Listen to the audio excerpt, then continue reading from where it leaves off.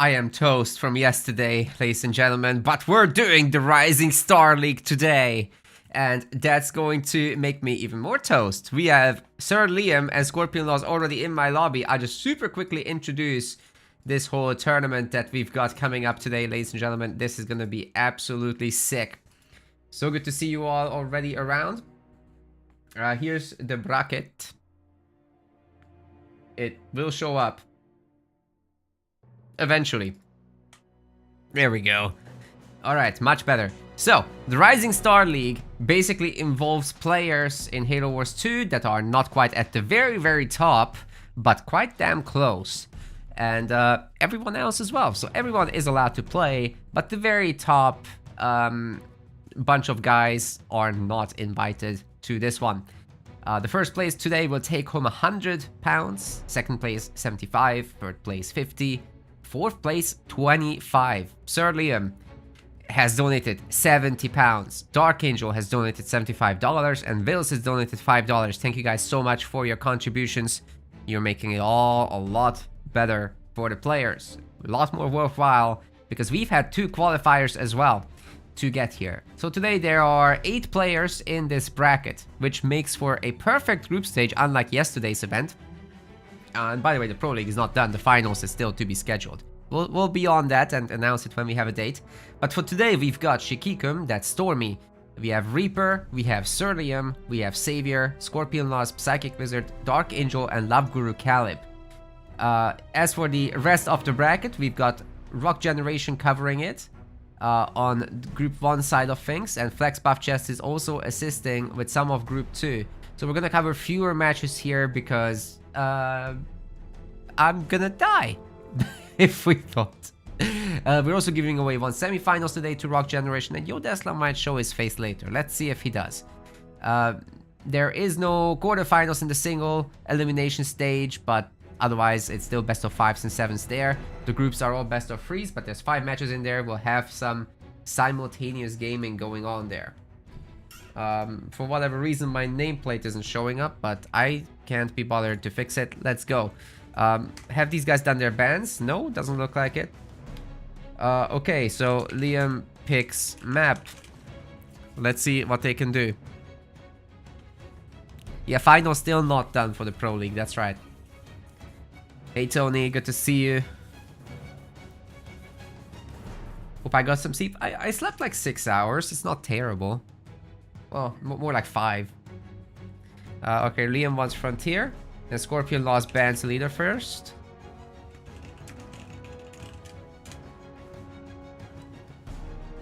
Always trying to cover Scorpion Laws when I can. He's such an avid supporter of the channel. Same with Liam. Well, channel, I say the entire project, honestly. The guy subscribes directly on the website as well. Tier 6. Am I back to 100%? No. I have a headache. But we're gonna make it. Oh my god.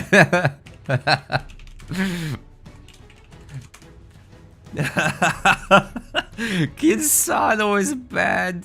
And Forge is bad. Okay, I'll let them know in the chat just to make sure they see it. Sir Liam and Scorp. Kinsano and Forge are banned. Nice. Alright, gamers, let's go to Frontier. Let's do this.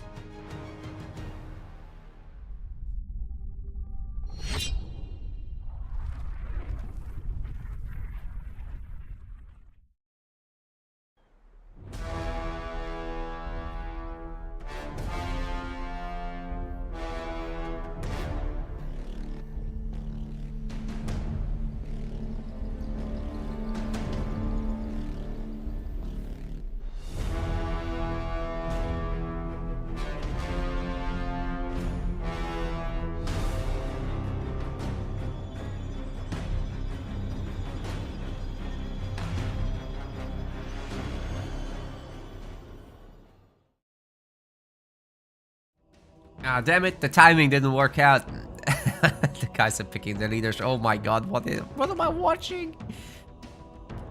This is gonna be a weird thing. Alright, wait a second. We're almost there. I swear. Let's do this. Ladies and gentlemen, welcome to the main event of the Halo Wars 2 Rising Star League here with Metaplays. We're on Frontier, and Scorpion Laws is the wrong color on my scoreboard. Hold up a second. This is all wrong. Let's get a fix in. That's better. Let's try this again. Ladies and gentlemen, welcome to the Halo Wars 2 Rising Star League's main event. In the blue color here on Frontier, we've got Scorpion Laws. He's playing as Jerome. On the other side of the map, Sir Liam White is playing as Atriox, but he's not white at all, he's red. Marine is gonna get bullied. Atriox super good on this map. The Rising Star League, ladies and gentlemen, is everybody except very, very top players. So 8 players are currently excluded from this league. The likes of Rock Generation, EOD, Atriox, those guys can't play. Everyone else can. So that's really good for this tier 2 group, like Liam, like, I don't know, Stormy. They could potentially be in the Pro League. And performing very well there too. Liam was in the Pro League. He's the only guy who's playing both leagues actually right now.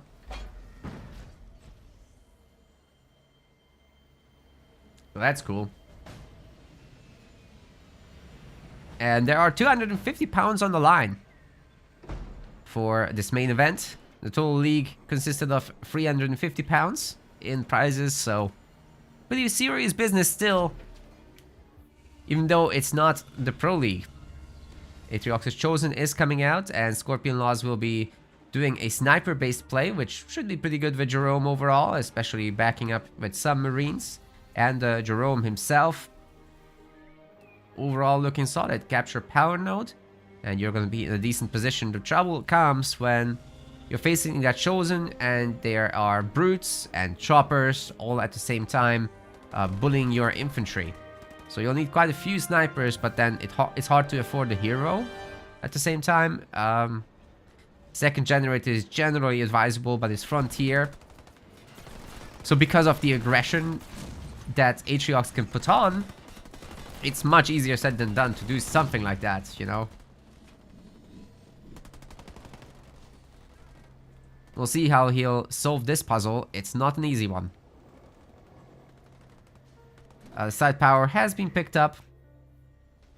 A little bit of supplies in the middle remaining, but I think the Chosen will put an end to this. Now he's not a baby Chosen anymore either.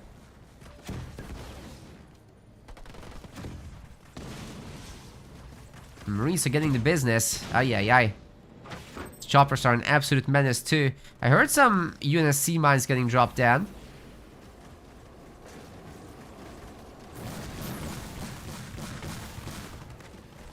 What happened to the music? Who stopped it?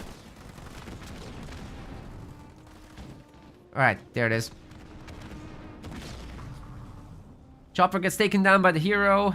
All the units are inspired for Scorpion Laws. He's strictly sticking below 40 population, I think, to keep time for heroes. This will speed up the army, of course. The bracket command needs updated. Sorry, I'll do it after this game.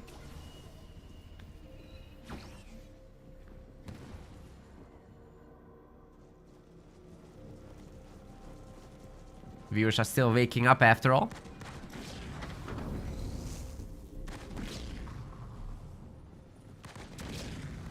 Alright, that's all the mines taken out, but the countermeasures are in place.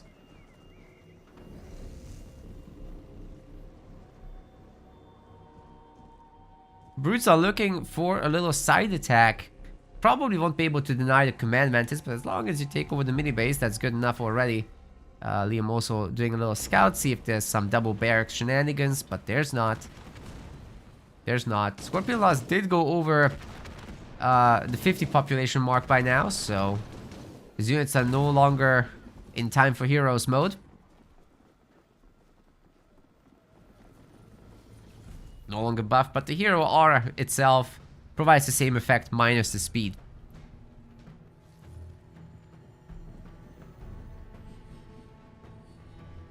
Right, quick node capture on the side here with the brutes. We've got a veteran marine. It's not much, but it's something. Might be able to take down this mini base, given that the Chosen is so far away, but I think Liam might be more interested in tier 2. It's going to be floating 1100 power.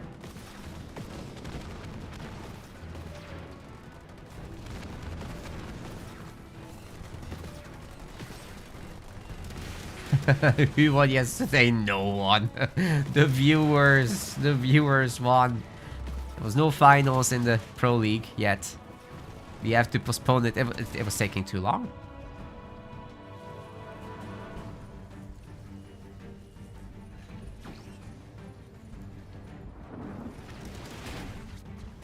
It's a crazy day. Okay, the brutes are trying to go for something here. They have Dying Breath as well, but Scorpion Law is microing this nicely, making sure he... Oh my god, is this in range? Just about no. Yeah, great micro. His Dying Breath keeps these guys alive for an extra moment there. It's quite a bit of extra damage they are putting in. We've got a battle in the middle also. No plasma mines combined with rams and slams. It's a really good infantry army overall. Liam is tier 2.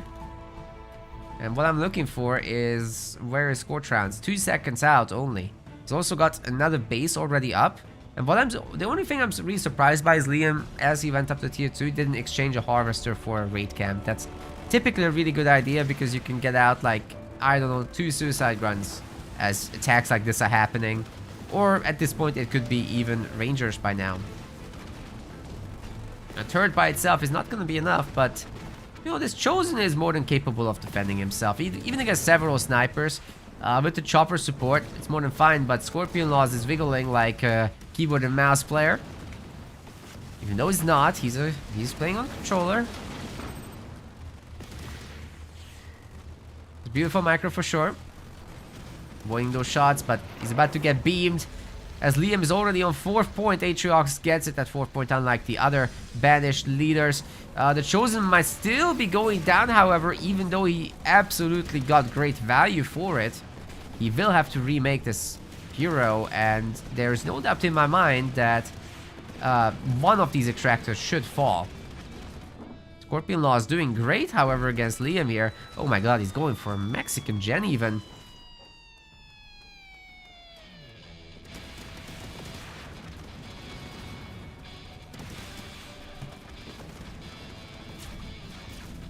Legend says he remembers when I did a 24-hour stream, but I was younger.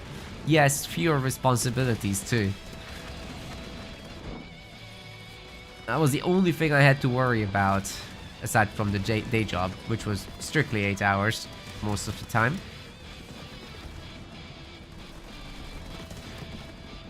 So taking a day off and doing a 24-hour stream was not a problem. It's not healthy though, and I wasn't feeling well during that. Don't recommend it.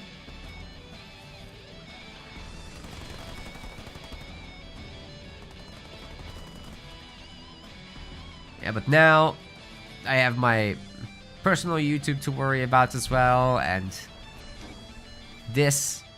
All this didn't exist. I was just streaming at the time, no YouTube.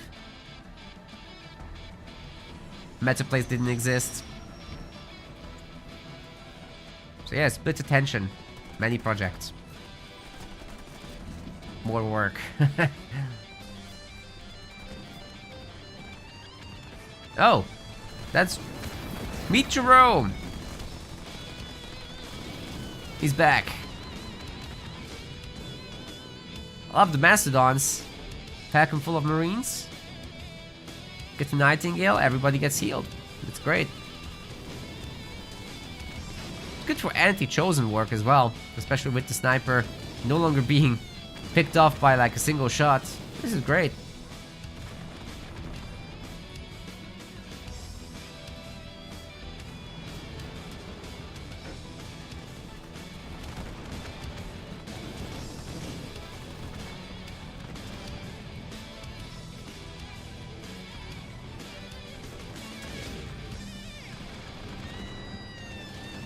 Liam having to run. Doesn't have an answer to this right now. And you know what? Banshees wouldn't be a good answer either. Unless he has overwhelming numbers. Which he's not going to have. Shroud would be great.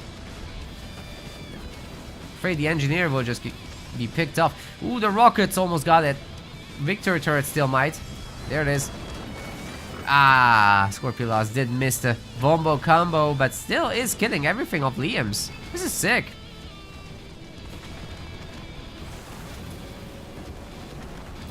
Ooh, the Chosen. It's gonna survive, I think. That's crazy. Receiving so much healing right now, but ooh, triple kill right there. That was sick. Maybe another engineer bubble? No, he can't.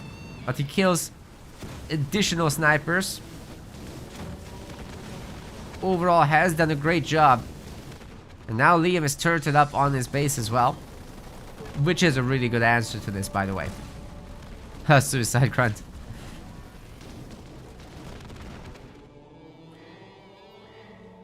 Glassing Beam is back. That's also a really good answer to Mastodons. We'll definitely get the 1 kill. But you know, for Liam, he's on 10 population. It's very important now to remax and get all those pad upgrades going. Additional production structure wouldn't hurt. I guess he does have the Chosen coming out again. Scorpion Laws on tier 2 for a while now, and well, we've seen that from the Combat Tech Marines. The base isn't upgraded though, so economically he's not, strictly speaking, ahead. Although now he might be with the mini pickup and the free power nodes acting as another generator.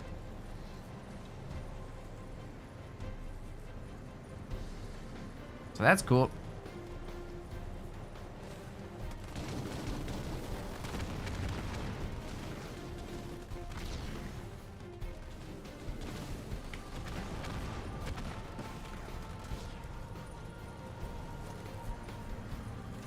But everybody's loaded up.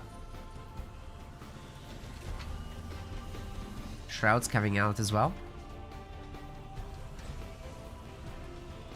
And we've got Marauders. Also a nice answer to all this. Certainly the Hunter by itself cannot survive.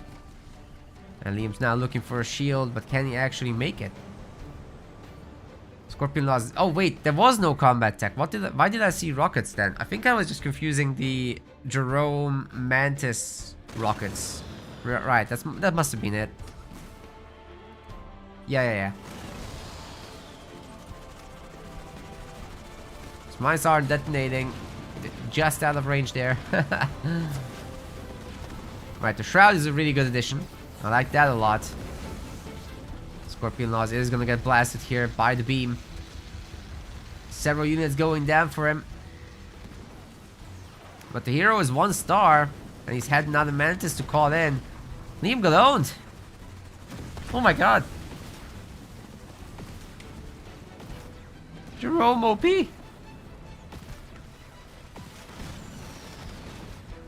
Oh, hero's dead again. Liam's trying to get something more out of it. Maybe a Mantis kill, but that's all he's gonna get. I think the best thing he can do is just hide under shields. It was shockingly late to turn up from him, actually. Like, just chilling under shields. These units can't really break shields very easily, right? So I think that's the way.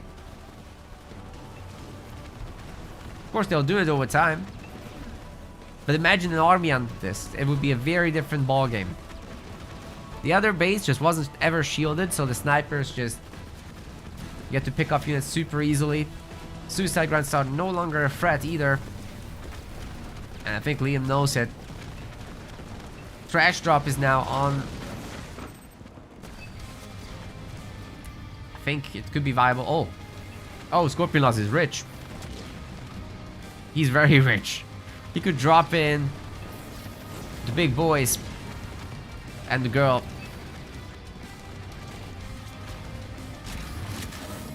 Where's his spot? There's no population space. He's getting the Jerome upgrade instead. Oh boy. Spartan morale, of course, just absolutely kicking these buildings out of here. That's a much stronger looking Euro. And much stronger Mantis. Suddenly you just can't ram it down with 2 choppers. Not that that's what Liam would do. Is he trying to go tier 3? What is he saving for? Eradication? Oh god. Scorpion isn't looking. He's looking now. Trying to split. Losing quite a bit there, but mostly health. So as long as the Nightingales are around, they can fix this. He's still 78 population with very little in production. Just 2 more Mastodons, that's it.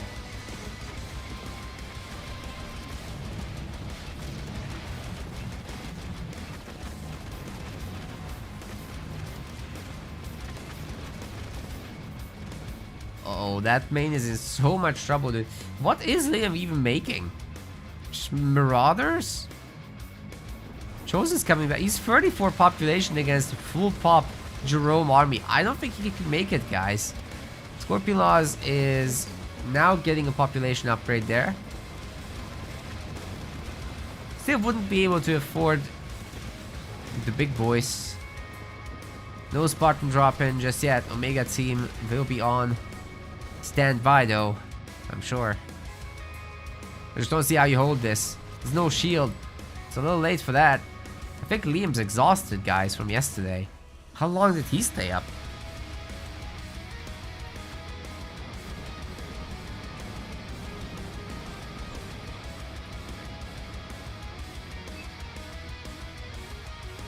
Maybe these 2 tournaments shouldn't be back to back. Just put the amateur one with the pro one. I don't know. There's no overlap there.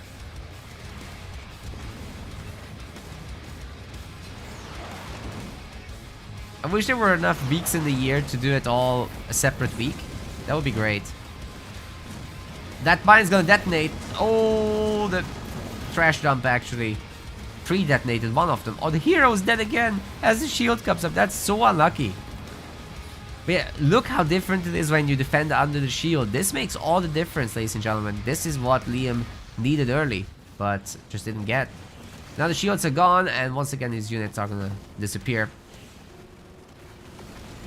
The Scorpion Laws is more than happy to disappear them.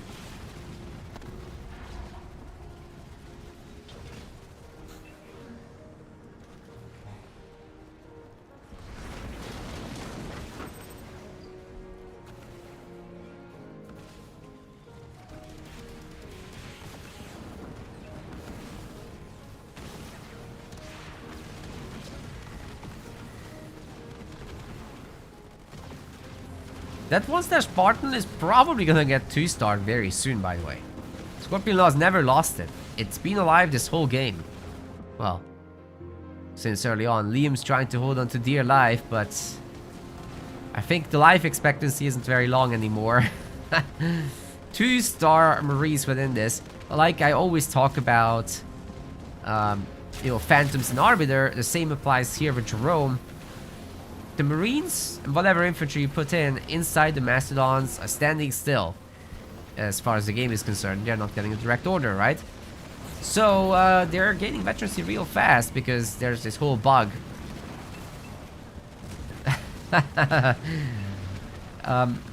Yeah, so moving units can't get veterancy, but standing still units get veterancy at the intended rate. If the bug didn't exist, it would need a rebalance because it's too fast, obviously, but well, here we are. Tons of 2-star Marines.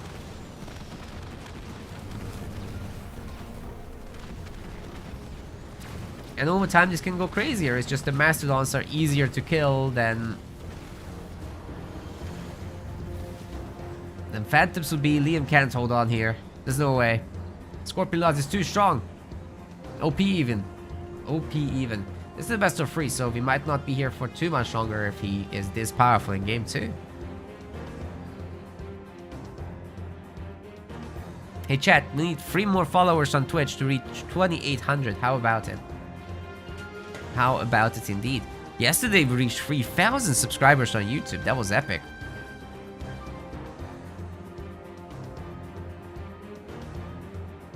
Next up, 3,000 subscribers on Twitch. Kidding.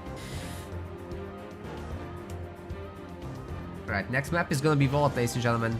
Let's do this.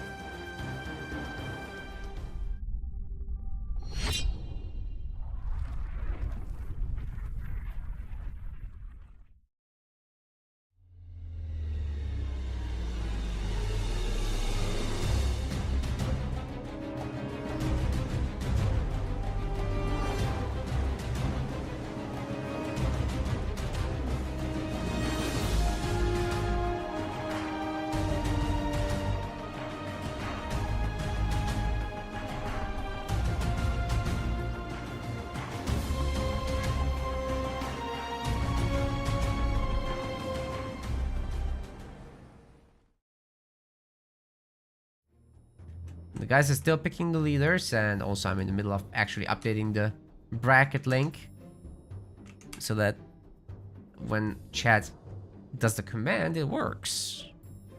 It's generally a good idea, I think. Let's see if it worked. There it is. Very nice.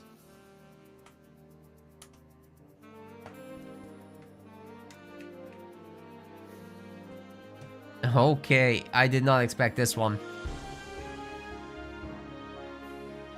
It's amazing. Scripted even. Ladies and gentlemen, I need to change the scoreboard. What am I even doing? Game 2, it's on. It's a mirror. The mirror will tell us who Captain Cooter is. Can be only one. Liam's in the red still, of course.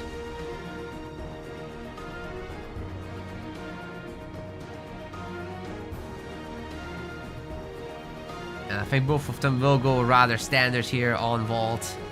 I just can't imagine anybody going for rushes and whatnot. Although it certainly happened before.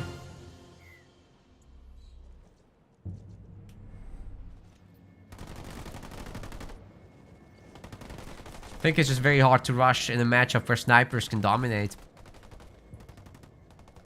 Scorpions' Marines are getting run down, but at least he gets the mini base. He's a pro Wiggle boy. Liam's gonna wiggle back, but he knows he has more health. He can just close in with the Marines. Been winning this for a while and has a center mini base as well. So that could allow him to put some pressure on this one. There's speed difference here. I don't know what's happening. Yeah, Liam just breaks off. Alright, it's gonna be a Scorpion Law's mini base advantage, actually. He held some resources for this. He also has a second generator, which Liam probably does as well. Not? He does not have a second generator. So where did all Liam's money go? It's making Hellbringers, and it's a double barracks. So I didn't expect it, but it happened anyway. Liam's had enough.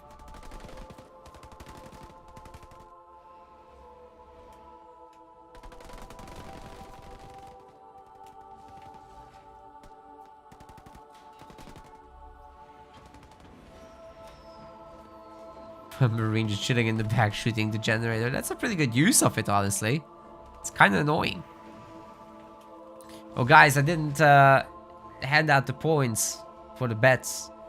Right. Scorpion Law's voters are getting everything. There were 0 of them. So Liam voters lost everything, in fact. We'll do another. Here's the rush. Oh, God. This might be a very short game. 2 gens versus a ton of flamers. Who wins? Oh, who do you think? Oh god, Scorpion Laws is not ready for this. He's got his barracks in the wrong place. Not one back home, so there's a double sniper. That might work, but trouble is the Hellbringers are kind of faster, so you can get on top of them. and run this down. Meanwhile, these Hellbringers are bringing hell to the generator. Oh, this is tough, dude. Snipers do need 2 shots to kill individual Hellbringers as well. It's gonna take some time. They take a lot of damage from Marines also. They just don't have a lot of health. Understandably. A lot of damage. Turret was just a little bit too late. And the snipers do get run down. Yeah, this is why I don't like the fast second generator here. It's a little greedy. And Scorpion Laws didn't properly scout the center mini. You always have to see what's there. Because if you have a generator, sorry, not a generator, but a barracks 5th back home, you can put it on the mini base as well, as long as it's close to home. Even the center could have held that, but it has to be a barracks 5th, guys, for the snipers to beat this. Supported by rabbits, I could see it, but not like this. Scorpion Laws will have ODST ready, but no money to actually drop it in. Because he spent everything. Liam, on the other hand, almost has the money to drop in ODST. And I'm pretty sure he picked up the point also. He's got some idols, so good idea to grab the units, but he's not going to need to because he's victorious already. We've got a series.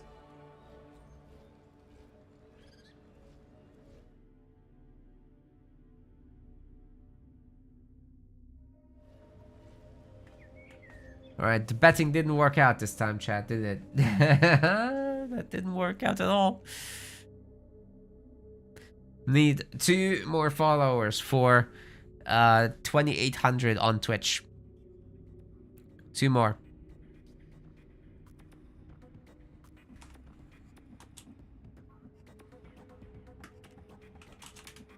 Scorpion Laws will be choosing the next and last map here. But there is, of course, a loser's bracket in the group stage.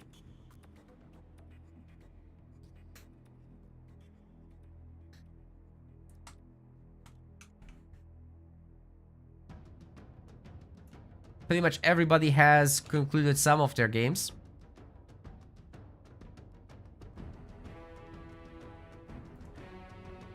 But there's no actual results yet.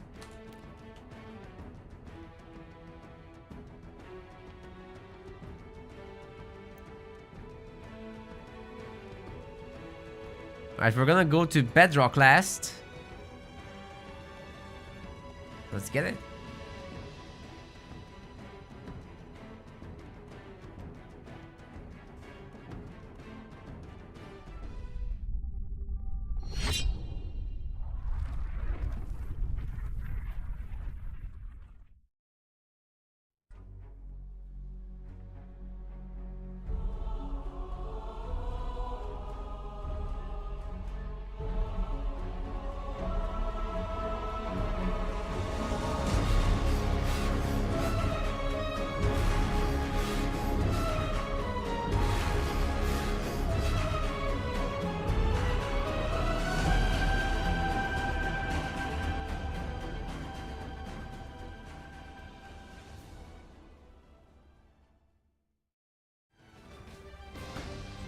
So this one is gonna go to an ace match. Scorpion Laws in the blue color has got Decimus.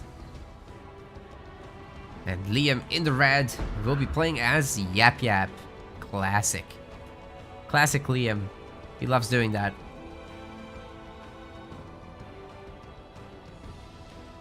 I also like that he's mined this power. Means that if the grunt tries to go there, it's dead. Can't survive that. Scorpion Laws, of course, will be prioritizing supplies here. Triple Harvester does mean that he will be able to pick up the mini bases and Liam doesn't get to steal anything, but then Liam just keeps his resources in the bank and buys a second generator. He's almost there anyway. But if you get to opportunistically steal this, then he just delays the building. It's fine. He's Yap Yap. He's making 3 units and picking up all the resources around the map. Just these 2 side pieces that he needs to go after still. And this one. Oh, the grunt does know about the mines. But the one mine.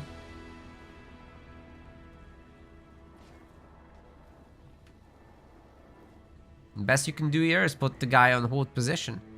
They can still shoot. But the trigger range of the surprise party mine is actually bigger than normal mines. So something to keep in mind. So I really like these cannon fodder getting put in the garrison. Again, they are free, and information is not free. It's a really good trade here. What did Scorpion Laws do? Oh my god. Did he get grunt mines? No? What did he get? Where did the power go, dude? Huh? Oh. The generator wasn't showing that it was upgrading. Okay. We're fine, we're fine. The UI is not, certainly not in one piece, but we're fine. Hey, Liam is gonna pressure actually, not second generator. Interesting, grunt riders and choppers, but no methane. This could be really brutal. I think he identified the weakness of Scorpion Laws. It's scouting. He has grunts. How is he gonna hold this? As more and more of these guys are coming across the map. This could be pretty brutal. Liam actually not even opting for additional minis right now because he's prioritizing the rush unit so much. The double generator once again gets caught. Liam did see that from the garrison. As I said, information is not free. Scorpion Laws would have had to pay for that. I mean, to get information on Liam's side of the map, right? Well, he didn't. Now he's paying the price anyway.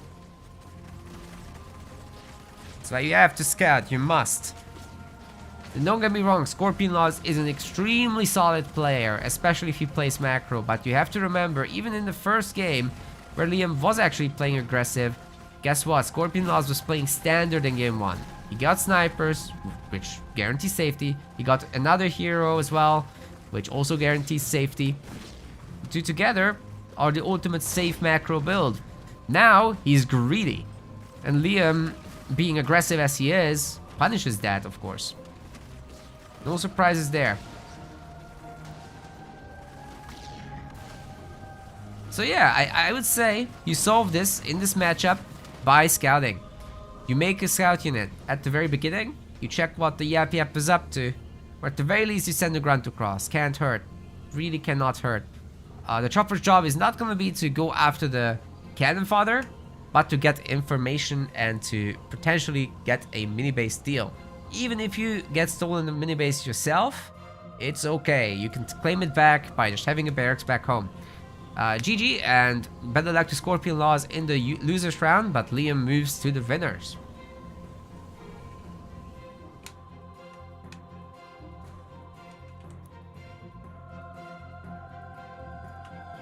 Alright. Still picking off a game from Liam is pretty freaking sick, right? I think that's awesome. By the way, Flex Buff Chest is casting Reaper versus Dark Angel right now, so we're gonna be briefly tuning into that to see the status. I think they're still in game 1. Oh my god. 48 minutes plus.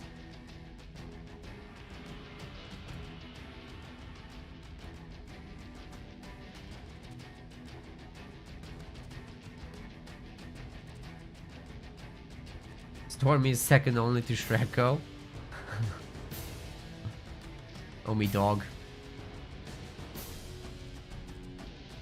Okay, nobody voted. Now I'm angry. Alright, ladies and gentlemen, let's check what Dark and Reaper are up to. Meanwhile, if you want to support us, you can definitely hit that like button on the YouTube live stream, as well as hit the follow on Twitch, because we are just about to hit 2,800 followers. Mini milestone right there. So Dark Angel is doing pretty damn well. If he can beat Reaper, that's huge, but he is down the base. It's all about the ability to kill those tanks or not. Going up against Kinsano as Yap Yap is pretty damn interesting. And just a note for our editor, this is not something to put in a video. This is just me filling the space. because we're waiting for the result of this best of 3. So again, chill casting like yesterday for this 1 round. Flex Buff Chest's stream is something to follow. Flex Buff Chest, that's his username, right? 21. I forgot the 21. So he's getting a shout out in the Twitch. And I'll be linking to the YouTube peoples. Can I not copy? Oh my god. Excuse me. So yeah, he's always there to help cast and cover these matches that we can't.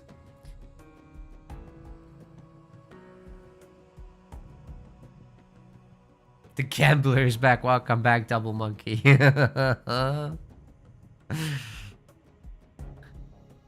Those tanks, Redline 2 tanks, they seem to be moving fast.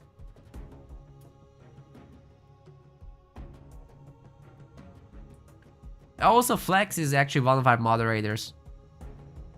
Oh god, this is a absolute... This is the Turtle AI army. I literally made an AI build that does this.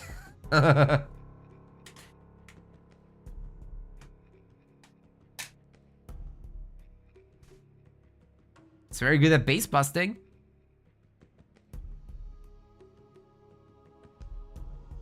I think that's amazing. Oh, by the way, there's no game sounds because, again, it's a live stream and I don't want to talk over the cast of Flex. It's his game now. Ooh, Dark Angel is in a little bit of trouble. I kind of think he can fight this, but it's going to be close either way. Half his army isn't quite there yet, so... engaging with just those guys is not enough.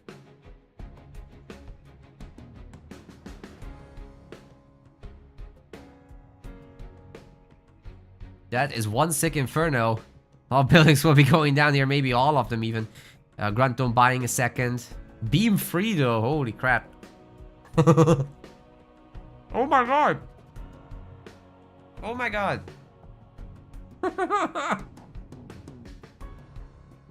The army was gone, and then it was back. Rest in peace, his base.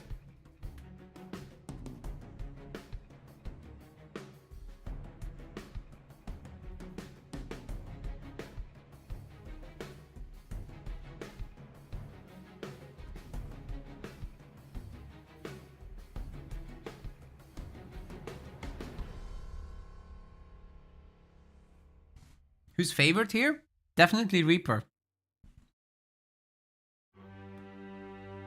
And now I'm not sure how Dark is gonna come back from this because he just took a lot of damage. He has money, so he can rebuild, but to rebuild everything on the base will take minutes.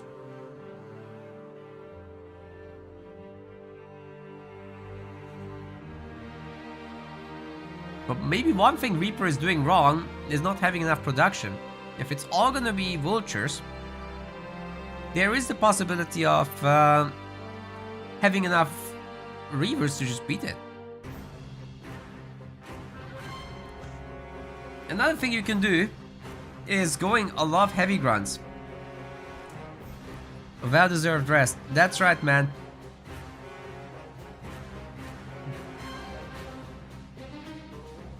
Sneaking in some food, I might have. I'm not doing the thing like today I am prepared and I have a snack. It's Lebkuchen hearts. So I'm gonna have energy throughout. 5 minutes games work for me. Thank you. Thanks, Liam.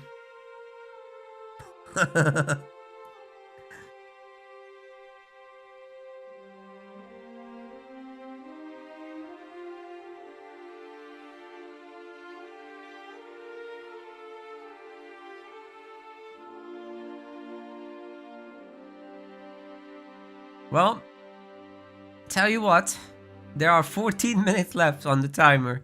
We have a 1 hour timer rule for everybody that's new. And what that means is, by 1 hour, you have to have decided the game. Which means, essentially, whoever is ahead in the base count in the army, if there's a clear lead like that, we just grant the win by admin win. If it's a stalemate, then there's a chance for a last attack to happen, and we wait it out, see what happens. Then potentially that resolves the situation, but if not, then it's a replay. Which could happen, but here it's a clear advantage for Reaper, right? Like if Reaper just holds on now, I'm not sure that he can lose this. This is an army that he just beats at the moment. There's not enough anti-air to beat the Vultures. That's just a fact. Now there's a bunch of Reavers, yeah, but you just nuked them, honestly. And you can drop in all the drops, which completely changes the situation also. Grunt Domes are a nice counter, however, to this. But then he has Napalm Missiles, which melt away the shields.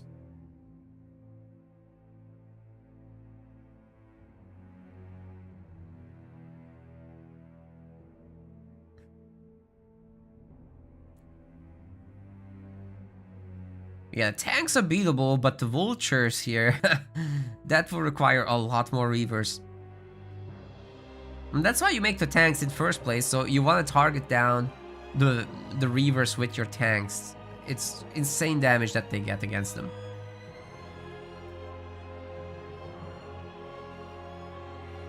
But for the Banished side of things, well, you just need to camp under your shields and let your Reavers do the work from a distance, because if you're out in the open like this, you are going to need leader power support, or at the very least the invulnerabilities from your Grunt Gobos.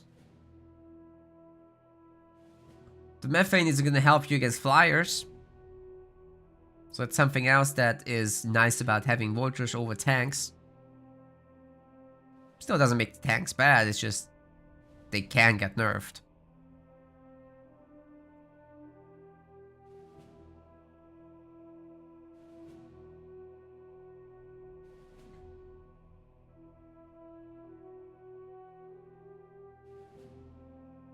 Yeah, I can totally see Siege Reaper waiting out the next cast of his leader powers, including the Warthog drop. But basically get an Inferno, use the nukes, delete the base. That's it. That's a victory right there.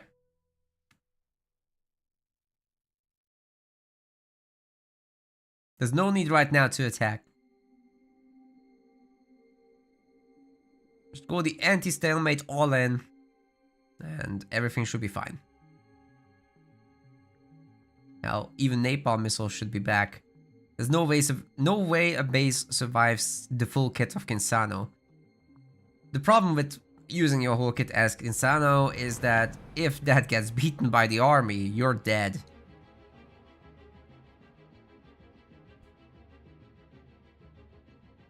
So obviously camping under the correct base would make Dark Angel able to do that.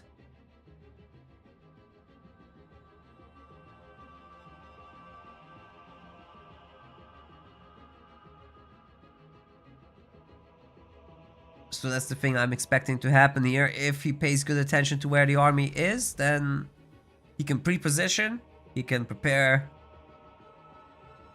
and react accordingly. Looks like he's going for the draw at the moment. It's well-developed bases, everything's upgraded, it's good stuff. Love to see the development of Dark Angel in general as a player. Like, the fact that he can do this now, having been a former 2v2 Amateur League champion. Now he's here, the Rising Star main event. Certainly a lot of growth from the man.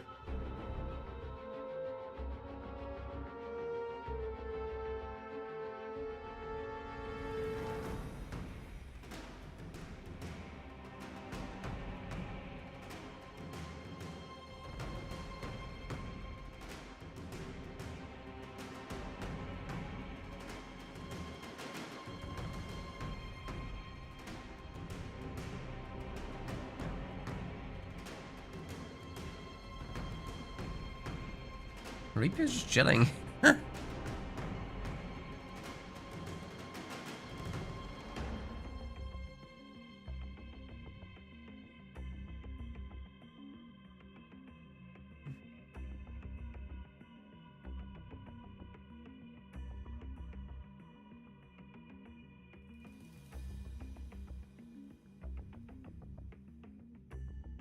Oh.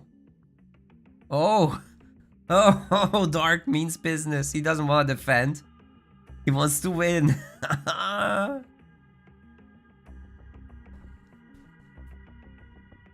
21k power. So much. And 10k in supplies also. Considering the tank Vulture army, that's actually the crazier part. They're so expensive in supplies.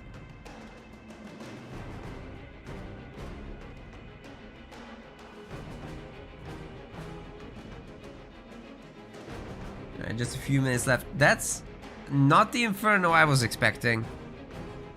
Does already get an engineer kill. Why would he Inferno there? I don't understand. There's a Scarab standing in it, but it just tickles. It says, okay against infantry, best against bases, of course. Oh man. I'm so confused.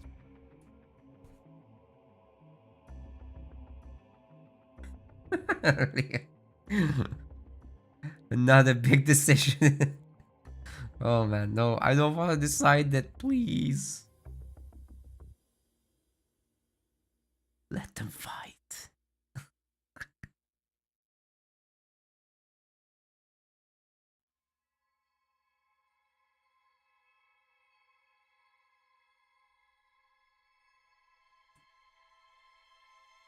The base looks quite killable to me, but easier said than done. Okay, Methane's gonna drop in. Not on the base though. On the units. Well, they did get nerfed. Oh god, the Scarab's dead. Vulture's got him. Just a few minutes left. Here's the big drop. Methane also... methane? I mean... Napalm.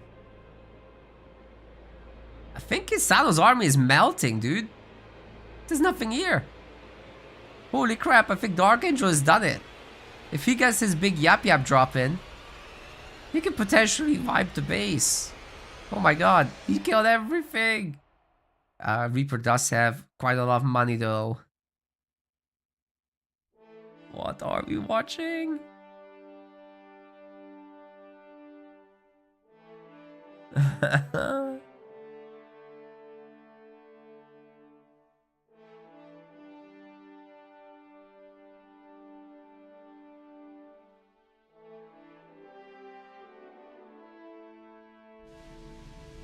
There's a big drop. Oh! The nuke came in just at the wrong time. Every unit popped out just fine. Oh man, if that was 1 second sooner, then the units don't pop out. Methane nerf is not enough on the base, as its fortification upgraded.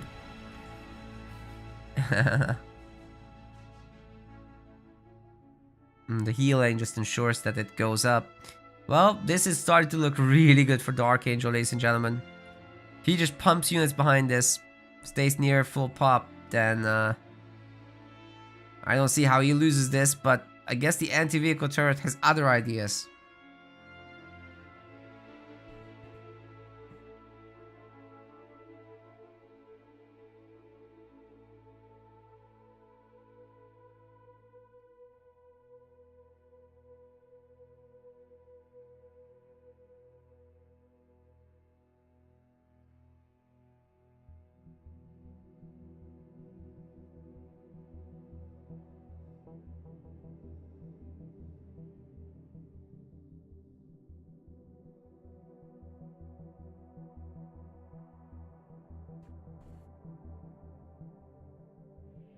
Okay, those tanks are nuts.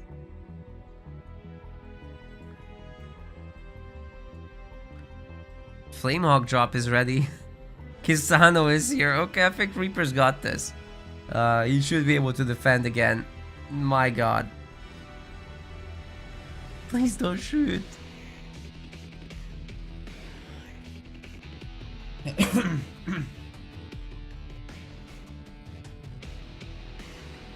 Inferno's up. I don't think there's an opportunity here to use Inferno on the base. The tanks are not gonna leave here. Certainly ambitious to try and stay here. Oh god, the Grunt Dome disappeared. Can the tanks hold now? They are getting methaned and blasted from every direction. 2 hunters, 3 hunters are working overtime. Ultimate unit is built. Oh my god, is there a Condor somewhere? You what? Oh my god, he's gonna lose the base, isn't he?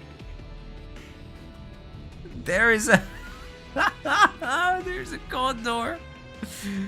No way. These red line tanks are just, well, they're red line. They're so fast. Here comes the Mech Blast from the... Oh, it didn't do anything. What the heck? Basically getting healed back to full. Dark has an immense army advantage, but just can't seem to close. Doesn't have any units to do it with, and Kisano just keeps dropping in stuff. How's the bank looking for Reaper? Does he even have resources left? Oh yeah. It's 4k, 5k. He's fine. He has more resources than Dark Angel.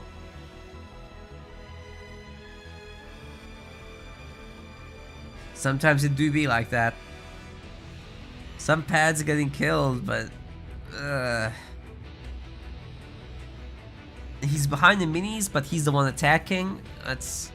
You can't call this. That's a replay, right? Unless he kills everything here.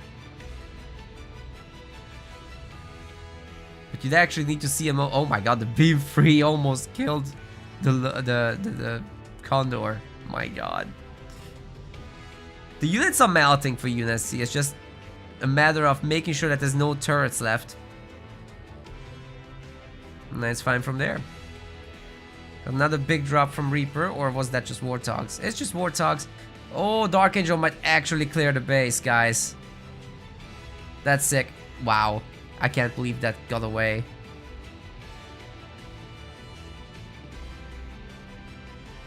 Reaver's still chasing. And we've got a big Yap Yap drop. Okay. Dark Angel might actually have what it takes to kill this whole thing. Reaver will finish off the Condor, no doubt now. That's it. Bro. It escaped at 1 health. Napalm missiles is ready again. Dude, that Reaver needs to do something. Jesus Christ, it got it. The base is red health. Can Banished actually do anything now? Because the drop's gone. And Reaper has more drops. He's held the base again. Okay, last attacking opportunity. If he gets cleaned up here, we're calling it a draw. Please don't. Okay, draw. That's a hold for UNSC. That base is not dying. Heal is gonna be back, and there's nothing here to actually kill the army with. So Reaper's remaxing. Yeah, that's a draw. We're gonna have to call it. Certainly can't delete that, right? Like I'm actually just curious what will happen, but then I'll message. Yeah, there's a heal. I thought that would be the case, so whatever.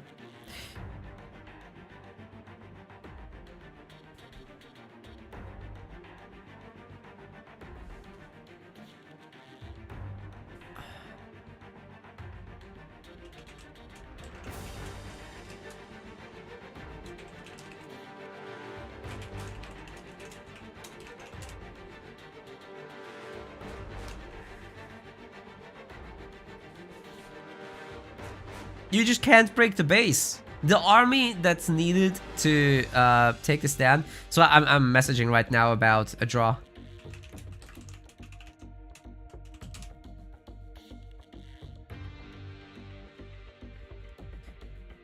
It has to be a draw because the UNSC has such a strong base defense here, right? And Yap Yap doesn't exactly specialize in breaking bases.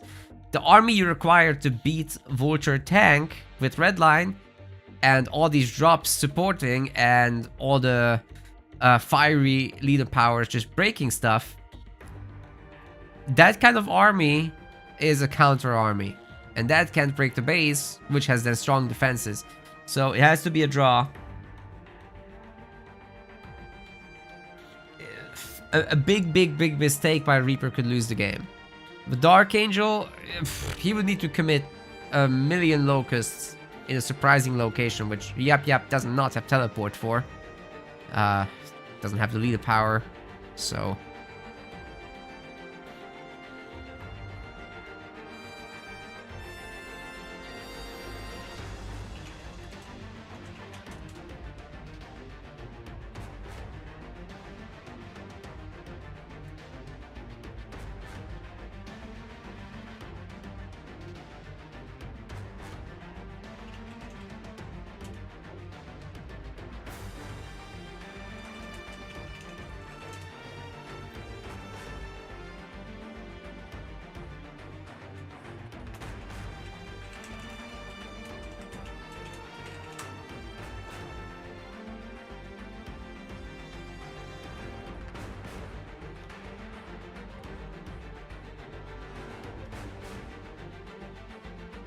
We're gonna be here a while. And the players aren't paying attention, I don't think. I'm gonna... Hey Stars, thank you for the gift sub. I'm gonna start messaging the players now. I've discussed with the staff. Yes, it's gonna be a draw.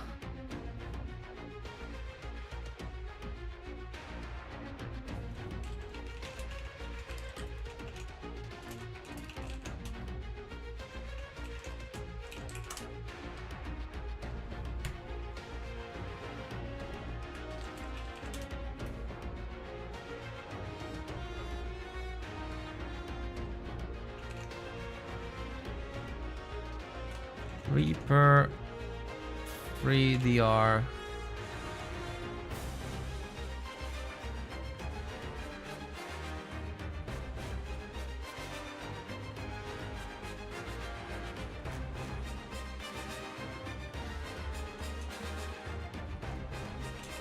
Please resign, replay,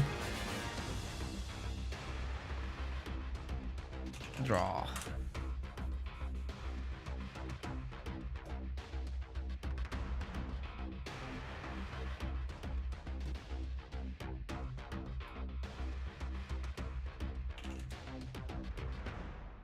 Yeah, they have to replay the exact same matchup.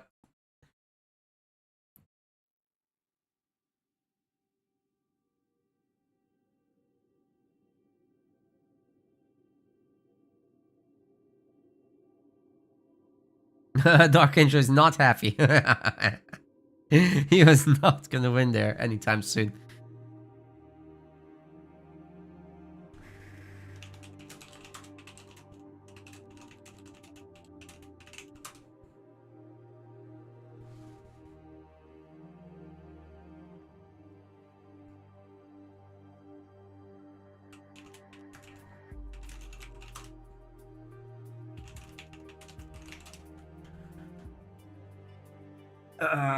So one thing we're discussing is for future tournaments, not this one, we would make it so that a draw means that both players get 1 point on the board.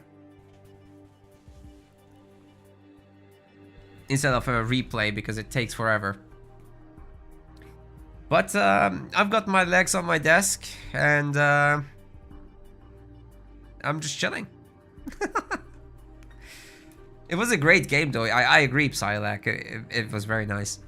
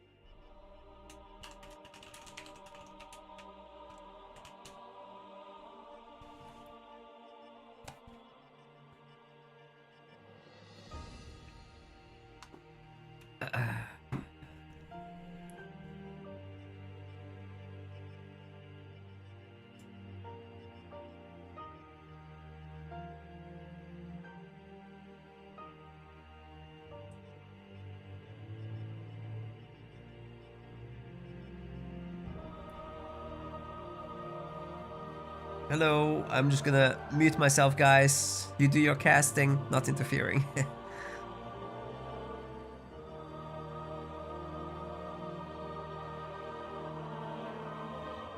Thank you.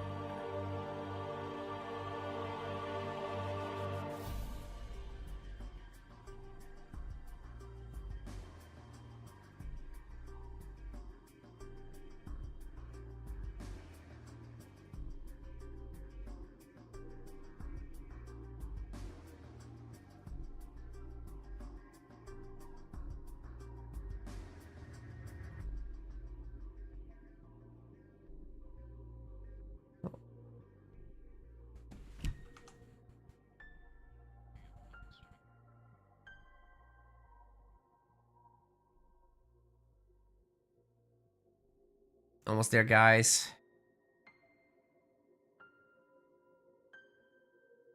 We're getting a higher quality stream, I think.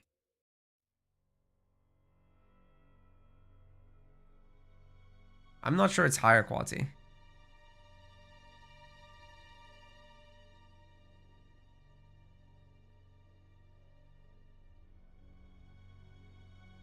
Hey guys, the quality isn't really better, so no need to stream twice. But thanks for trying it. Good luck.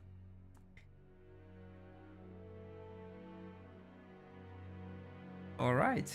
We'll just watch here.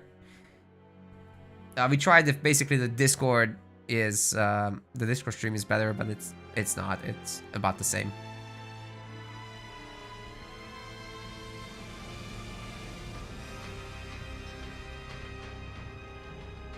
Well, it's pretty rare that we actually have to call for a draw, right? So when it comes to changing the rules to having to draw twice, that is exceedingly unlikely, and it doesn't really solve the problem of some of these matches just go and draw. And then they have to replay anyway, right? And then the replay usually doesn't last an hour. That's very, very rare that it does. But to happen once is very common.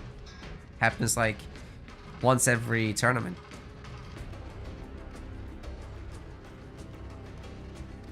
And it does slow down the whole group.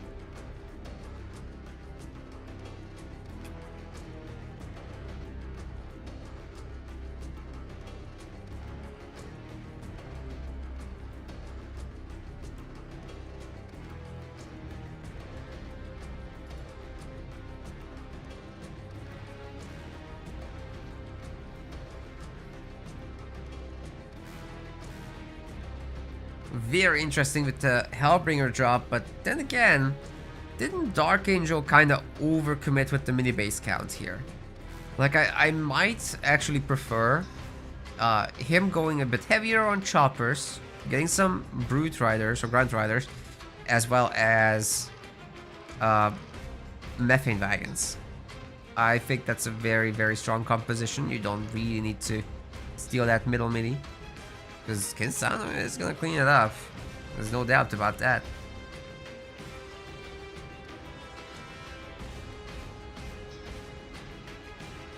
And I don't think we have a case for a counterattack here. Sudden death blitz game. Make it strongholds. That actually has a time limit. That's really funny.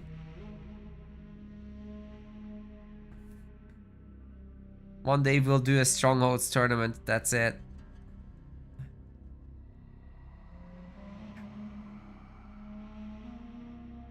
Next 1st of April EOD, I'll invite you to a strongholds show match.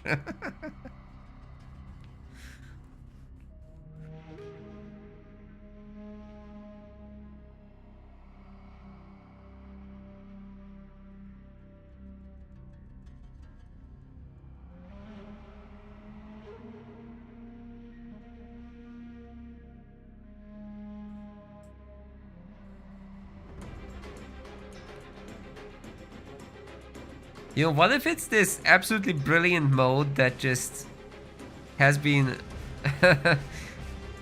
unexplored and hidden from the community this whole time. Maybe it's a gem. I don't know. It's just not... It's too controlled, I think, by design. Like, there's no freedom like in the regular deathmatch mode.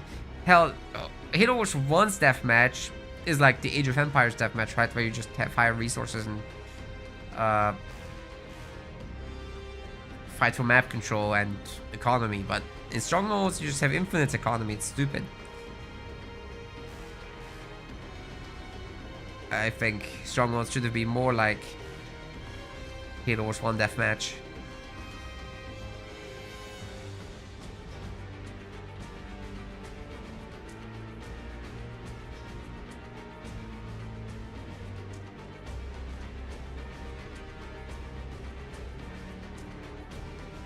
Stars with another gift sub, thank you. Can Dark Angel hold this? This is looking bad. He's tier 2. But he doesn't have units to defend with. Thank you for the service. Salute. The service. Oh, that's a sick. Okay, that's a super sick beam. Unfortunately, he didn't hit the clump of units, but the everything else instead. And the everything else is doing just fine, thank you very much. Maybe the boom. Okay, doesn't matter. There's a flame hog drop. Okay, this is gonna be a quick one. Okay, Dark Angel's gonna be unhappy about this. Oh god. All the buildings are dead. And the more you kill with Kinsano, the faster you build up to the next point.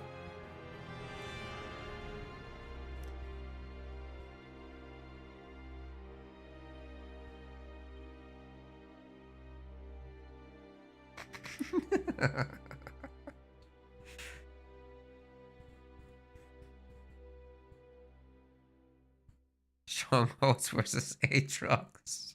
We can set this up. I'm serious.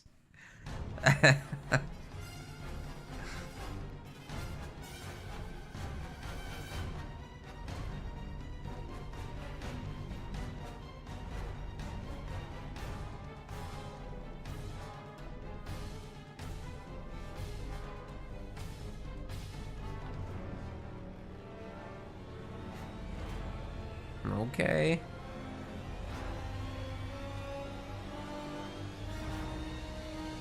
Dude, the Flamehawks are cleaning everything up. This is nuts. The Marines is still going as well.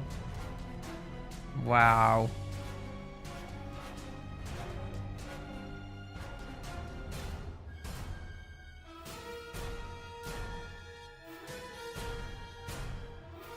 Savior is going full pop Shroud. Jesus Christ, man.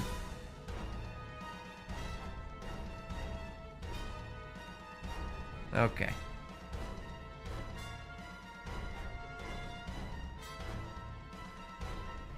Guess I need to check the chat.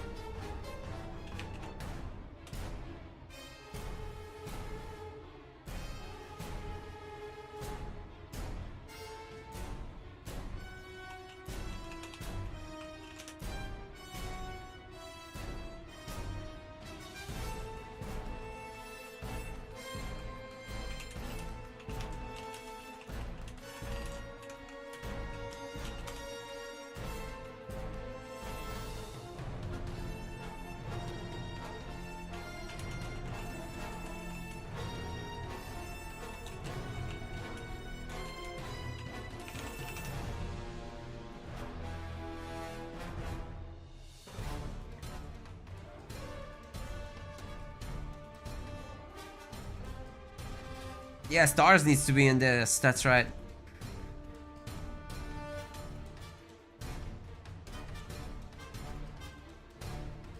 Well, next time the qualifiers open up, I'll just DM.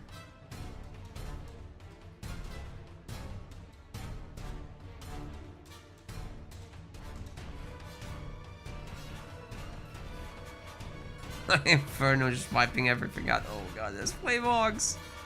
Okay, Dark is definitely toast. There's even Hellbringers to finish it off. He's got this cute little yep drop coming in. I'm sure that will be able to kill the army, but at what cost? He could beam, but he'll lose everything. There's no more economy. Oh, what a disaster. There's no power nodes either. At least if there was power nodes. You know, if you're Dark in this kind of extreme situation, you might just want to make some cannon fodder and get Guild Trip and yada yada. Every little bit counts, and if those guys can help, then they should. 40 pop cannon fodder is not nothing, to be honest.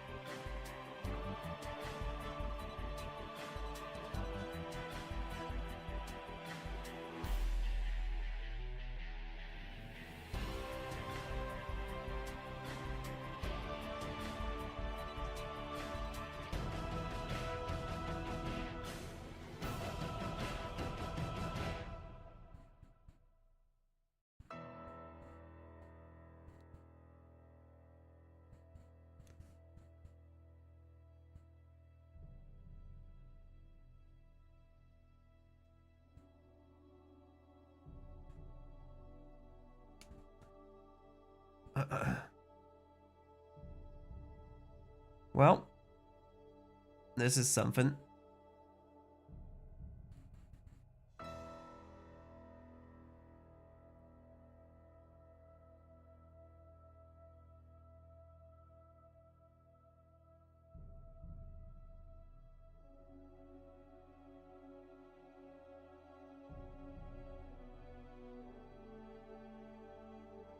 Now the Flamehawk drop is ready to go. Reaper's gonna go in and strike once more.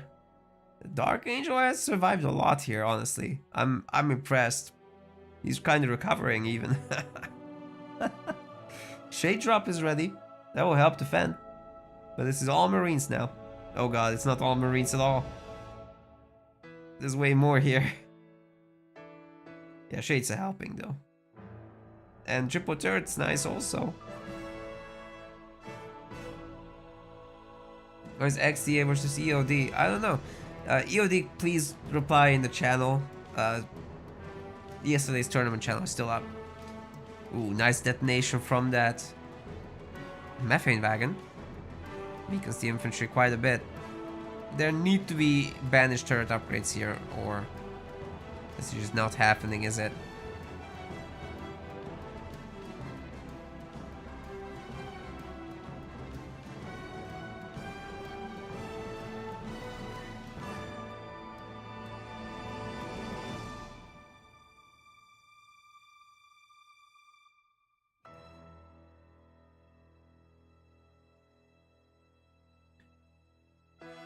Okay, we got the big drop Reno.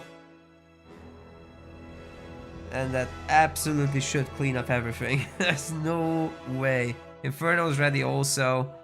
And yeah, Reaper will cast it immediately as it's available. Just maining the base down at this point. No point in messing around with the attached buildings. There's no production anyway.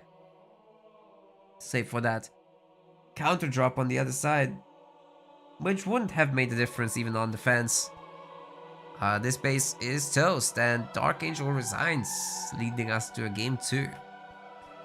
Which is actually a game 3, but it's game 2 by points.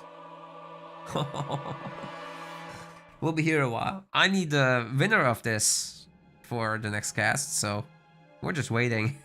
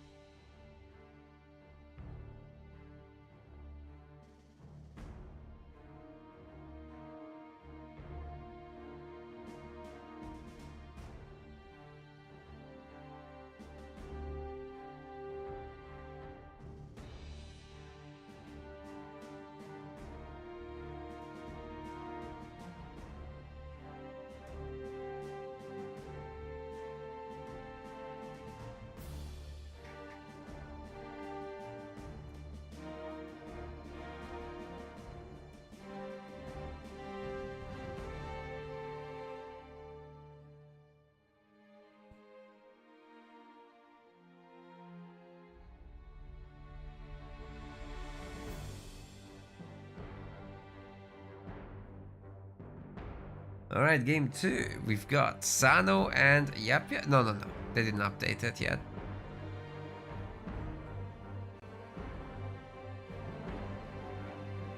Oh, what?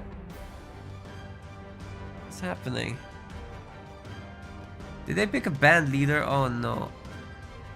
What is happening?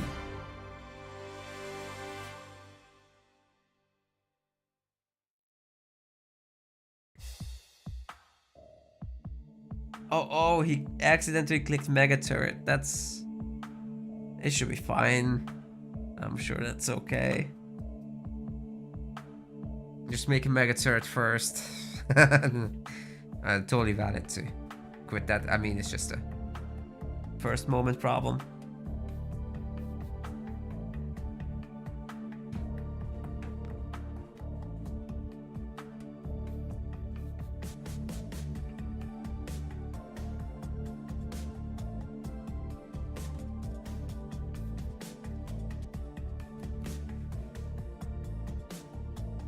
Oh, his controllers are busted. No.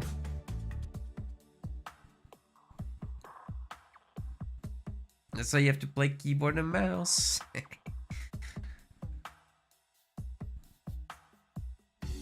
Dark Angel controller donation fund. Where?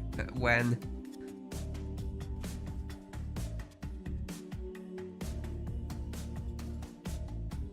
Hey, we try again.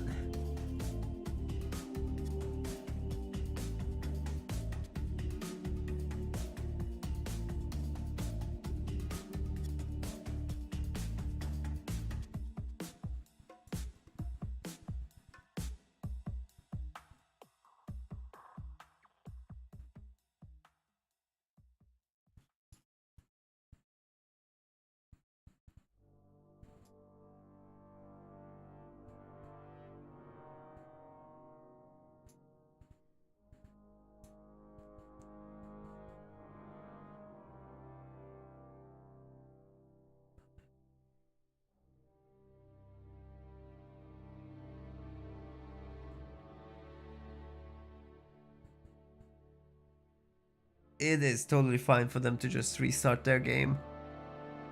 I'm gonna tell them.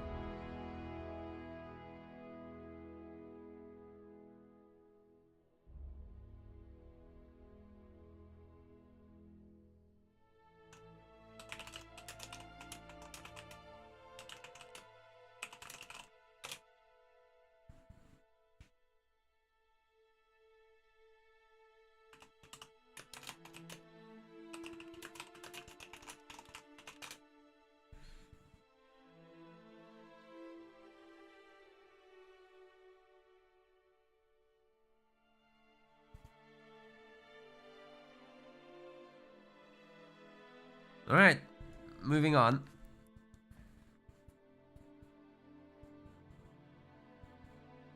To the next 1 hour game. Dark Angel will be as Pavium here. And on the other side we've got Reaperino playing the Rena.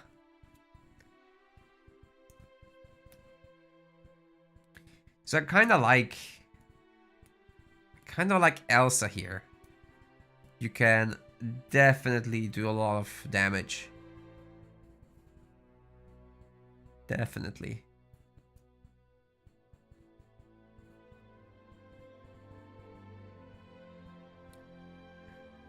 Oh, the ice that you can apply. The ice cream truck itself on the main of Pavium is just an absolute disaster if you can do that. Got supported with a lot of Cryo Troopers, of course. There's always the option of Mass Frost Raven in the mid game, but you gotta be careful because Pavium has a massive economy early on. And a multi-chopper opening can just put these plans to a halt. So that's something to watch out for. Yeah, we got a pretty classic setup there with the double pad getting the burnout. And the burnout level 2 would be used on the back 5 buildings once it's tier 2 unlocked. Reaper will be making an ice cream truck back home in the main base. And also getting a mini base done. At the same time, but Dark picking up maybe too many minis. I don't know if he can actually afford the middle at the same time as all this. Could be an issue.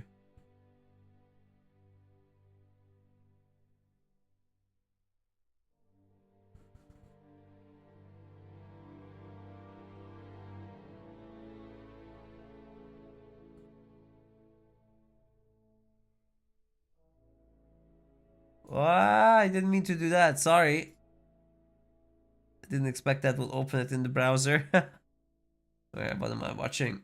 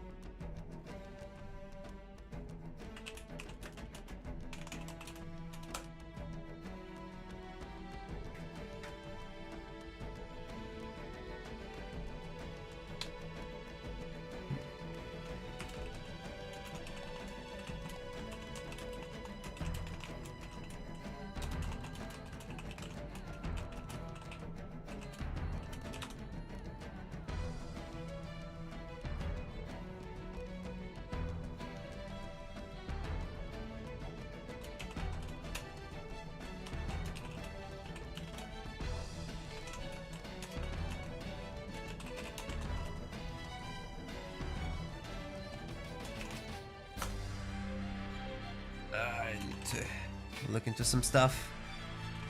Hence the no commentary.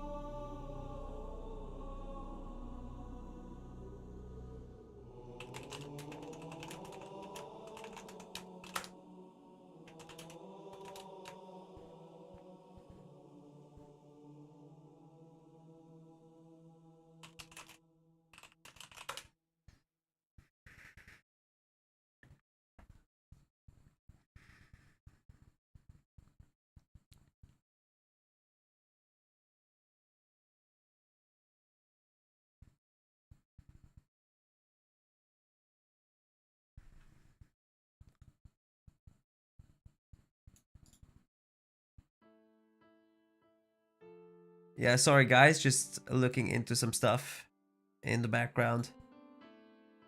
Some admin business.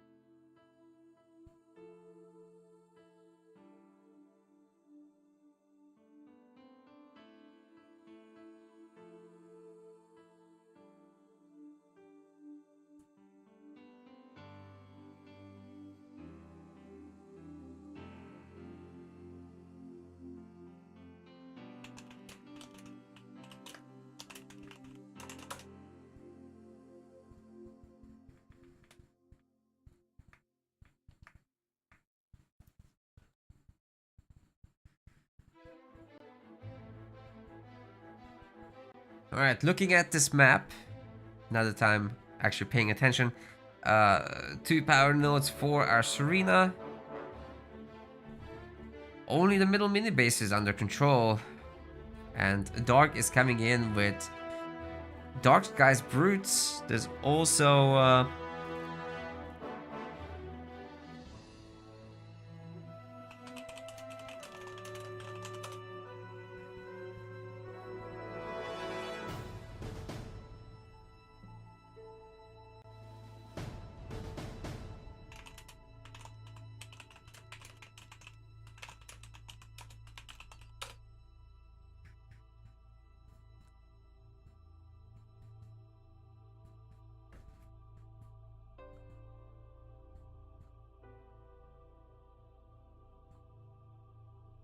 Brutes are doing so much work. And as I was saying, the choppers are also a really good response here. I don't think Serena can hold this now. Even with a tier 2 ice cream truck, it's gonna be like 5 hunter squads. And every time you get jump back Bruted as well, you basically get a mini stun on you. Stop shooting and, well, stuff is just gonna kill you. Is Reaper even tier 3? Nope. I'm not sure why he's making a second armory then. Memes. He's doing it for the memes.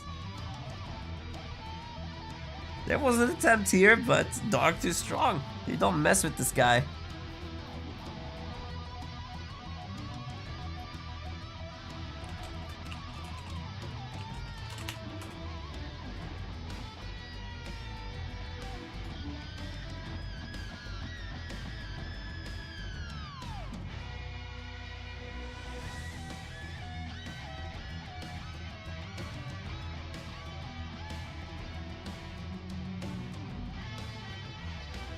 Alright, there's a bit of news. Savior has been removed from the tournament. So, the problem is threefold. There was a sexual assault threat yesterday. And today, one instance of intentional stalling and one instance of racism. So, absolutely unacceptable in the environment that we're trying to build, which is about professionalism. It's about making sure that the scene can grow. It's about making sure that everybody feels welcome here, including sponsors in the future. We want to make this scene big, right? It doesn't necessarily mean millions of dollars, but if we can pump up the numbers to maybe 10,000 for the main events in the future, that is our goal. We want this to be serious. So if you're gonna make sexual assault threats, if you're going to put racism on display, if you're gonna hurt the quality of the event on purpose for your own entertainment, we will remove you. And it doesn't matter how good you are actually at the game, we will get rid of you. We don't care. It's not acceptable.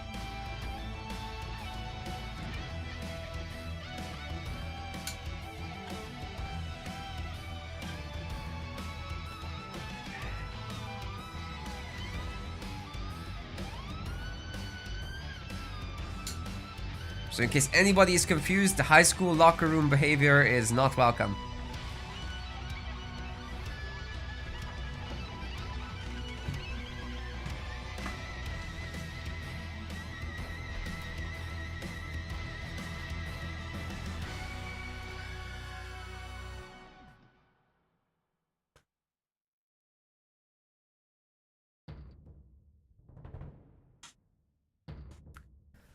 Oh, the Lich is gonna strip that base.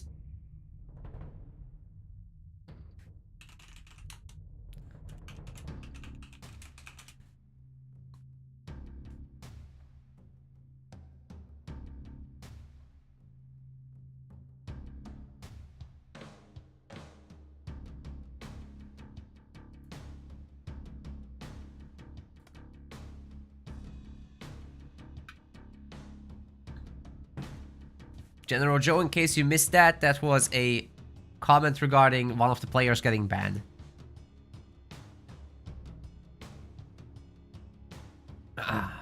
Ideally, we wouldn't have to, but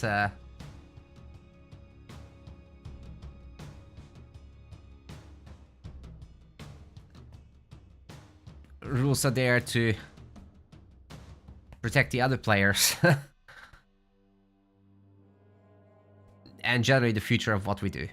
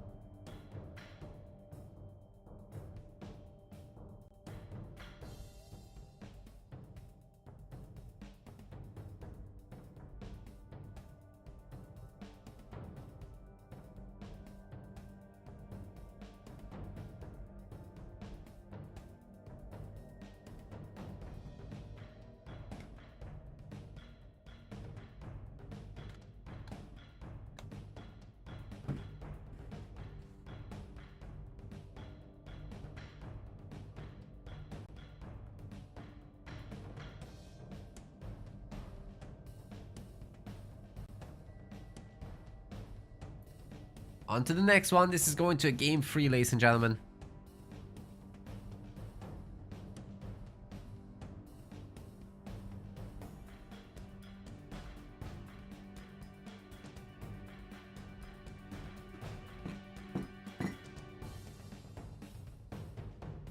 Yeah, sorry guys, I wasn't paying attention to the game too much. I'll try to with game 3. Okay, a Shipmaster versus Forge.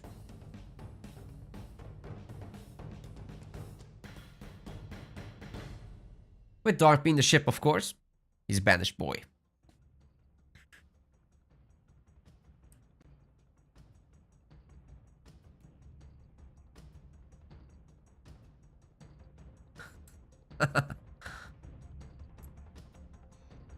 Yeah, General Joe.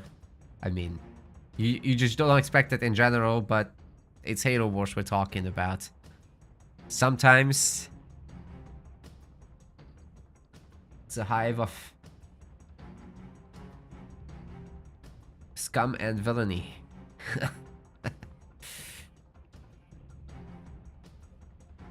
You can't say it all right, but we can control who we let in and who we don't.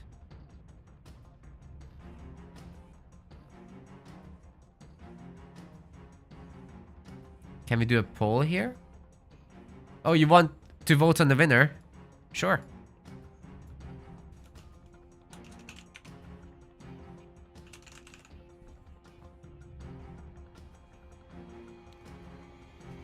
Of course. Should have done that for the other games, honestly.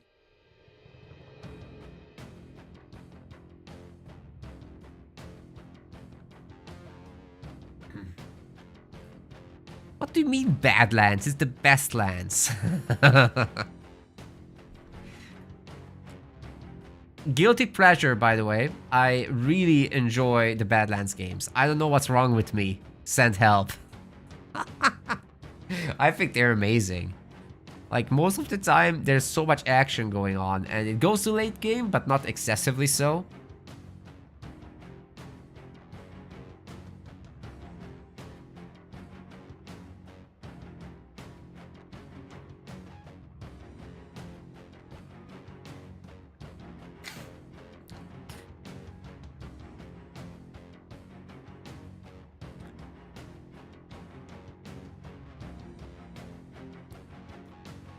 Good economic setup for Reaper overall. Gonna make the Forge back home. It's the 3-2 mini-base situation that's a little tough. You know, Shipmaster can get ghosts, and ghosts are fast. They can chase down the Forge no problem. Unless they get somehow owned by Scatter Bomb and Anvil Round together.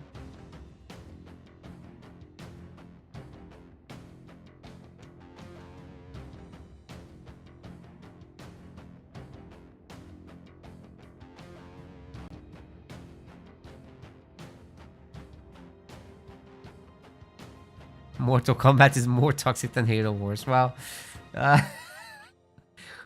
You know, can't beat them all.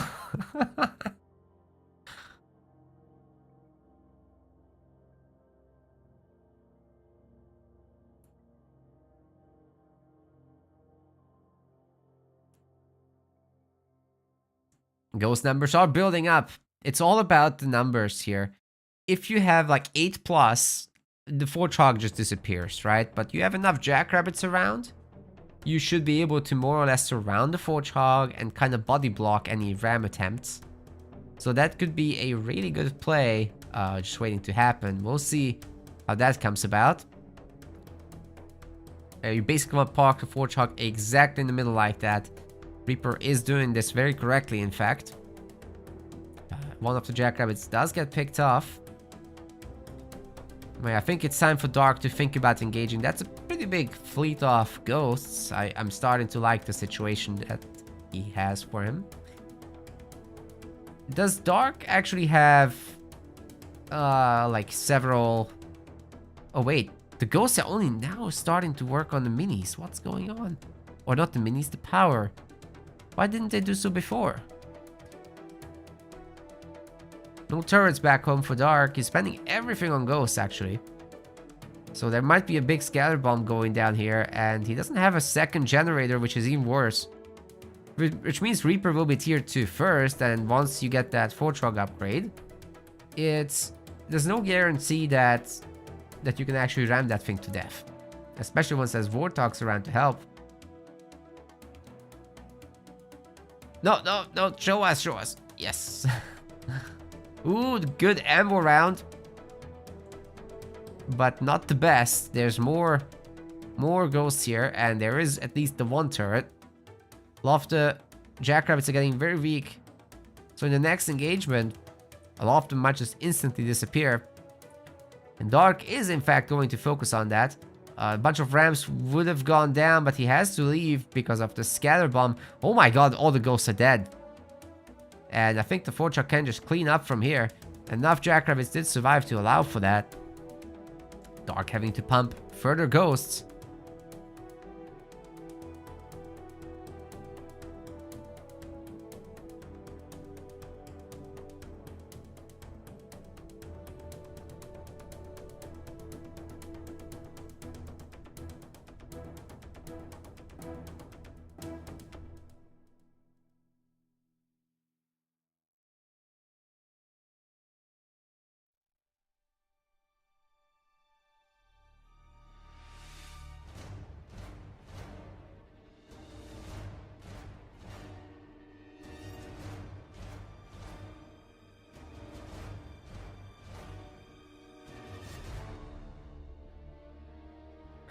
Did I get enough sleep? No. And I'm not sure I'm going to. But after this is over, I'm taking a nap. I don't care if I wake up at 3 AM after. But yeah. It's probably still going to be a long day today. Because we're still in the group stage. Like, almost live for 2 hours, right? And this is a first round match. Sometimes Halo Wars games can be crazy long. Now this game is stabilizing somewhat, but Dark is extremely far away from tier 2. He will need a second generator. He's doing a good job, however, capturing the power nodes. Trouble is that Reaper will just remake a second gen is done. The Fortrog will be back, and this time the backup is Warthogs, not Jackrabbits. That's a lot stronger. They can ram back.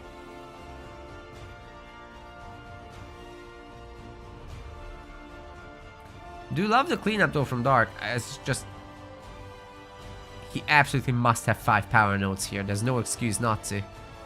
Alright, Fortrog is in there, buffing up the mini base a little bit. The aura is in effect even when you're garrisoned.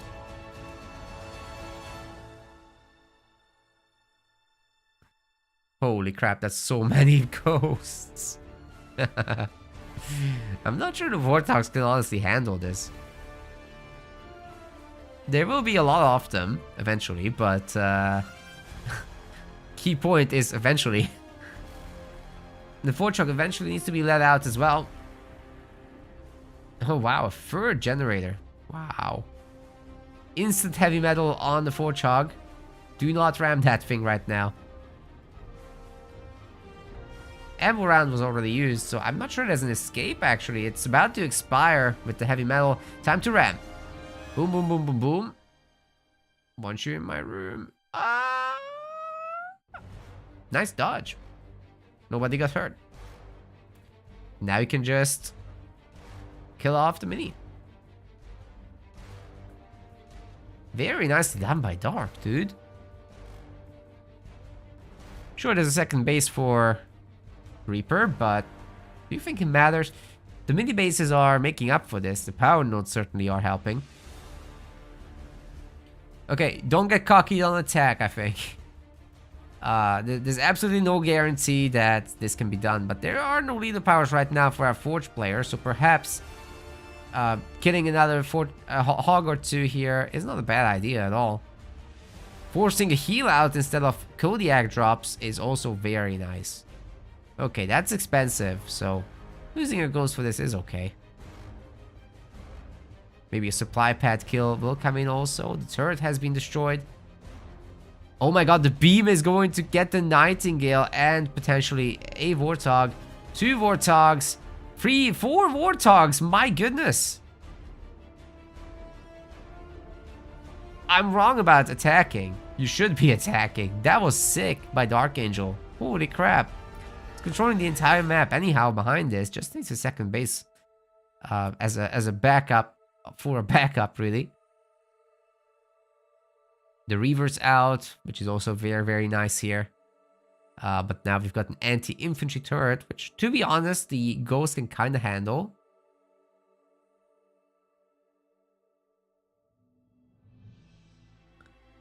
Yeah, General Joe, you can definitely do some of these tourneys sometime.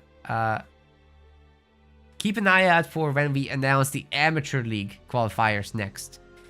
So right now there's a main event coming, which is invite only, but you know, because people did play the qualifiers, that's the one you should try. If you're not feeling confident about multiplayer that much. It's open to all that are not top players, so this Rising Star event is still pretty hardcore. But it does give a platform for the non-top players.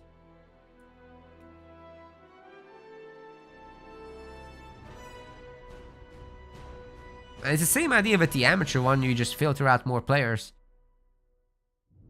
Still quite a bunch of Onyx players there, so that's like the Platinum, probably a little too low. I think Diamond and Onyx players should play in amateur for the most part. And under that, the best thing you can do is play with better players than yourself. And the tournaments are good for that, sure. But if you're looking to win, then at least Diamond is required, I think, for even Amateur League.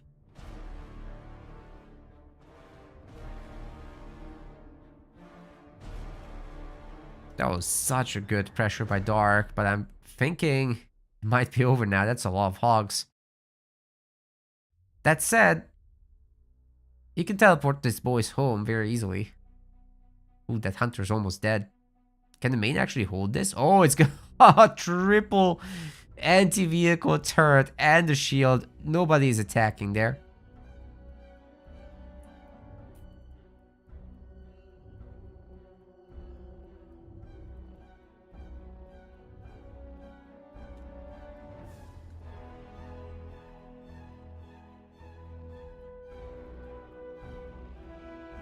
Locust not exactly the best choice against these guys. Just doesn't do that much damage, gets rammed pretty damn hard as well. Be good to have some healing with this, but there isn't any. There is gonna be now. We gotta be careful with those ghosts, because they're about to be annihilated. Oh god, Scatter Bomb is coming down on all this. And I think Elite has died. Oh no! No, the 2-star hunter is dead.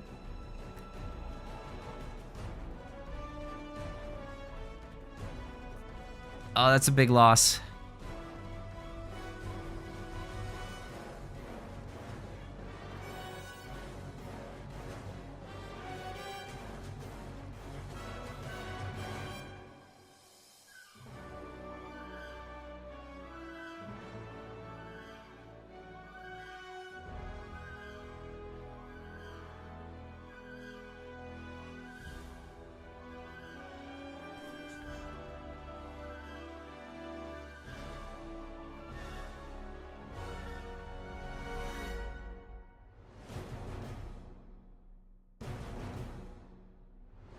Sounding a little tired today? Oh, really?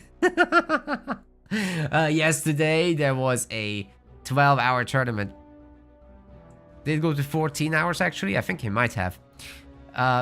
Either way, this is not my stream right now. I'm just waiting for the result of this game. Because I'm casting the winner of this versus Sir Liam. And yeah, it's taking a long time. So I'm just kind of taking a look and soft casting this one because it's not my show. We've given this match to FlexBuff Chess to cast. I'm sure he's doing a great job, but I don't want to steal his commentary for this stream. You can check out his own channel for that. But I think this game will be coming to a conclusion in the not too distant future. At which point I'll regain my energy magically.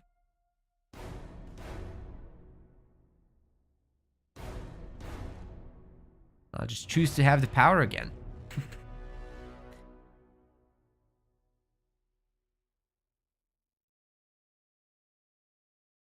5 power nodes to nil. That's sick. The trouble is for Dark that Reaper has actually stolen that bottom base. Now he's finally gonna find it out. It's pretty naked, so it's possible to destroy that thing, but the Warthogs are going to town on the minis now, and suddenly the economic advantage will absolutely fling in favor of Reaper. Hey Morpstar, good to see you.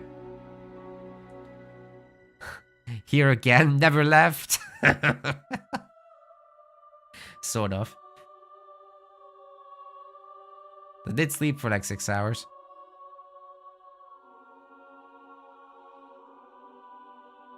Now the shielded base, if that's full of anti-vehicle turrets, you're not breaking that.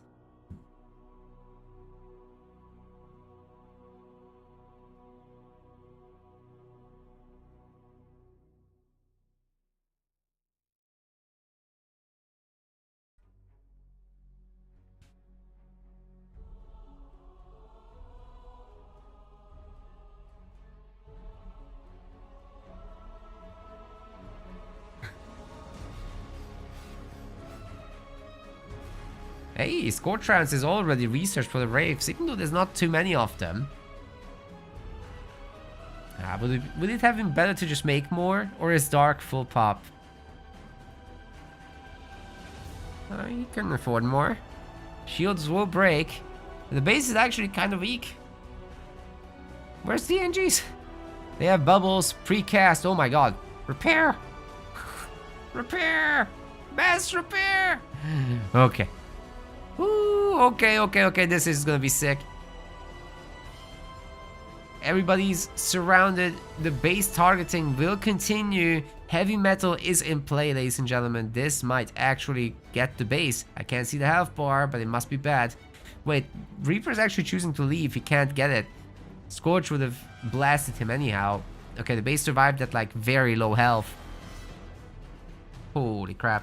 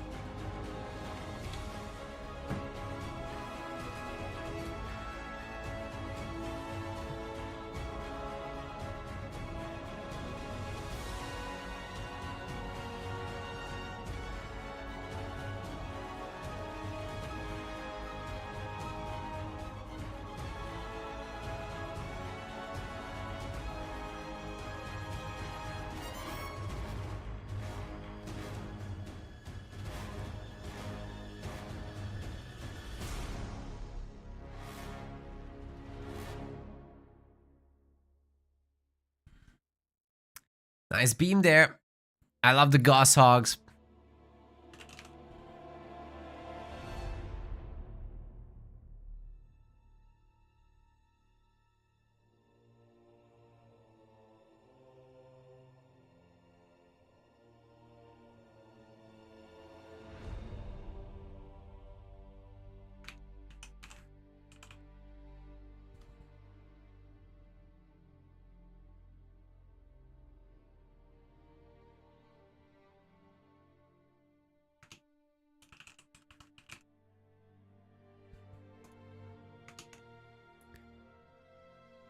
Pretty good back and forth fighting overall.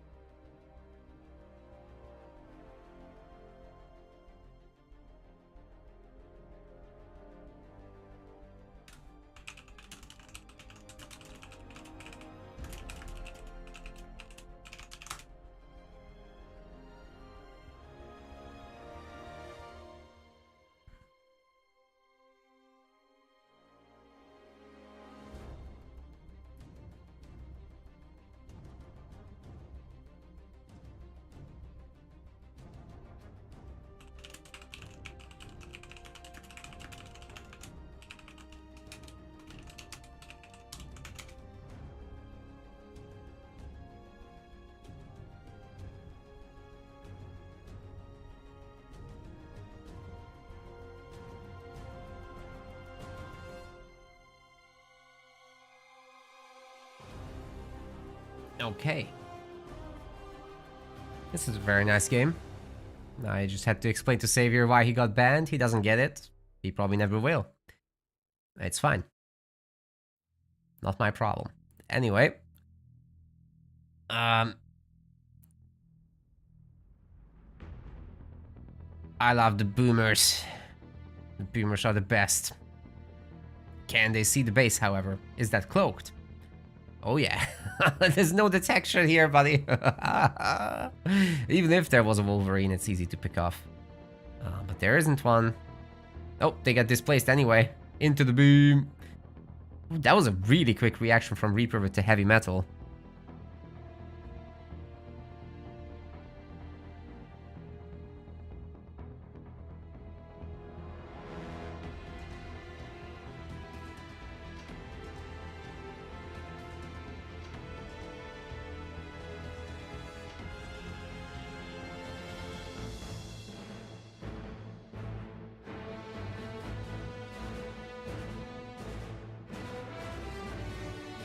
Oh, did you see that mine? That was so smart. And his new Dark was coming through and couldn't do anything about the mine, obviously. But yeah, what Dark is bringing here is just too much. There's several... Oh my god. So many Chads and Jimmies.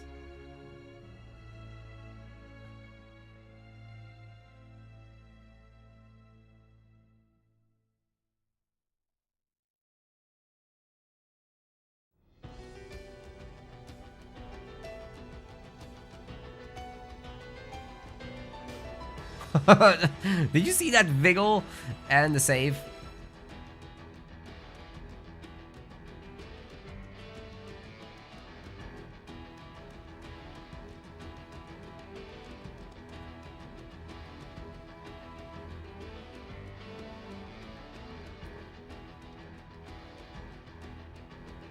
And now the map's all blue. Now that's an upset right there. Reaper was like second seed or whatever?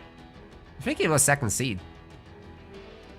To see him taken down by Dark Angel, that's certainly a change of the dynamics. Wonder if he's regretting the OUNSC stuff.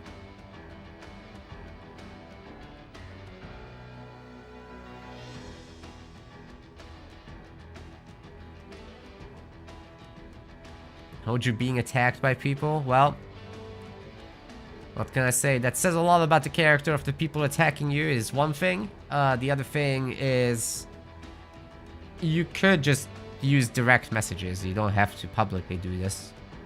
We typically don't encourage that anyway. You should report people privately. Saves the drama.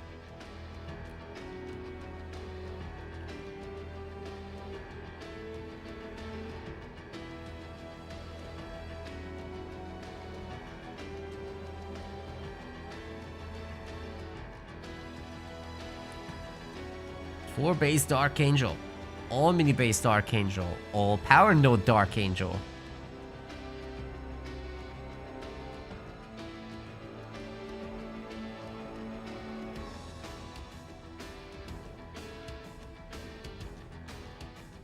I still like Gauss Hogs, but you kind of have to be even or ahead to make them work. If you're behind, I guess you can go and take down some minis, but then who's gonna hold your main for you? Because you are gonna get attacked there.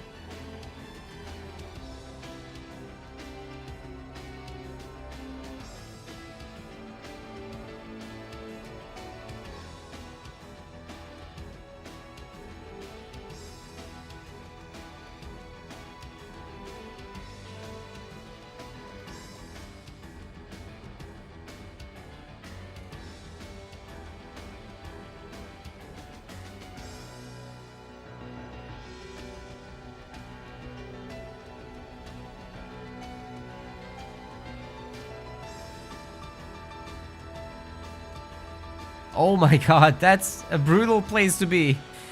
I like, however, the scatter bomb to counter the beam there, and actually the Archangel's armies hurt much more. Reaper didn't take any damage. The heal and heavy metal together are OP. It's true, it's confirmed. But he doesn't have a lot of population still, and ultimately still can't push this. Very important to heal up those hunters though.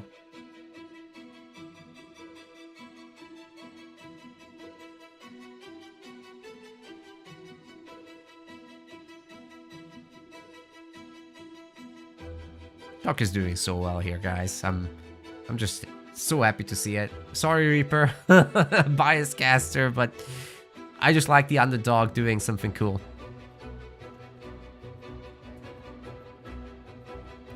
Game's not over though. Reaper is regaining some ground.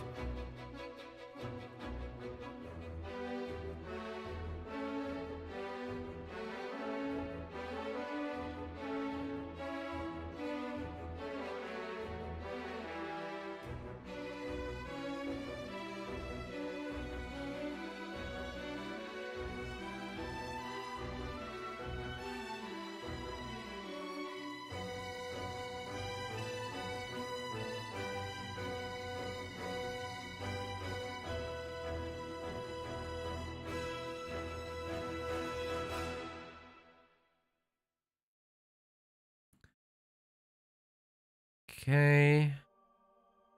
Sick attack.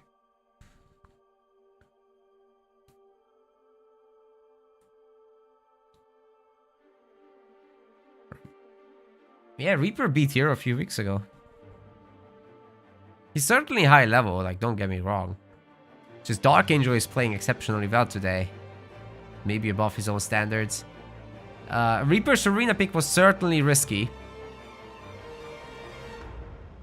That has a lot to do with things, but right now he's getting kind of squeezed in as Forge.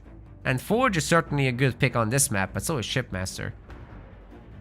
So this time it's an even playing field.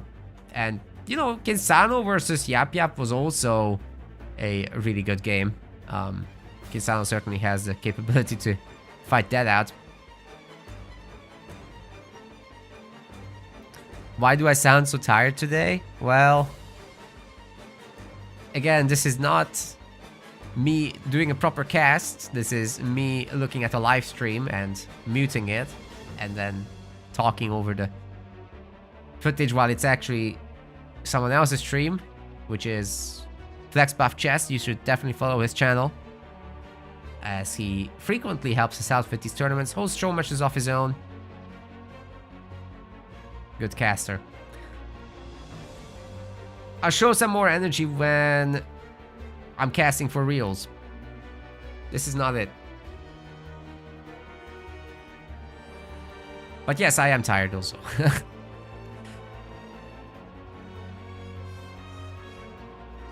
Okay, the Rangers are dead. They weren't needed for this anyway. They're kind of just weak point of the army. I like the honor guard bullying that base. Probably can't get anything done though. I wonder if he would be a productive member of this army. Very likely would be.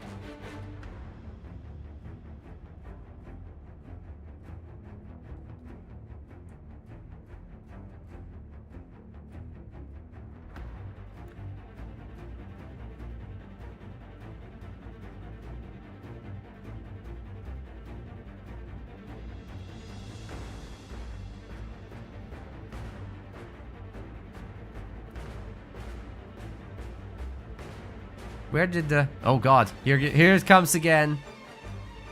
But there's nothing there. Okay, the attempt was to go together with a bunch of Scorches, but the Scorches actually never happened. And the Hunters are just completely out of position. Even though they are out of position though, against these Warthogs, even through heavy metal, they are doing damage. It's the heal that's problematic. Yeah, it is time to leave, isn't it? Nice, saving the 2-star Hunter there is great. Some of the turrets are getting picked off by the Honor Guard. But he has to leave, otherwise he gets picked off. Oh god. The Goshawks are too much. Honor Guard's dead, definitely. Dark will have to rebuild his army. Or call in another spirit support. But I think it's going to be too many engineers. That can be a weak point of the army. So then you just start adding in some Wolverines and suddenly you're fine. What I'm surprised by is Reaper isn't trying to split off a few hogs. He's just turtling here. And Dark with ultimate map control is kind of just unable to make anything happen. But you know, longer term, he might be able to swap to a Locust army or even a Banshee army and just nuke that thing down. Flying mode blisterbacks, that's it. That's all we need.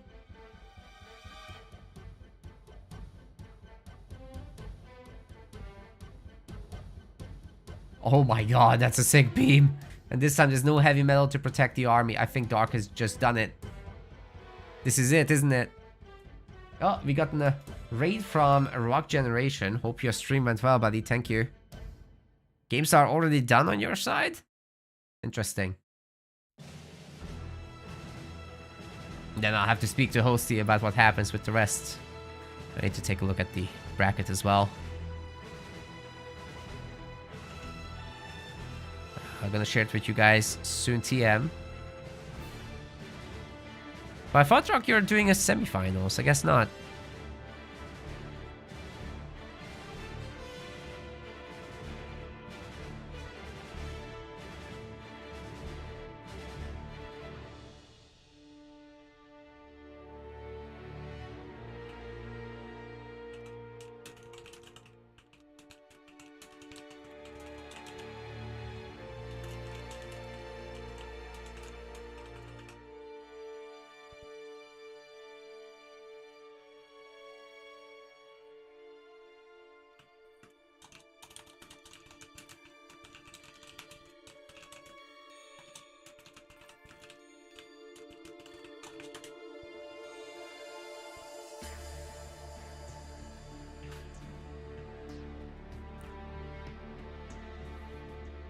Oh, that scatter bomb was once again sick. Why are there so many marauders?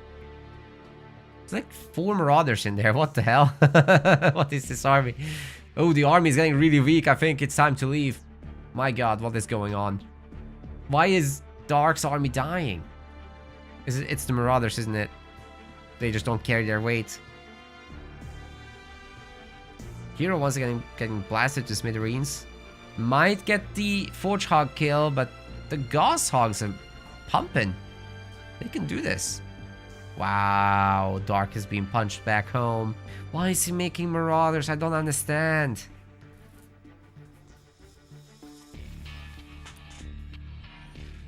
How are blisterbacks compared to Kodiaks and Vultures? Well, they're like a verse version of both. For each role. Like, Vultures just don't compare, right? Because they're absolute base crackers with the nukes. And Kodiaks have more range. Arguably more damage, but less likely to miss. So what I'd say is the benefit of blisterbacks is sticking them under a shield and defending a base. Not so much attacking. Certainly, if you are far ahead, you can make a lot of blisterbacks and push in for a big siege attack on the base. Yeah, you can do that, but you're less likely to succeed. Heavy metal is in. And Scorcher is gonna hurt. But I think the best option here is just let heavy metal expire and catch him after.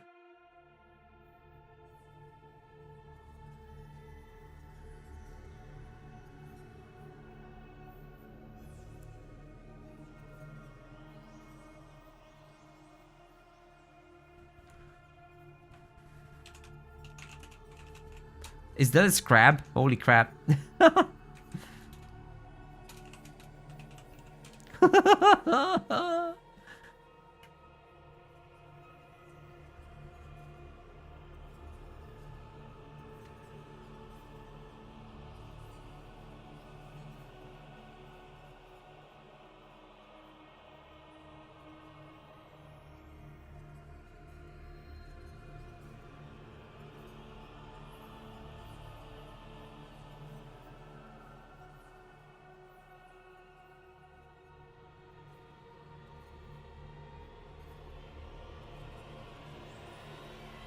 Where's Crab?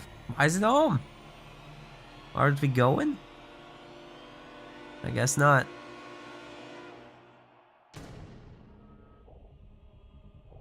Like, I'm too weak.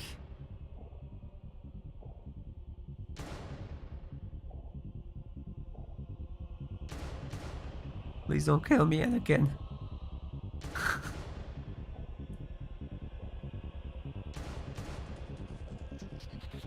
Hey, we need one more follower for 2800, by the way.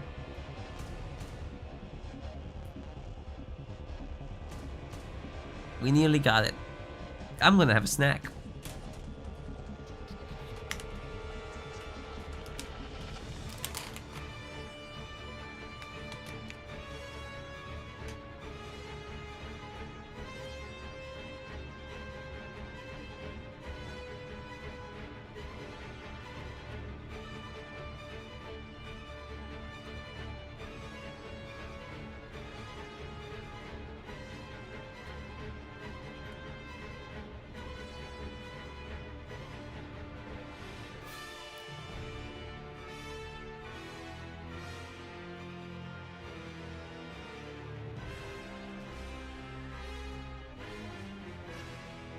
Okay, both players from full pop armies again. Floating massive amount of resources, which is normal because you build up.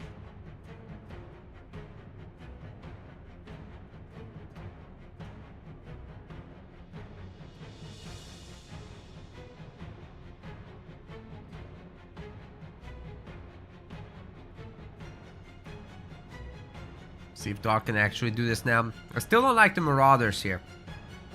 I think you should donate them.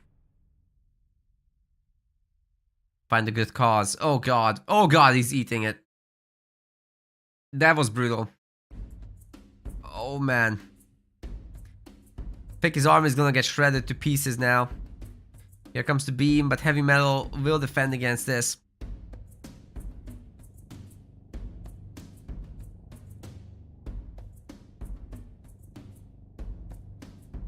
Wow, this is death metal. That's crazy, dude. Everything's going down. None of the shippy units are staying alive. Maybe the hero can come and make a difference. Is that Scarab's just gonna go down? I think so. My god. Well, the Nightingales are gone. And picking off the remaining few detectors will be the way to go, but the hero is dead as well. And we've got the Grizzlies dropped in. There's plenty of spotters left. Kodiaks is about to quickly strip the shields.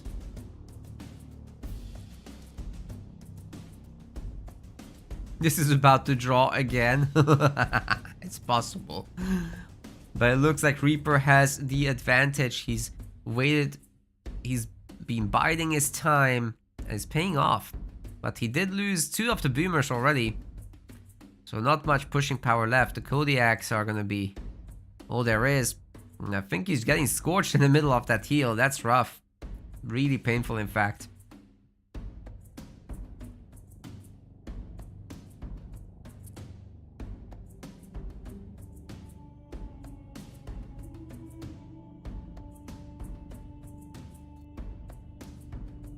Crazy games.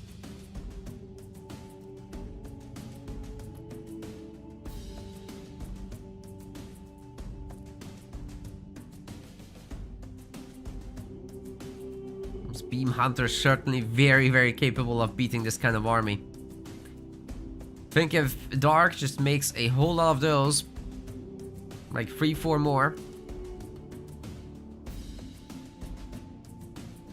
and then add Banshees. Yes, I said it, Shipmaster Banshees, because you can go after that base and actually get it. All you gotta do is snipe the Wolverines. I think he can do it. He has so much money. There's absolutely no reason not to try. Got 15 minutes. It's now or never. Granted, the Forge Hog hugging the base and then a level 3 heal coming down could be a problem. You probably can't break that, but you're repeatedly trying. Eventually they won't have that available. Mass Wraith is an option, of course. But Wraiths can be problematic against the Anvil Round and Scatter Bomb combo.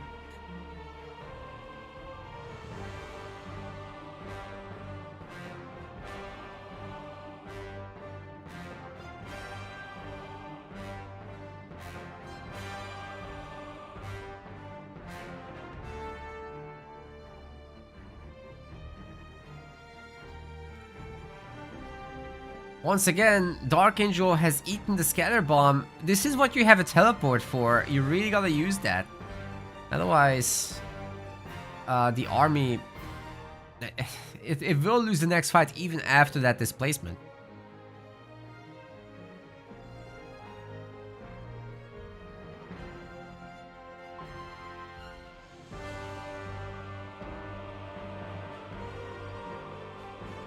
Alright, heavy death metal is back. We've got the beam level 3. Heavy metal doesn't care though. Like level 3 heal, level 2 heavy metal I think is more than enough to deal with this. The base here is full of anti-vehicle turrets though, so I'm not sure this is the best place to go. He's gonna try. There's a bunch of Wraiths to help defend.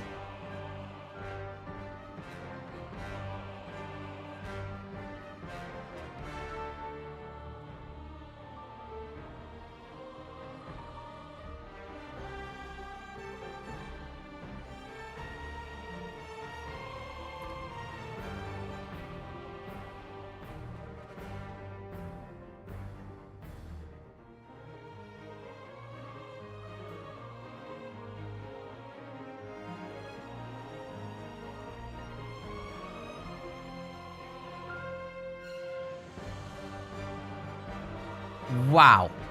All the hogs got cleaned up. This is nuts.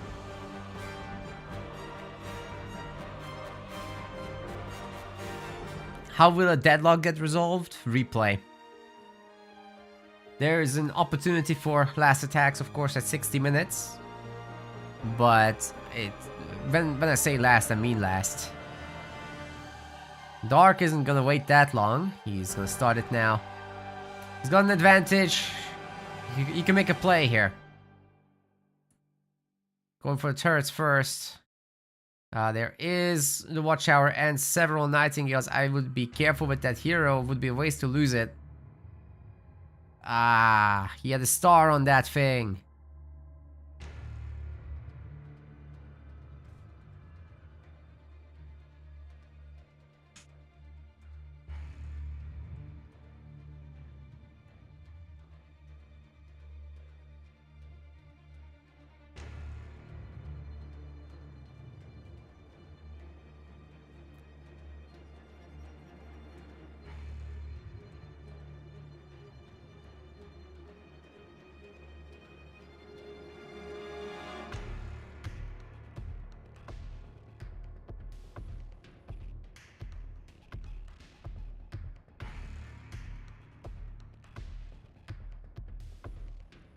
Lots of Wraith Scorch on the ground, and let me tell you, those Hunters are tearing these hogs a new one.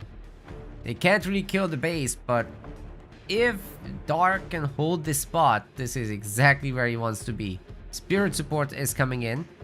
He is starting to lose some mini bases to the hogs, however, maybe that's why Reaper is starting to struggle, because his units are no longer around.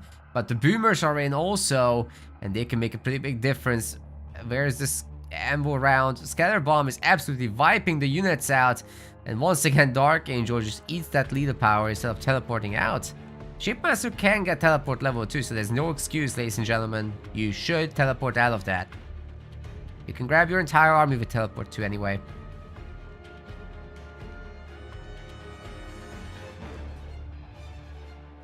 I'm not sure this game is gonna have a clear conclusion, honestly. Reaper and Dark are like the same person. It's kinda true.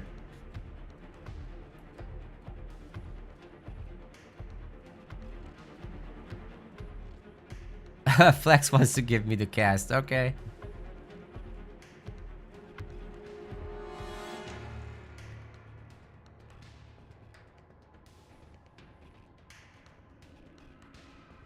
You got it.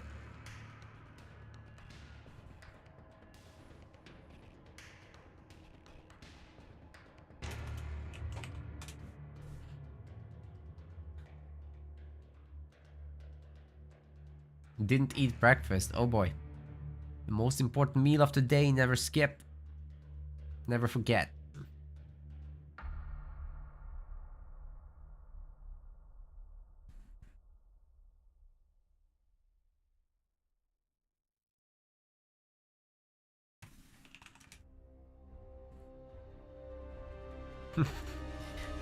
The casters are dying.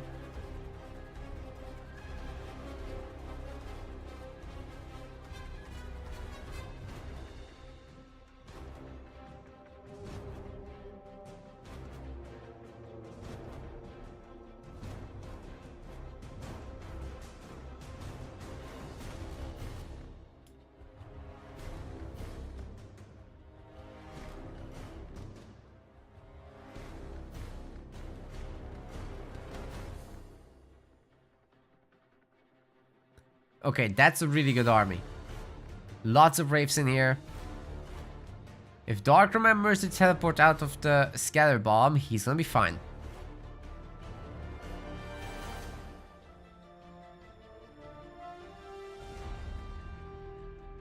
These guys don't know that air is OP. Honestly, an air switch is valid. Should be considered.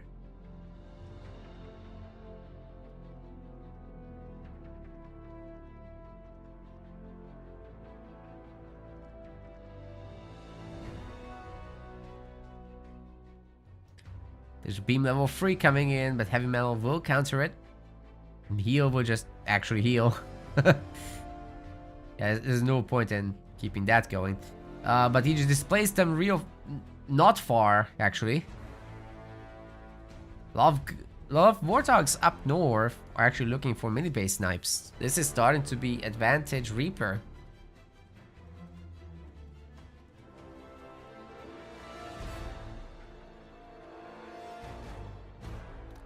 Oh no, he's gonna eat that.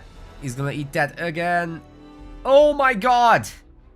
Oh wait, I just didn't see the effect. Didn't show up, but actually teleported out this time. But too late. Way too late.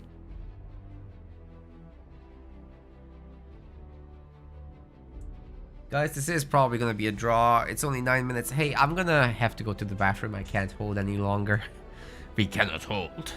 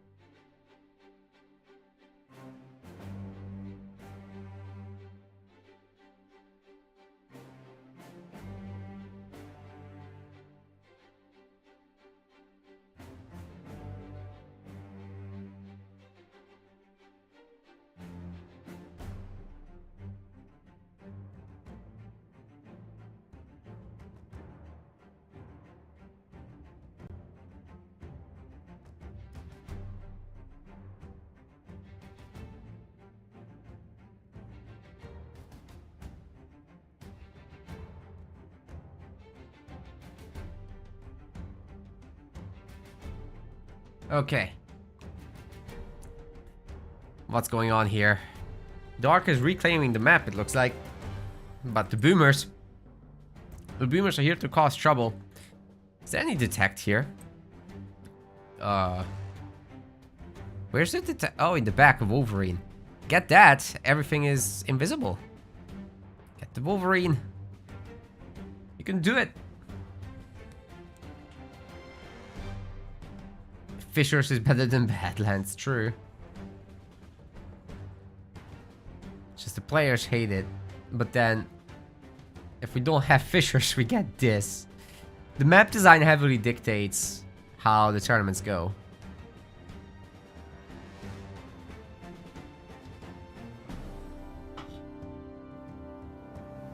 What can you do? Pretty much all the maps allow for super long games. Rift very often leads to super late game. Vault very often does as well. Badlands certainly can, but Not as much as Rift, honestly, guys. Not as much, because you control 5 power nodes and all the minis, you're actually winning. So that's a pretty big difference maker. I just want to see some air at this point. I'm kind of annoyed nobody's trying air.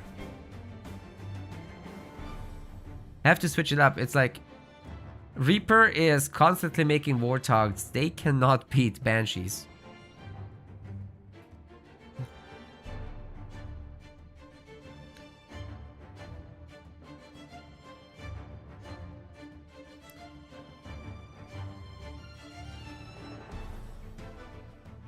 This one series is holding up the whole tournament. It's okay, we're consolidating the viewers slowly. Everybody's waking up.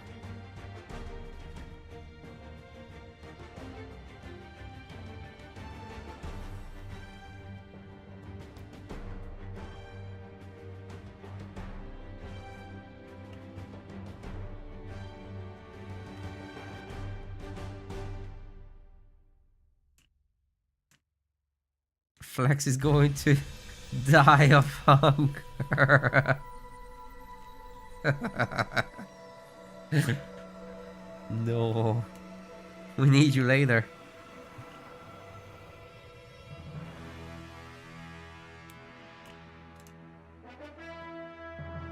Please no die.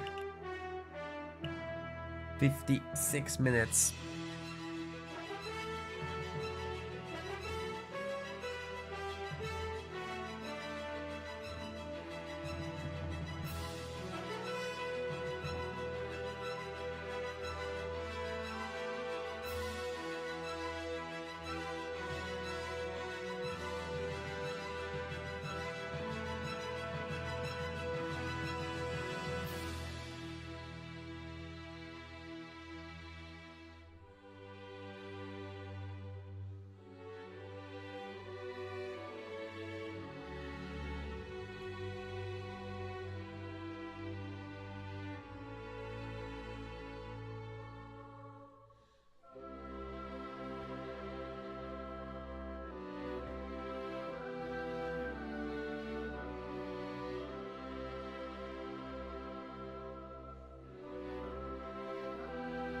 Well, well, well. Dark has an opportunity. Is he gonna use it? 2.5 minutes, ladies and gentlemen. 2.5 minutes. It's now or never. It's really good Forge Army still. You gotta be careful when you beam because you're just gonna get scatter bombed.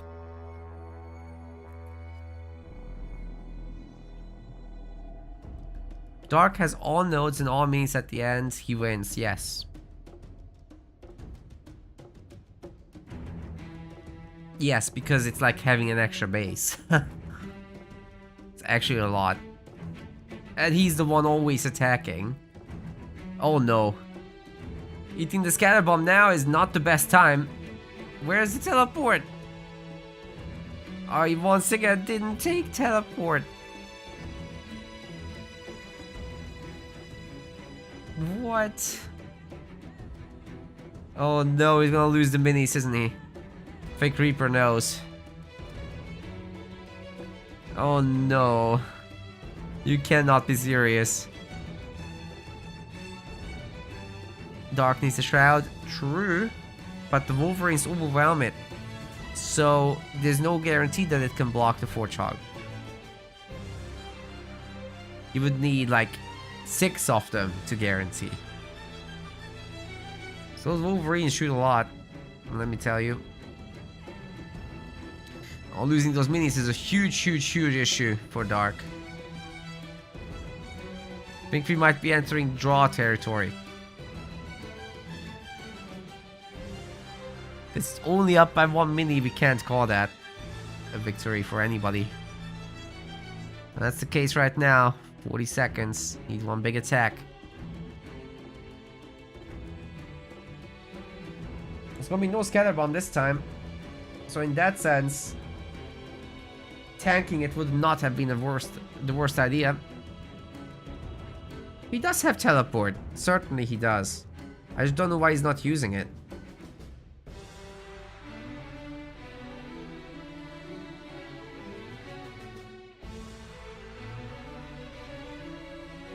Oh my god, Reaper. Equalize the mini base situation. 4 seconds in. Okay, last attack. Come on, Dark. We gotta go. Oh my god, Reaper has an extra mini.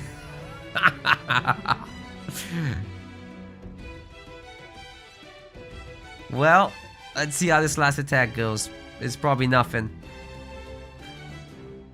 But if it's just a 1 mini base advantage versus the 5 power nodes, I'm gonna say that's a draw.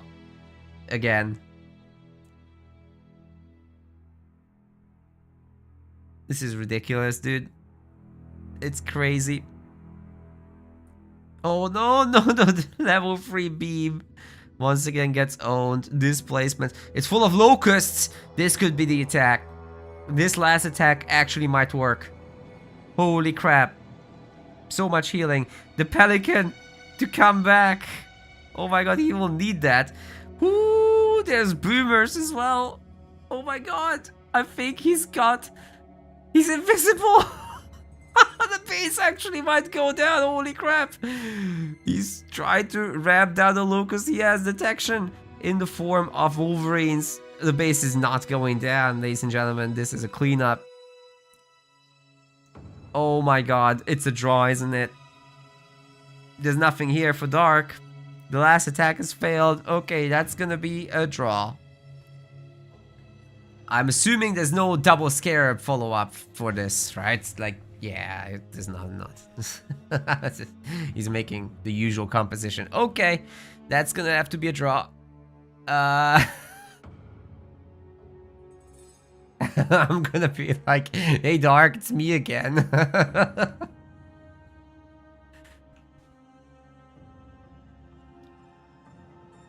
No, the number of slotted buildings count, guys. So, when it's just 1 mini base, then obviously whatever.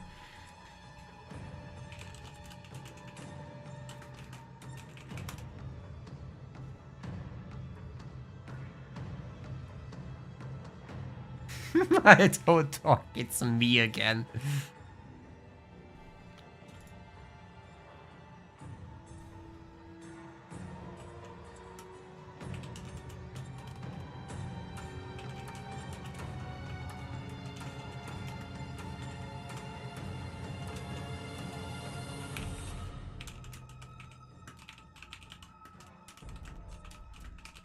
Is that a scarab?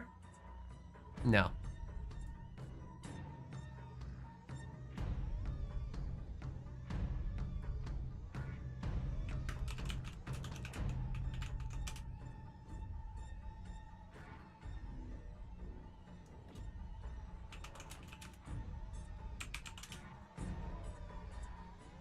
At least we're gonna get to cover it. This attack isn't working. Why is he even trying?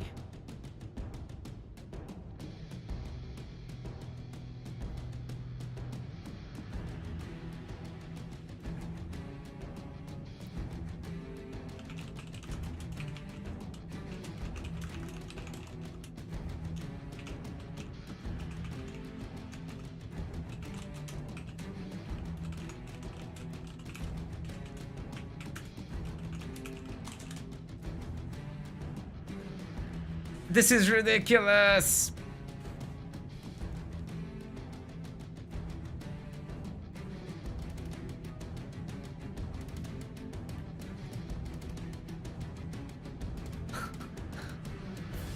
Oh my god.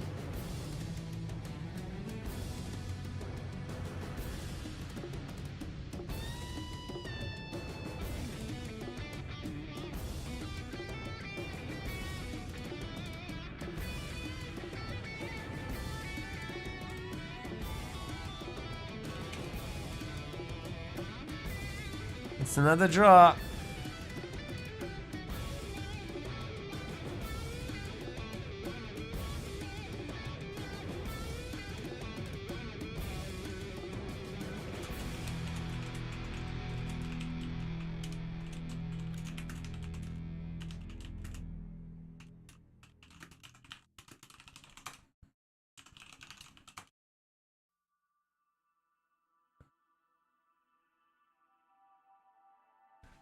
Alright, guys. We are gonna take over now. And, there's a little bit of an element of fear here that we are actually getting trolled. What I'm gonna do is I will cast the next game, which is also on the same map. And then if it draws again, I'm just gonna flip a coin. No way, that was a resign? No, of course not. I was telling you guys that I told the guy that it's, you know, a draw.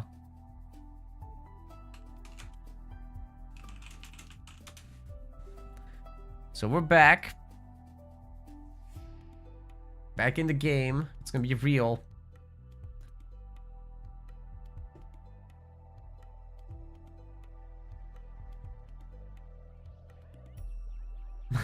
He says he hates.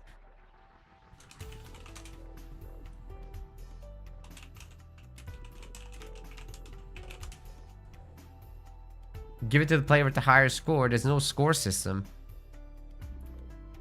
Don't know what to do. We're gonna move on to domination tournaments soon. Because those end.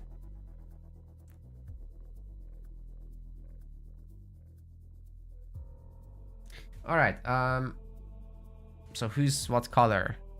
Dark is blue.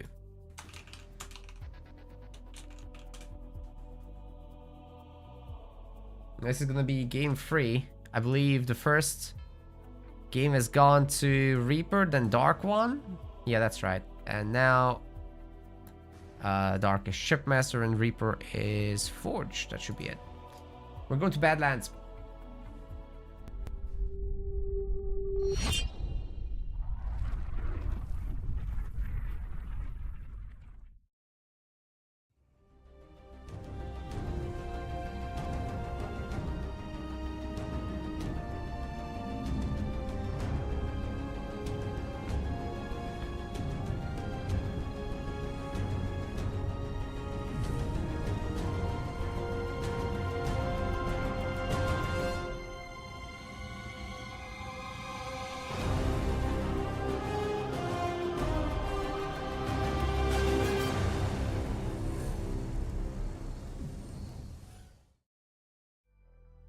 Just confirming, guys, that I am flipping a coin after this. Seriously.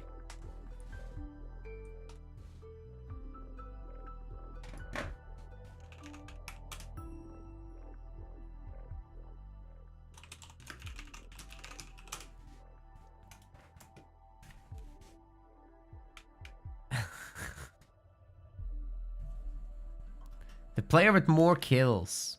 How do you know the kills for higher value? Because you can kill 1,000,000 cannon fodder. It doesn't work. We have to come up with something clever, like giving them both a point when it's draw. That decides series fast. Let's do this. Ladies and gentlemen, this is a game 3 that I'm covering separately from the actual stream that was covered by FlexBuff Chest. So the situation here is, these guys playing their 5th game in a best of 3. 5th! They had 2 draws at 1 hour. We are going to change the rules the next season for something much more aggressive to resolve draws at 1 hour. But for now, Dark Angel is going to be playing Shipmaster here on Badlands, and on the other side, Reaper will be playing as Forge. Now, if they draw this time and push it to a 6th match, the 6th match is not going to happen in the best of 3. That will double the size of the series. And what I'm going to do is actually flip a coin. I am making an admin decision to save the rest of the tournament because this is getting silly. However, hopefully this is going to be an enjoyable one. I just wish Halo Wars 2 had some kind of resolution to this whole late game conundrum with the infinite resources and you know, the inability to kill bases. Turrets are just too good. And, well, armies and leader powers can do a lot of damage on defense, of course.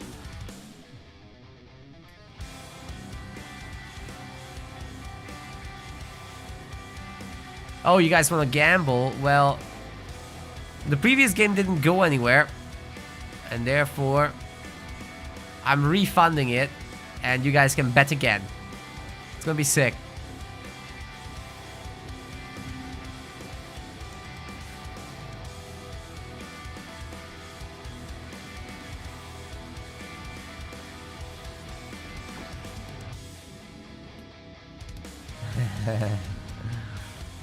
We got Ghost coming out. That's being funny. Vehicle shielding's coming in also.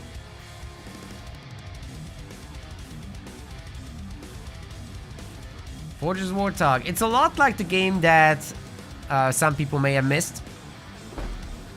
But this time there's a quick second generator for Reaper, and the Warthog is actually made on a mini, which will allow the main to power up a little bit faster. Oh. The poll is wrong. I'm sorry. You're right. What did I do? Fixed it.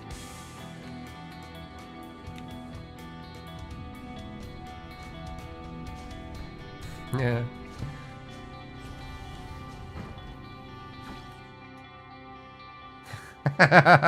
Some people just don't want to bet with their points anymore. Fair enough. You never know with these two. If they're gonna draw for the third time, I'm going nuts. Well, this is looking a lot like game 1, where the Warthog was just surrounded with a lot of ghosts, but this time the ghost number just outnumbers the Jackrabbit so significantly that I think they can just take it.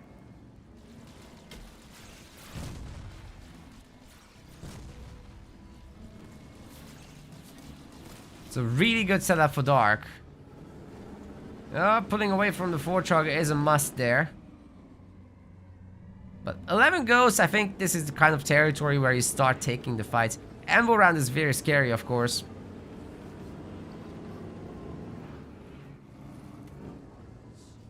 We're seeing no split from the Ghosts, so I have to frontally engage pretty much. Ideally, you'd be getting a surround, but this also will work. Getting a quick scout with the Grunt done. There's going to be a turret, but at least sees what the base is up to. 2 power nodes for our Shipmaster player are in. Reaper is 36 population, whereas Dark is at 51, and the second generator is just now done. It's a little late, but if you pump Ghost, this is what's going to happen.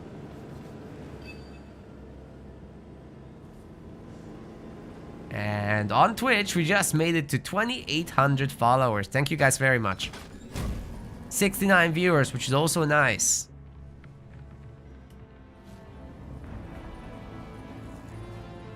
Might catch up with YouTube eventually. There's 3,000 subscribers there now as of yesterday.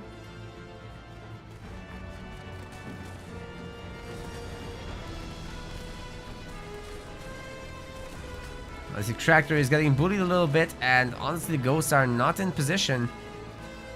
Granted, if you do engage out here, you do have the possibility of a quick recall thing. Extract. Reaper's getting quite rich. He's tier 2. He's never lost a Warthog or any significant number of Jackrabbits. And Dark Angel was forced to upgrade his turret instead of upgrading to tier 2, so that's all some nice little wins for our Forge player. But now the Ghosts are capable of that Mega Giga Surround. The ramps are going down, but Heavy Metal comes in as well. The Jackrabbits are eating the beam, however, and level 1 Heavy Metal is just not that potent, ladies and gentlemen. All these Ghosts are toast, and now several ramps should be going down that the Anvil Round is out of play. Is it gonna happen though? Waiting for the Heavy Metal to expire, but just in the wrong moment, starting it off. So the Jackrabbits actually get to do a lot of damage in the meantime. And now they outnumber the Ghosts still, although they don't have the Scout upgrade. Reaper will have to remake the hero, but also is adding in Warthogs now.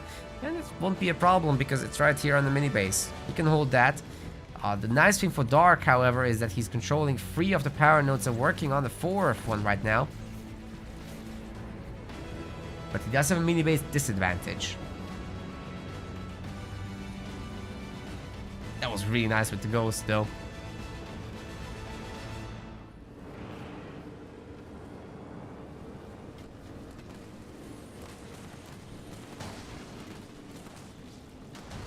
Oi! These ghosts are eating up the rabbits now. The rabbits really don't have a chance against shielded ghosts, of course. They need their own upgrade to even get close to that. But with the Warthog, they gain some extra armor. Much harder to take him down. But with the Warthog back and a good Anvil round landing, holy crap, the ghosts are dead. They're all gonna die. Maybe not all, but a lot of them. And that's a sacrifice that Reaper is willing to make for Dark Angel. Dark Angel definitely protesting this.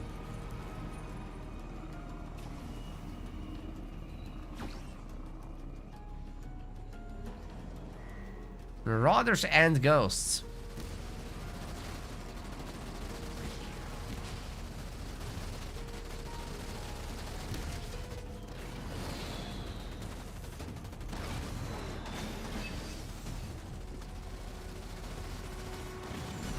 Well, I don't hate the Marauders early on, but it's just to buy time, right?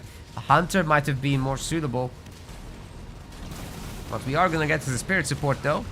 And that can certainly change the situation. The split is okay. But it does look like the Hunter will go down anyway. The Engineers are healing each other, not the Hunter. I think the boy will go down. Oh no. Chad and Steve are both dead. And even the Unicorns are going down. This is a huge lead for Reaper right now. And I think he might just be able to put Dark Angel away with that. He does have some single Jackrabbit left, so that's a perfect opportunity to take away some of the power nodes. He's stealing a base as well and setting up his double expansion behind this. Meanwhile, Dark Angel has a million resources, trying to maybe go tier 3, I guess. It's the only play left available. But I don't think he can stop it. Reaper is too far ahead. He's got another base planted down, and these Warthogs should just be attacking, honestly, at this point. Oh my god. Well, that was a quick one. Ladies and gentlemen, we're not gonna have to roll the dice. The guys decided themselves. Reaper, this time around, has reaped the rewards and the souls of his enemies. Wow. Amazing. Yeah, you know, Liam is right. Dark has eaten too many scatter bombs, and that's exactly the problem why we got here now. Reaper can stay, and we're gonna call on Liam to join us. Let's do it. Get things moving. I need a knight.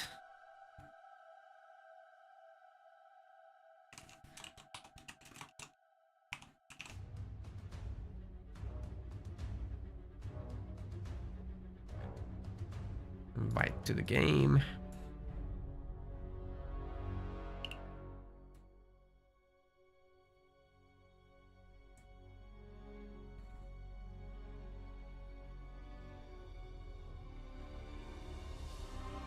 Oh wait, Dark is the squad lead, so I gotta leave actually. And reset the whole thing. Alright. Invite to game. And Reaper. Ah, Liam is inviting. That works. Squad full? What the? Oh, my game is acting up because I left the party. Alright, gamers, here's your payout for Reaper voters. Still really nicely done by Dark. Like, that was sick.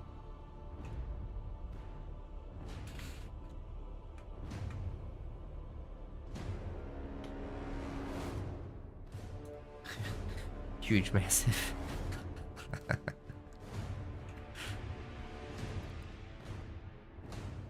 That's so funny.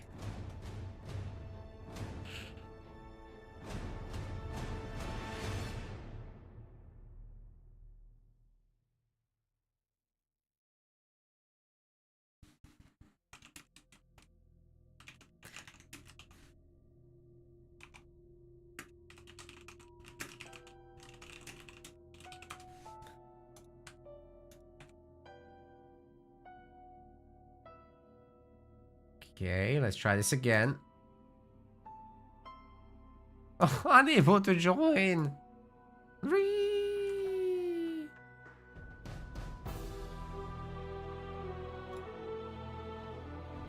Liam, sir, invite me again.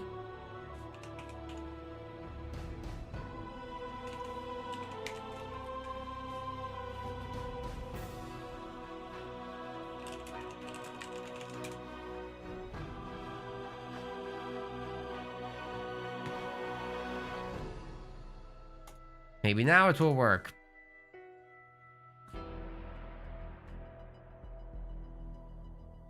Yeah, no worries, Liam. Mine is bugging too. Alright, we need Reaper in here now.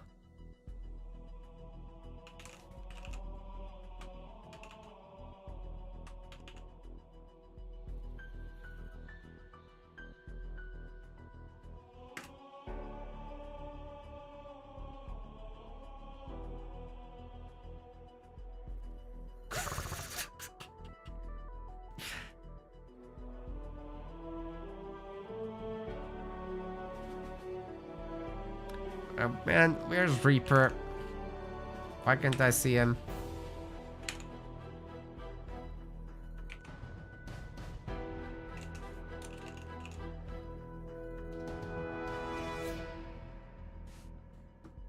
Oh my good lord.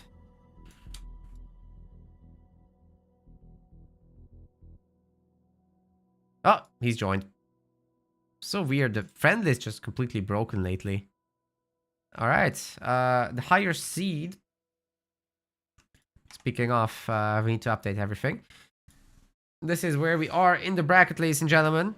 So we've got Reaper defeating Dark Angel. He's now facing off against Liam. Dark Angel and Scorpion Laws will be fighting in the bottom bracket, covered by supposedly Rock Generation. Love Guru Caleb has defeated Psychic Wizard. That's moving on. Stormy will be moving on into the semifinals as well as the first seed from Group 1. So he's going to be here in match 11. For us, we're still on match 8. So there's 2 more to cover over here before that can commence. So we'll see how that does.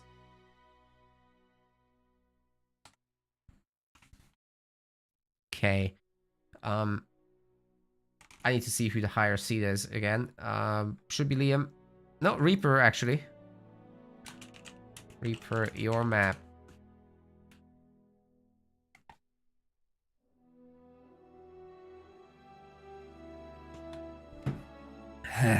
Reaper says grudge match.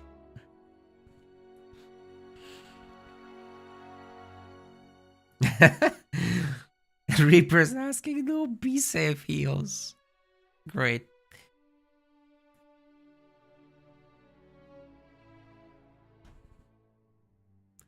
You want Sentry. Thanks, Reaper.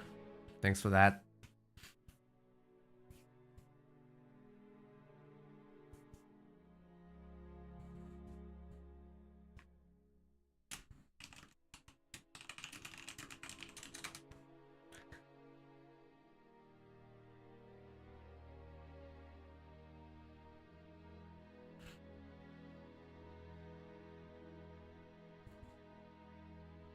We're waiting, Reaper. We're waiting. Yeah, the Xbox app is awful.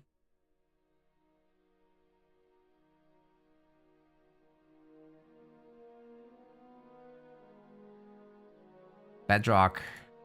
Alright.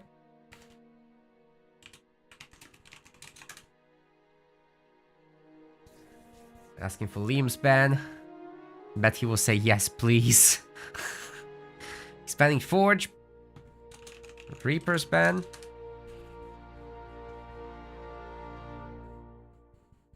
You can invite through the game. Yeah, but it still can be lost. Reaper does not ban.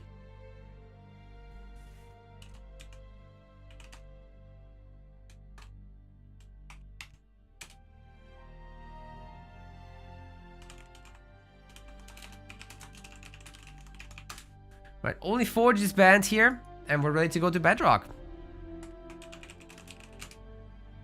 Let's do this.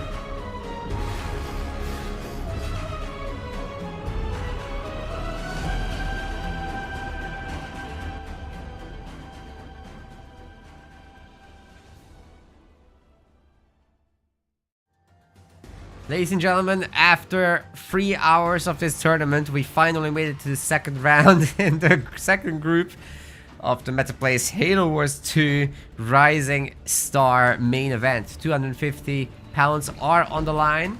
And in the blue corner, we've got Reaper playing as Decimus. On the other side of the map, in the red, this is Sir Liam. Sir Liam White. And he's playing as Shipmaster. Both are really good picks for the map. I really like Decimus here.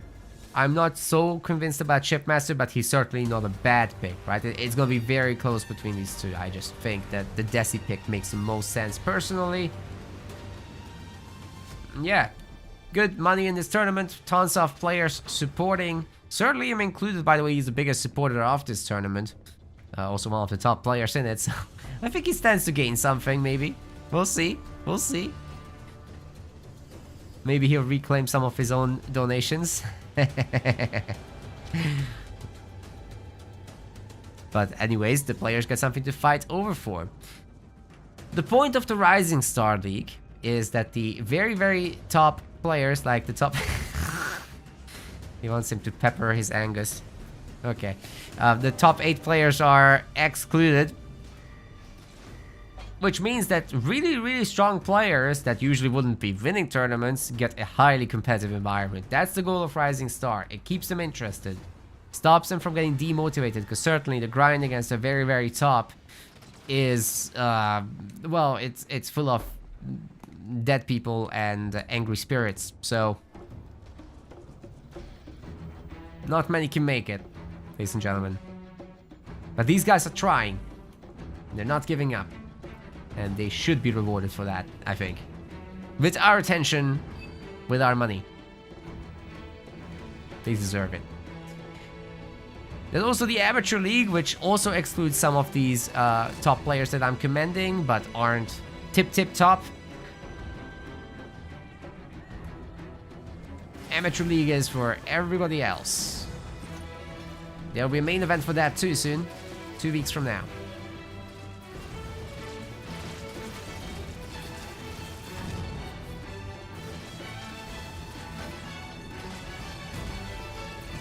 Power node capturing is going on for both players, with a little advantage here to Reaper, actually. Honestly, not much of a muchness happening. There is a late raid camp for Reaper, with a Mexican generator in the back, and I'm assuming he's gonna pump some brutes to the other side of the map as soon as he's able to. Again, on 2 power nodes versus 2. Not a big difference here. Liam also has a second extractor, and I think he's upgraded a little faster because of this power discrepancy that we're seeing. 700 power, 800 to not even 500. That's very nice as an advantage to go to tier 2 faster. I like his setup a lot here. Oh, he's also cloaking his grunts. That's sick. They'll be definitely beating the brutes like this, except they get vortexed.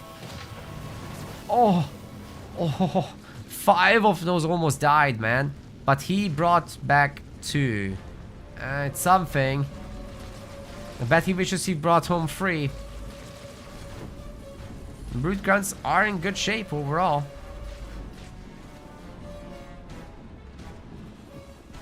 But yeah, cloaking and taking power nodes is allowed. What's not allowed is leaving the sentinels alive.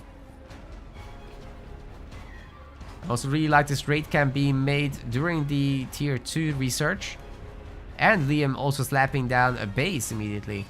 Ideally that goes down while you're going tier 2, but you know, a little late is better than not having one at all, like Reaper, who's also going tier 2 by the way behind this. But yeah, like I said, he's just putting down a base now, and has a heavier grunt presence, but that doesn't matter once there are like 2-3 rangers. Liam can just step back a bit and wait this out. Or maybe he'll beam him. I don't know yet. We'll see.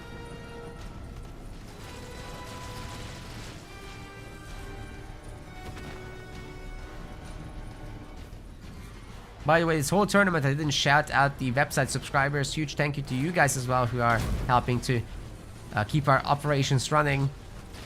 Obviously, throwing these tournaments is not cheap, even with the community support.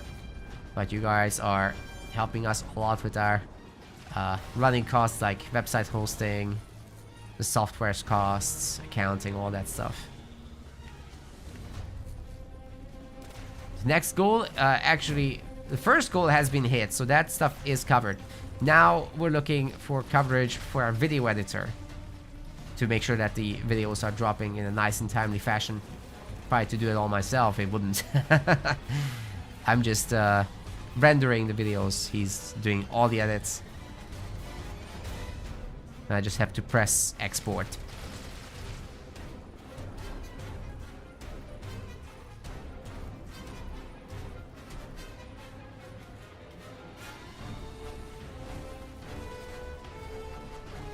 So shout out to our video editor Rhonda as well. I think I haven't done that in a long time.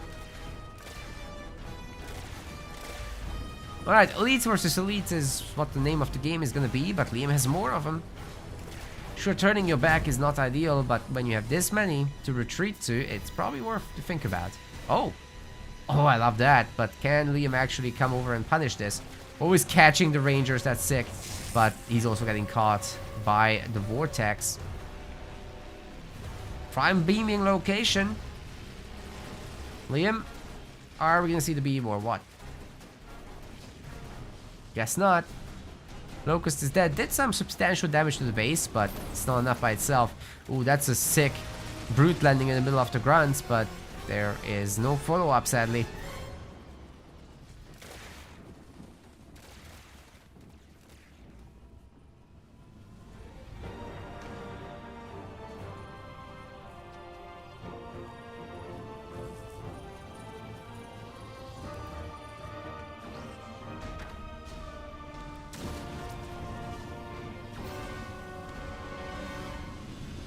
Third generator. 3 is better than 2. It's confirmed. Verified. Blue check mark. It's a lot of grunts. I'm not so sure about that. Just because Reaper is about to unlock his boundless siphon point, and then his grunts will be better than Liam's grunts. It's a little spooky, especially when you upgrade Pack Brother, which 550 power should be any moment. Now he's buying Rangers for now. Got Spirit Support, and Marauders I think got beamed. I missed it. But this is the important part anyway. 2 Marauders for a beam is a good trade, because now Liam has a beam available shortly, right? We've never seen it. I was gonna extract. I'm guessing he's happy with his skills. Must be the case. Those Rangers are struggling on the high ground. They really need their friends. Where are the friends? Ooh, save the boy. The 2-star boy is alive.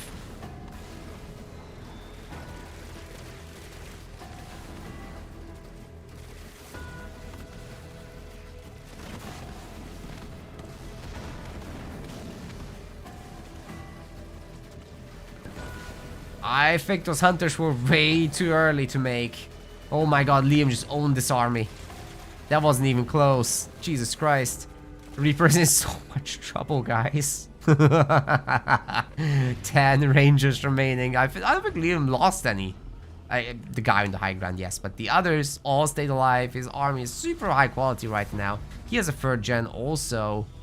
And nothing should stop him from attacking.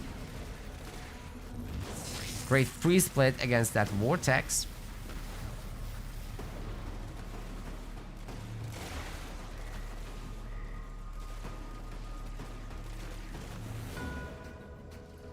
Which are better, elites or snipers? Technically, the snipers, but it's so hard to micro them that elites will be overall victorious in tier 2. And they have engineer support. UNSC has nothing like that.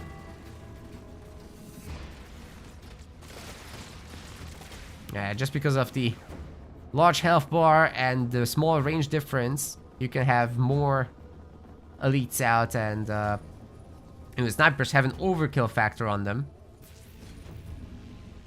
So kill a model off, but some of the damage is wasted.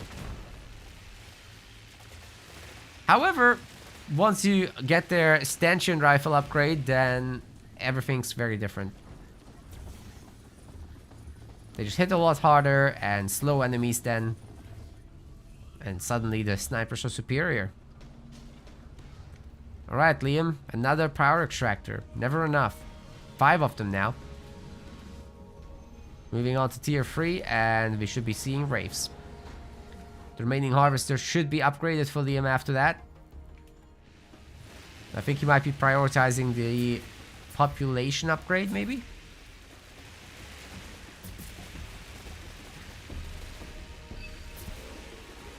Nice spirit support coming in. Double locusts will be acting as a means to push. And any pre-split here is getting significantly punished by the ranger mass. They just took out like 4 of these ranger squads, but Kawori drops in. Oh, the beam! Liam's running through it, and that hurt. That hurt a lot. Extraction will be saving the majority of those elites, but not all. The engineers certainly have a job. And trying to do their best here. The remaining rangers are. But Desi is a little bit too much of a chonker. And I'm not sure he cares. Liam's bringing back the boys. But I think running would have been the ideal option. Maybe with a teleport even. But I don't think he has teleport. Wonder if he has displacement. Maybe not. Are these the same people each week? Sort of. I mean, what do you expect? We're still looking at Rising Star. This is gonna be the same. In any competitive game, you are going to see the same people at the high levels. And no matter what anyone says, Rising Star is high level. It's just not tip-top level. So yes.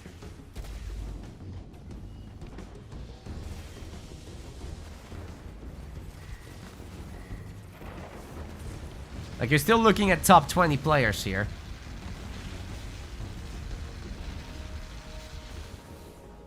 They might not win the Pro League, but certainly gonna provide good entertainment here. Okay, the one Wraith might go down, maybe. But every gun has to use the mines. And even that's not enough. Wraith escapes. Or not. Okay, that will do it. Definitely finished off now.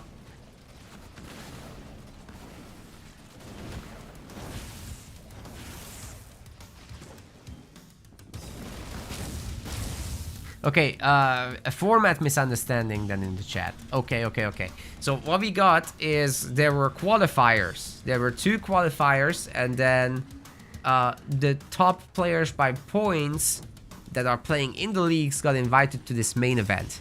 Right, so you had to play twice to get points, and then whoever had the most points, the 8 people that did have a lot, were invited to this main event with the big prize pool. The qualifiers were just a small prize pool, but the main event has the big prize pool. So that's why you're seeing the same people week after week. But also, in the next season, you'll see a lot of the same people. Hopefully we can expand it a little bit so that there's a few extra that missed out on this joining as well. Because we certainly know of a few that could, but couldn't. Due to one reason or another. So yeah, I do hope we get more people. And you know, anyone that's new to the game and wants to learn, also very welcome to join. Both the Rising Star and the Amateur League are open sign-ups, minus for the top players. Rising Star is brutal though, don't get me wrong. It's Amateur that's not brutal. Okay, Vortex is coming down here to stun the Ranger, but meanwhile the Elite is slowly picking away at the shield. Liam's shield has been broken, however the Decimus hero is a little bit better at this. The buildings are getting kind of weak sauce, but Liam has a freaking blister back blasting at this. A blaster back. And from Stars, we got a gift sub. Thank you, Stars. Seems you're having fun. I hope so. I am. It's good to finally get to cast the game and not just watch a stream where people are going draw and waiting for a result. that kind of helps. Ah, the Elite is here. Now that's helpful. Yeah, that Honor Guard can absolutely give these guys some trouble. Okay, this is a bit of a dumpster fire with this turret just spasming out and not functioning, and the rally point having an aneurysm as well. Not great. Can Liam actually save his base? The grunts are still peppering it, preventing the shields from actually coming up. Is there gonna be an engineer or something? Finally, they are coming. There is a Veterancy Star on both the Blisterback and the Honor Guard hero. And finally, we've got the heal. But this is still not enough health to actually resist Decimus. If he has a beam coming up, which he does, especially with a Vortex, which should be coming back soon, Liam is in trouble. He's not bubbled up his shields, and the engineers get taken down. This is the opportunity for Reaper to take down the base.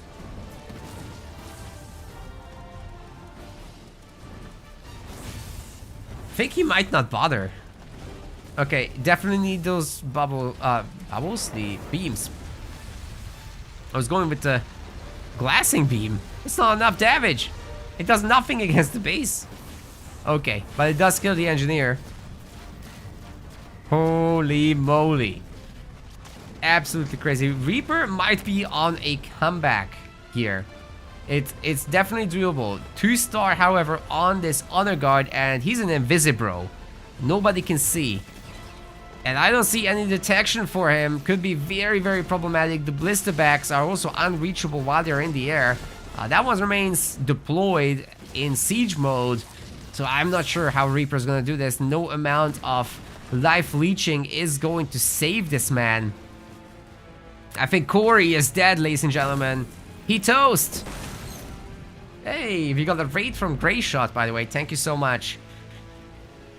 Next week, it's Company of Heroes time here at MetaPlays, so get ready. Hope to see you casting some, man. But this week, it's Halo Wars time. 2 main events in a row. And I'm almost dead. Yesterday was a 14-hour stream. Oh well. Another squad-based RTS for you guys. That's a 3-star. Maximum veterancy has been unlocked on the Honor Guard. And the Blisterback is 2-star. The other Blisterback is 1-star. The base can't be reclaimed, but we've got another Decimus. Maybe he'll do better than the other one. Purple beam time. But honestly, it didn't hurt anybody. Liam has several veterancy Rangers. They've gained that by themselves. They're not from the drop. So that's actually super sick. He just made them himself. He gained veterancy himself. Liam is a homemade man.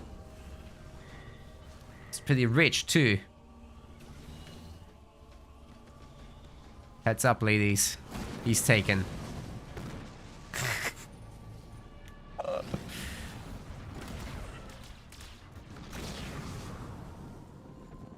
Can we get VIP on stars?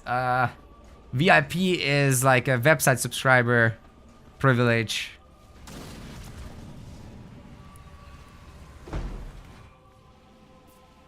Certainly appreciate the gift subs though.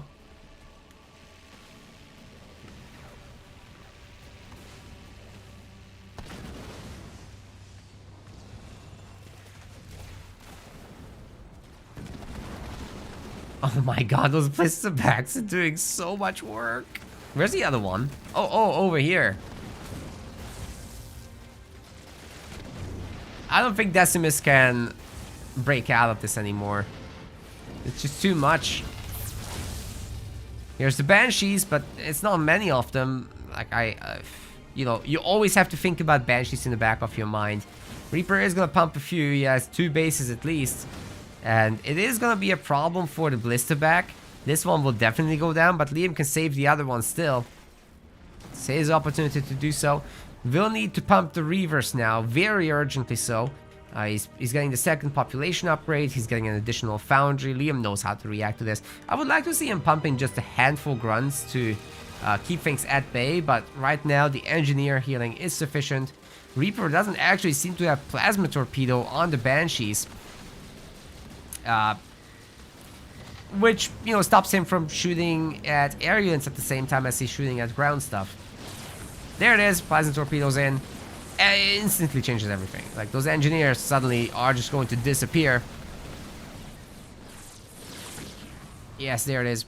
It takes a moment because they're veteran C1 taking less damage and stuff, but you know, so long as they bubble up and heal each other a little bit and get a little bit of Reaver support, they should be okay for a long time. But it's a little bit too much. I think Liam needs to leave. He needed to leave a while back. Decimus also acting out a little bit and making some trouble happen for the Reavers. The Grunts are upgraded with squad reserves, so they do have the extra elite and extra grunt in the squad. Will help a lot against these Banshees, but they do have active Siphon, which will keep him at high health. And by him, I mean them. There's a lot. Decimus might go down. No, Corey again! He'll be back. Just like Arnold. Alright, Liam.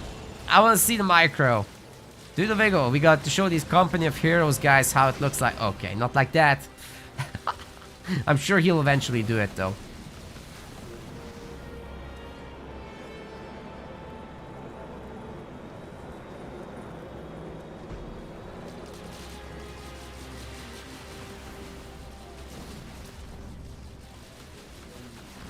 Okay, the power extractor might get taken down after the shield gets stripped.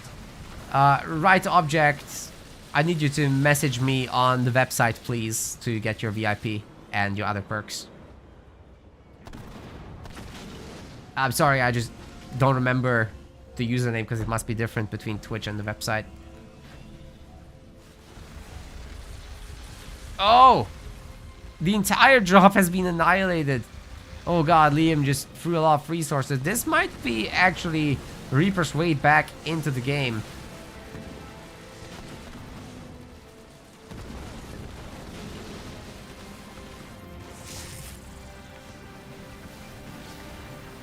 Reavers are about to be destroyed because they have been nerfed. By Vortex, their armor is reduced. Now the Banshees go boom, boom, boom. Is Liam ready for the micro? I think so. A little wiggle here and there, dodging some shots, but it's not quite enough. It's the Reaver number is just not enough. He needs much more of them. Hero does need to escape here as much as he can. Will fire up his cloak, which should get him out of here. But yeah, it's just a matter of population, guys. Reaper is on 80, Liam is on 80, but a lot of his stuff is in production or not here. But so far, so good. God, the hero just died at 3 stars. Those Banshees are insane. After Decimus gets Boundless Siphon and Boundless Fury, which is a little nuts.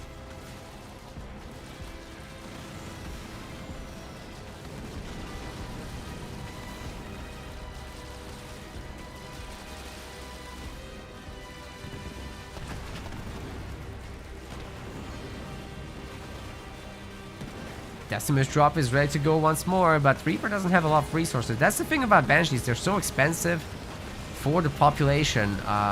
So if Liam can kill them, he should be fine, but it doesn't look like he can kill them. Decimus might be running away with this in the long run. There's always displacement. There's always other stuff. But actually, Liam is struggling with the resources too. But this base is getting pretty well developed.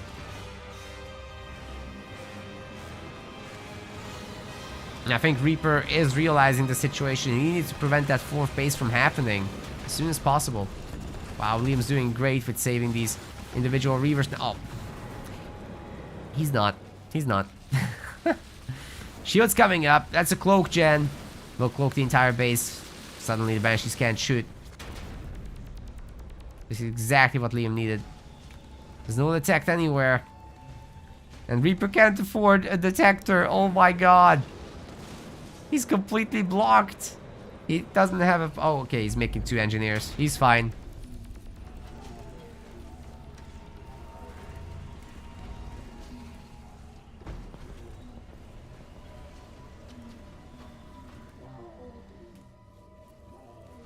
Now that's a defense. The Banshees would not dare going there. Or here, to be honest. Is that an anti-air turret or anti-nothing? It's an anti-nothing, I think. Alright, the engineers are back. Now Reaper can attack. Space is about to be deleted. Oh my god, Fury and Vortex? Okay, wait a second. The Banshees are about to be beamed after a displacement. Reaper trying to move it out of that, but the Banshees are getting followed by Mass Reaver. And that is going to just absolutely delete them. There's no hope for them at all, right? Except Decimus. But we've got a forward teleport from the Reavers. Oh my god. Beam is trying to catch them, will catch some. But Liam's microing really well, jumping around. He loses his base, however, but so many Banshees are paying the iron price. You guys know what's next, right? 1 hour match. That's it. We're going for the 1 hour match. Honor Guards coming back. Liam has a substantial army. There's no problem with that. So Reaper, he just has to somehow not lose his Banshees, because every time he loses them, it has to remake them. He just doesn't have the income really to keep up with this production need. The more they die, the faster he runs out of resources. And, well, Halo Wars 2 does have infinite resources. You do need to have good income to maintain the pump.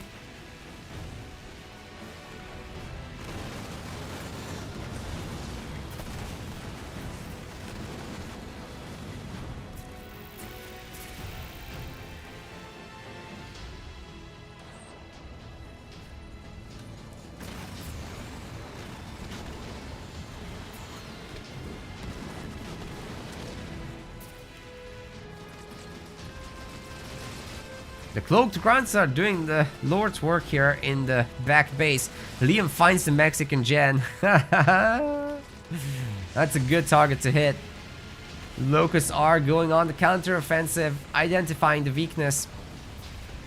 Hero on hero battle also is commencing. Decimus rips off the shields, at least, of several units, but I think more than that could be said about this. Reaper's base is still at half-ish health. And Liam needs a big pump to keep his stuff going, because the Banshees are going to tear him a new one if he's not careful.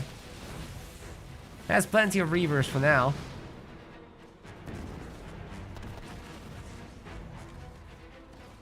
Going to 1 hour.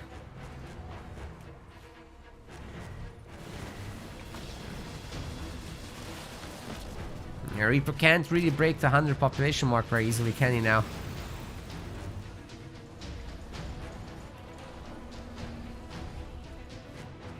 Neither can Liam for whatever reason. He has the resources.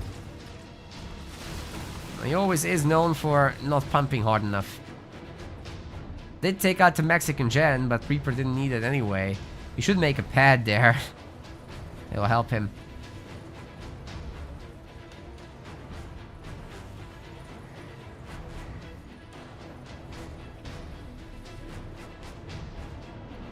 It's already 8 p.m. where I am, and I'm worried this tournament will be another late night action thing. Good lord. Alright, almost everybody is healed up. It's time for another strike, and I'm pretty sure this placement will be up. Ready to help Liam out. Put the Banshees into Narnia, and everything should be cool. Oh, pulling a grunt, that's very unlucky. No one can see, and now they can see, but this base is fully healed up. Locust getting pulled in. Liam's base grabbing attempt will fail, but as long as Reaper doesn't have the base, he's happy enough. Base trade time. Are those locusts shooting enough? I swear I heard a beam. There it is. Yeah, Liam extracted actually, so... with so many of his units getting pulled out, I'm not sure he can defend against whatever this is. It's Fury, it's Siphon, it's Dead Base. With Vortex in particular, okay, displacement does solve a lot of the problems. And we're gonna have a double Unicorn healing group. There's a 1-star on the Warlord.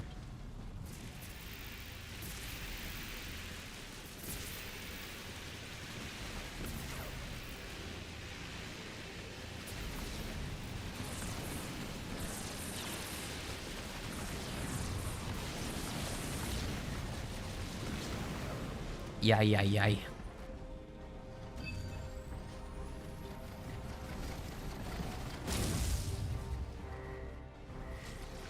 Team's working on these back bases, dude.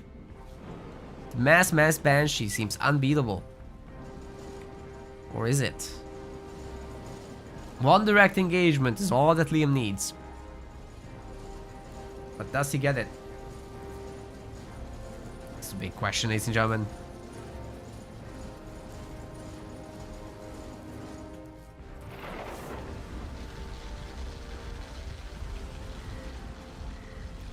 It's a really good split until it wasn't. The grunts might make a few pickoffs here. Here they go with the Locusts again. It's only 3 of them, but this is an unupgraded base, so it's easy enough to... Hosty suggested the bronze and the grand finals be cast simultaneously. I'm willing to take it if it's necessary. Yeah.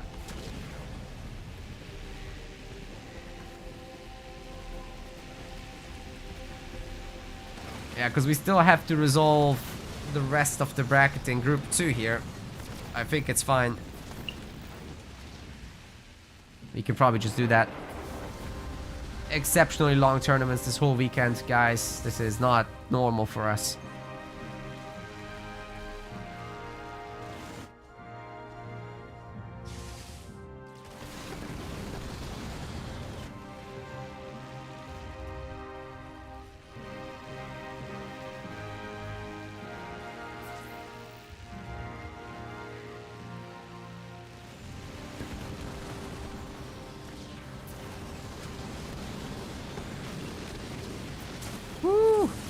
Okay, here comes the big fight, guys. Can those Banshees actually make it against all this anti-air? With the heroes, certainly. That's the thing, like, the Reavers are great at what they do, but these two guys can change the situation completely. Especially with the addition of Vortex on 3 of the Reavers. They can't fight back and they just get picked off very easily. Liam goes Invisibro, loses his entire army, but he's rich, he can take it. And he killed enough that they're kind of even actually in terms of population, so this wasn't too bad. Got the spin to win. Come on, spin to win. Yes, he's not getting shot at all. So good. Well done, Liam. That's what I would like to see. Unfortunately for him, Decimus can just pull. So can the Warlord. Passing beams ready for the next big fight. But the base gets taken down. Liam is taking initiative. If it goes to 60 minutes, if the game state doesn't change, that's a Liam win. Just up a base. He doesn't need to push for anything too crazy.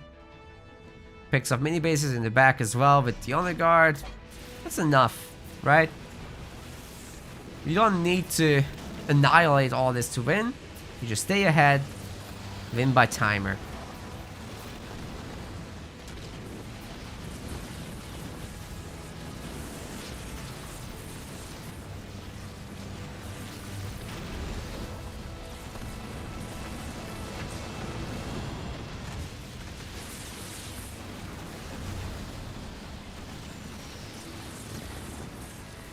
What? Chat's going like Liam is losing. No. No way. He's chilling under a shield with Reavers. He does need anti-air turrets, to be honest. That would be helpful, but he's just ahead in every metric, guys. Population, resources, bases, mini bases, power nodes. He's got everything. Army quality. Reaper can't fight him. All he can do is outposition Liam. But then he gets displaced right into the middle of it all. Holy crap! He just displaced and beamed everything to death. The Reaver AoEs have annihilated the air. And Reaper does no longer have an army. That was absolutely sick by Liam. Might be his victory condition right there if he attacks right now. He is attacking. He knows exactly what to do. He took out 2 mini bases in the back as well. And even the Honor Guard should be joining this one. Very nice.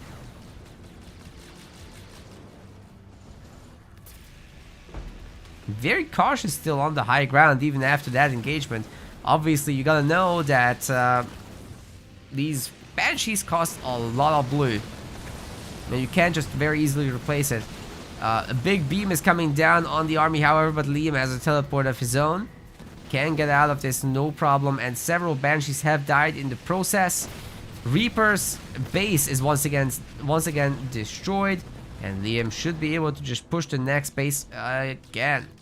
Picking off the minis is super helpful. Didn't quite kill the mini itself, but just, you know, destroying the pad on it is sufficient. Keeping the resources off his opponent low. That was sick. Liam is playing so well.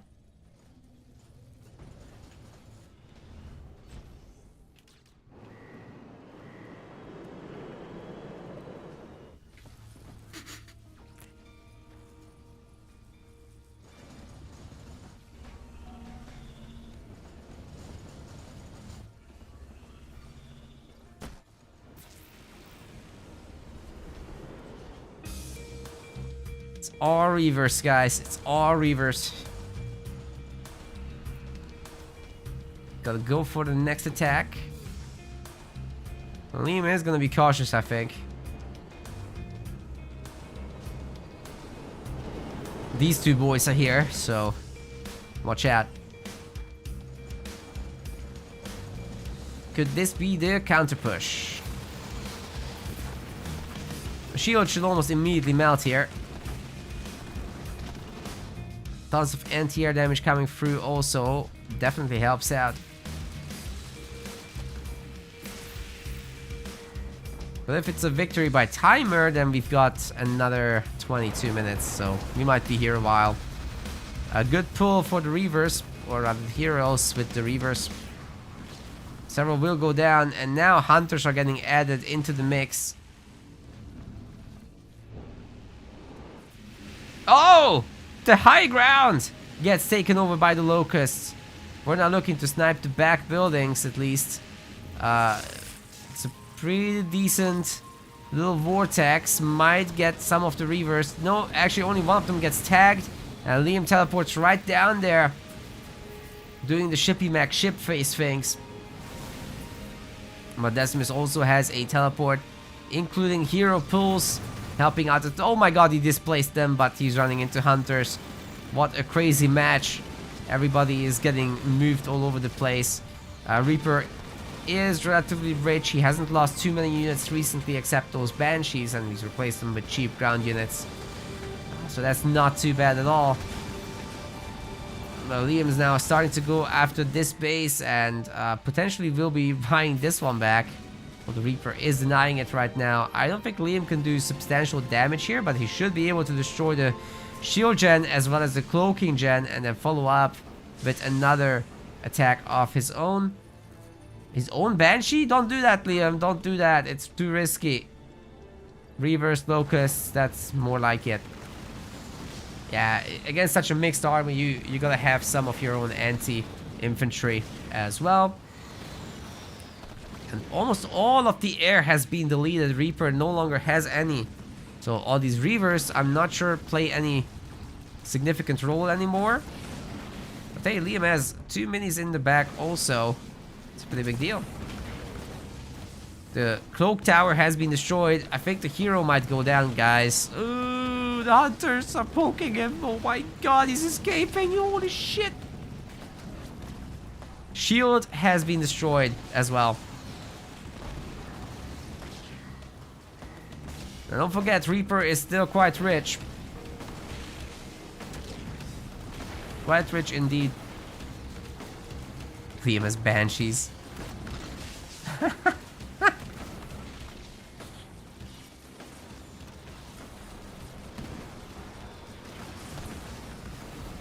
Oh my god, what am I watching? Shield's coming back, of course. My goodness. Okay, there it is.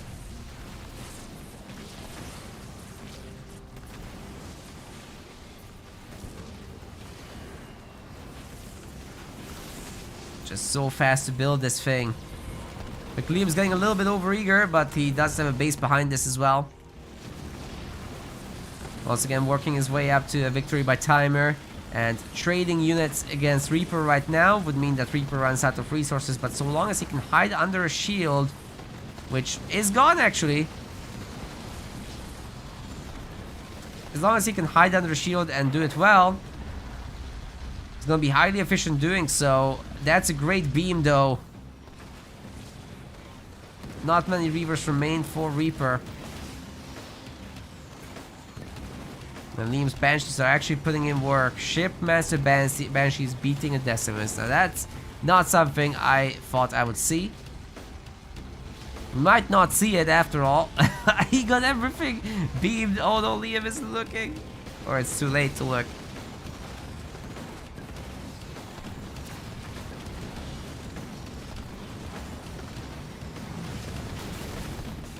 Mini displacement or teleport? Might be the teleport, that one.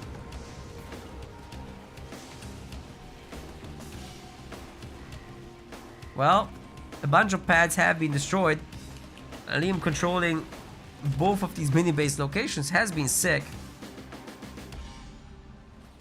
Reaper can't pump too many units anymore. The shield gen, if that gets destroyed, it's actually very hard to replace at this point.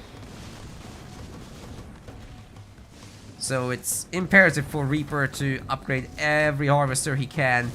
Every little bit of income like that will count. He can't detect a hero. Oh my god, he's gonna get the shield gen. It's gone. Liam can do whatever he wants. It's Wraiths now. He's gonna take the higher ground. Man, if he put some blister bags up here, that would be sick.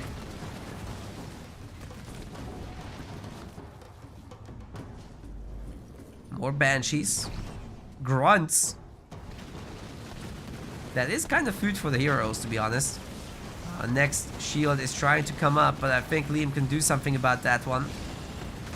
So much damage up here, there should be no issues taking that thing down. There's also no high ground vision for Reaper once the units that jump up get destroyed. So that's something to keep in mind. Cloak is in, however, and engaged. He's just gonna leave. He could destroy the cloak tower with the remainder units. Is that a suicide grunt drop? Oh my god. No way, dude. They almost killed the Reaver, actually. That's almost worth it.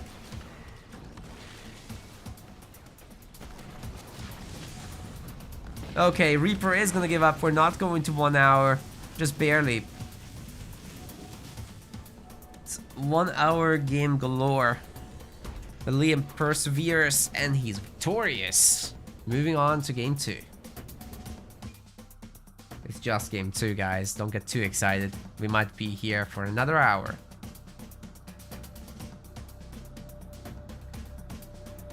Alright, what else is going on? I'm getting pinged.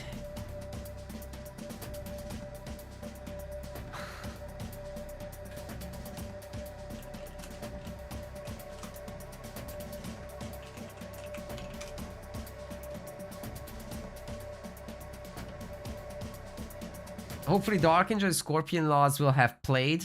Oh wait, Scorpion Laws is gone? What?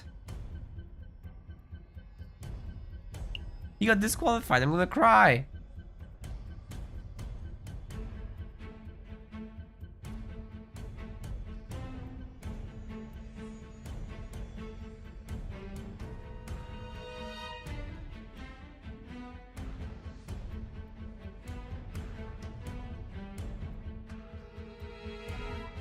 What happened there?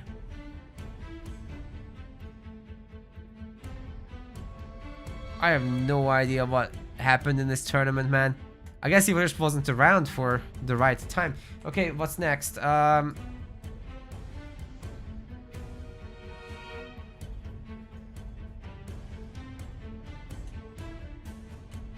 not the host. They can go to Vault all they want. I'm happy. It's an action-packed map. Let's do it.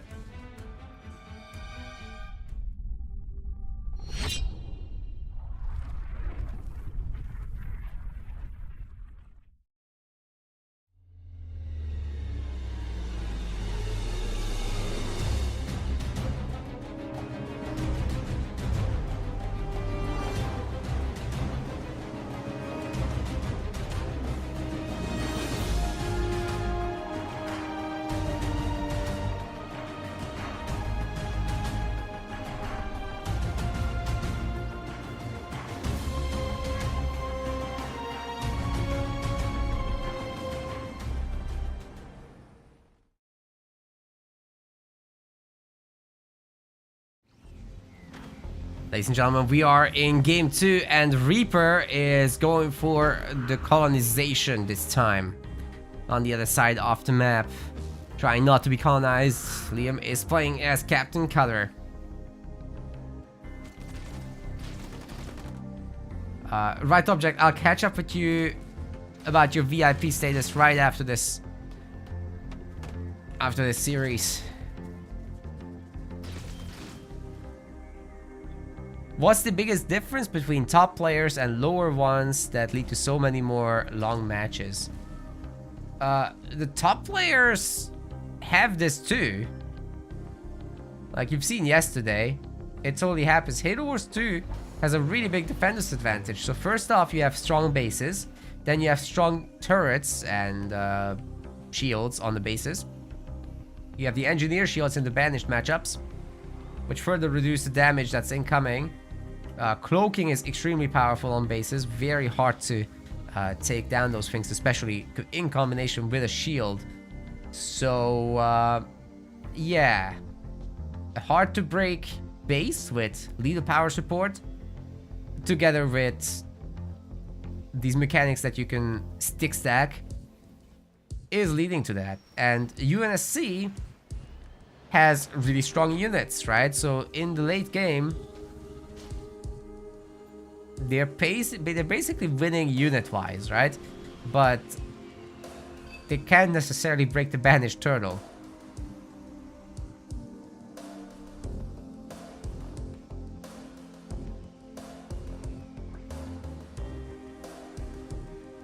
So lower level players don't know how to break a turtle, and defenses help them, but high level players know how to break it, and they're also so good at defending that it's still gonna be a problem. Which is crazy. But at least there's less of that.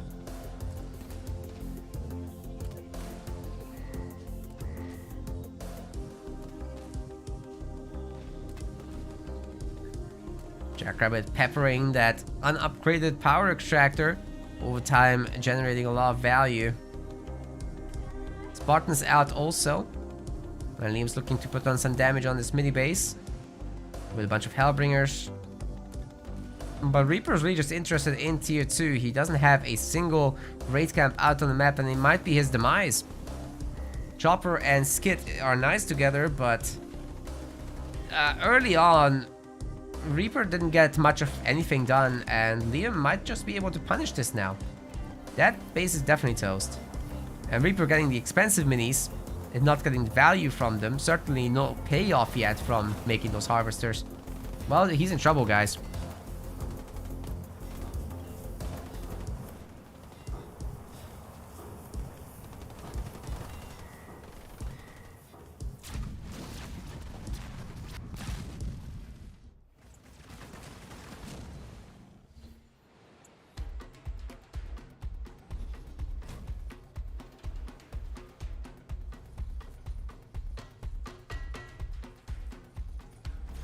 Right, Liam moving up to the power nodes now. I think he just looks to clean up the minis, but then there will be still the tier 2 main base with potentially ranger support. Oh my god, is this a turtle game? Is this a turtle game? It's trying to expand, so maybe not, but maybe yes. Liam's gonna be on 3 power nodes anyhow, and ooh, actually Reaper could threaten the main base with a colony drop. The scouts are already on their way, and Liam wakes up and realizes, oh shit, the colony drop could kill me. Yeah, better go home with that Spartan. That's the best defense you've got. You've taken out the minis already, you've got map control. Don't get greedy now.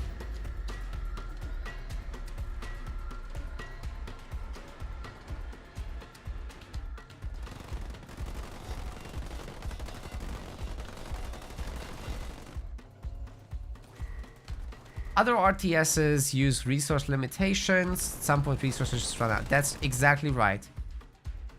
That's exactly right. Even in the other game we do, Age of Mythology, there are infinite resources technically, but you have worker units, so you just kill the workers, there's no more income. And they're vulnerable, not like the buildings here. So if Halo Wars had a unit-based economy, like resource collector, sort of in the style of Command & Conquer, where there's just a few of them and easy to manage for a controller player, I think that would be very, very nice. Because you would have to go out on the map, you would have to control the areas, and so on. Spartan will be stealing that Chopperino, and Reaper will be losing his base thanks to the ODST drop of Liam. He's in trouble. The Capitano will hold strong. Definitely can't push that right now, but he's banished to go back to one base, and this Chopper is driven by Spartan now, with the Skit attached. Total mind control has been achieved.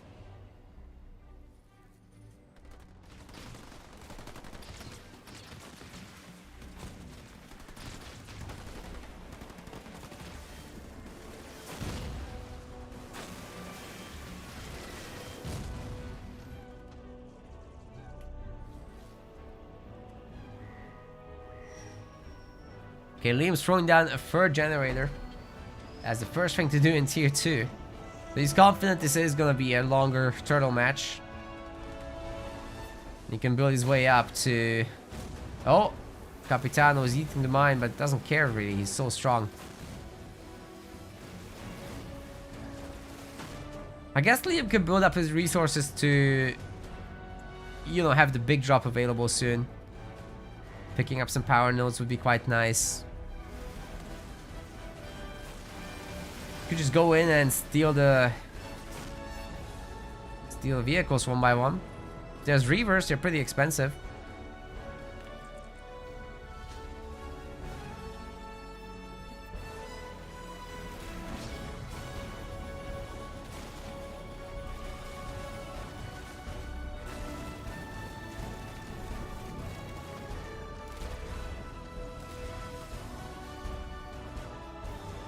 Cancels the base. It's all resources back home, so he's gotta be really careful with this. It's 2 Reavers now. All the more arguments for going to steal them.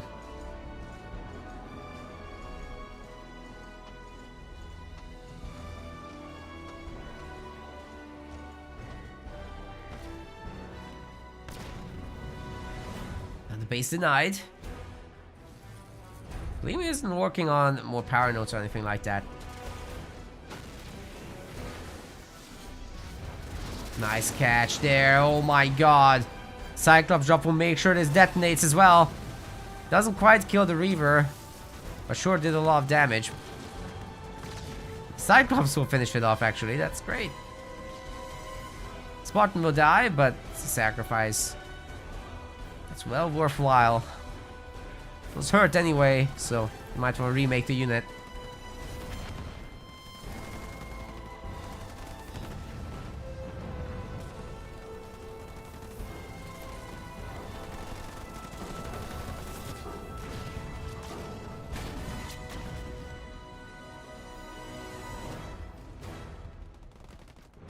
Mini base destroyed. Liam's going EOD style. The builder. If it does too much of it, Colony can punish, so you gotta be really careful.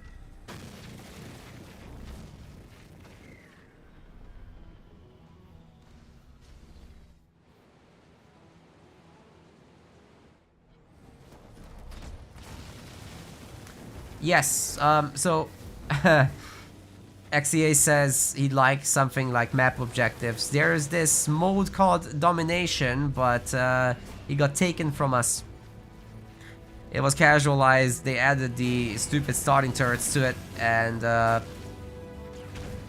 4 starting turrets, like you can't rush. What's the freaking point in playing that? If that was modified to not have the extra starting army and starting turrets, that would have been the default mode, but after that change was made and there was massive community backlash, instead of letting us change it back to how it was originally, 343 was like, you know, just make deathmatch the default. Like, they're sticking to their guns so hard and nobody plays the objective mode now. It's very sad.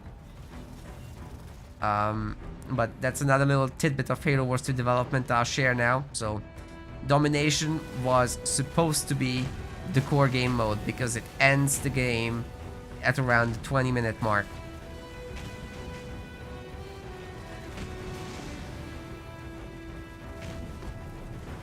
But the way it's set up is just not right. It's not right for competitive play. You should be able to rush, you should be able to expand, you should be able to turtle. The starting conditions shouldn't define your playstyle. Your decisions should.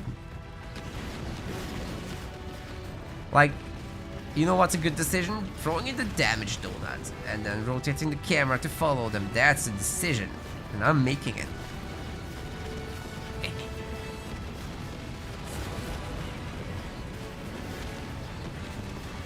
think I'm getting easily distracted from this. What was that? Hunter's friend tickled. Ooh. Reaver not helping out much here, but you know, as long as the Reaver doesn't belong to Reaper, Liam's happy. There's a counter-offensive going on, however. I wonder, Reaper cannot afford the big drop. Cannot afford anything at all, actually.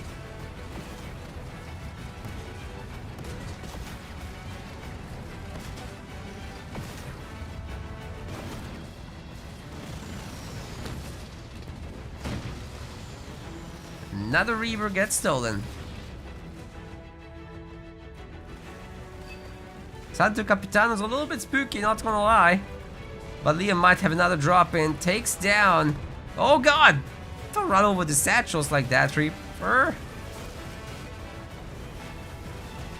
Because I heard something drop in, but no, of course not. The resources. Liam's doing pretty well keeping the Spartan alive. Did you see those mini Viggles? He was dodging the turret shots. This guy's sick. So good. Can we actually take this base down or what? I'm not so certain, but tell you what, these guys are toast. Ooh, Spartan is going for the slabs. It's so good. That was so good. Finish it off. Those guys too. And the base is taking damage, so the shield won't come up. Oh my god. What about the counter-offensive? The anti-infantry turret got smoked by a dead Nightingale. And now the generators are getting bullied. This is now a 1-star Hunter Capitano, but Liam has many, many more bases and backups. He will be fine. The Spartan is back to being shielded. The shield got taken down, and the 1-star tank is wreaking havoc in the back.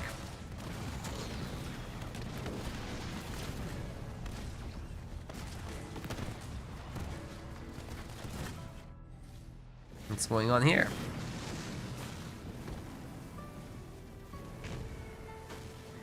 Oh yeah, the game was supposed to have more interactive map options as well. That's something I've spoken about before as well. The mega turret on Ashes, that was supposed to be a thing, but then just got turned into a prop. And, you know, there was supposed to be a rotational Super Sentinel on Rift that you could capture, and what, yeah, many things like that. Too expensive to make. Too little time to make them. If there was more time, that's a very different story. Probably spectator mode would be better too. Fewer bugs.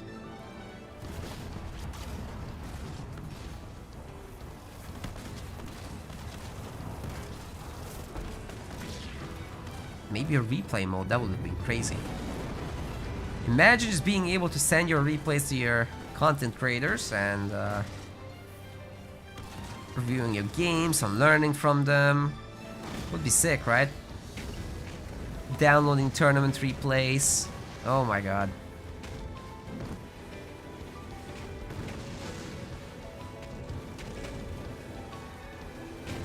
This main base might actually go down to the Goliaths.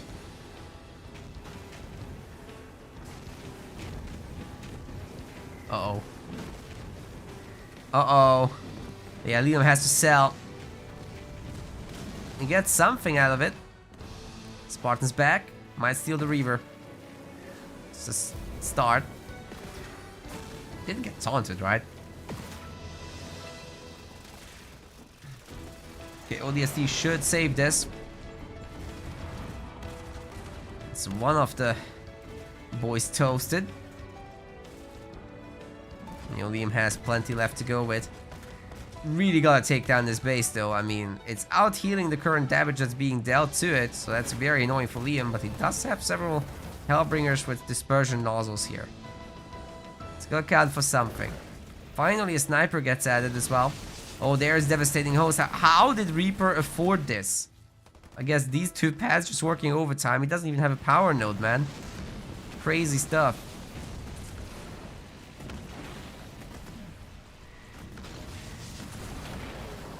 Why doesn't spectator mode black screen? Oh, that's a, yeah, that's a Rock's got this. That's a console bug.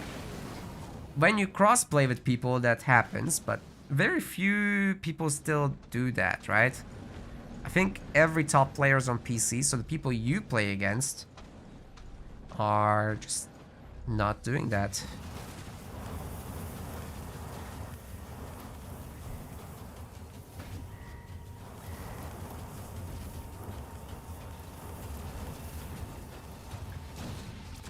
It might be even specific to the Xbox One rather than the thingy series consoles. I think that might be a thing. Because I mean, the Xbox One is now well over a decade old, right? People just don't have that anymore.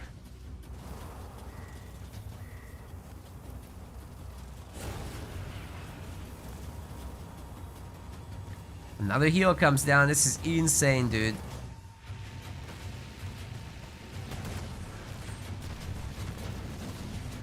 Where is a generator still? Like, I actually don't...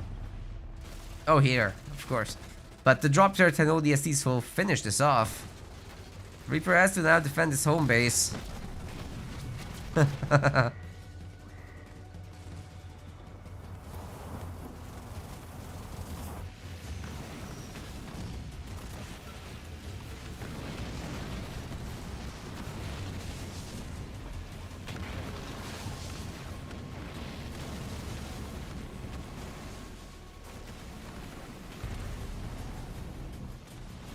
This might actually go down, but Liam's kind of eating this. Uh-oh. Don't tell me this survives. Liam, if he loses... Okay, another close air support. Of course, that will... Okay, unload the leader powers. That might be a victory. Oh god, the veteran Reaver got taken down. The Locust got taken down. The Wraith's getting taken. That's it. There's no surviving and coming back from this. All you gotta do at this point, if you're Liam, is spam snipers.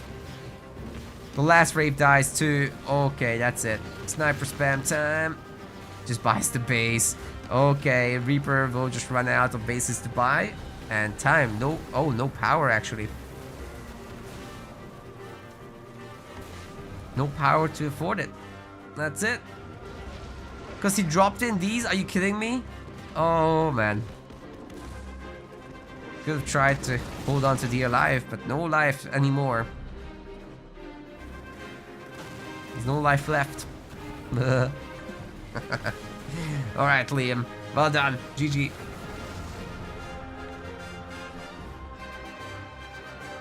Don't have to kill the colonizer, just take away their stuff, right? That works.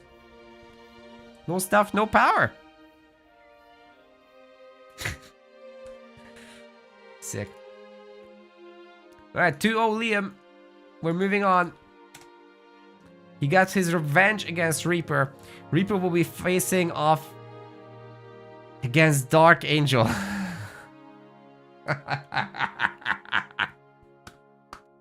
We're gonna be here all night.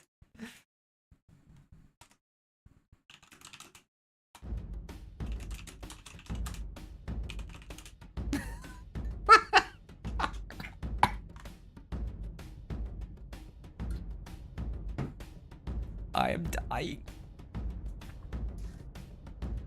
This is what's awaiting us. Reaper versus Dark Angel. We've been here before.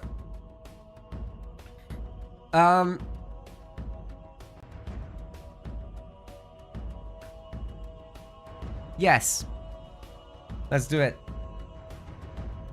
My head hurts.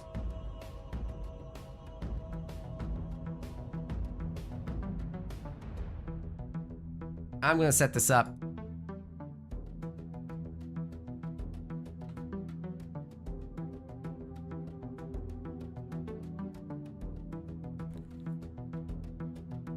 Okay, my in-game inviting doesn't even work.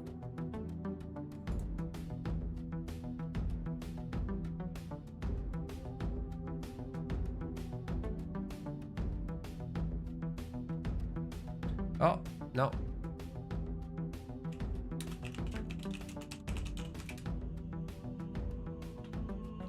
This is gonna be a problem.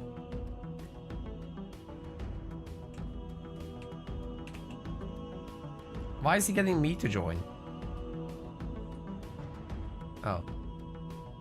Well, I don't mind doing it, but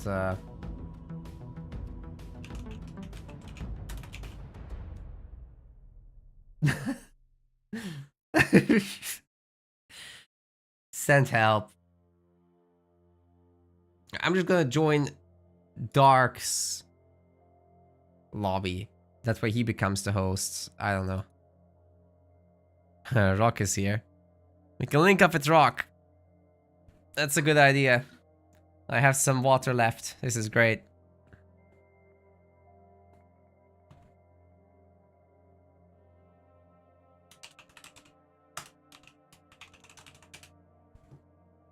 See if Rock wants to cast.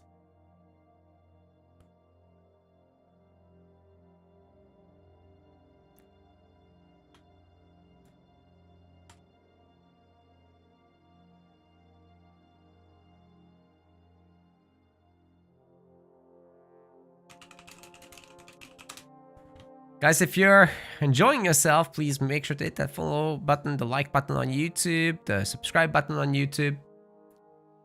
And I did promise to look into... I'm sorry, I forgot your username on Twitch. Into VIP status. So let me go and check on that real quick. It really helps when you message me separately. No distractions. I need no distractions. What was your Twitch username? It's really confusing when you have separate usernames. If you join the Discord, it's so much easier. We can also give you VIP there, or well, the associated role.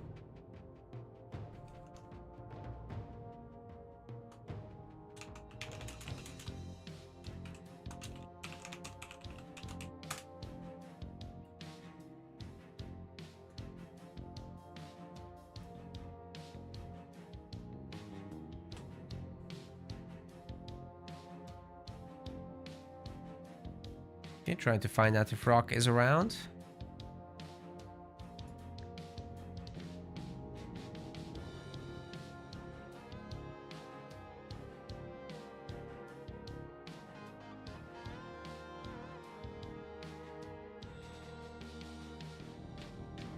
Not getting a reply just yet.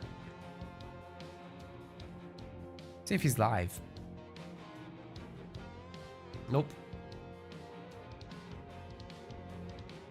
That's fine. Right object. Thank you. Thank you, Flex. Of course. VIP. There you go. Just one of the many, many perks. I think we'll also give a follow on Twitch. But I'm pretty sure I messaged you on the website about this information, right?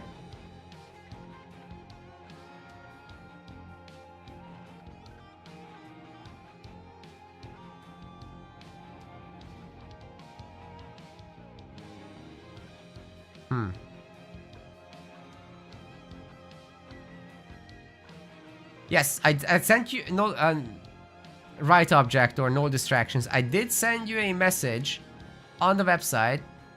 Please respond to it because I'm asking for more of your perk details, right? You subscribed at a very high tier, so I want to make sure you get everything.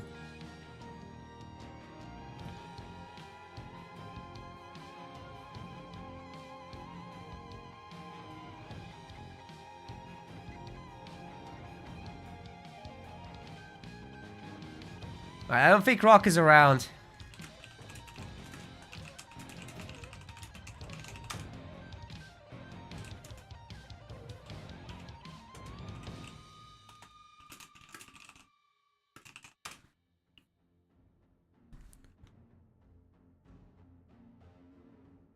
I don't think Rock is around, guys. I think this will be a solo cast. No problem.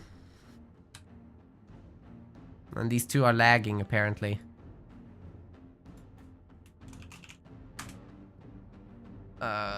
The color's right. No other way around.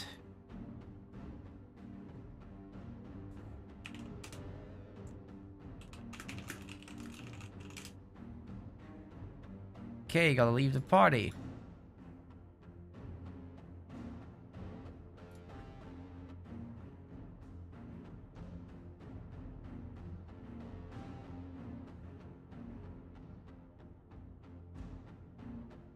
Oh my god, I don't have Reaper added as a friend.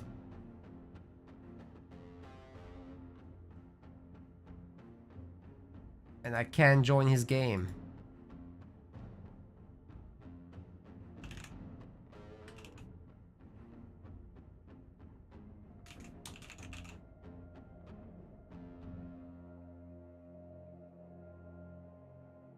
That must be because he didn't accept my friend request.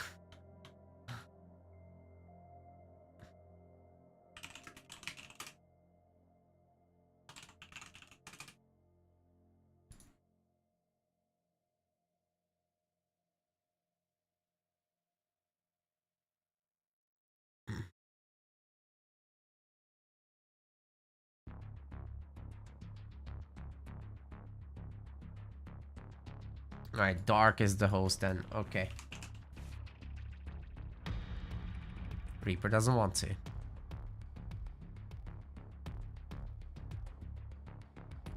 Unable to join. Oh, I'm already here. Okay, then Reaper needs to join. Why isn't he joining?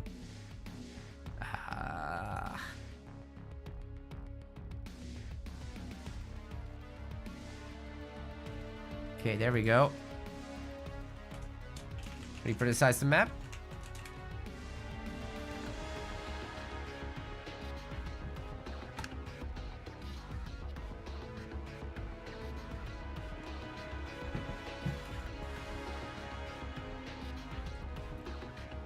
Okay, he wants Vault, which is great. Why am I the host? Okay, whatever. I'll be the host.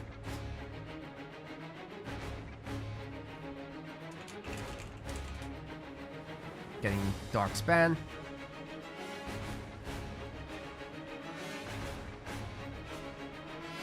Why did they never go air? Air is still OP.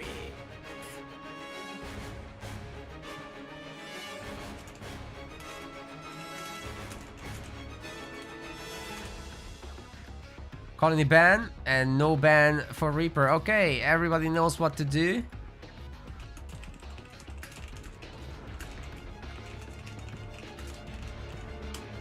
Just making sure that players get the message about that only Colony is banned, to remind them. Reaper versus Liam. Liam voters get their points. Sorry, that's late. We're going to vote now for Reaper versus Dark. And you guys get your vote.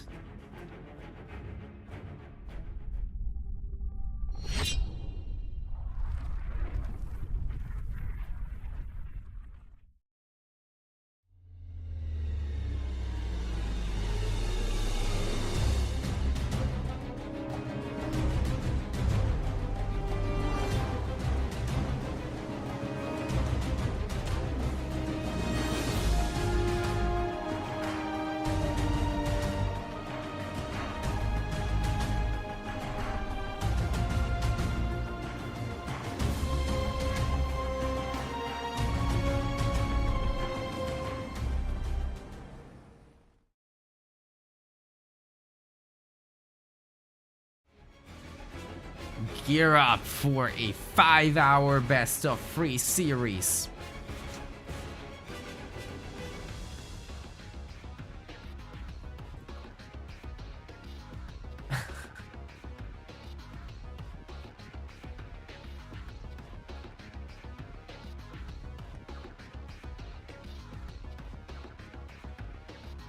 Got our picks.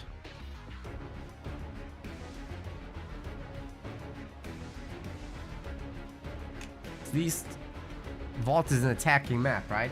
Let's do this.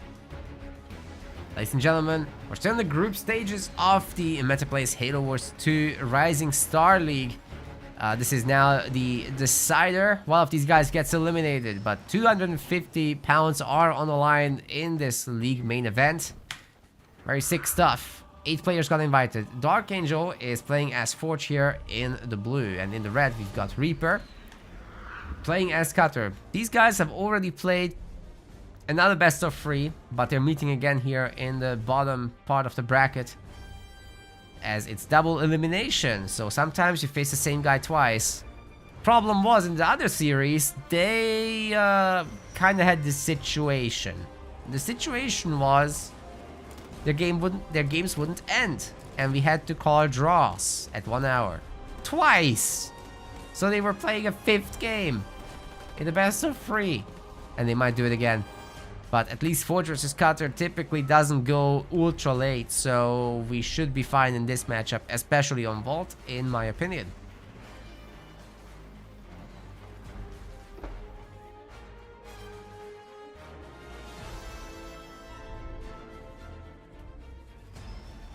We'll be here for a while, I'm thinking still. Both players are kind of defensive and don't like big commitments. Reaper playing rather standard here.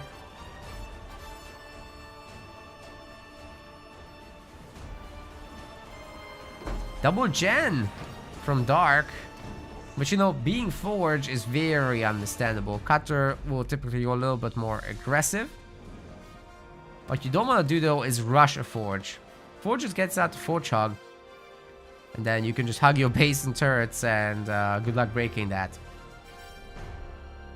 Seeing as the Forge Hog buffs unit defenses nearby.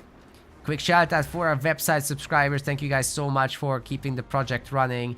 I did message each and every one of the current subscribers to make sure that they get their perks that they want.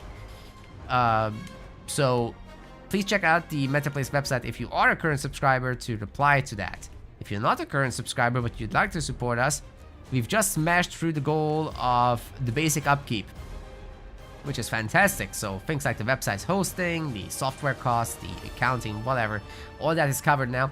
And moving on to the next tier, which is taking care of our video editors costs. That will be fantastic support as well there. Thank you guys so very much. Keeping the lights on, you guys. Thank you. But everyone else matters as well, so I really hope everybody's having fun with these events. We'll keep many more going. And after the Rising Star League, we still have the Amateur League's main event this year.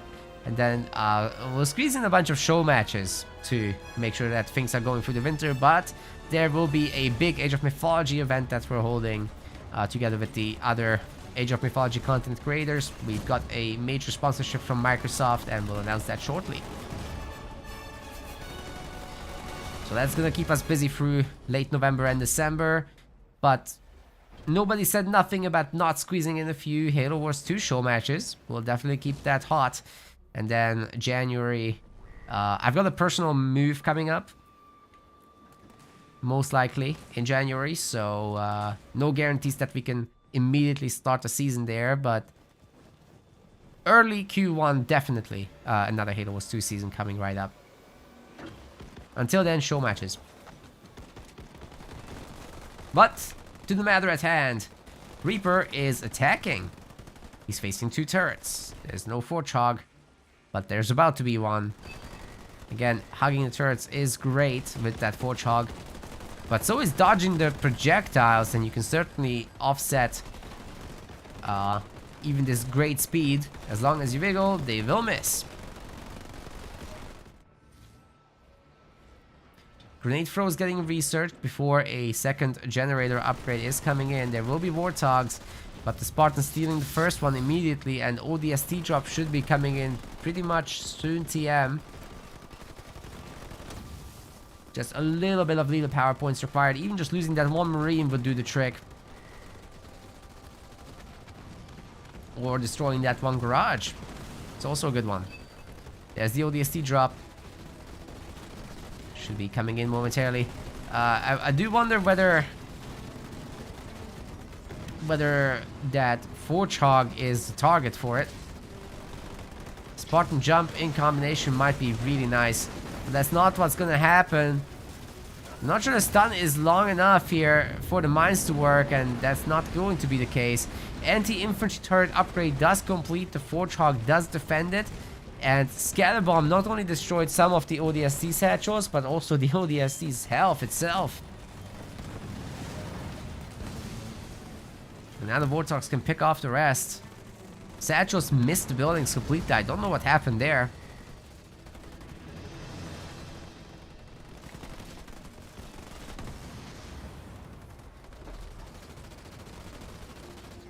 I think this is a defense. Not too many buildings were lost. So Dark Angel has to be rather happy with this. He's tier 2. Reaper isn't. Although Reaper does have 2 power nodes on the map. But he is behind the minis. So overall, the economy for our Forge player is just really nice. That is, however, 2 upgraded supply pads. Something to watch out for.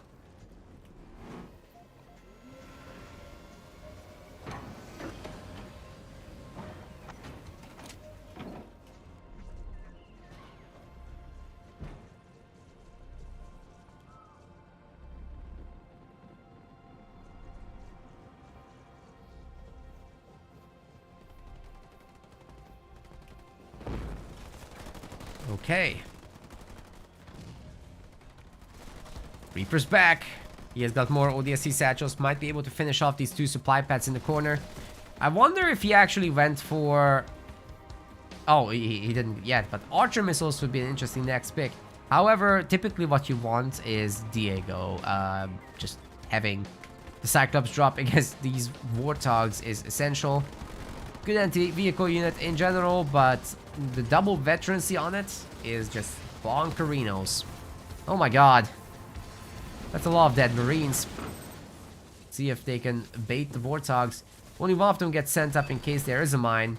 And good sense, good game sense right there from Dark Angel. He doesn't need to approach that. He can just go for the minis and get anti-infantry turrets back home, which he is doing. Now the counterattack should start doing some damage. Combat tech is coming in, which will help out a lot against the Warthogs. But again, the Marines are not particularly healthy right now. They will be healthier as the upgrade finishes, but not very much. The pads have been recycled for production. Now that is very unexpected because they were upgraded pads. That's really not what you would want to see. It's a lot of money getting traded out there. What's about the home base? There is a pad, but is this enough for Cutter? What about that armory? The Spartan's not... What? He's upgraded. That should be a pad then. Oh man. Reaper will run out of money here, I think. Won't certainly not have enough money for the constant drops. And those Hawks are absolutely shredding the Marines right now. There's only one Nightingale to support.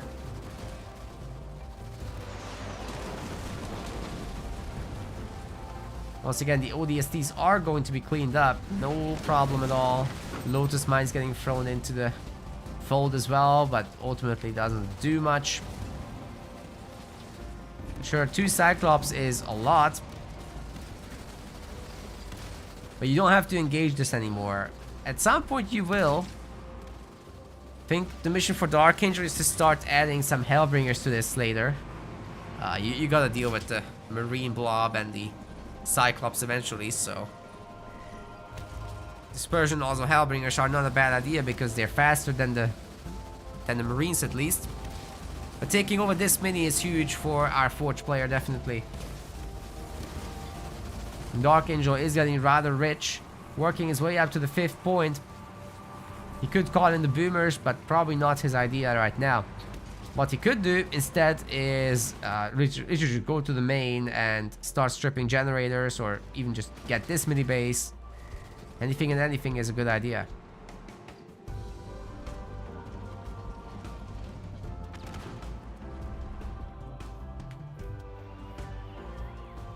Third generator for Dark is up. Expansion coming in. Might not make that though. There is this counterattack. Should be able to do a lot of damage.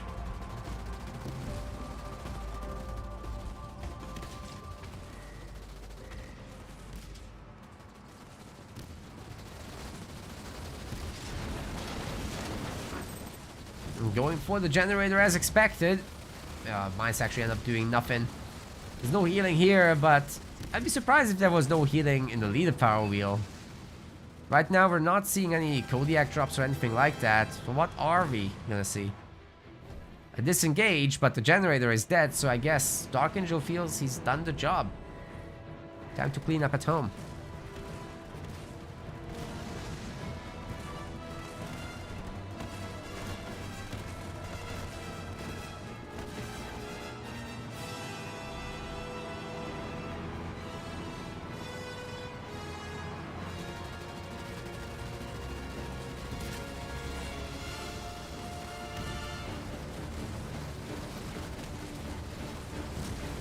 Okay, the vehicle turret will be destroyed easily enough. Again, the Forge Hog is helping tons here. Just a tank. Big drop on the fence. Hetchy would cry in his grave.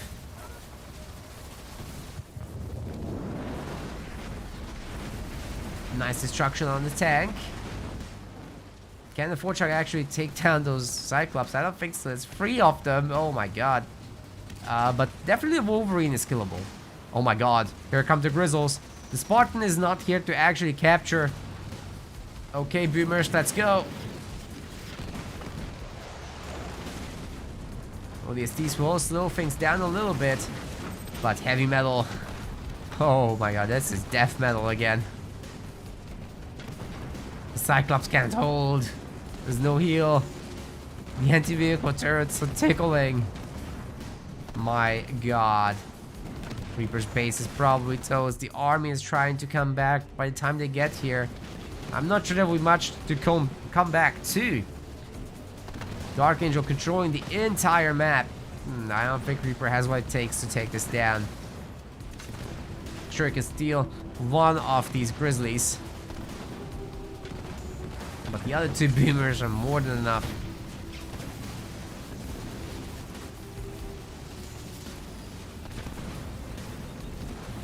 Takes a tank, but loses the base. GG. Nothing left.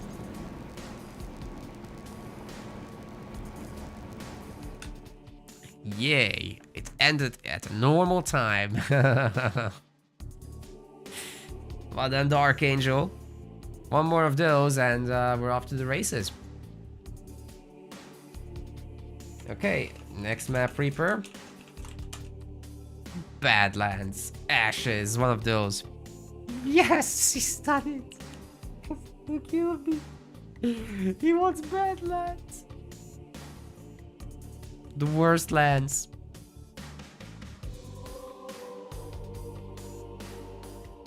We're actually going there. This is crazy.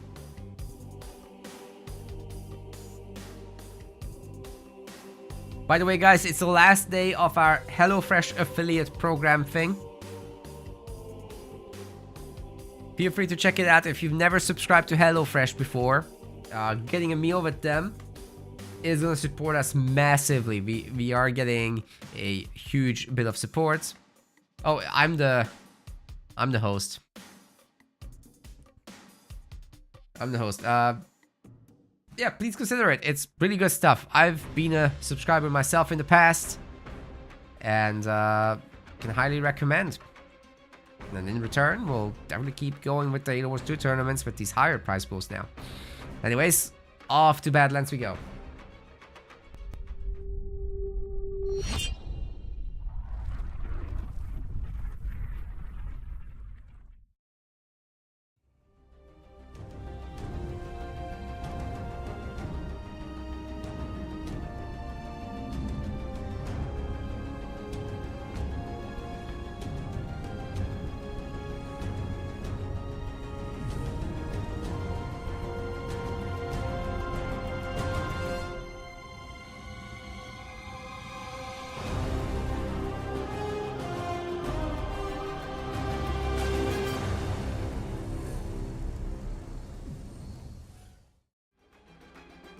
Okay, waiting for the players to pick their faction.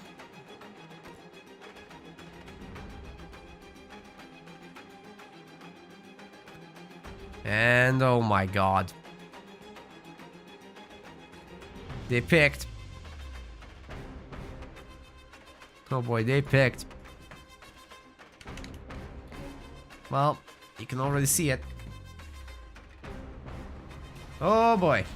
We're back here on Badlands. Ooh.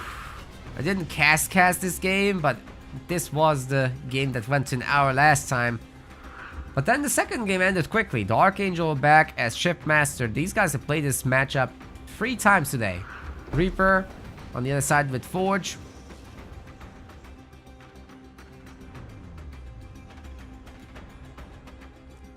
It's gonna be a fight for the middle. Where's the ghosts? There's no ghost? You can't go without the ghost. You'll lose the Jackrabbit fight. Although, Dark might win the mini bases, which is nice. But with Reaper's pathing, the middle mini base is immediately secured.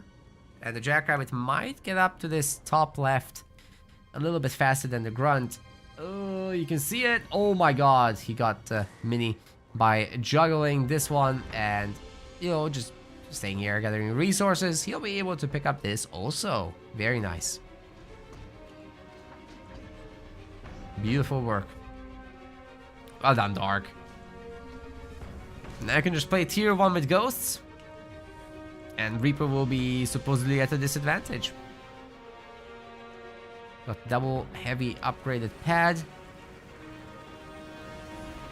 And the army is coming up.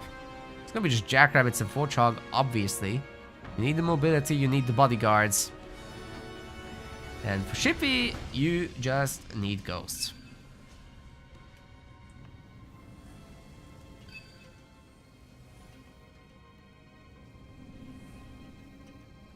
Right, the resource pickups have been looking really good, I think, for Dark Angel. He picked up the majority of the power, so getting Ghost shielding won't be a problem whatsoever. I think he's doing it early as well.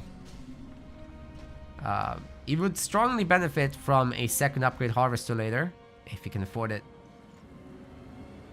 Already got several Jackrabbits out. Is he even in finals? He made it out of his group, so he's top 4. Now the question is, which of these two will make it out?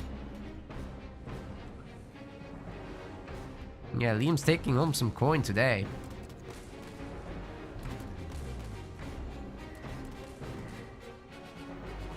And here come the Ghosts. They are shielded, so they can slap these Jackrabbits pretty good, especially if the space remains locked. But you gotta go up there and not bully the Marine and stuff. You don't have time for that. You might get caught by the Forchog, even worse in that situation.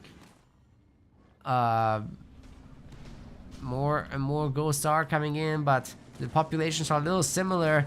And you gotta count the Forchog for at least 4 Ghosts. That's like 12 pop. 16 almost.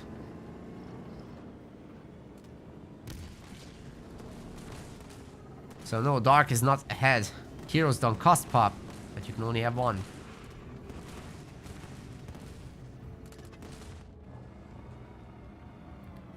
This is definitely not something he can engage. Even though there's more in the mini, he needs to get out. Like, there's no choice at this point. You have to let them out. Before the mini... Oh, it's just 1. It's just 1. Mini base got destroyed anyway. The ammo round wasn't that good though, but 2 Ghosts are dying anyhow, it seems. Whew. Nice dodges there. Very nicely done by Dark, saving the other one. I really thought that would be 2 kills. But hey, as long as he can pull back this guy a little bit, and the others go to the front, the next fight shouldn't be too bad. Pissing off the Sentinels would have been a nice idea as well. Every little bit counts in these cases. Alright, how many? 11 Ghosts, but 500 resources in the bank, so that's not good. And, you know, with UNSC now taking over the mini-based lead, having a hero out, this is just not too hot right now. There's no turret even. Dark says there's insane lag. Oh god. Well, I did ask them to host, but they're refusing to host.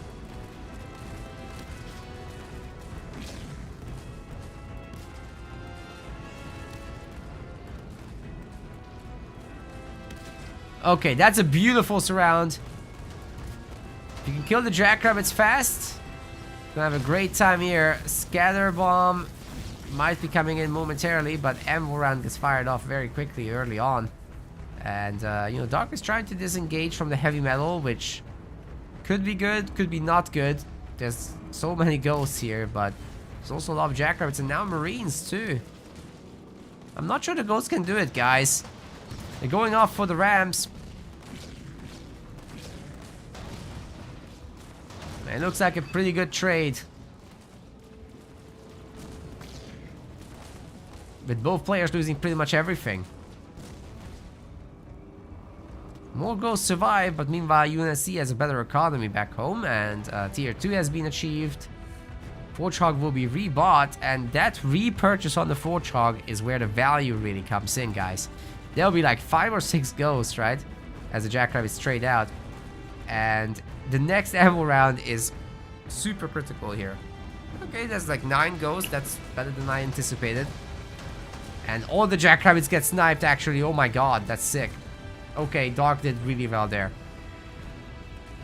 Thought Reaper would be able to hold on to them a little longer because the Jackrabbits are actually faster than the Ghosts, so there's no excuse for not leaving here.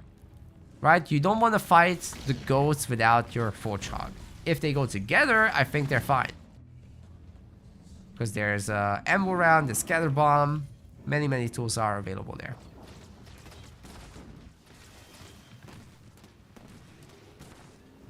Right, Liam is correct in the chat as well that Dark shouldn't have 0 nodes, right? The entire early game, when the Warthog is out but you don't have enough Ghosts, what do? You go for the power nodes. Exactly. Good of you to point that out.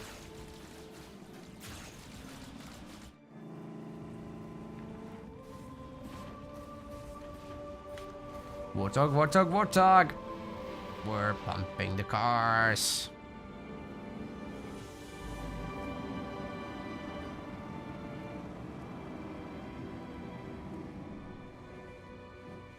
Well, tier 2 looks achievable. There's a bunch of turrets at home to help defend.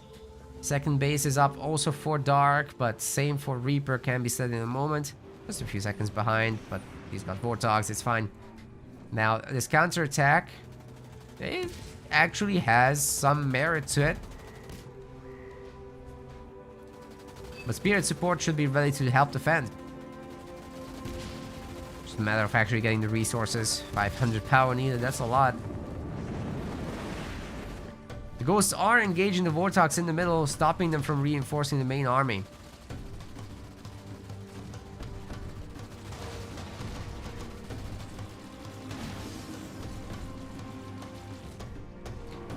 Oh shit, the base has been destroyed.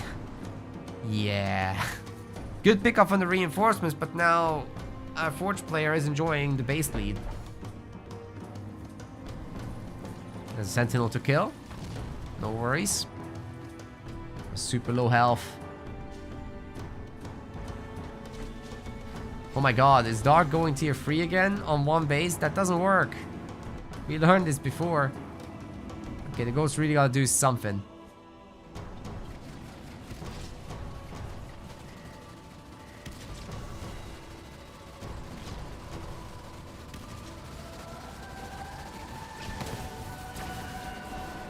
There's a Spirit support. Foundry's gone, but that's an acceptable building to lose. Not the biggest deal. Dark is also going tier 3 behind this, right? No, he's making Hunters. He's making Hunters. From I'm guessing one of the minis. Up here, yeah. Forge. Spamming.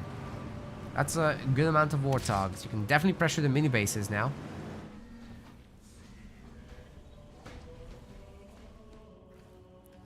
Mid base does get taken over ultimately. Damn, the Ghost has line of sight from here. Always surprises me.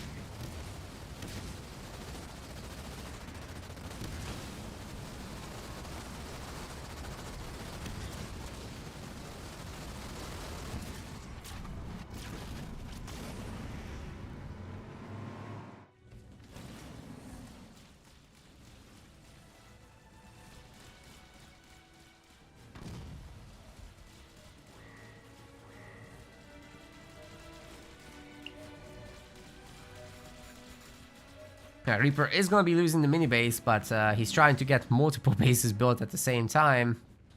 I think he's actually succeeding with it. Not trying to sort the main base. If he had the resources for it, a Grizzly drop could end the game, but he doesn't have the resources for it. Some of the Hunters are getting teleported back home, which will absolutely hold this base.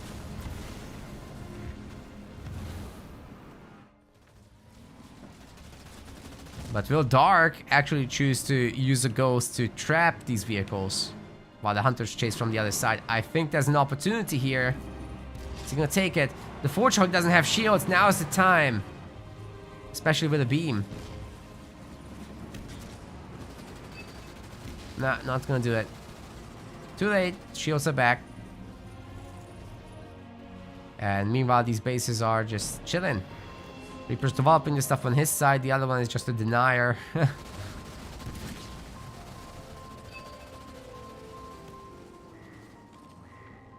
For Dark to work his way back into this game would take a miracle. I just don't see it. For Reaper, I would love to, however, see like a single Marine just going after these power nodes. Every little bit counts. He doesn't have a whole lot of power anyway, so, you know, sacrifice a little bit of the resources for that. No heavy metal getting used here. Scatter bomb is coming. Yeah, there it is. Dark kind of sitting in it. Oh god, you can feel the lag. I'm sure he was reacting. Heavy metal is still available, mind you. And overall, the Ghosts are getting some pretty good pickoffs, but the Warthogs are stronger, mind you. What's Dark Angel gonna do with all this power? No one man should have this much power.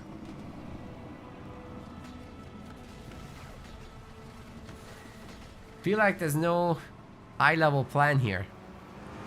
He's got all the power nodes and it's more than he's accustomed to, so now he can't spend it. Of course, getting the Honor Guard out is a great idea. Get the fortifications upgrade as well. Makes the bases a bit cheaper, right?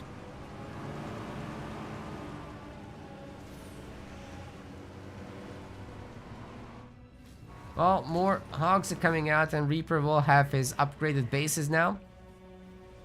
It's just a matter of going tier 3 at this point. Sure, this base will go down.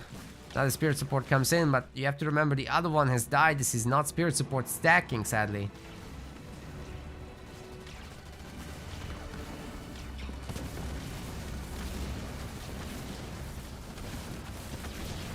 Ay, ay, ay, the engineers are dying. The previous ones also didn't do much of anything, but these guys just got wrecked.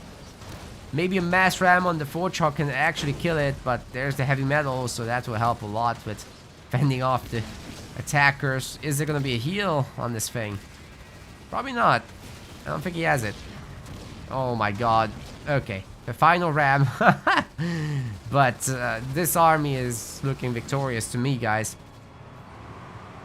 There will be another 7-slot base upgrade coming, or was that tier 3? It's tier 3 coming in.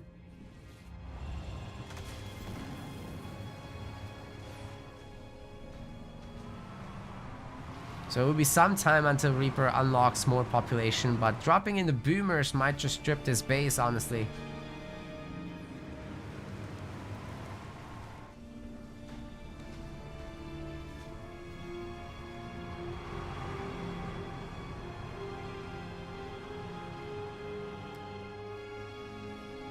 This is what I meant. Great to see this. Okay, Dark, time for the scrap. Make it. No, no, you're spending your resources. No. You can't make a scarab if you don't have money. This is all anti-vehicle turrets it can hold. It's not like Reaper has pop. Of course, Dark doesn't know that, but yeah. If you have the opportunity, think about it.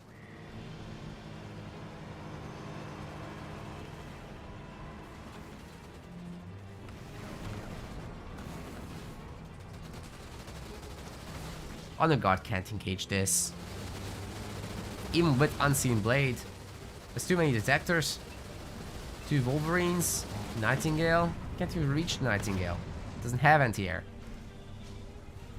Vehicle upgrade 2 for the one. Okay. 1 Ghost. And 1 Reaver are about to get upgraded, guys. Ooh, I think Dark might be stressing here. I think he really is.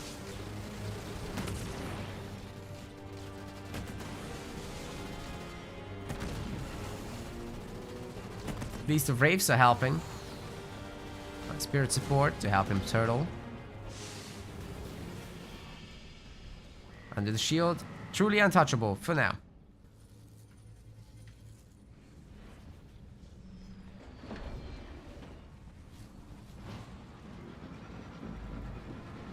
Unseen Blade is greater than Scarab. Thanks, Liam. Appreciate the input.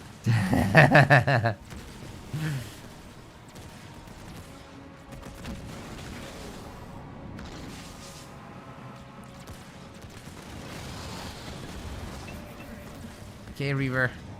Wanna see the best spin to win in the universe, because that's what this will take. These ghost shots are a malice.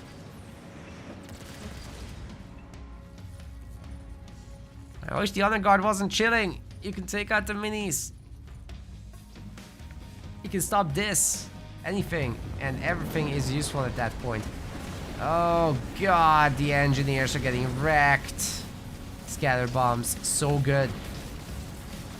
Tier 3 Forge Hog is so good. Still no 100 population army for Reaper. But he is getting the population upgrade. So it's all good, and he can finally drop in the boomers. He's turning around. That's not how you drop in the boomers.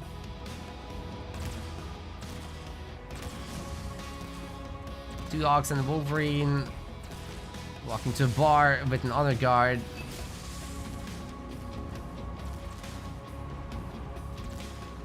And then they all leave. That's it. That's the joke. It's not a joke.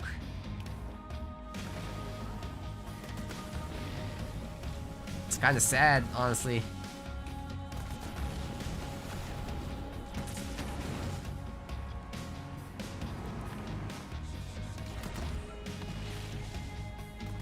The Honor Guard should have killed all this. Like, the Wolverine can't really run from him. The Hawk's good, but not as a group.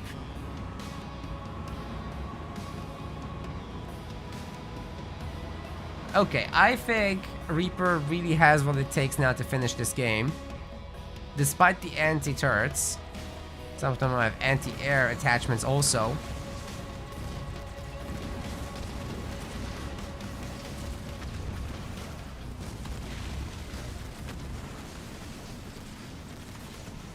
Once the shields drop, once a few units die, it's time for the boomers. Oh, he can't afford it. I don't think, oh my god. The timing isn't right. It wasn't meant to be. There they are. Timing's okay. Could have been better. The boomers are gonna boom. It's working. However, there's no anti-air against the engineers, so they're gonna definitely make this last a lot longer.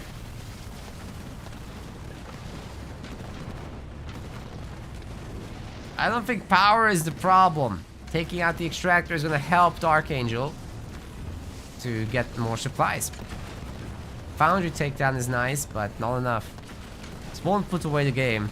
Oh my god, the one base turtle is alive, guys. The mini bases are making it happen. Why isn't Reaper controlling the minis? Ay, ay, ay. I know it's hard against the Honor Guard, but still. Kodiak dropped down here as well. There's some further help. Now the base trip is starting to look good. Can we not turtle? Well, it is what it is.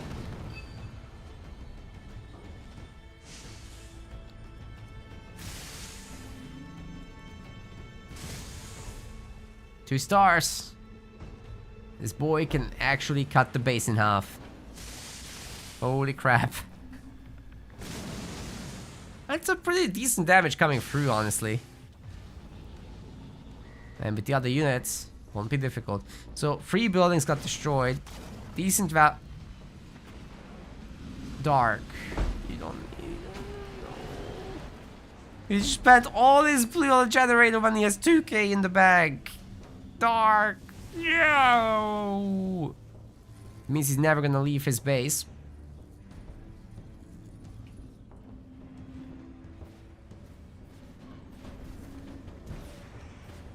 I have to turn my lights off. They're starting to hurt my eyes. Oh, that's so much better. My god. So much better. I think I can do this for a bit longer then.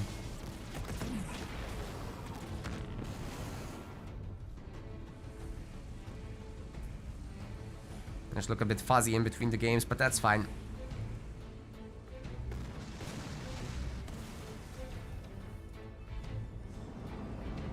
Alright, Dark is doing something with the mini bases. It's not too bad at all. And if he can stack the Spirit support, he could actually win the fights, but still has to teleport out of any scatter bomb shenanigans. Like this. Teleport, teleport, teleport. It's too late. I actually saved everyone. That's one of the good solutions. And the displacement into the middle of it. With the Hunter shooting them down and the beaming them down. Not bad at all. Not much is left and should definitely chase this. The base might fall once again, however. Oh, just upgraded. All the resources are lost. Man. Counteroffensive? Probably not. Wolverine is the only detector.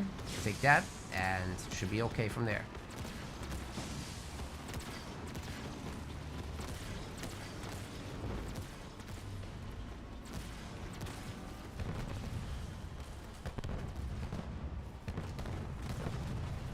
Cat's attack! Okay, that's good, but that is detection with the Watchtower. Watchtower's built surprisingly quickly, by the way. Okay, this base is toast. It's a nice little takedown there by Dark. Can he actually build up an army?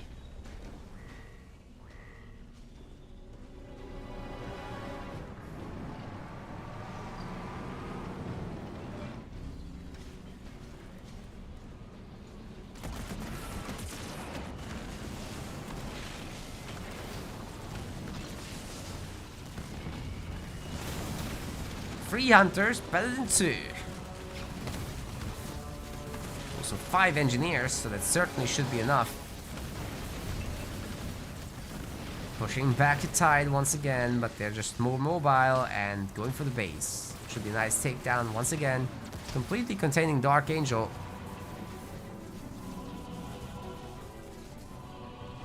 You have to switch into Vultures to end this, honestly, if you're Reaper. You best prepare it, guys. Like, there's no point continuing this Warthog business. It can't break a base. It can contain, it can control the map, but it won't break this.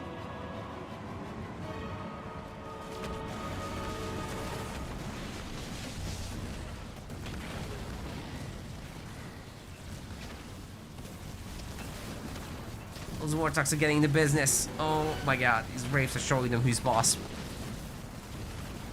Back where you came from, Dark says. The Boomers are back. Okay, Boomers. Let's go.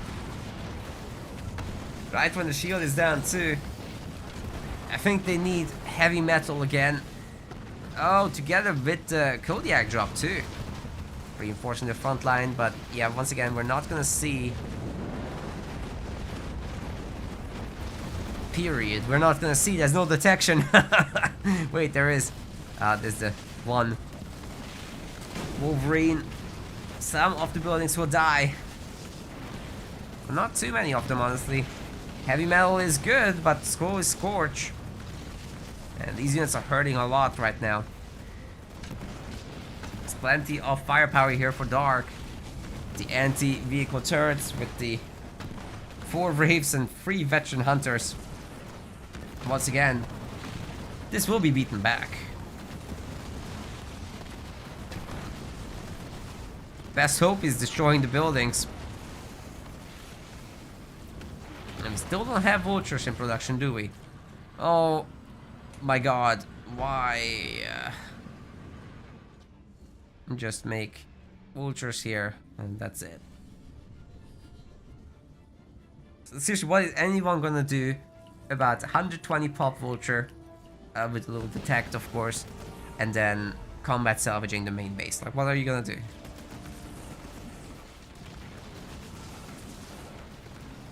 After that, you just rebuild a bunch of fogs, control the map, and I don't see a way out of that, honestly, for Turtling Dark. But of course, letting him have all the power nodes is a big issue. All the mini bases are his as well. So he's slowly but surely building up a force that can compete. Which just shows you how big of a disadvantage he was at earlier. Another spirit support is coming in. So he's stick stacking this, and right now we are at 4 veteran hunters.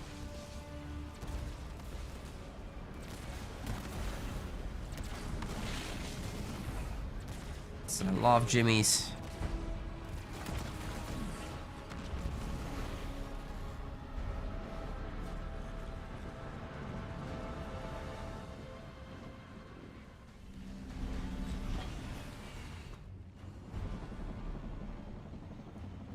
Actual grizzlies getting made. There was a change of opinion here. Hold up a second. If Reaper maxes out on those, that might break the base. And not the bank. This is actually kind of cost effective. 120 population upgrade at 30 minutes would be rather timely, I would say.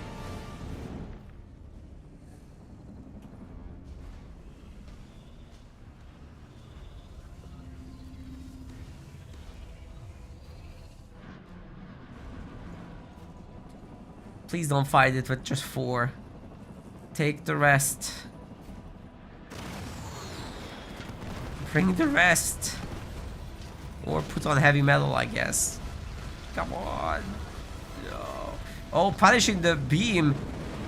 Oh my god, he's eating the scatter bomb. Oh my god, there's a 3-star hunter, but it might go... Oh, very good ammo round. All the veterans. They made it, but Wraith's dying here was totally unnecessary. I don't know. Spec into teleport, my boy.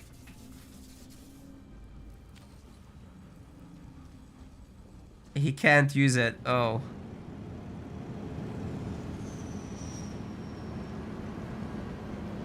Can you resign? He says. Well, I don't know what to say.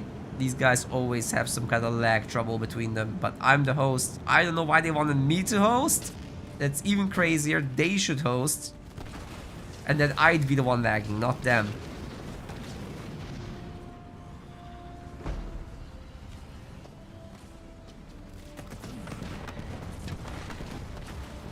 But this is starting to be the kind of army that you want here.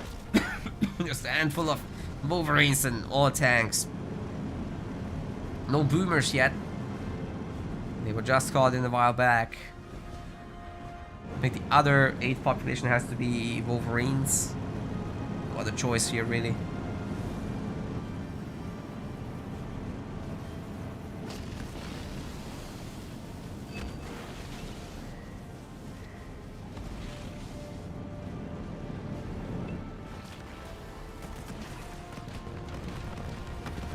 Okay, let's see if the 3-star hunters can make it. No, don't put them there! They're gonna die! There's no shielding! Holy crap!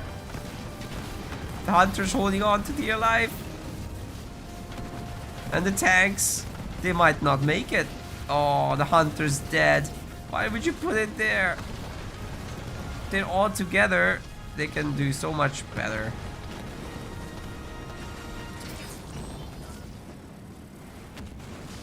Oh god, here come the boomers to replace the fallen. Oh god, Dark Age is basically getting wrecked. No chance to hold there.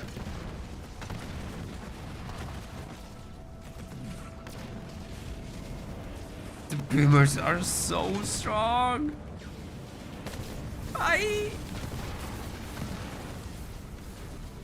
But they can't break the shielded base with the hunters underneath. That will require another scatter bomb out in the open.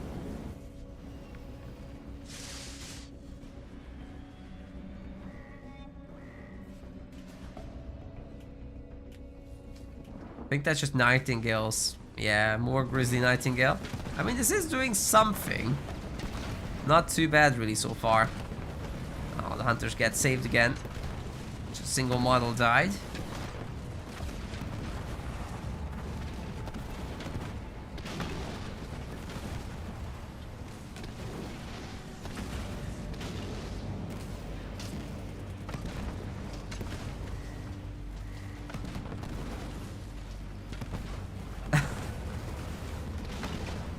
I mean, he kind of has a point.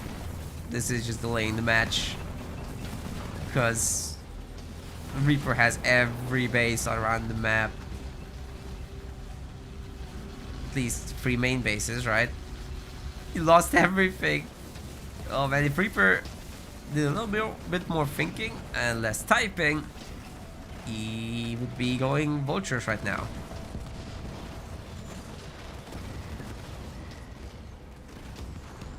Of course, the Kodiaks thrown into the middle of hunters are not very clever. I don't think I have to explain that one.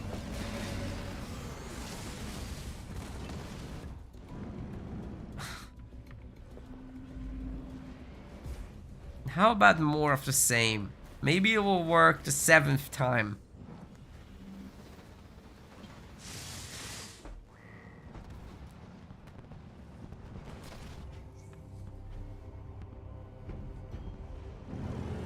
Dude, if Dark can build up his hunter count even more, he will actually be immortal under shields. But he's once again out here doing that every time. Oh god. Okay, he's gonna resign. I think he's had enough. This is so unfortunate with the lag situation, but I think if Dark has a problem with that, he needs to host. He can't let me host. Certainly shouldn't ask me to host. Ay, ay, ay. Reaper will be moving on. See you at the next stage. The groups are over. Finally. My eyes can't take the lights anymore, so we'll be like fuzzy like this. Oh my good lord, guys. We made it out of the groups. 2-1 between Reaper and Dark Angel, guys.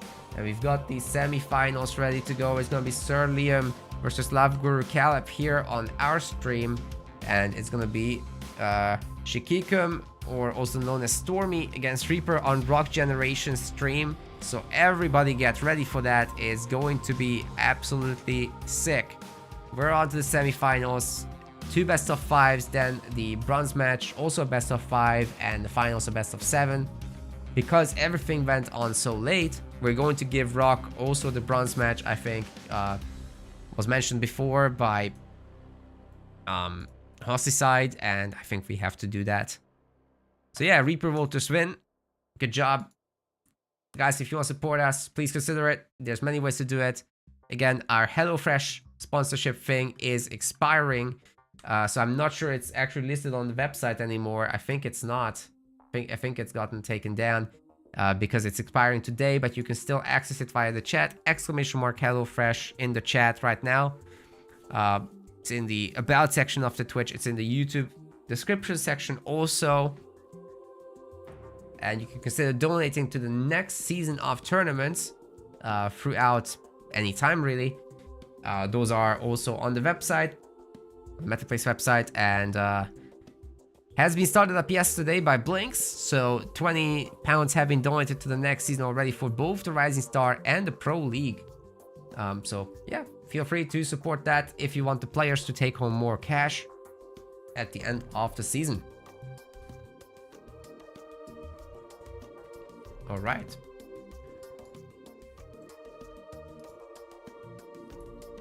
So I'll be saying thank you to Dark for playing, and I'll actually kick Reaper out as well, and getting in Liam as well as LGK.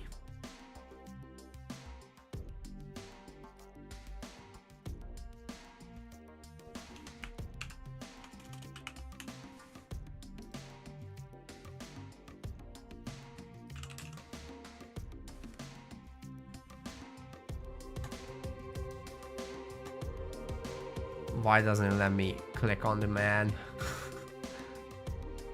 Right, invite to game.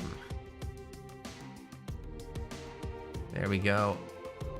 Yeah, sorry guys for the camera again, but I just can't take it anymore with the lights.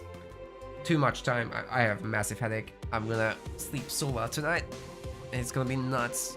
After this tournament, I'm gonna eat, I'm gonna shower, I'm gonna sleep. That's it. That's the project. And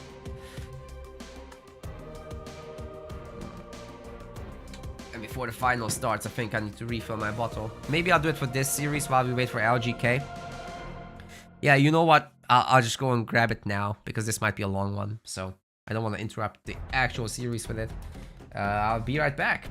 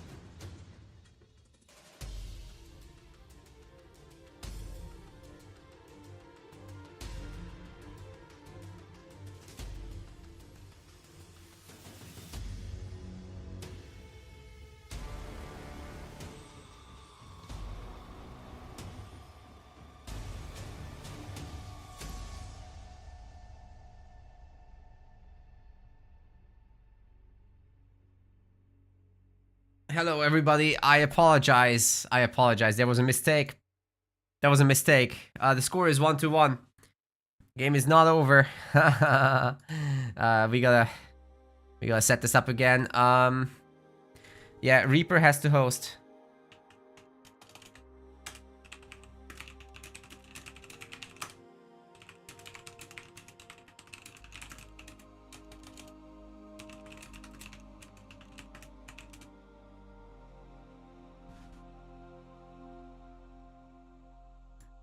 So I'm getting him to sort it out.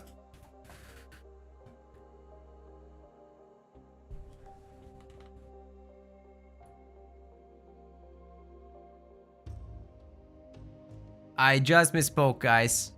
So let's reset the match on the website. I'm sorry. I'm clearly not in the zone anymore. To say the least. I apologize to the players, to the viewers, everybody. We'll go back to the group round and then reset. Reaper versus Dark Angel. There we go. Cool. So we're back here. The losers finals. It didn't end. There's one more game. There might be a draw.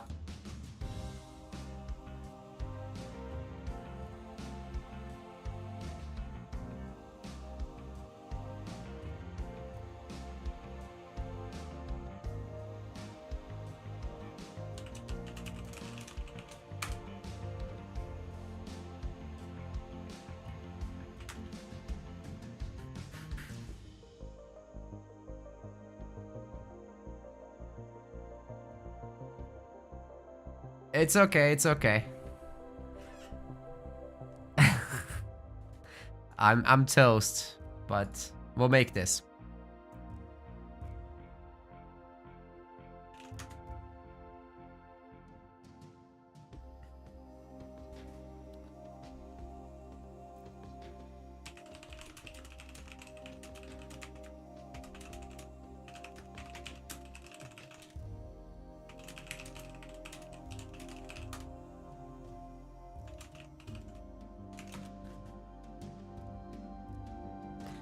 Liam is asking for a potential reschedule of the later games. I offered that we might do the entire remainder of it, so.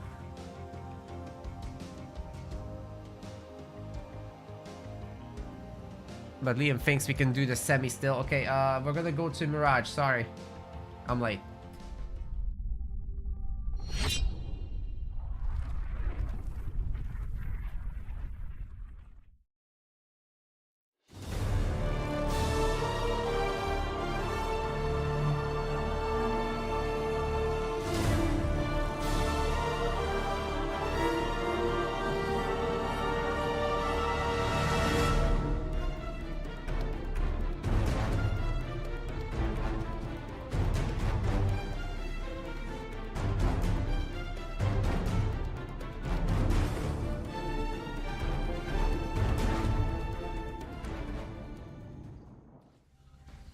Ladies and gentlemen, I apologize. I was wrong. The score clearly said 1-0 and then I called it at the 1-1. No, we have the third game still to go. So again, apologies for any confusion to the live viewers in particular, but also the YouTube viewers. Game's not over. Dark Angel, blue color, Pavium. Mirage is a very aggressive map and a lot of things can happen here. Reaper on the other side will be going for Decimus. So this should be still a really good setup.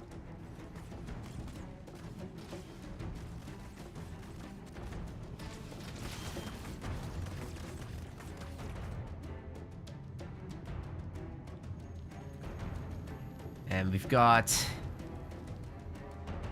too many bases here. Let's see if Dark can get much of the same done. Who's going double gen? It's a long-term setup as well.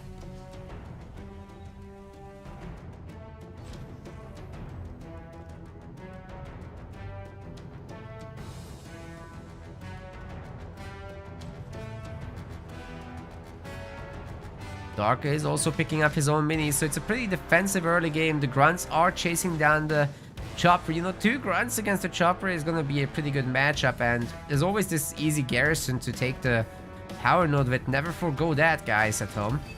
The guy within will probably get a veterancy as well, because he's not moving.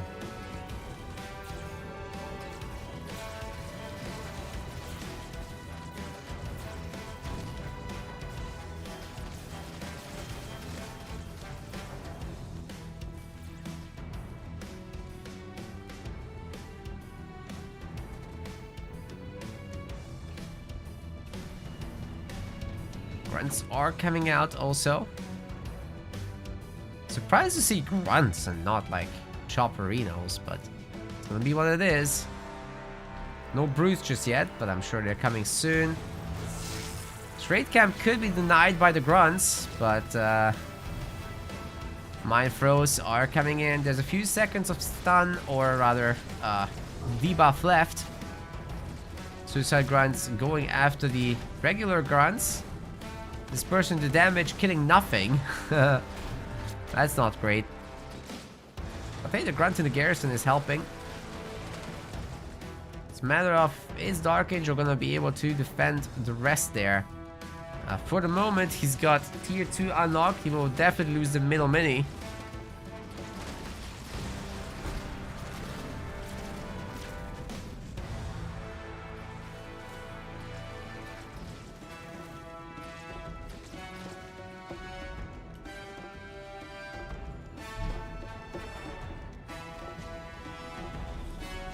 So the power extractor in the back. Reaper is looking to catch up, but he will be behind in tech. So this is one of those cases where I actually am going to advocate for limousines.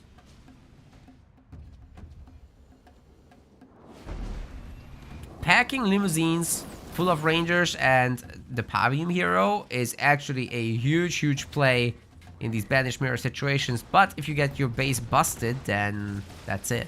Yeah, you're dead. When are we getting the grand finals for the Pro League? So that's still being scheduled. We'll find out in a matter of days, I'm hoping. And we'll announce it on the Discord. So please join the Discord and we'll be sure to share.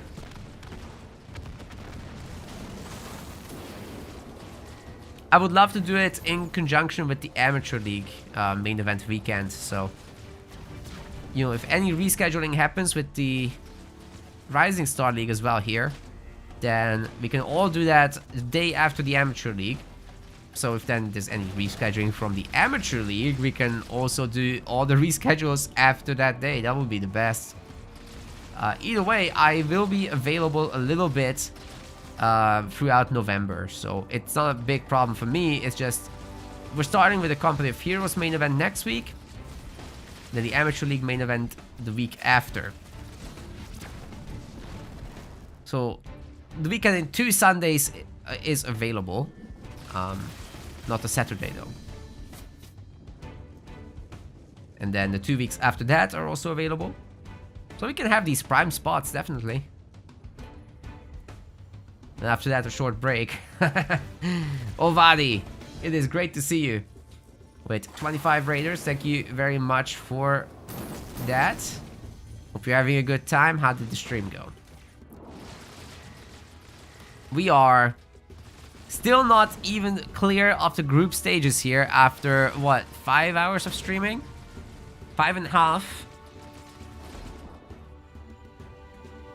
So it's gonna be a bit of a struggle once again.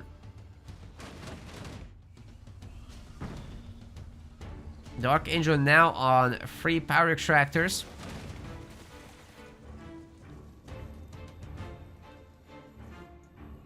It's gonna be very difficult for Reaper to catch up with that ranger count. Even impossible, to be honest. Pack Brother Grunts and Boundless Siphon will be the answer here for the most part.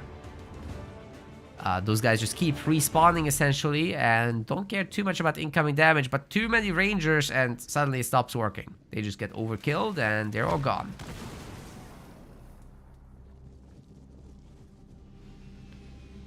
Mini base is back, but Dark doesn't have an expo. To be honest, doesn't need it. Being Pavium, you can just burn out on these resource buildings, generating a whole lot of extra resources and making your unit pump all the better. It's not quite like a second base though, so still I think Dark has a mission to deny that base. But we're approaching the 9-minute mark, which means the 5th leader power is coming in.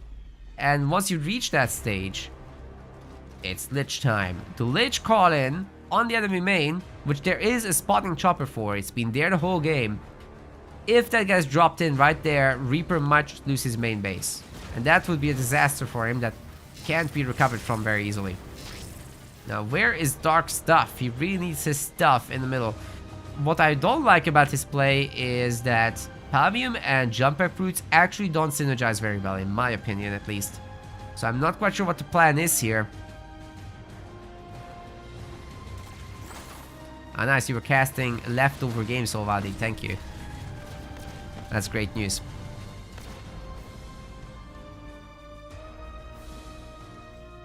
It's a nice base kill.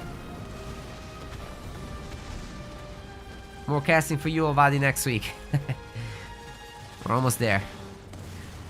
Well, one thing the brutes can do is tank grunts, but not the mines. Oh, that was a great split. Very well done by Reaper.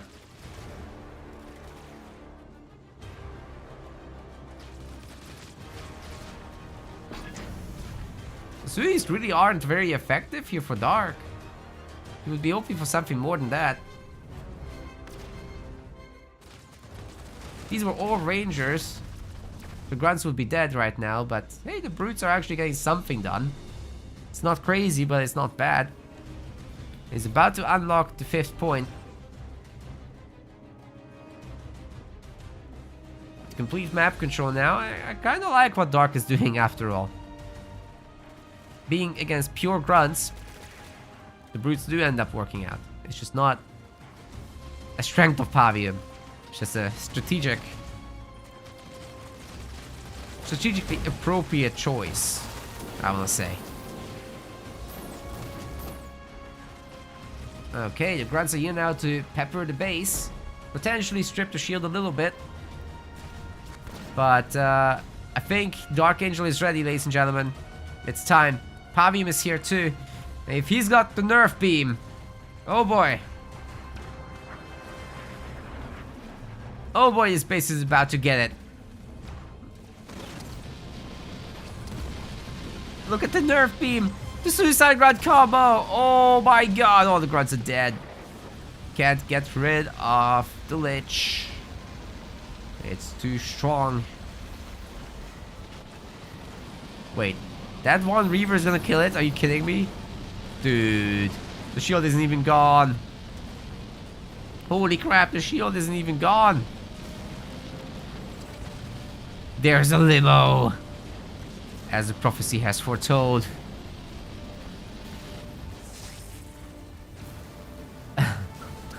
Vortex will be nerfing it some further, but nothing can shoot at it. Nothing's here.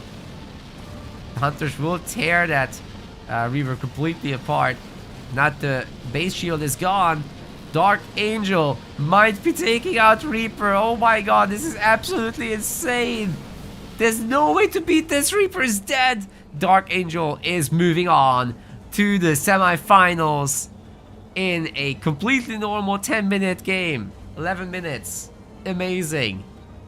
Wow, now that is an upset, ladies and gentlemen. Nobody would have seen this coming. Beautiful work by Dark. Thanks to playing for Reaper. Wow. I did not see that coming. That was crazy. Holy shit. Oh my good lord. That was so sick. Well, well, well. Now we can move on. It's not what I predicted.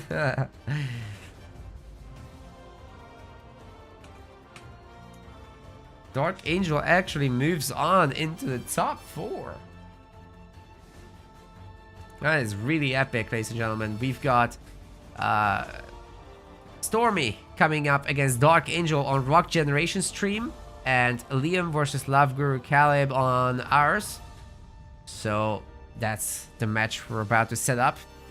And then, I don't know, the bronze match in the finals might be postponed depending on the length of this. We'll see what happens exactly, but this is gonna be some real cool business. Alright, Dark. Go and find Rock.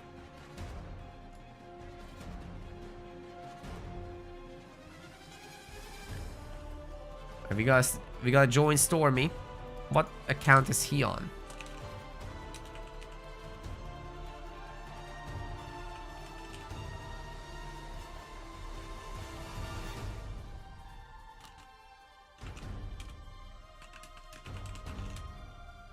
Stormy is the highest seed, so he's gonna be host.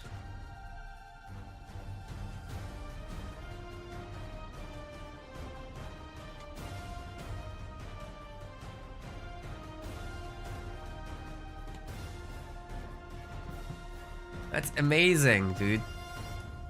You wouldn't have thought that, but Dark is actually an up-and-coming rising star. He's the guy we named this event after.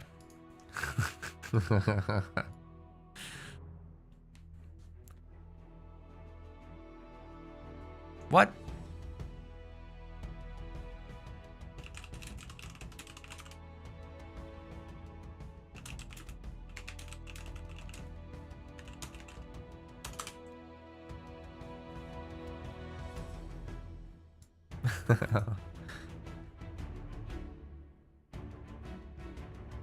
Oh.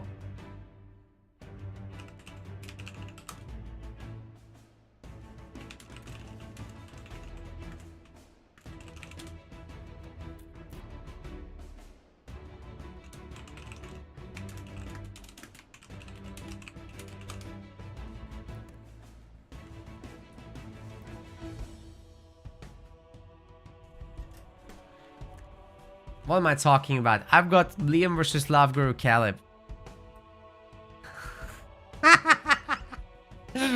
I'm getting the wrong guys. Liam should be host, or myself. Love Guru Caleb is actually the last seed, but he's made it so far.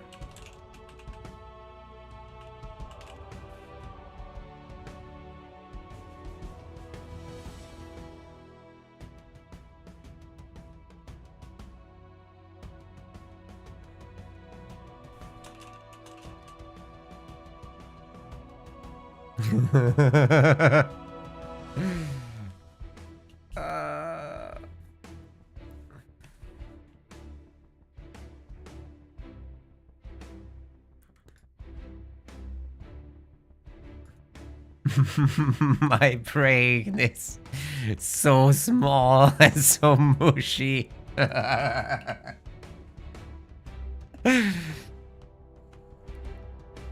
Going to miss these tournaments? We're not done. We're not going anywhere. It's a short break in the winter, but there's still gonna be the amateur league, and I'll squeeze in some show matches. So, Liam wants to be red, I think.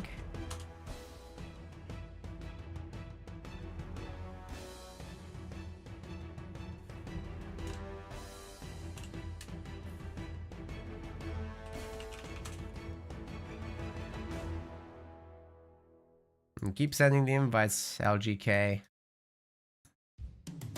There's 5. Let's see if that works.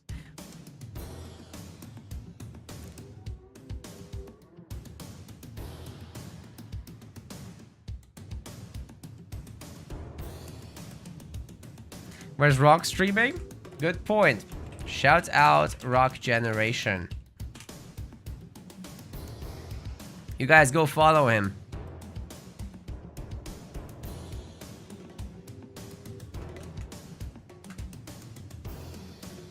He's also gonna be covering this business.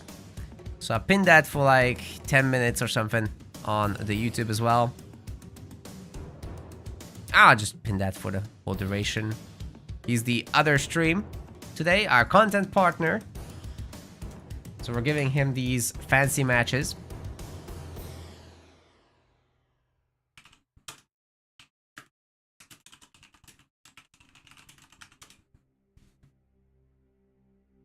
Liam will be choosing map.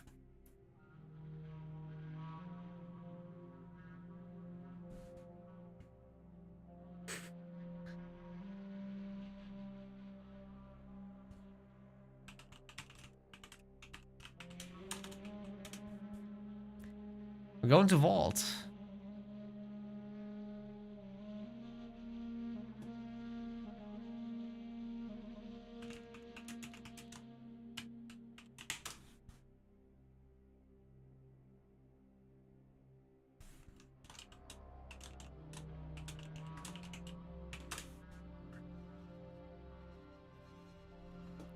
But we're getting the leader bands now from the players.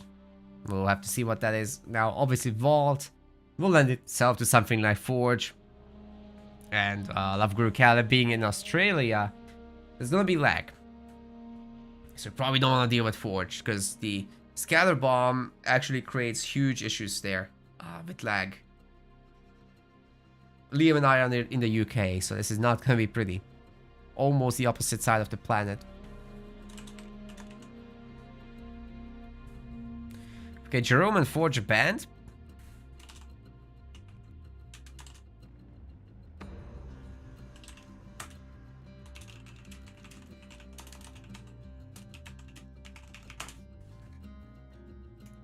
So we can go for it. Go to Vault.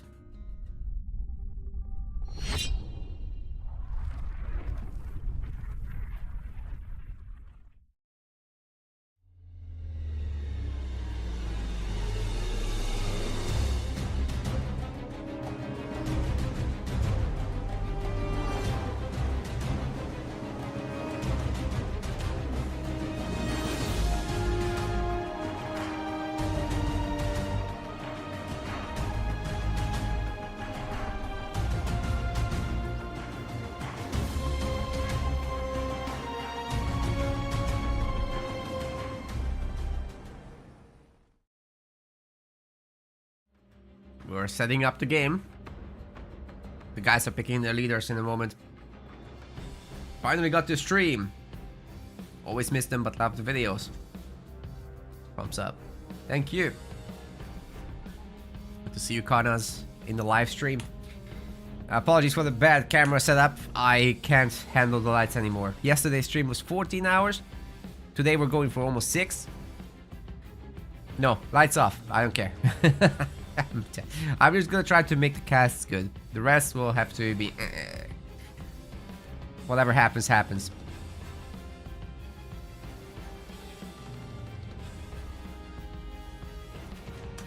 Liam says, in Ship vs. Dead Sea against Reaper, he actually picked up advanced cloaking instead of the beam. I kept complaining to him that you should beam stuff, right?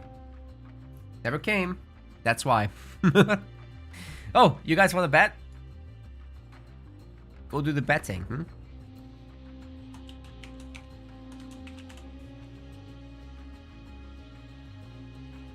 That's for Twitch people only.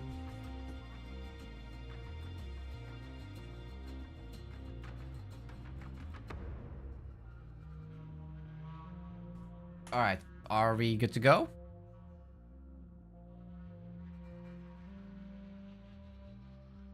I think LGK might have gone for a nap.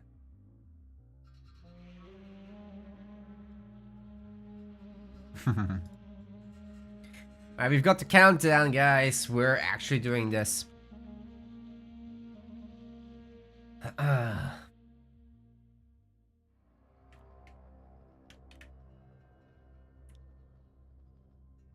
Oh my god. This is sick. What?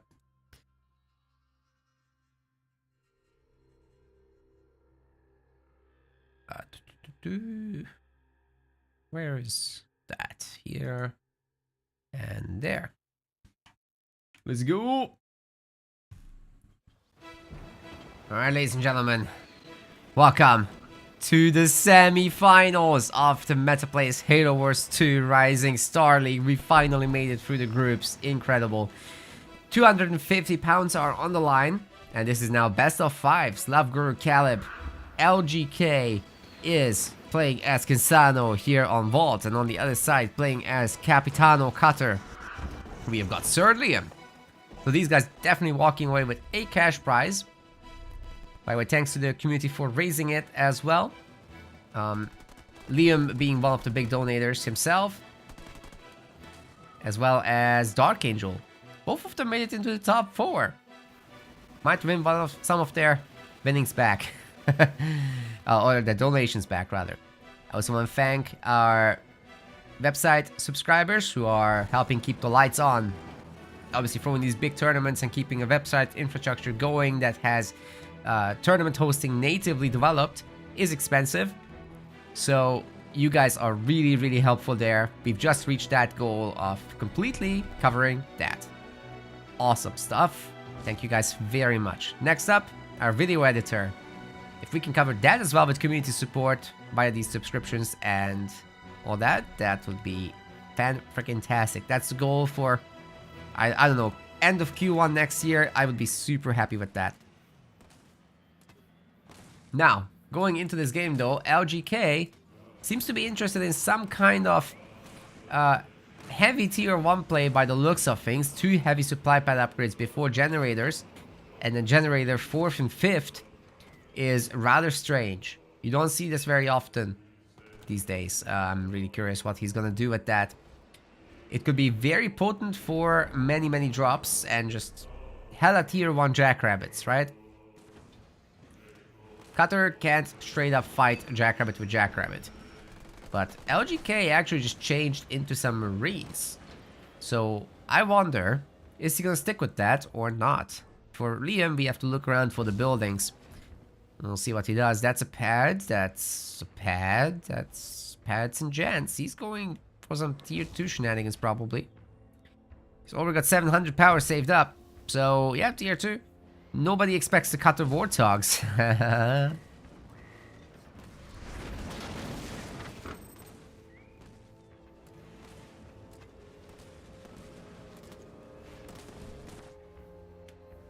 I like those mines, but not in that position. Liam is gonna try to bait it. It might work. Just poke the mini base. Oh yes, that's it. LGK will be cleaning up some of these power nodes. Sentinels aren't much of a threat. Redline boosting the Marines very nicely indeed. The trouble is, if Liam does actually go Warthogs, if there's gonna be Cyclops from LGK, Redline Cyclops are pretty potent at catching them.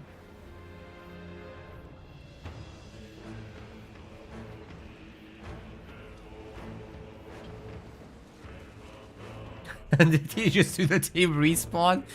Shout out to team respawn. I'm guessing you're referring to the double upgraded pad. It's actually a legitimate thing if you're gonna play super heavy tier 1 with additional turrets and getting leader power points fast and capturing power nodes. An active style that isn't committal to attacking the enemy. That is a valid playstyle. So every little upgrade you do, every unit you make, every sentinel you kill, every power node you capture gives you leader power XP. Guess what Kinsano does?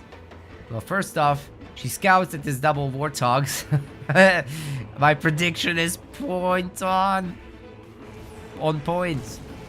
My brain is mush. What I want to say is Kinsano has a lot of drop-in powers, right? So you don't technically need a lot of production. You can drop in and have the leader power wheel act as your barracks. Something people sometimes don't think about because we don't see that much Kinsano. So, try to keep that in mind. Lots of fire drop-ins will be happening in this series for sure. Drop turret is one of those.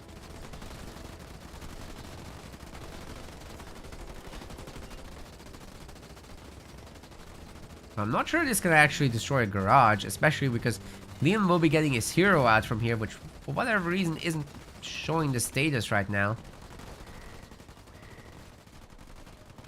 No, it's not real. The production menu isn't even picking it up. What the hell is wrong with my UI? Anyway, double warthogs. He changed his mind. He can't afford it. More heavy pads needed. But hey, this has been cleaned up. Oh my god! Oh my god! Oh, that sucks. Liam is so sneaky with these mines. Very smart placements for sure. Oh god. The Marines are getting wrecked on all sides from every angle. This is brutal.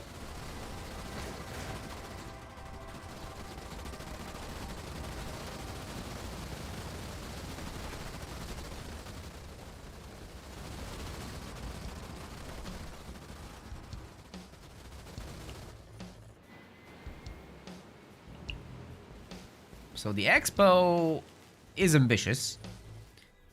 Obviously, it was started before all that happened. Combat tech is gonna kick in. You know why combat tech is great with Redline? It re-triggers Redline. It's like making a new unit. But they're all dead. So does it really matter? No. It really doesn't matter. Liam has owned this build.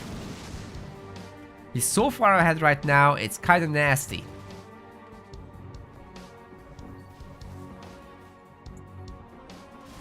Not much to see all around the map.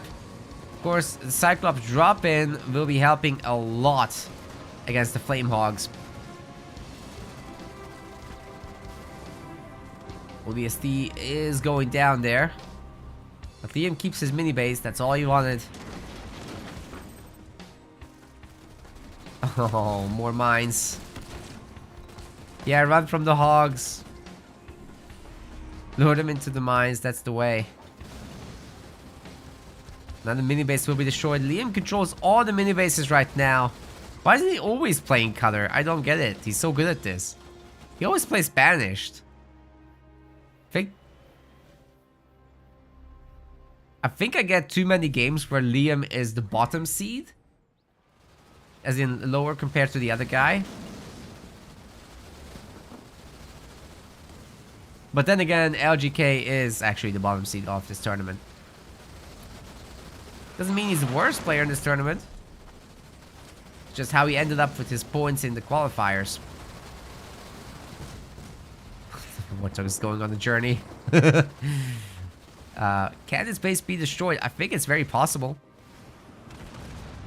ODST is back in, and this is exactly where Liam's gonna use it. Ah, the base is dead, but hey, there is a Wolverine here. The Marines actually do get the kill on that Flame Hog. I'm not sure this Nightingale gets to live here. Yeah, Liam picks it off immediately. Base doesn't have much health left. If the Spartan comes in to finish it off, that will work. Why is it going after a single Marine? Ah, if it was just here.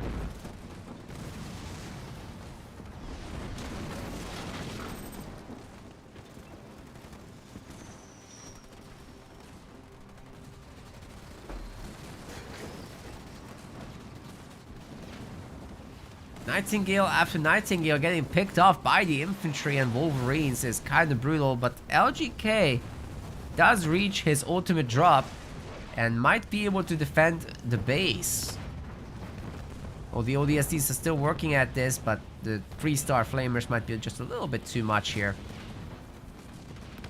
Oh god, the tank is driving over all the mines. Jesus Christ. LGK does hold it, but Spartan jumps in, takes over the tank. Actually, I think that did some damage to the base. Should be able to shoot down the base in absolutely no time. Oh, the Nightingale actually might be out healing this now. Yep, he's got it. Spartan will die in the end, but hey, I mean, he took out... Oh god, Cutter has a drop too. He took out the tank. So not too bad for the Spartan there. And now the base is next. Can't hide. Can't run. Can do drop-ins, however.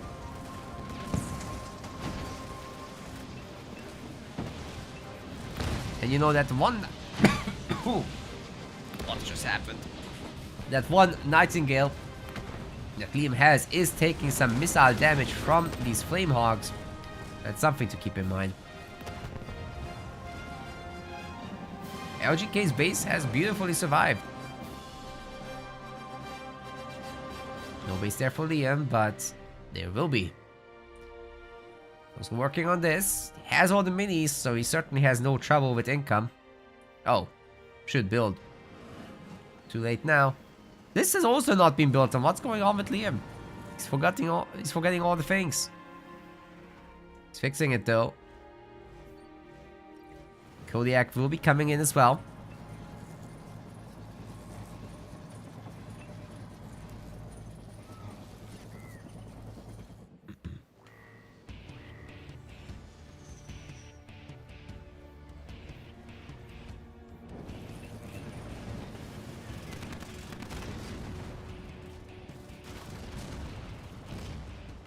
Nice takedown on another Nightingale. These are so expensive, by the way, but now this is a 7-slot base, much harder to break. Liam will have to back off a bit and wait for more stuff. Taking over the power nodes once again. Seems to be a pretty good move. LGK trying for this base. But probably get it. More ODSTs are getting dropped in as well. Nightingale shall be saved. And the ODSTs will finish the base. 2-star Cyclops popping in. Are these Marines 2-star in the gears? Oh my god. That's amazing. Is the battle of the drops? Absolutely. That's how this matchup goes. It's all about the drops.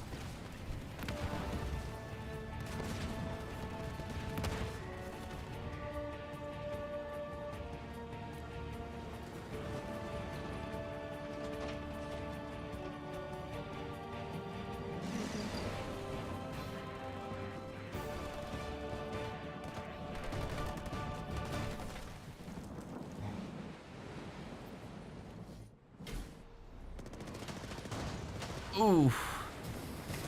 Nice takedown. Kodiak will definitely not make it out here. But the LGK has lost the base, trying to expand once more. But Liam just has a much better economy. He still has some missing slots. Not sure what's up with that.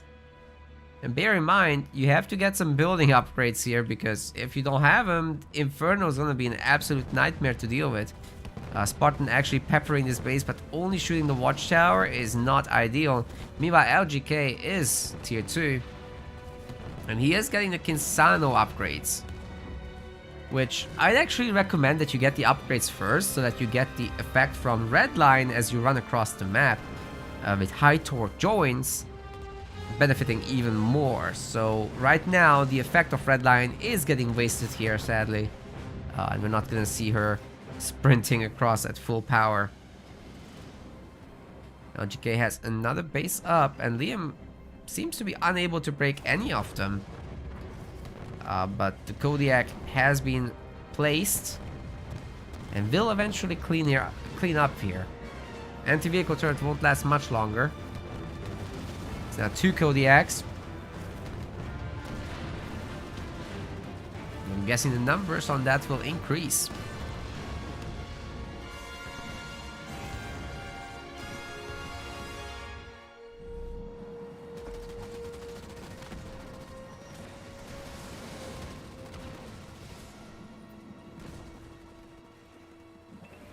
Good healing once again on the Flame Hogs. Seems building slots, dude. Finally, he's got a generator. But I'm worried about him. I'm not sure he's got the base upgrades. Or the building upgrades.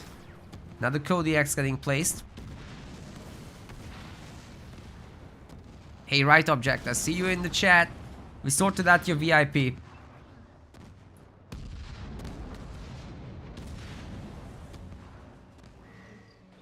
The passives Kinsano has should make her better than Cutter. It's both that and the drops, yeah. Late game Kinsano is better. And I think we've got a big drop in an Inferno that I just missed. It's exactly what I meant. Everything's gone and Liam has no defenses back home. The turrets are also gone. Might lose the entire base. This is another reason Kinsano could be better. Especially in a large map like this. Is Liam gonna go for the base trade? He has put in his... what is Kodiak doing down here? It's destroyed. So sure, the base is going to be stripped by the Kodiak. Absolutely. But now the tanks are dead. And there's nobody here to deal with the Hornet. Counter drops are happening. Liam is healing his base back up. They should be able to save it. But the Spartan's still on offense on the other side of the map. And LGK now working on recapturing the power nodes. This one is his. Looks like it's about to be 4 power nodes for him. Has to leave the main. There's plenty of veteran units though, but the Vulture nuke gonna probably nab one of these. Ooh!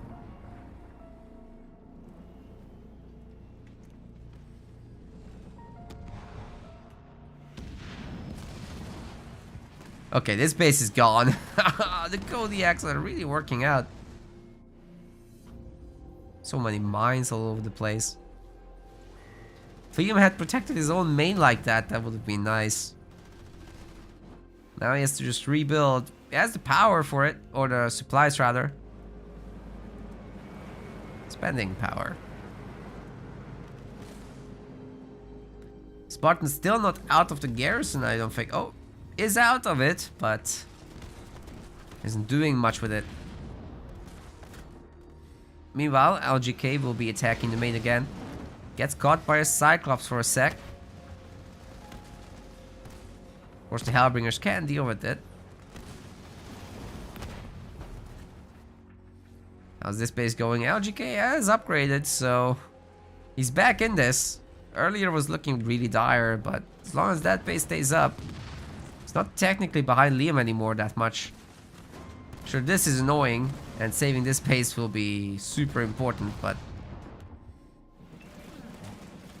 also a little unfortunate what's happening here. Surrounded by mines and units that are just shooting him down. And of course the turrets. All the Hornets are dead.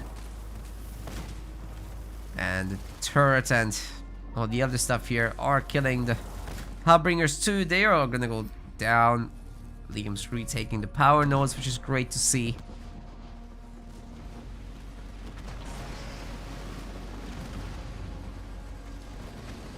And it's all about the Spartan.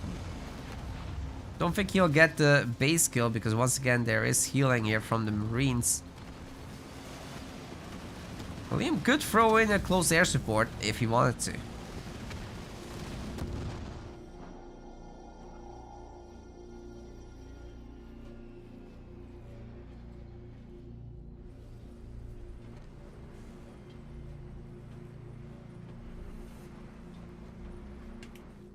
Well, the ST drop is back. Could be doing a whole lot of damage. All of these Warthogs are super weak and the Kodiaks are finishing them off. The Spartans running back to get healed. Even these Hellbringer drop-ins aren't going to help with that. Some further healing. Another ODST drop for Liam. Oh my god, they come back so quickly.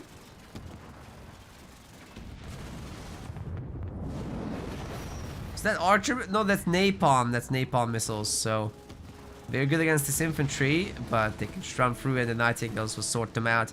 LGK will lose his base now, no question about it. Oh god, there's a nuke. Yep, that's very important for the UNSC mirrors. You don't see this as much with the banished matchup for UNSC, but here, even a single Vulture can make an enormous difference. And we've got the damage donut, of course, called into this base, where they're gonna thin out the turret count to start with before the infantry even arrives. And now they can finish the deal. There are so many ODSTs. Liam has his own missiles, but the archer missiles. Turrets are all weak. So are the buildings, and now they're gone. What buildings?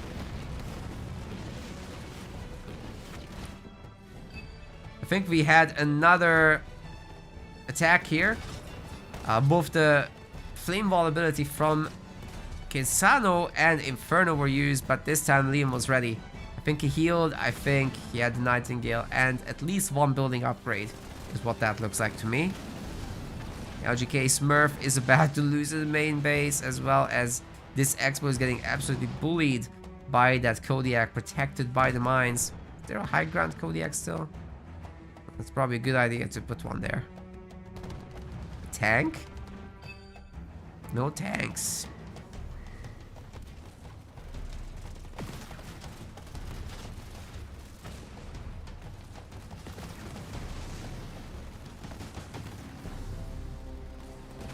Okay, LGK Smurf is gonna get it now. I mean, there's no way to bring this back, right? He has no money even. Enough to throw in some Hellbringers, yes, but that's it. They don't even have dispersion nozzles. If they did, that would be a little better, but they don't.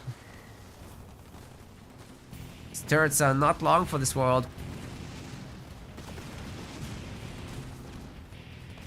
I think Liam can just work on targeting down the main. There's nothing that's going to be made from here that's threatening. There's one tank left. 2 tanks. A Marine and Kinsano herself. And a Jackrabbit. That's about it. LGK can maybe afford a drop if he waits, but the base will be gone and so will his resources. Liam wins game 1. Well done.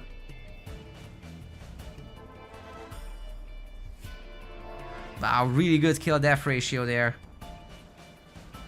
Almost 2-1.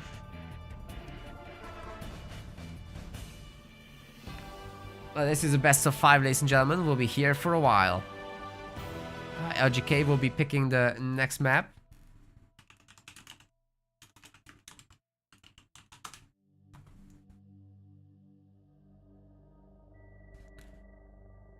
Love how they both kind of destroyed each other here. That was fun.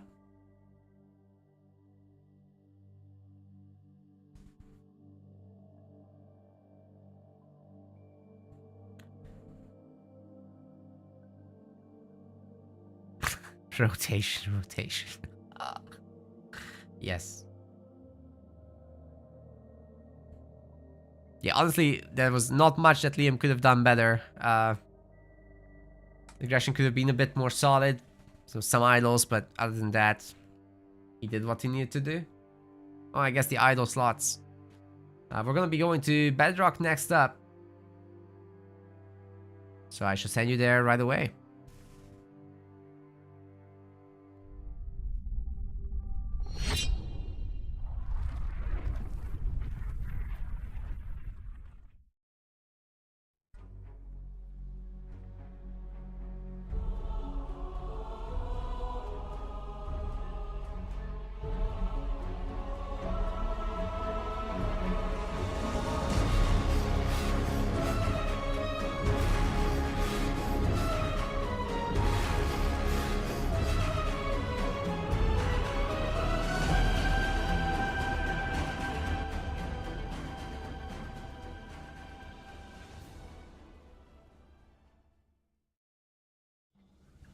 Here we go. Here we go with game 2. LGK Smurf will be playing as Arbiter here on Bedrock. A pretty good pick. But so is Yap Yap, which is Liam's choice. Now, Liam actually going for Power Extractor second with the Yapper is a bit of a surprise. It does indicate that he will want to play heavier in tier 1 in my view. Obviously, it's very easy to pick up the power.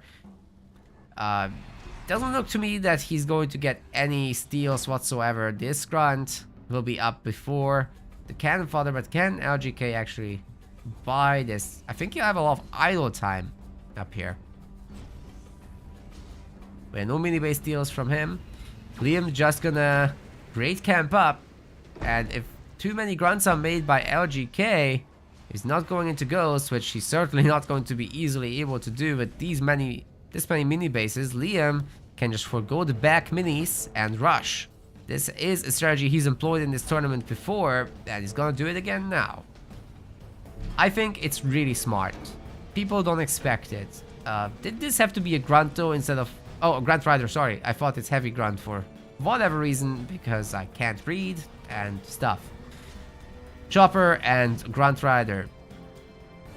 The grunts can't deal with it. Liam takes the garrisons, so he knows exactly what's going on. And LGK might be greedy. He has no scouting information whatsoever. Look at him. He has never been to Liam, right? Yeah, he has never been there. He's getting a second generator. He's dead. That's it. No ghost, no nothing, no hero. He can't defend against this. The first Grunt Rider... it's probably time to resign. This is a build order win for Liam. He scouted it, his opponent didn't.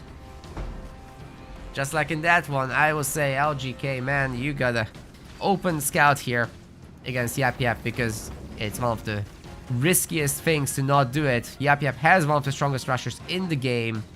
And You can't ignore that. Liam's gonna teach you a lesson now. No bias at all, but that's just how it is. I'm serious. You can't defend this with grunts. It can't be done. A bunch of suicide grunts will show up. That will help, but don't forget, guys, there is a chopper here. It's already rammed into the suicide grunt. Not a single model has died. And Liam is bringing more and more boys. And as the chopper count grows, which, by the way, don't really get killed by the grunts, they will be able to just ram down the suis. Okay, that one was better. And actually, Liam's chopper messes up. It slams into a building because the game is silly.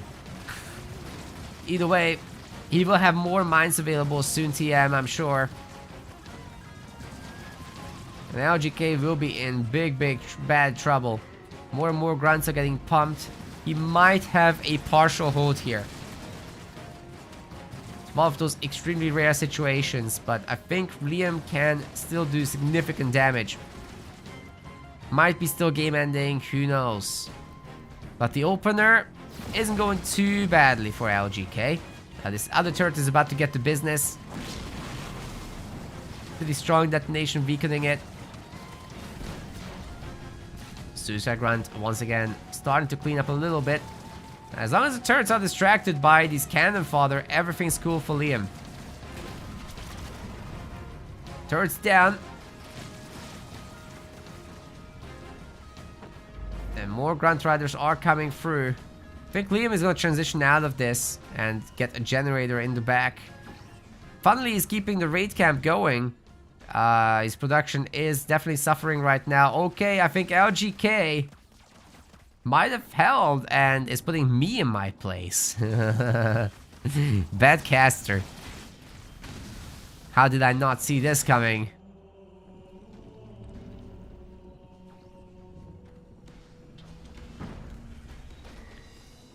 Now LGK is pretty nicely set up to take power nodes and stuff.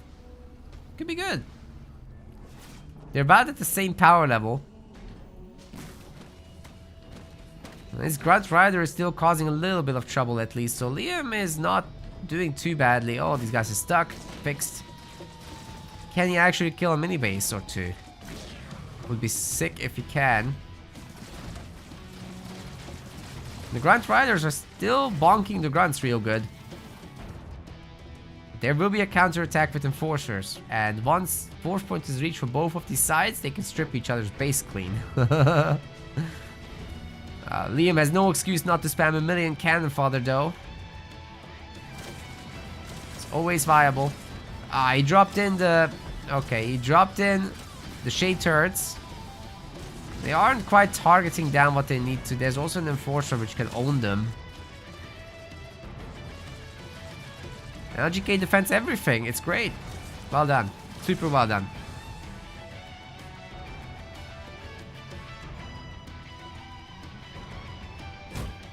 Liam had a lot of idle time is what happened. Buildings weren't making stuff.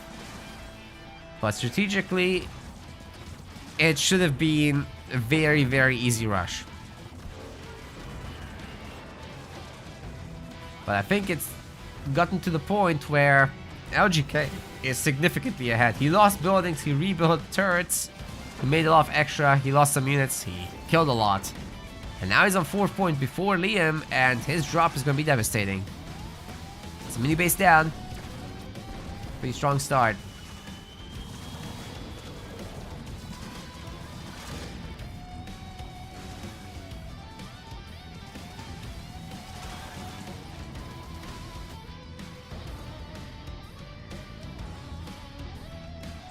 Liam is in tier 2. So he's got a little bit of a tech lead, but he's falling behind on the power nodes. LGK has got to stay behind to kill those sentinels, but he's doing it. All good. Stealing nodes from Liam right now is like stealing his lunch. LGK is also getting a base in advance while he's going tier 2. Which is exactly as you should play. Team's got to prioritize the one base play with Rangers, but I don't know. It's getting outdone on the map in every way.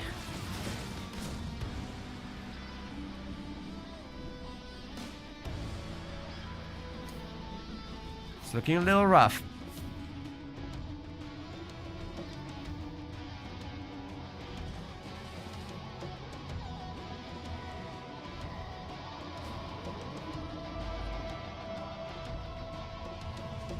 Oh my god, the LGK. He just bought every base. Okay. We have EOD at home in Australia. That's wild.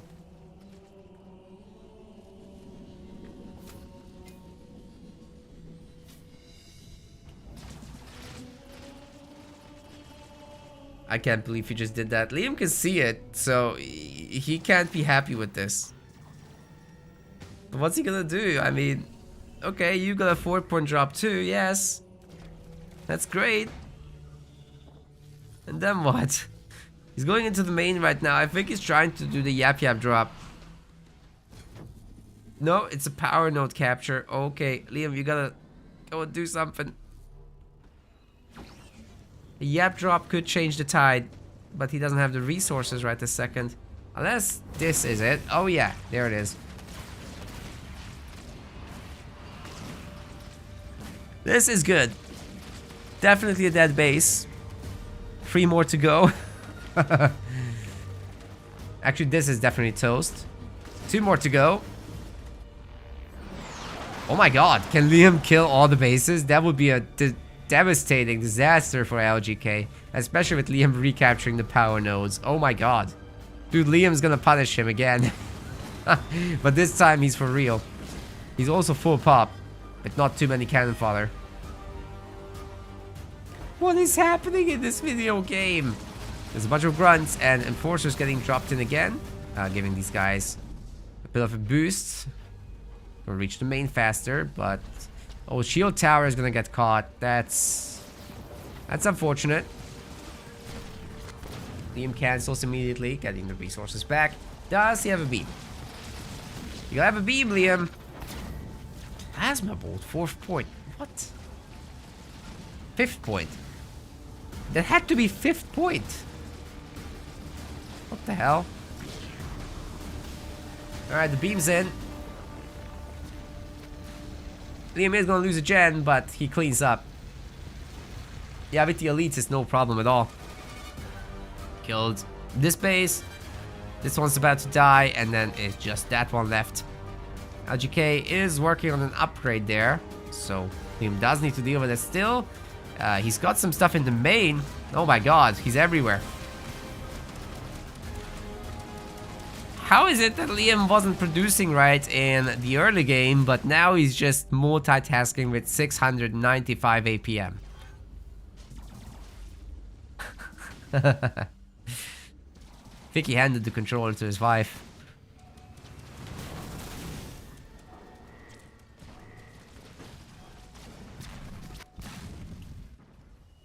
There's gonna be an official review for this. Anyways, he's doing really nicely right now. LGK is gonna lose that upper base too. There's no way to hold it. Sure, some of these buildings will be destroyed, but it's well worth it for Liam. He's doing so much resource damage all around the map.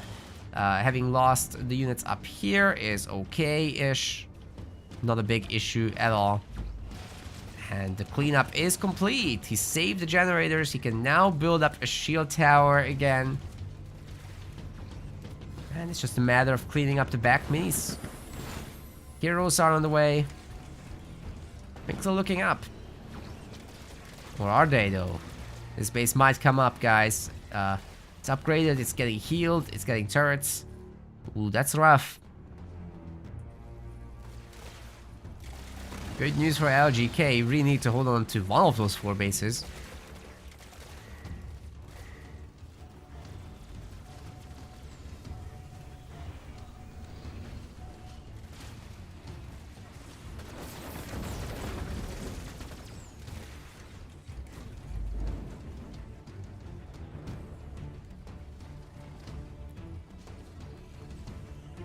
Double Apex? Okay, LGK wants all the engineers. He thinks they're cute.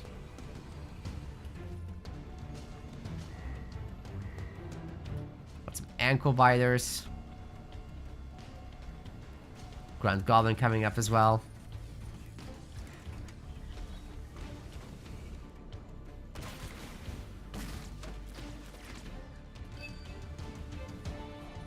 He still has 4 power nodes, like this is absolutely acceptable, but can't let LGK get a 3rd base also.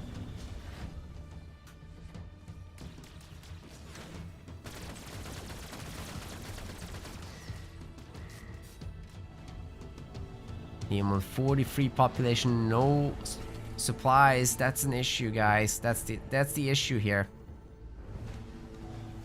Whatever he did was cancelled. Oh my god, he's got raves.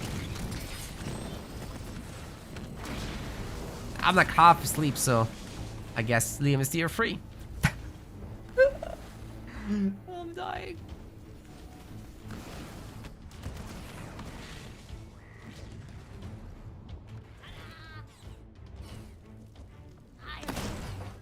That's what's gonna happen to me later.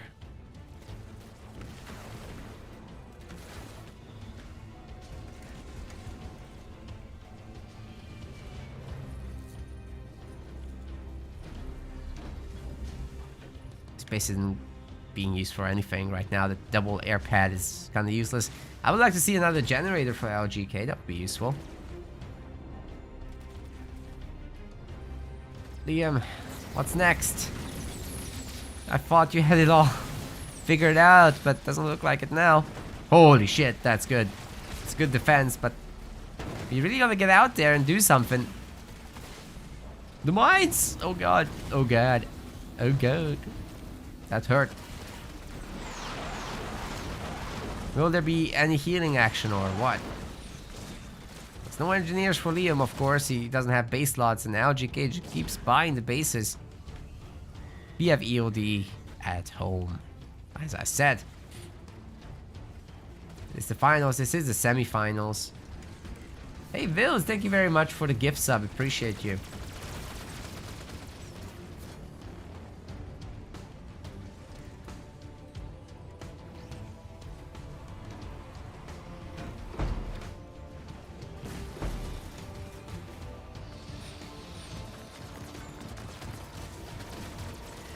Blasting this base to smithereens. Thank you for the service. For my service, okay. I'm no veteran.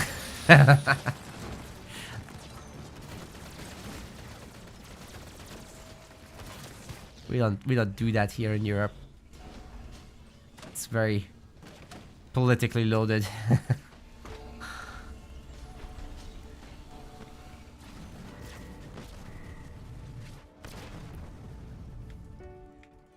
But we're not dumb. We also think the military is necessary. So, there's that.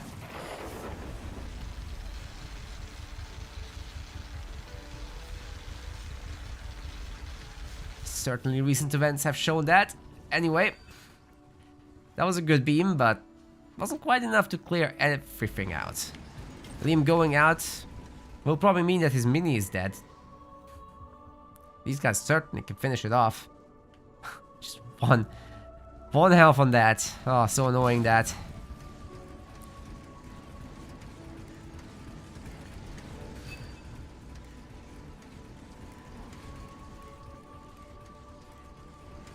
I don't know what to do here. LGK just needs to put units under shield and wait forever. Ideally, he doesn't wait forever. He can just go out and fight.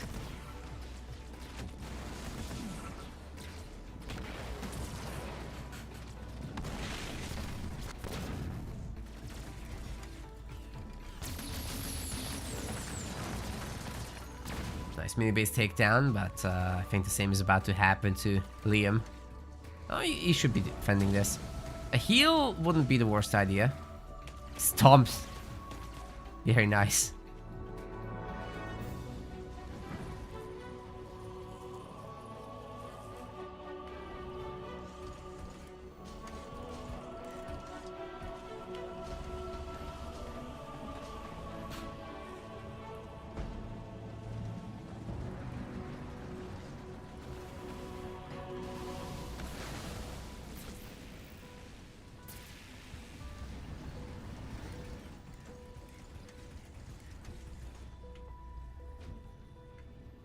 Apex is up. That's very, very necessary for Liam to keep this army going. But also the Locust, together with the methane trucks, could actually change the game around. But there's now Phantoms, so he's got to be really careful with the ratio of anti-air. And right now, it's diddly squat.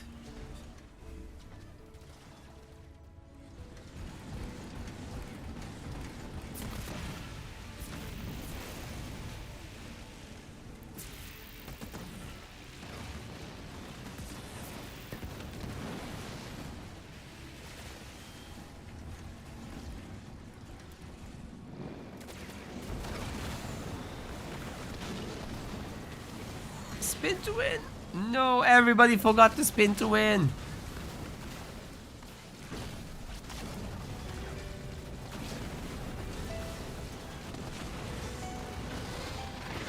Plasma bolts coming in, destroys the shield generator. Oh my god, the invulnerability wouldn't have worked on it anyway, but that would have been so cool if somehow that saves it. But of course, not like this. Even the engineer shield wouldn't have saved it. Teleport forward, we'll take down the mini base. And I think LGK is now all over Liam. Not sure how you defend against that.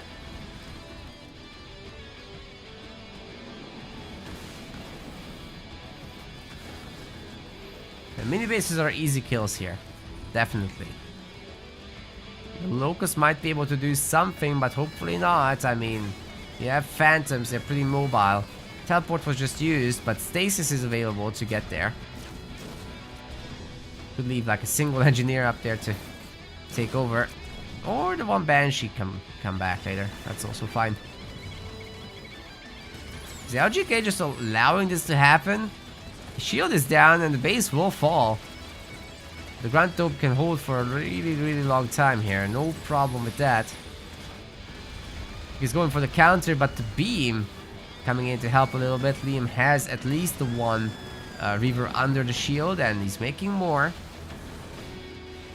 Please don't shoot me. You might be able to even come back. Now the base is getting nerfed here with the methane, and the Locusts are getting buffed with the methane. Double effect. 0 bases left. Please don't shoot me. Will allow Liam to come back and potentially heal the base. Bring more Reavers over. Oh my god, this is actually a hold. Has the man turned it around? This is insane.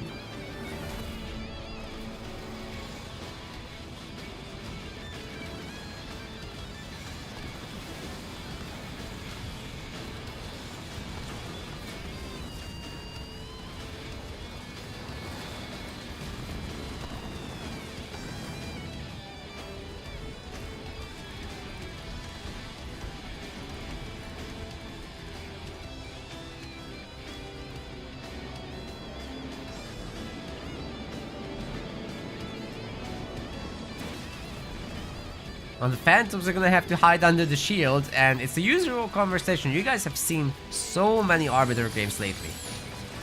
I don't have to explain it every time, but hide under the shield, let your units gain veterancy. Oh, the upgrade just completed for the slots.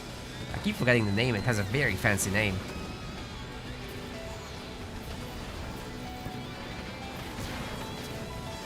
Nice blast, but ultimately don't get much. Now, will the Reavers survive? Doesn't look like it. There's too many hunters in these things. Liam has to be a little bit more careful. He's losing population fast. He doesn't have a please don't shoot me this time. Uh-oh, the Phantoms just teleport on top, and they're taking everything down while they regenerate themselves back to full. Meanwhile, it's kind of brutal. Oh, the Locusts are dead. Now they're under a shield. I think Liam can hold under the shield, that's not a problem. They certainly can't attack for a long time now. LGK has all the mini bases around the map. You can't discount that. Liam has all the power nodes, which is nice. A little boon. He'll need much more than that. And LGK obviously working on this base to come back. He's got this as a 5 slot with several generators on. Another 5 slot. Oh my god, these are 5 generators. My goodness. Velvet in tier 3. Yeah, I don't think there's many upgrades left.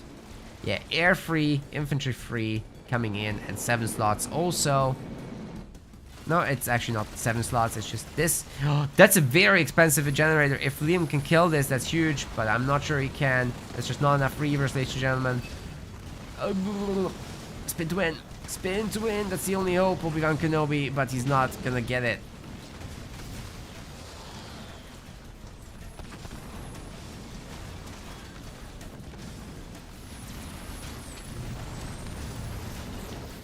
Oh, the Grand Dome. Oh my god, I think, guys, these heroes are gonna get the kill. This is ridiculous. No, they're not. The heal is too much. And now the cleanup party will have completed. Base is back to half health already. This grunt works hard, but not hard enough. Oh, another grunt is dead. Liam's gonna give up. There's no way. No way to come back from that. So score is now 1-1. We might have 3 more games in this. And then the finals, of course. We might get there. But Liam does have to work early tomorrow, so I'm not sure we'll get there. This could be a full 5-game series. Definitely 4 games.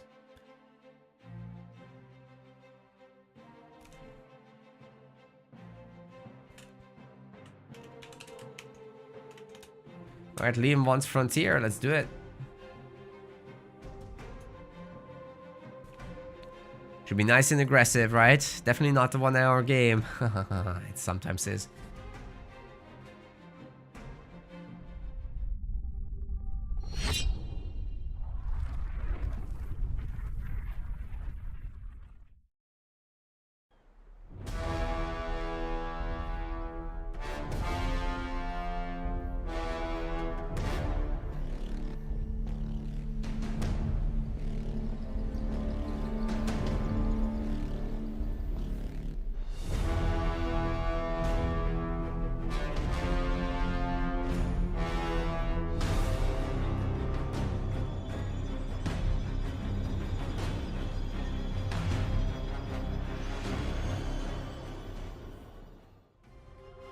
Alright, we are getting in. Starting to vote for you guys, and then setting up these leaders real quick. Oh, what? I think LGK double picked the leader or something.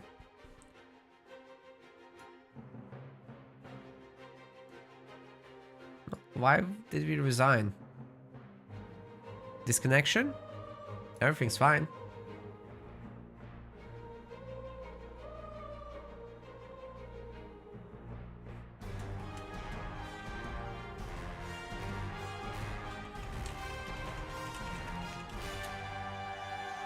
He got a leader pick bug.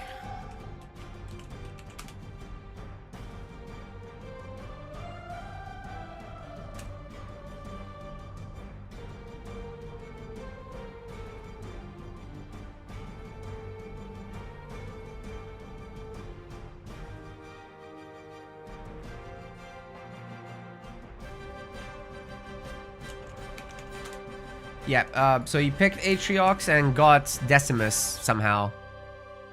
He can go ahead.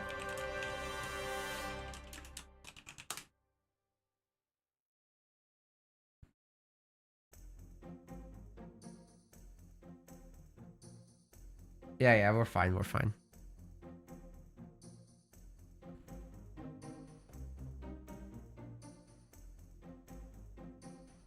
That's a weird bug. I've not seen that before.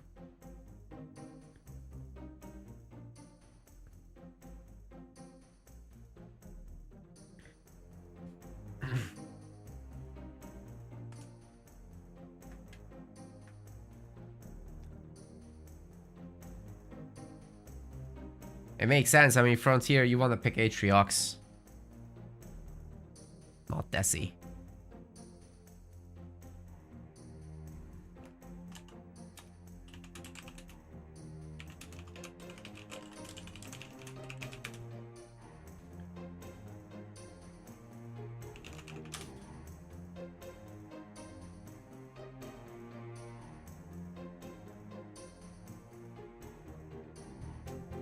It's a good thing he was streaming. That's very hard to prove if you're not.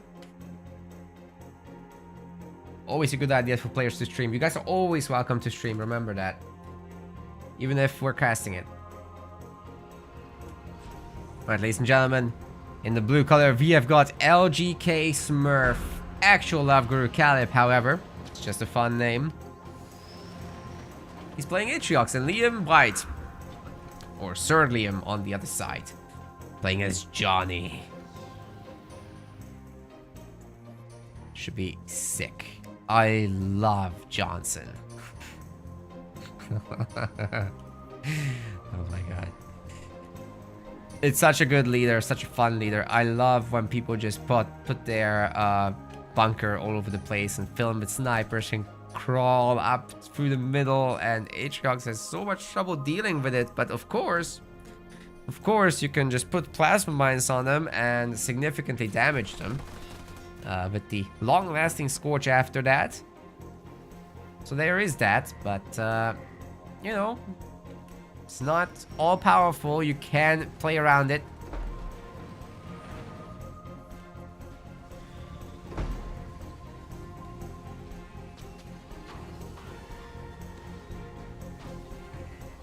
It's gonna be a War Council, definitely, right? And the forward mini always raid camp, but going up against Johnny might not make that the easiest thing, actually.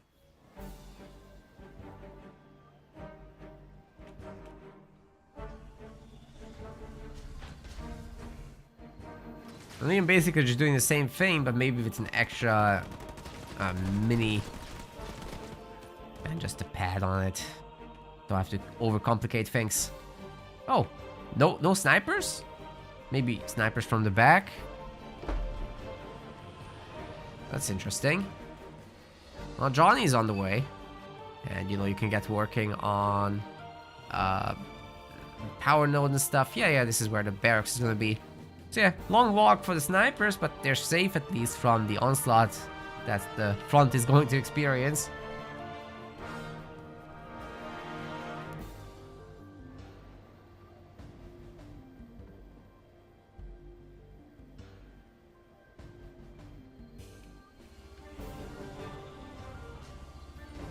Atriox chosen almost out. Brutes are getting made as well. You know, this is actually pretty brutal business when it comes to the first few engagements. Johnny is gonna get wrecked. There's no question about that. But you just pop him in a garrison, a bunker, and he'll be just fine. Especially with sniper backup. Once you have like 2 or 3 snipers, the Atriox early game is essentially shut down, and you certainly can't approach the bunkers like that.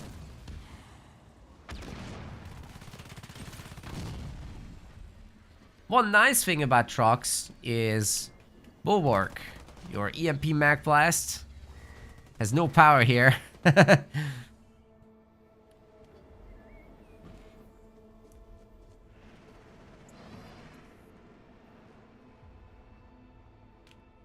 Here come the Marines.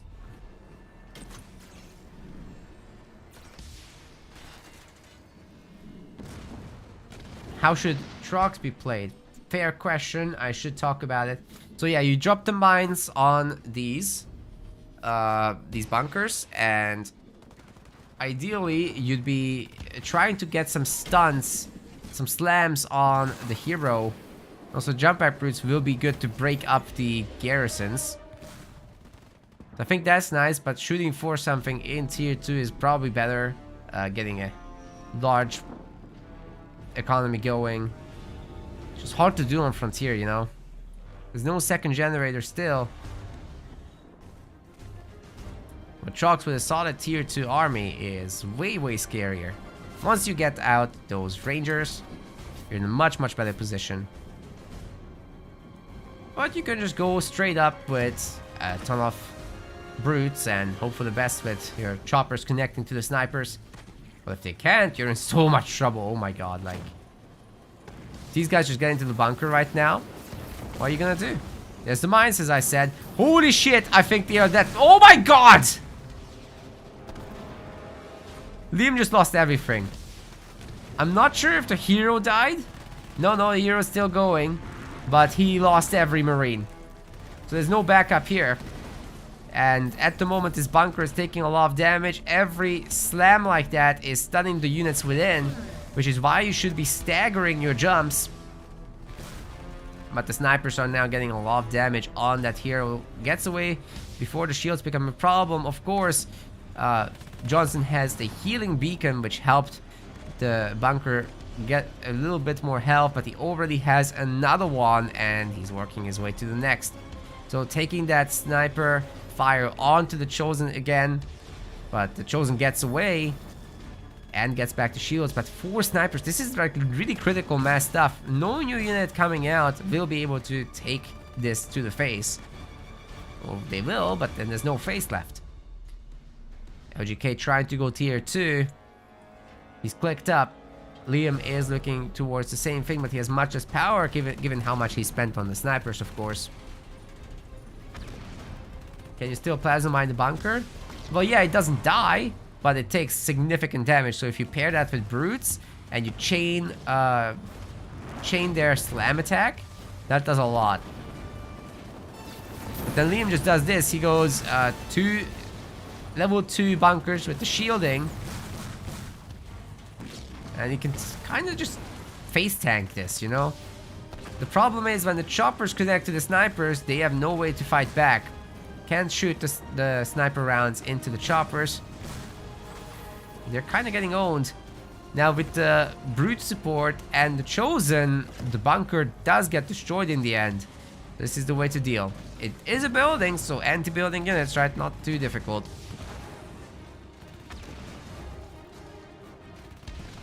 All these units had been around earlier, but Liam lost too many Marines in the first engagement here, remember? Lost all his Marines, so he couldn't get a good grenade upgrade in time. Oh god, he's about to lose his hero. Sniper's still doing some work, but I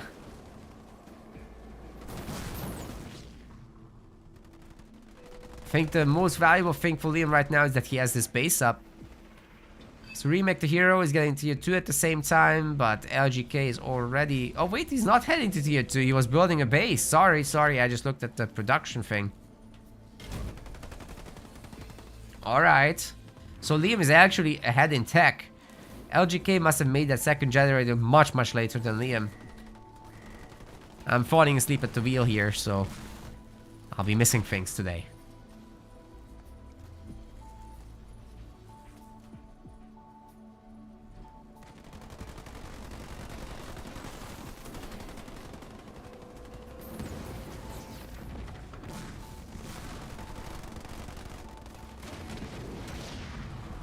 Nice, only 1 Marine died for this.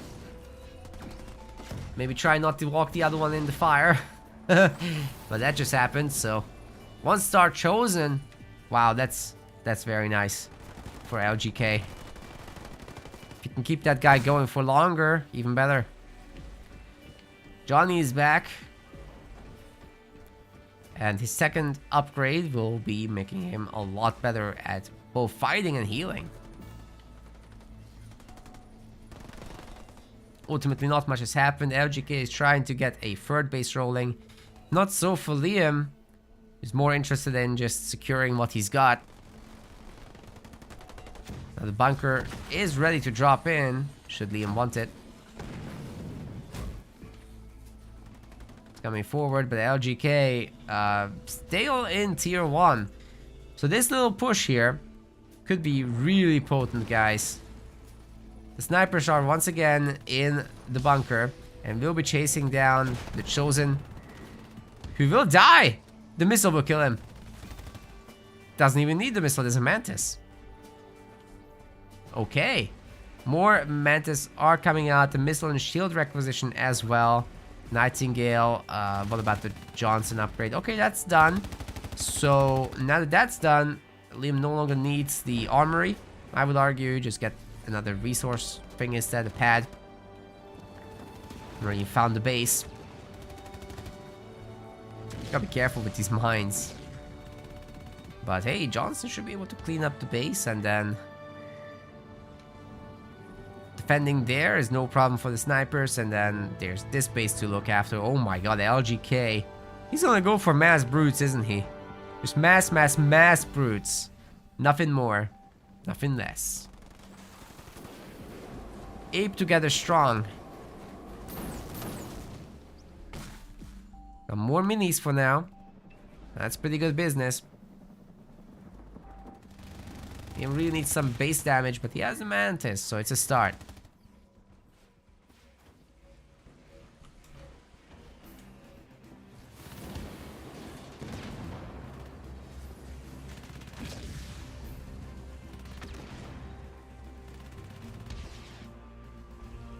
Tier 2. Heroes coming back. We should be seeing Dark Skies also. The LGK is starting to lose his bases left and right. Mini's gone. The base is probably going to be under attack shortly. Still just brutes. Yep. No Dark Skies yet though. The hero needs the upgrade first. I'm not sure that's actually true. I think the hero is fine. Dark Skies would do more right now. But Liam is building up a significant resource bank. Getting building and vehicle upgrades at the same time. You guys see how much damage these guys are dealing to the bunker? It's crazy. Dark Skies will multiply that. Added 50%. Never say no to that. 4 snipers, however, in the back of this. This is looking really good. It's a pushing army. But there's a shield gen coming up, and it will finish. Seems a little too late to stop that. He can stop this base. That's dead already. You can stop this as well, maybe. There are anti-vehicle turrets, so you'll have to be fast about it. Otherwise, it will stay up.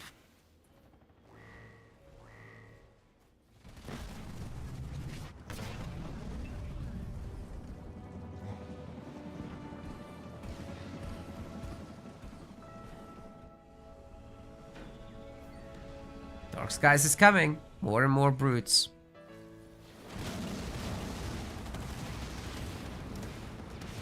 As for Liam, he's getting sniper cloaking as well as another generator upgrade. This is now generator number 5. This is definitely free generators. As in, you don't have to pay for them. He's digging in deep. Or deep in the bunker now.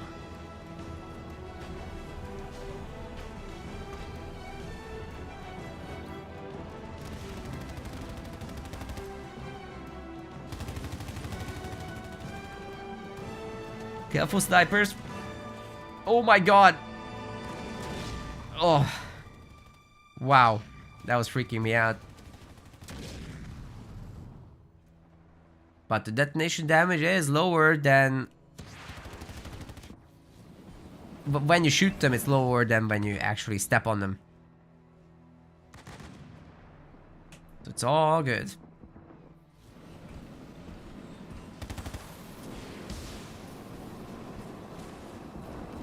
Is Liam double garage? No, I don't think so. Just single. It's nothing. That's a barrack still back there. But now Liam's getting a third base. And you can guarantee that he will fill that thing with generators. If he's allowed to. Which so far seems to be the case. He also had the building upgrade, which affects the bunkers, by the way.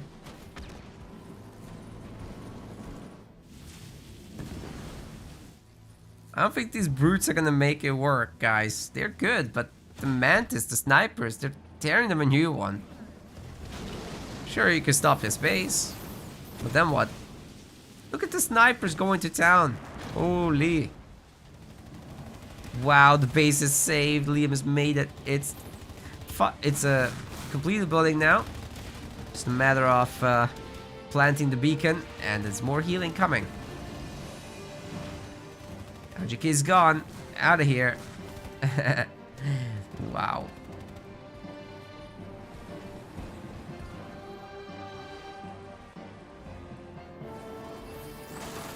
Holy shit! I didn't look at LGK for a while. Turns out, he can eradicate the base. Oh my god! What base? He's about to destroy the thing. There's a siege turret. Yes, 3,000 resources in the bank. Can Liam save us somehow? Is he blessed with a heal? Nope, doesn't look like it. This will be going down. Wow. Okay, the JPBs worked. I forgot about that base being locked. Or maybe I missed it completely, I don't even know. Oh, he's healing his other base. 3. Brutes are jumping across to the main now. Looking for some damage, I wonder what they can really get. Liam is plenty rich, he is tier 3. You know what, those snipers are just tearing these guys a new one. This is not a big issue. If he was on position, he would have been able to save the base. But now I think he might lose both. And the bunker is here to help the Johnny. But I'm not sure he can defeat that many brutes. Not without healing. He doesn't have healing left. Another base goes down and LGK keeps staying on 3 bases. Liam is in so much trouble. Liam's asking who's coaching you. Oh my god.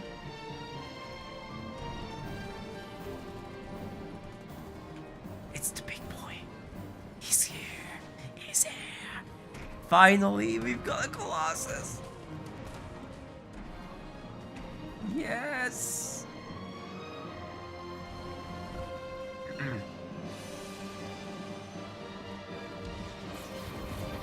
That was great.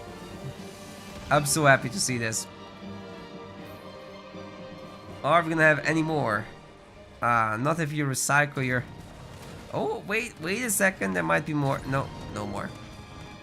The Colossus certainly could deal with this. And also there's this blob.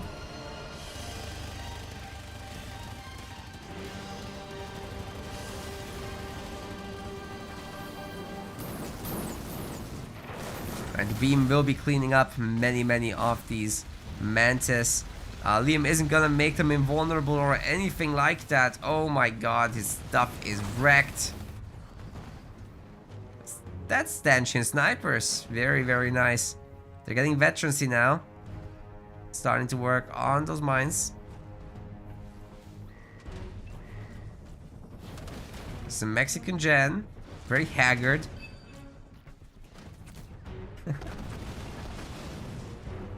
Johnny might be getting to pick off this. He's got the Gauss rifle thing.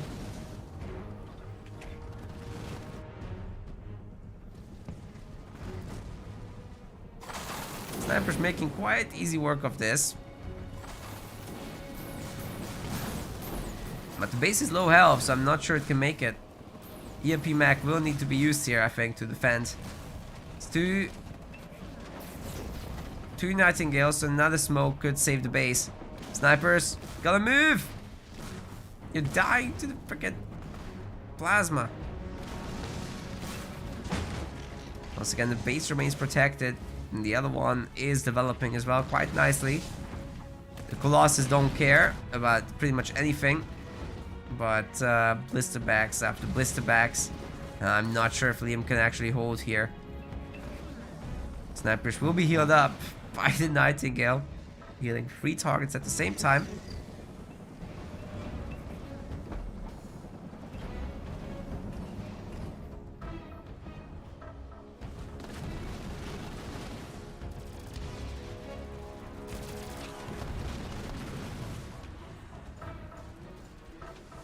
Does get to escape. But this Johnson is gonna get veterancy from this at some point. Which would be pretty sick. Wait, did the Chosen actually defeat the Colossus? I think it did. Wow. Alright, snipers might be able to take down the Chosen though. Gotta be careful with that.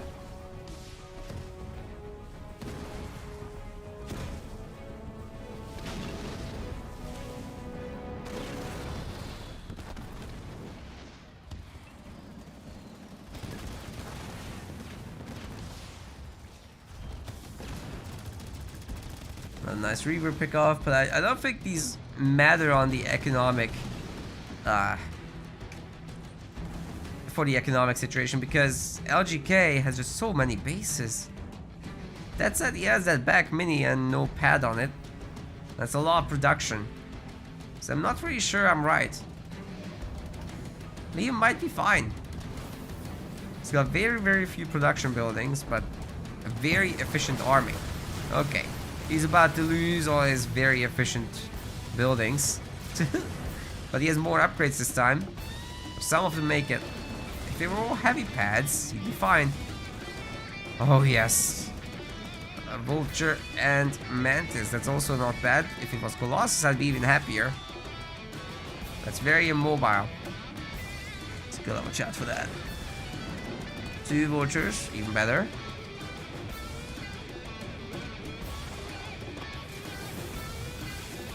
What did we just hit? A single of these guys? No, come on. That wasn't necessary. Johnston has a star. That is necessary. Now the bunker drop will be ready. Ooh, the snipers are absolutely going after that Chosen. There will be an engineer bubble, but ultimately doesn't matter much. Oh, that's great. Smoking it and then nuking it. Snipers will finish him. Oh my god, you can't escape that. Oh my god! Did you guys see that? He tried to save it. The Bulwark could have saved him, but it wasn't timed right. Liam caught him pretty good there. I think this is Liam's opportunity to push. He's got Vultures now. Several really high level snipers upgraded to stanchion. As long as he just remembers he needs to protect his base and turrets up and whatnot, then I think he can do whatever he wants now. It's a 1-star Johnny. He can take it.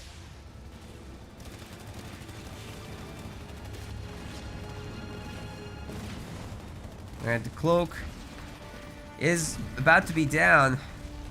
Nuking the detectors with beam is gonna be nice, but ultimately Liam just makes something better to attack with, right? There's no shield here, and the buildings are about to eat it. Sniping a gen, getting out, not the worst idea. Liam could use a little bit more population. There's still plenty of snipers here in the middle. I'm sure he's queuing. Vulture, is that an infantry? Yeah, it's an infantry upgrade. Got third base secured.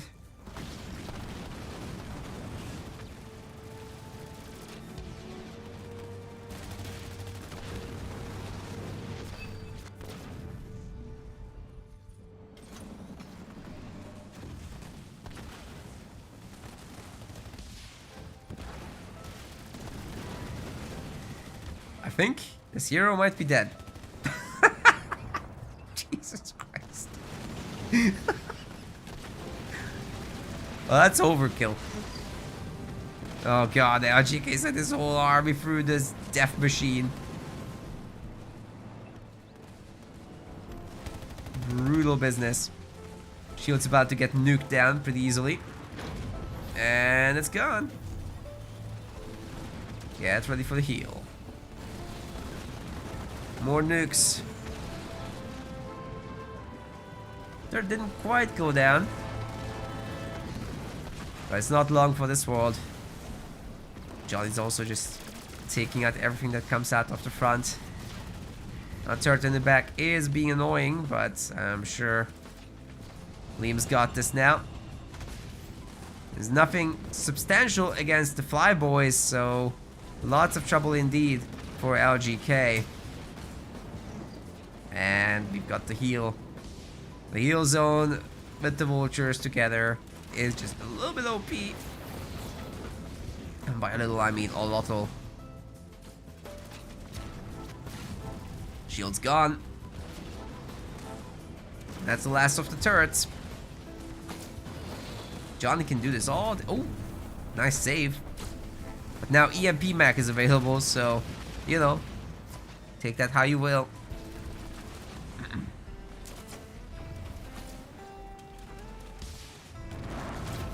drop is ready.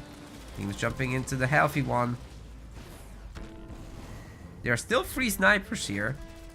Wouldn't be helping much around this place, but if there's ever the Chosen coming back, then that would be useful actually. Yeah, PMAC does go down on all of this stuff. We missed the landing, sorry about that, but hey, anyway, all these buildings are being destroyed after all. And Johnny's pushed everybody away now, so it's just a turret left, but that's also gone. I think the base is wide open. Ready for Liam to reap the rewards.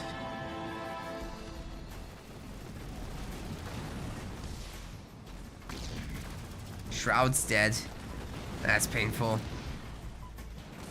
I'm not sure what LGK can do at this point to recover. Liam's on 3 bases. He's got a superior army. Something that can't be easily beaten at this point. Mass Reaver would be required to beat this. That's hard to come by. Especially when you don't have much of an economy. Not much power here. I don't think Liam's gonna fall for this. Wow. Nukes and eradication. Now that's a combo. I think the mines also actually destroyed Liam's ground army there, so what a way to go out. But that's gonna be a Liam victory, and he's up 2-1.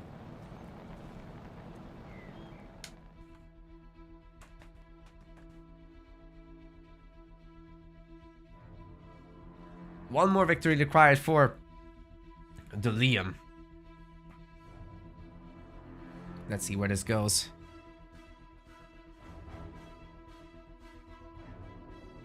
LGK says Johnson is a god. Loves that leader. Me too.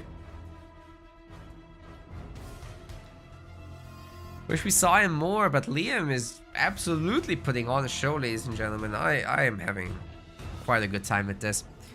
Even though I'm exhausted, this is actually quite fun. I'm just not sure we can do the finals today. It's already gonna be 7+ hours after the 14 yesterday. It's a bit much.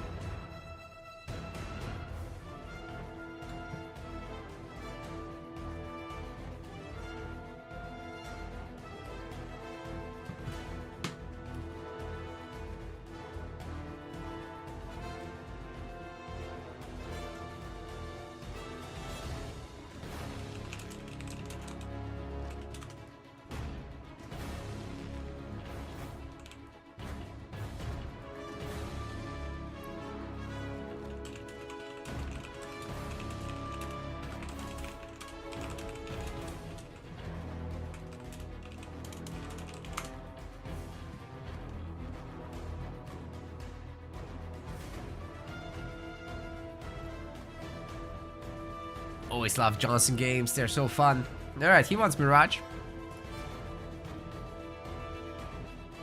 Which, actually, I'm kind of warming up to Mirage. I used to have my qualms with it, but I think it's okay.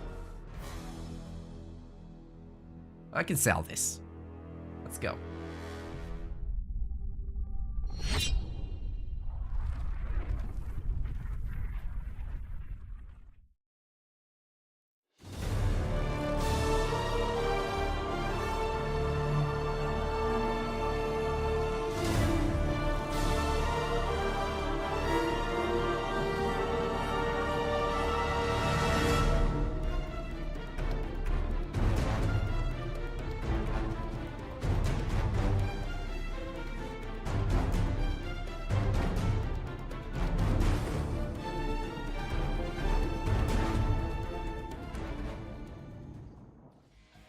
Alright guys, we are waiting currently for the leader picks, but there are results. Stormy defeats Dark Angel 3-1 in the other semifinals round. Now Rock is waiting for the results of this, which I'm not sure whether we'll delay it or not.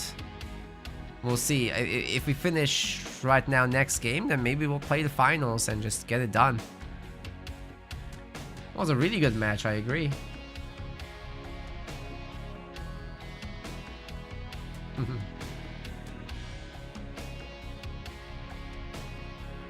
guys agree? And you know, the bunker crawl in itself is already super fun, but then combine it with vultures and, you know, sniper play, really good micro with them, so many veteran units.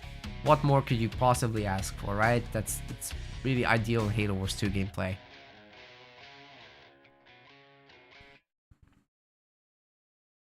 Just need the leader picks and we'll be off to the races again.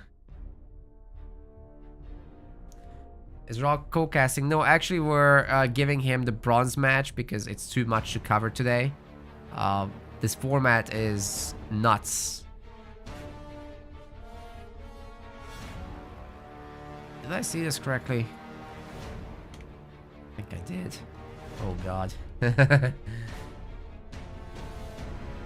Ladies and gentlemen, this could be the last game in the series. LGK in the blue color will be playing as Colony. He needs a win right now, otherwise he's down to the bronze round, which is not bad, but you want to be in the finals, right?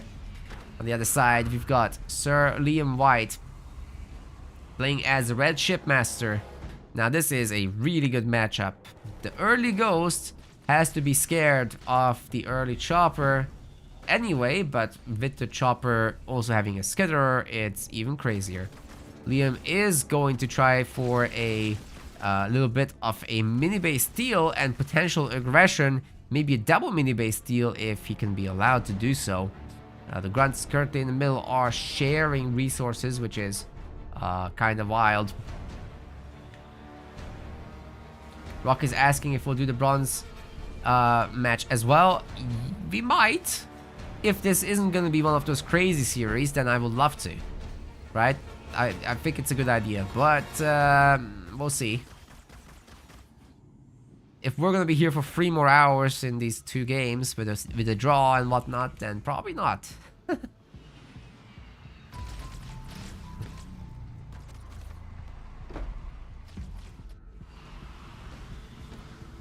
I just think the next season we need to change the rules so that the draws are in fact going to just give both players a point. And then we resolve the series so much faster, save several hours of streaming time, and can get more of the great matches covered without skipping. Should it be scout spam from both sides? Yes, it should be. Just because of the high mini base count, but it's not going to be.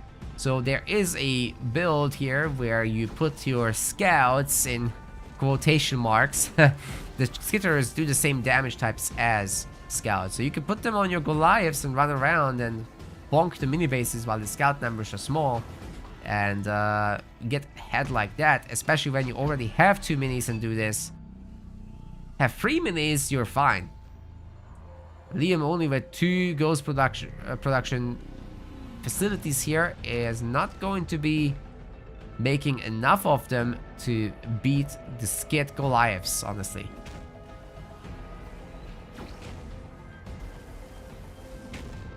He's gonna lock in the ghosts here. Hero will be... okay.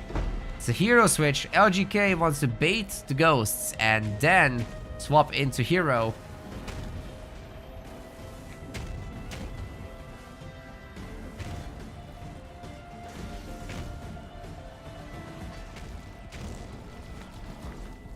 It's 4 ghosts, definitely enough to deal with this. Oh my god, Liam is pumping and pumping and pumping and he's getting ghost shields. Granted, guys, the time when you actually succeed with that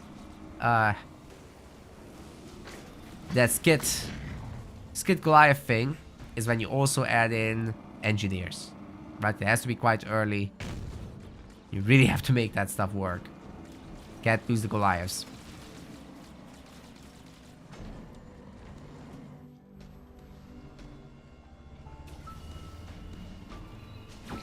Engineers are coming in, which is exactly what needed to happen earlier.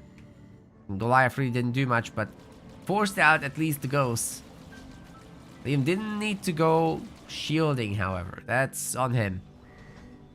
But he's gonna get a hero of his own. He has the scouting information, right? He's seen the main base. He knows exactly what LGK is up to. Liam's smart. He's not going to just pump Ghost for a million years and leave it at that.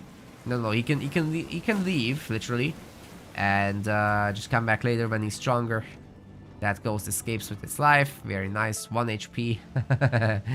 And he could get out the Honor Guard. He can get a second gen, get the tech advantage, bully the mini bases a little bit, and overall should be really good.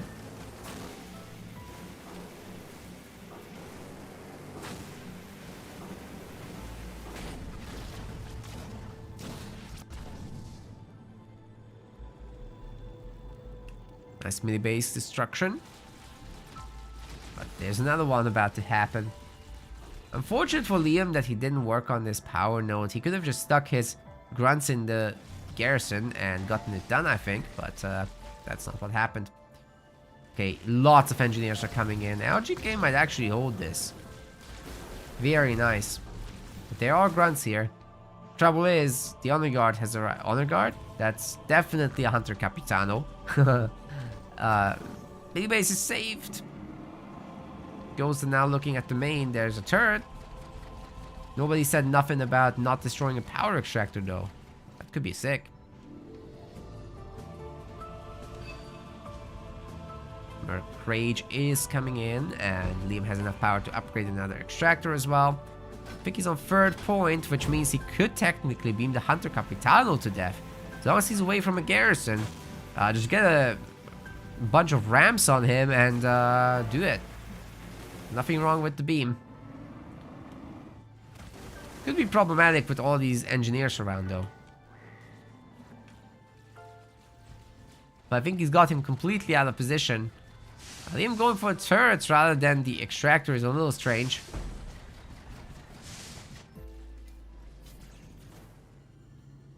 Is that gonna actually force LGK home? No, I think he's looking for the counterattack and the potential Goliath drop.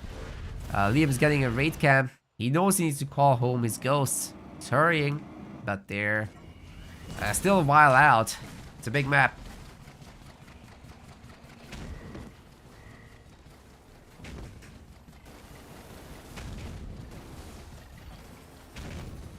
Beam should take care of this, but we should see a split from LGK. It's there. Oh, Liam gets nothing, but ultimately gets everything. Oh, the heal was a waste. No, that's not good. Wait, somehow this survived. Oh my god. Somehow the Goliath returned. Now there's no beam to deal with the Hunter Capitano. Is this gonna force a game 5? Oh my god, that was the worst taunt I've ever seen. Single ghost. It happens. Delayed skill.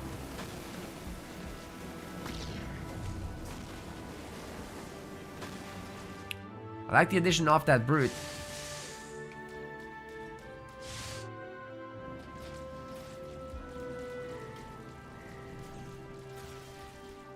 Hey, Liam did get a power node. Everybody chill out. He's gonna have 2. Just a little bit too 8 minutes into the game. If you know what I mean.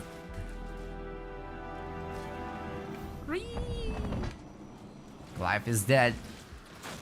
Long live the Hunter Capitano.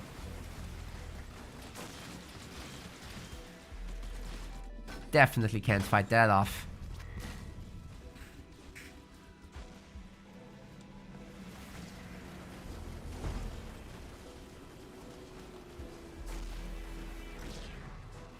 Ghost gets absolutely wrecked.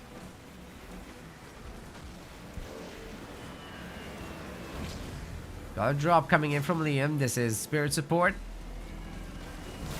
Unicorns should change everything. That taunt goes down, giving LGK a little bit extra control there, and he teleports out. Nice one. Good save. On the way out, the engineers will heal him. And siphoning actually will heal him a bit. But meanwhile, Liam has been busy with the Honor Guard and has taken out mini bases. Only one left in the middle. And this one's being worked on as well. Meanwhile, the ghosts have been chasing the Capitano. Thinking the engineers here will soon run out of bubbles, right? I don't think he has many bubbles left. Colony Drop, of all things, will be coming in to support. LGK is attempting a base expansion. He has tier 2. He has a third generator now. Excuse me. A second War Council, which is never... You can never have too few of those. Especially if you're making a Scarab. Is that what this is going to come down to, Scarab? Definitely a good game so far. Him's getting a second base. Cleaning all the minis. The minis alone are worth as much as the base, of course. It's time for these ghosts to work on power nodes rather than the hero. Because they're definitely not getting the hero. It's a Hunter Captain tier 2, not yet. Siphon Overcharge is only now coming in.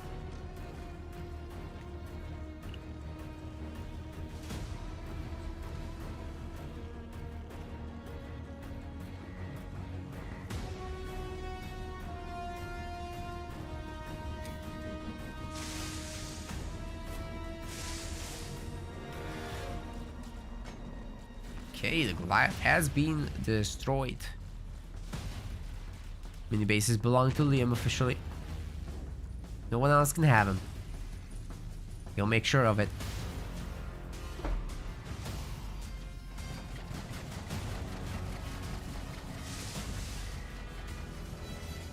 Why isn't Max playing? He never joined any of the tournaments. Probably didn't hear about it.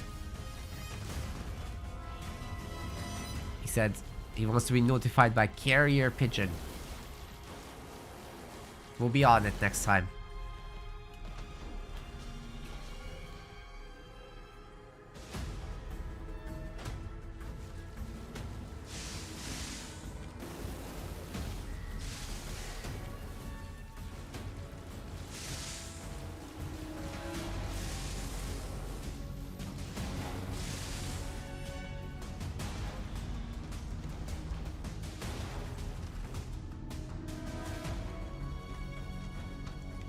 Now that's a tier 2 hunter.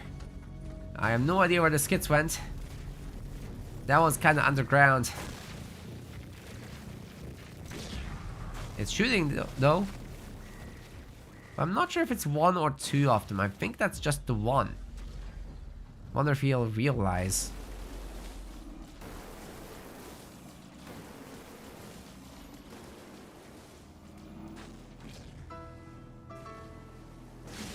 Ooh, the honor guard is very low. Gotta leave here.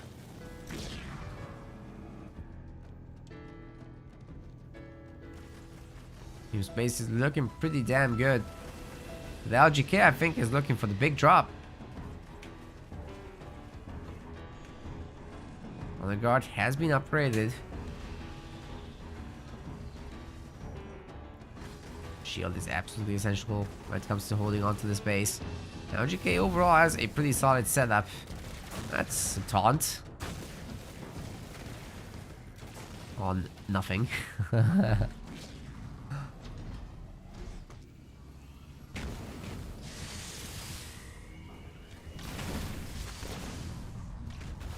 the honor guard gets the heal. And the Goliaths get the boot.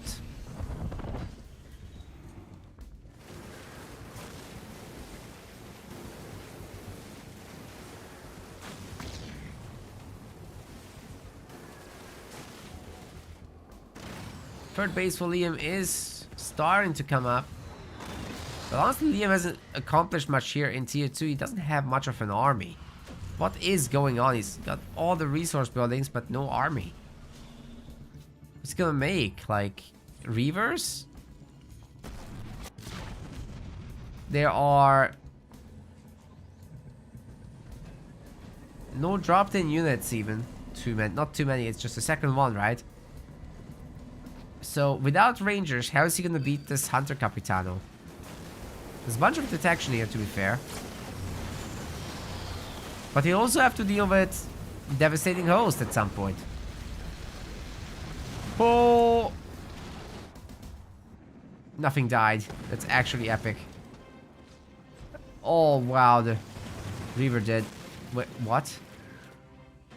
What is Liam doing? The sandwich this army, that's what. Can't run, can't hide. All the air units are dead. He can't escape. Wait. He can. He's got the garrison. Oh my god.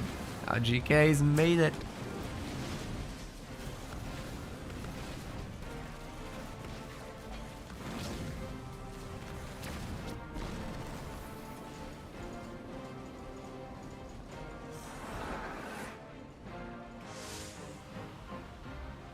This is wild.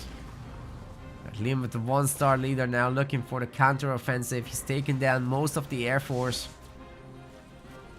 These two remain. And this base most certainly will go down. Meanwhile, Liam's developing his own. But another generator. I wonder what he's aiming for. Tier 3 it looks like. No doubt Wraiths, but here's the big boys. Can Liam actually take that on? I think not. Displacement would be appropriate. Or an extract on his own hero at the very least. Holy! He's dead. That's unfortunate. Hopefully he doesn't lose his spirit support units, because that would be a disaster. He does displace some of the army and might be able to at least get the Locust kill, but loses his own ranger with the 2 stars. That's unfortunate. Hunters are shooting the hunters, dealing minimal damage here. Not great.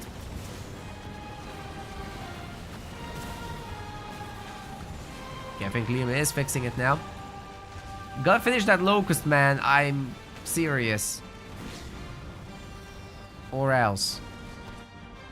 Combat repair is done. One of the Wraiths actually stays behind to clean up minis. I think Liam might lose his veterans. Oh boy. Another spirit support coming in. So this could work. Oh god, the engineers are going down. They're going down quick. Run, boy. It's too late. Another ranger falls. A unicorn might even go down there. Oh, it's toast. So we're back where we came from. Now LGK's base is back to full health. Now getting another generator. Really solid setup overall. And hasn't lost too much of anything.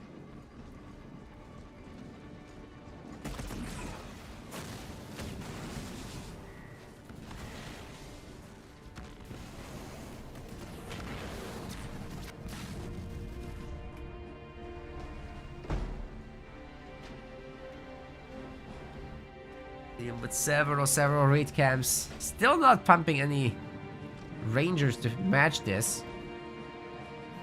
But he's also not getting Wraiths now that he's in tier 3.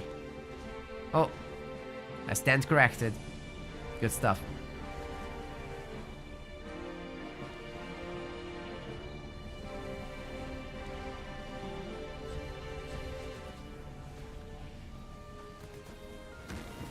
But here's the push from LGK, and I'm thinking this is going to be a lot of trouble for the hero. He's getting slowed down by the Capitano, and the other stuff is just killing it, isn't it? Oh, he got away. Nope. Rangers. Good shots.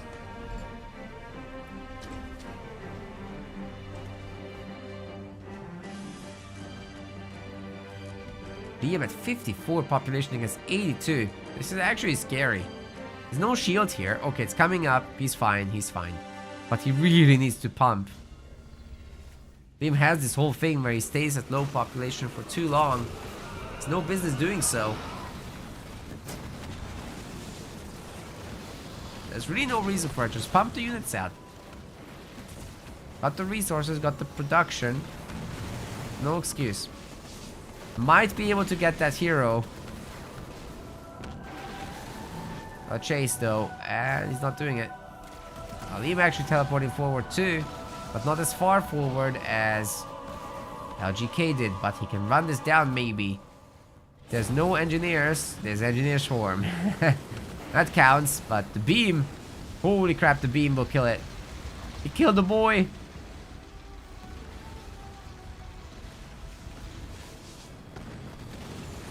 Okay, what now? Liam still has low pop. It's a massive army he's facing at 93 population to 64. It's gonna get roasted on the beam. Brand was just a little bit too much.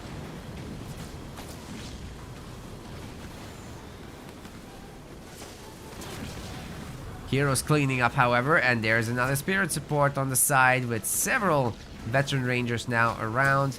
I think this is totally doable. The hero can take it. Bunch of Goliaths joining the fight. And you know what? Those kits are actually making all the difference. They're wrecking this infantry. What the hell? Does LGK have like vehicle upgrades to make him shoot harder? It must have. Or maybe Focus Beam is just that good.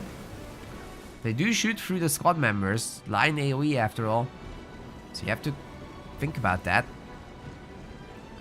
But I think if Liam doesn't pull a rabbit out of a hat soon, like Blisterbacks under shields or whatever, this is gonna go into Colony's favor soon.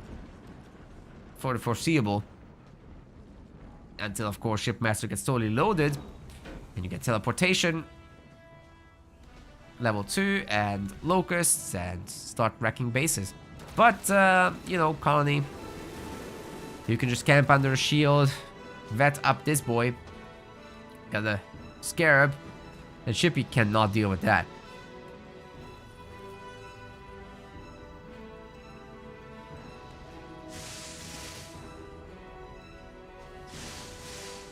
Well, what you can do, however, is make sure at least one of the bases dies, and that way Ship can win these tournament matches, but in a ladder match you'd struggle.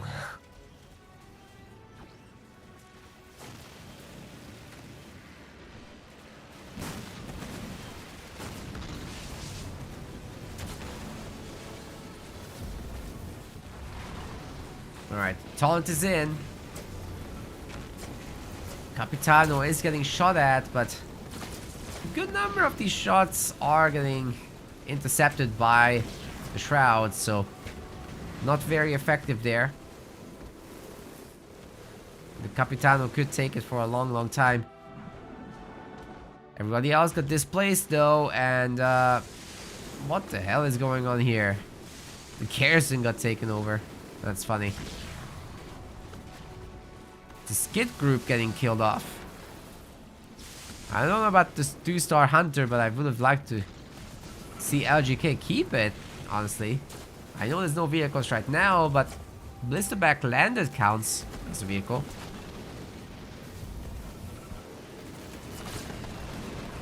There is gonna be detection here, but the Blisterback is blasted.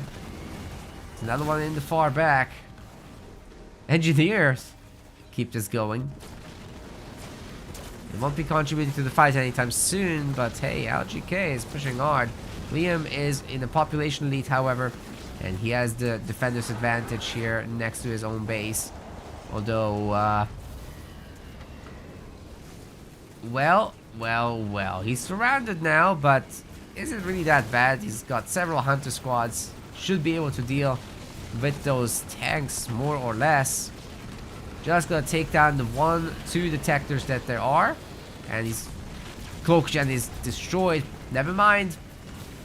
Goes the other way now. But we've got beam level 2, and that should take care of the Wraith, and then potentially even the Locust. Maybe not quite, but it's close. Team's base getting bullied hard. It's 56 population versus 86. LGK definitely looks to be in a good winning position, but does need to close it out. It's not guaranteed yet. Not yet. The Locust is doing a great job, and it's not getting destroyed by the Hunters just yet. Maybe the Engineers can keep it going for a lot longer, especially with the bubble. Where is the Engineer bubble? Bear in mind the Hunter shots are getting shot down by the Shroud, so positioning matters a lot as well. This Shroud was not in the right spot and wasn't able to save the Locust boy. However, Liam's base is stripped. He has other bases, but this one has a 1-star Capitano, and it's going to be very difficult to dislodge.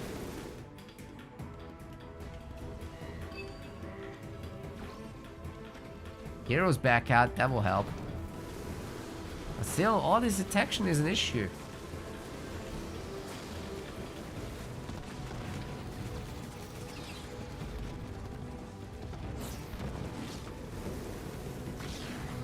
scout mining attempt, but not enough time to arm it.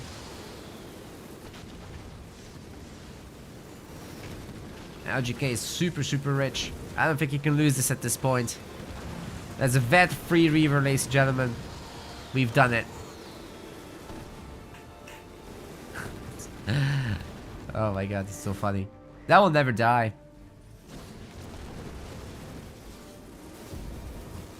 Get a few more of those. Put the skit on all. And everything's great. Yeah, I think Liam Stokes, ladies and gentlemen, the shield gen is not happening.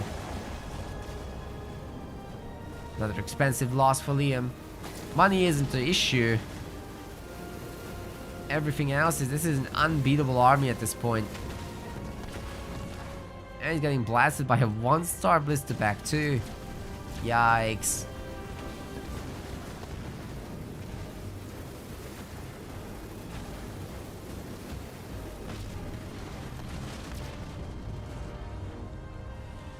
Well, 2 points being held by LGK. He can do whatever he wants. He could upgrade his brand, but it would make it more expensive. So maybe that's not what he wants. But it would be stronger. Maybe it's worth it. Keep pushing the main now. Not too afraid of this thing. Oh. My god. Liam's doing it. Right here. 80 seconds left. He's getting a 7-slot base. LGK already has done it on both expansions. He's controlling the majority of the mini bases. There's nothing here for Liam to defend with. Just the shield itself and the turrets. It's not enough.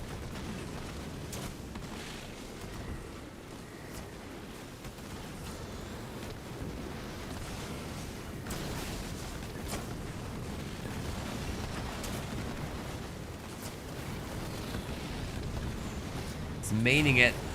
He's maining it super hard, guys. I'm not sure you can stop it. The only guard has destroyed the mini base at least. It's 39 seconds until Scarab. It's gonna be a long, long time. He's doing his best, trying to keep the base going. There were engineers, I can't see them anymore. That's a good beam, but we're just gonna see a teleport.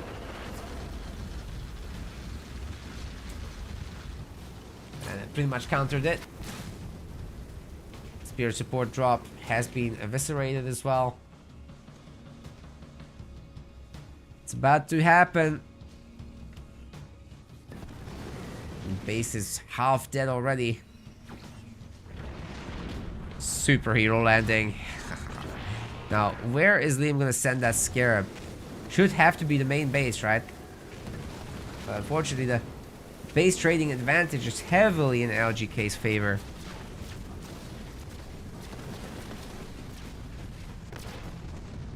Ooh, utter destruction, dude.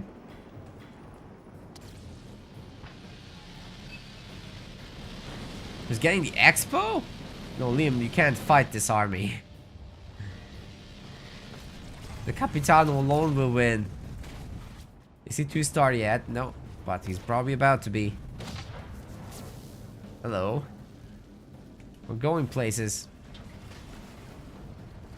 I'm afraid you can't see.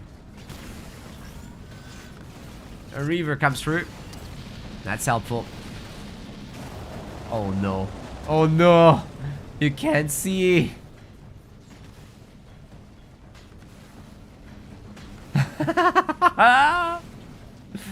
No way, dude. No detect. Oh my god, this has to go to a game 5, doesn't it? I think so. Oh, this is a tragedy. Oh my god, the engineer is dead. No detection. Holy shit, Liam, make a ghost or something. Oh my god. Displacement helps. That is a 2-star Goliath. It leveled up.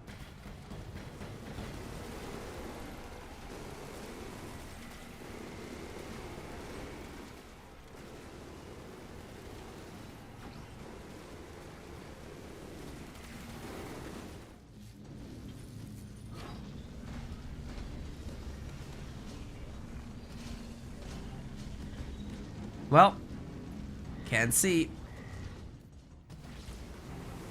Can't destroy what you can't see.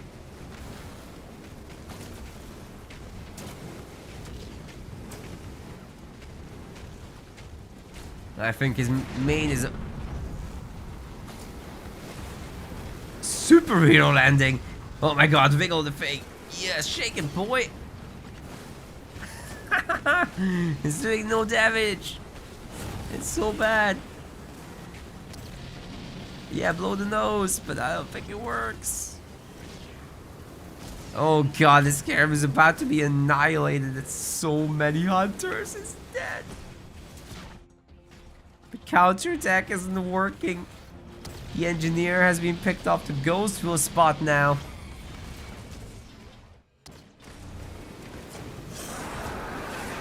Hunter is 2-star.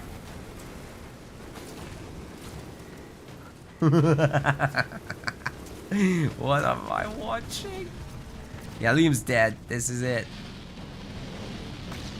He'll be happy to get the base kill, but he's not getting it, I don't think. Even with Glassing Beam. Oh, he can't afford it. Good lord. LGK is easily going to defend it. He knows there's no other bases on the map. Well, I mean, there's this, but Liam can't afford it. There's a little bit of pickups. Won't be in time. He's selling the... Oh, you need to wait a little more. Wait, he actually put down a base. Oh, the NG. Hold on, NG. He tried so hard. He got so far. Oh my god, the Scarab's gonna be killed. It's over. We're going for game 5. This will decide who goes into the finals, ladies and gentlemen.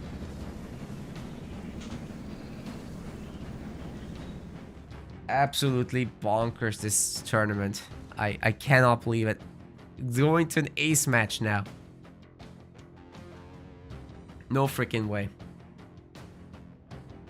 We're 8 hours in. And we're still not done. I'm not sure we can finish this today, guys. This is one more best of 7 after this. Potentially 6 hours of that.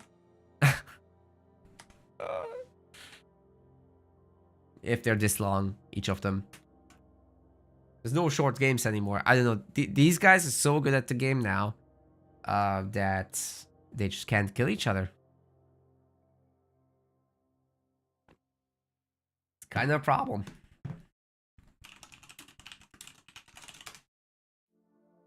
Not sure if Liam is typing or not, but I can't see him picking a map. Hopefully, we'll type.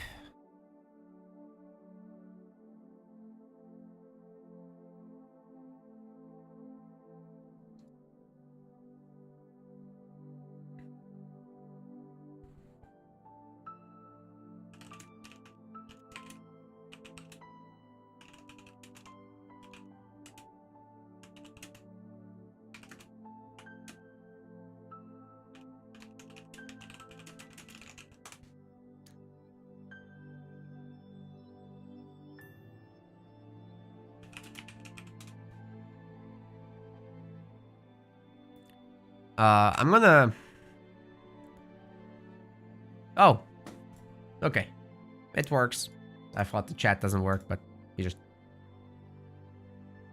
was away for a second. Frontier is the next map. Wait, didn't we have that?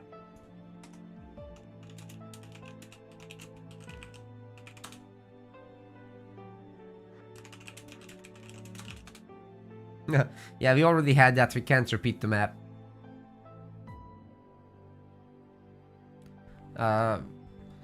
Also burned Bedrock and Vault.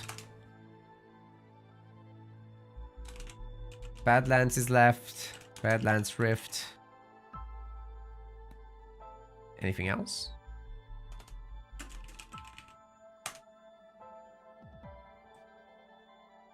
And there's something else. Ashes.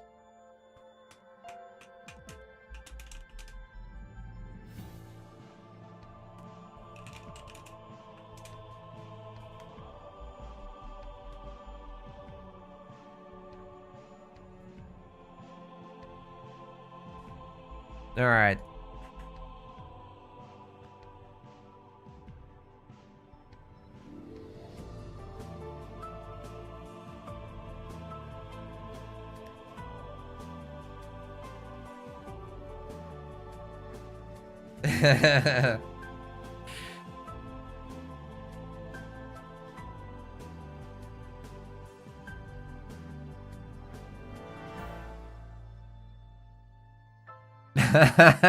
They're talking shit now. Oh my god.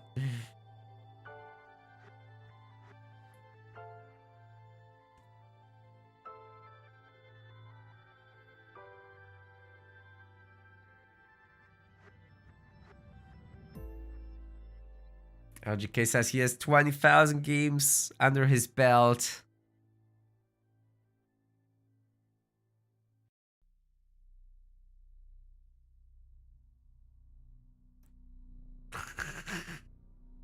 They're fighting now. Oh no. Best to not chat, guys, in this environment.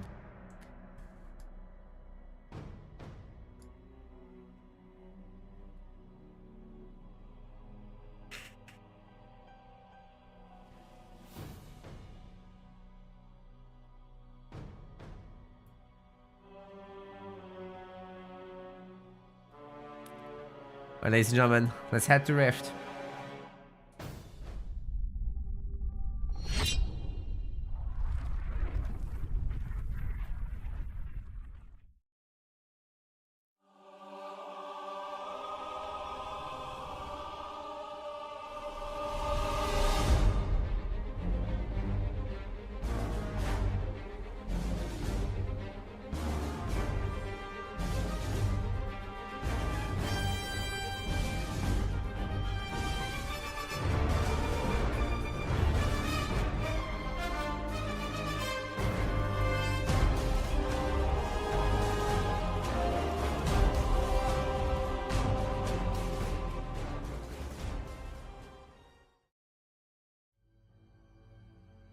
Can you see the trash talk? No, it's kind of uncomfortable, actually. Not very funny at all. I think LGK is a little upset. Oh yeah, Chenla, thanks very much for the promo. Actually, yes, Twitch subs this time around get Discord Nitro in addition. That's not usual at all, but it's on. Any support is very much appreciated. I have to say support has been a little low throughout this weekend. No stress, but just putting it out there that this is a great way to pick up some rewards for yourself. And we also still have our thingy, the HelloFresh affiliate thing going for today only. Who's my favorite leader? Thanks, Willis, for the sub right there. My favorite leader is Cutter. Definitely. I just love the active play. I love the drops. I love the aggression that it holds. But I also am pretty good with Colony. I learned him to be able to play a bit more defensively and late gamey, but it's still very much a timing push based leader, so.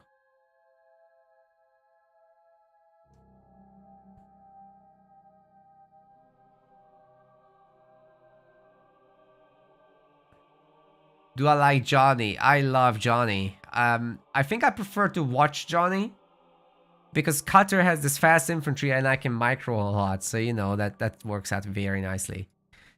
Okay. We've got the load in and getting into Rift momentarily. Just let me set up the leaders and we'll go.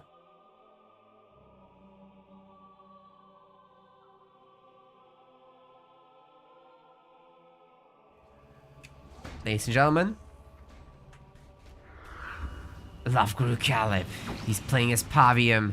On the other side, his opponent looking to go into the finals. This is Sir Liam. He's playing as the Arbiter. Now, using up both of the elites, you just know Liam means business. He wants that finals. I don't think we're gonna see the finals today. Liam is way too tired. It's gonna be midnight in the UK, so by the time this game ends, we're on the way to 1 AM and he's got an early morning. definitely no finals and bronze round today, guys. So if Rock Generation is watching, who's actually casting the bronze round, then sorry, buddy, plans changed. But it means you can chill out. So there was a betting round going on, and everybody lost their points. That sucks. You guys get another one. However, here for Rift. Here you go. Good luck. I can't believe it. Liam got a mini base steal while I was talking about that. Okay. Second power extractor back home. I think this is not going to be an aggressive thing, just the harvester.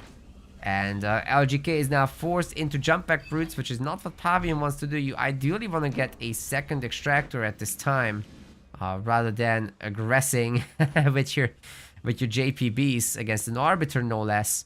Yeah, you do want to get everything else done here.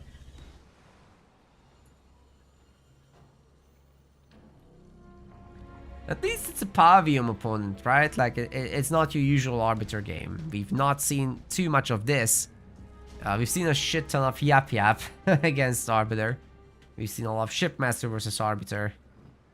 Not enough UNSC versus Arbiter, to be honest.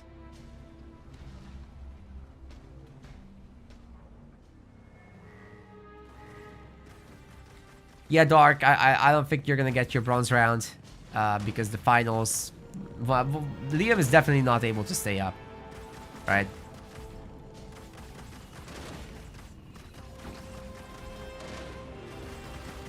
Wombat says subs aren't working. What? You mean on the website? Why wouldn't they work? It's just PayPal.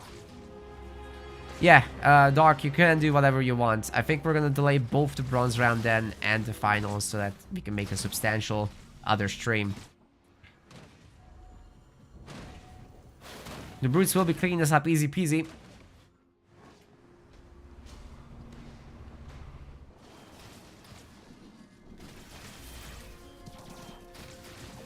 Yeah, these leftover games are gonna be pretty sick. We've got the finals of the Pro League, the bronze and finals of the Rising Star League, and who knows what happens in 2 weeks with the Amateur League finals. Will we be able to sort that out? We'll see.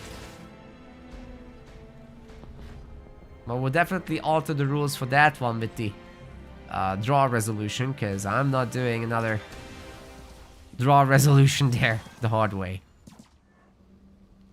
Liam is looking for the sneaky expo. Wonder whether a Pavian player will find this. LGK is certainly looking for the business.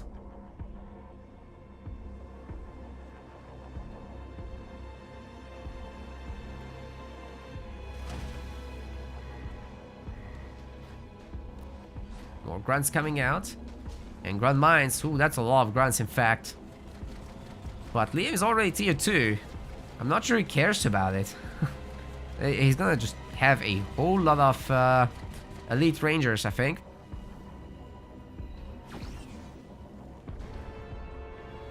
And second base will be constructed, which LGK does not know about. Will he even spot that thing? Ooh, the grunts might. But I think they're just going after the power node. Yes, they are. Oh god, they're not gonna spot the base. Liam can get the Arbiter out here, no problem. Oh, it's getting scouted. Oh my god. That was very fortunate right there.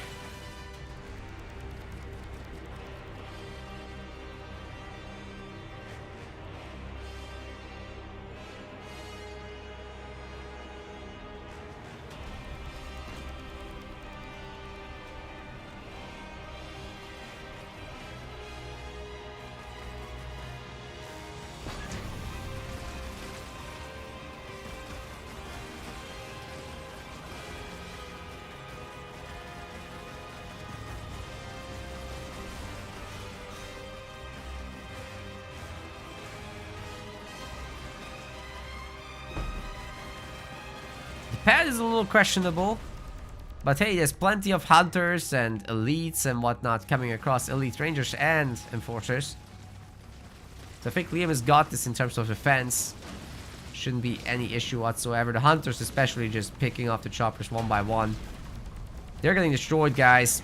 LGK rapidly dropping in population count, and stasis will further aid all that. The Arbiter hero is out. Liam is gonna absolutely overpower this army. There's no question about it. Maybe the engineer dies. That's the only thing the LGK can really harm. What's he got? He's trying to make a generator at this time. Oh god. There's no guarantee that that will make it. Liam is getting currently the Fury upgrade. Conus Incarnate, I mean. Which is already the tier 2 thing. Gives all the boys around a boost. I think he's also going to be on 4th point momentarily. Or he already is. Hold up, I think he already is. Just a matter of having the resources for the call-in.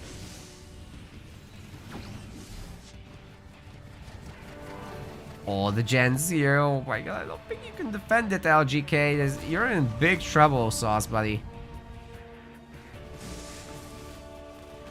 Rock Generation raiding with 16 peoples. Thank you. Hope you had a good stream, Rock. And thanks for covering today. Everyone should follow Rock.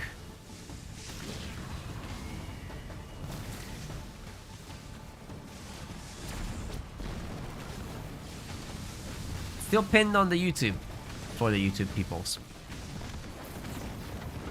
I'm not sure this base will be destroyed actually, but the Arbiter most certainly can pick up the elites over time. But the Enforcers, they're not guaranteed to keep making this work. Certainly very cost efficient for Liam though. Look at all these grunts he's killing. Oh my god, the elites going down one after the other. Still gets that brute kill. Wow. How long until he has veterancy? It can't be too far now. 2 more elites remain. And he's got his ability ready to go once more. Should definitely use it to chase down these units. There it is. Oh my god. Engineers getting wrecked.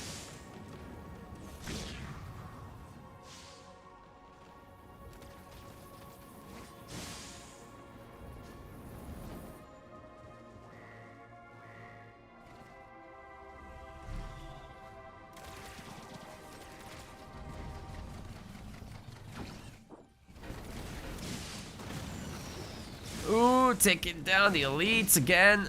How many is he gonna kill? Holy crap, dude. Liam doesn't have a population lead, guys, but he does have a huge kill advantage here. Should be able to deny this base easily enough, especially with the elites now out. But the army does have to run a little bit. Has a veterancy point, so this is gonna be a whole lot better soon, TM.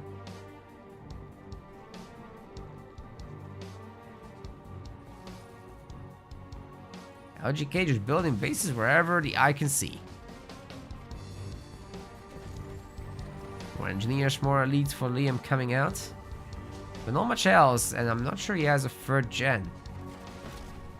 He does not. A 3rd gen would be essential, then you get a shield in addition. On this base, why not? Oh god.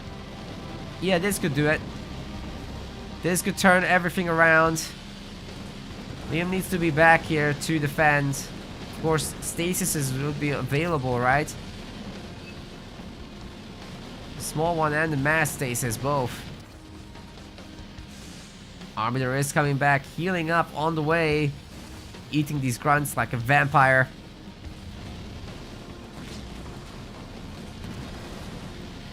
It's ample anti-air, I would say. Bunch of engineers as well, so I don't think the Lich can destroy the base, but it's doing damage, it's causing confusion. Liam is trying to get his 3rd base up, and don't count LGK out just yet. It's not over. You got 3 generators on burnout, and you don't need to be ahead in bases when you're Paviem.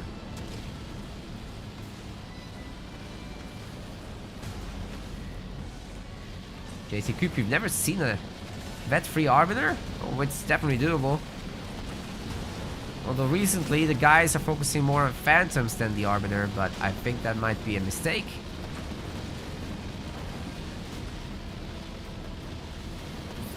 Mostly because of the banished mirrors, he's got a smaller effect here. Against UNSC is a menace, and he can just run into your base, pick up a gen and leave. Not so easy against the banished too. Well, you have to crack the shields as well, right? So it is what it is.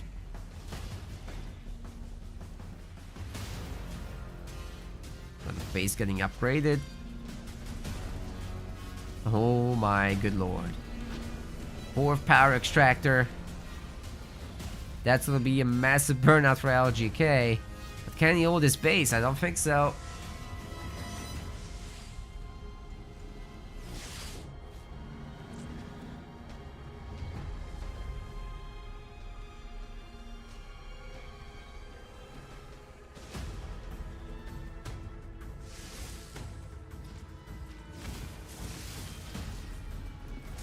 There's another drop in. Oh, this base is toast, dude. There's no way it gets held. The engineer is annoying. Helping out LGK so much here. There's no anti-air again. Just a 1 grunt. 2 grunts. Better than nothing. It'll do the trick. There's another engineer. This is why we really need a Reaver in your army always. The Incarnate actually doesn't apply to those guys who are out of range. But the engineer once again will be going down. Stasis Grenade also helping a little bit. Arbiter has to work overtime against this many targets. Oh, he's getting slowed down by the Marauder. That's actually a decent counter. LGK will be healing up the base. And Liam once again just doesn't have enough units. He's outnumbered, but he has an Arbiter. It's gonna count for something, right?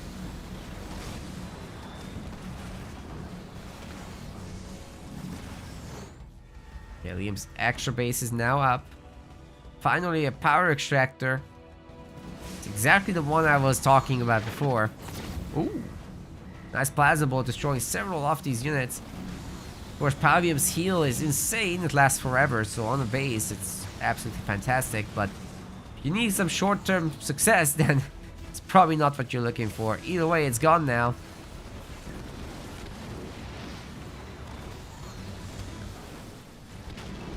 It's probably gone, guys, isn't it? Is there anything cool coming out of LGK's base, or is it just like Rangers?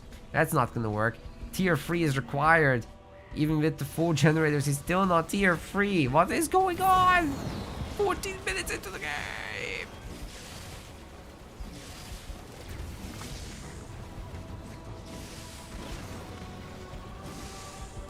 Okay, 2-star Arbiter. We might get to see the 3-star Arbiter, ladies and gentlemen. Get ready.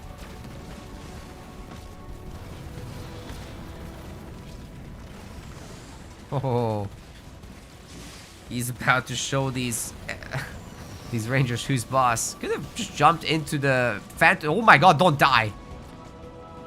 I'm gonna lose my mind. The chat can't be right about not seeing a 3-star hero ever. That'll be too sad. Kill him after 3 stars. That's fine. LGK is the underdog here, by the way. So it would be really cool to see him succeed, but also Liam has been working hard for this, so for him to make it to the finals would be epic.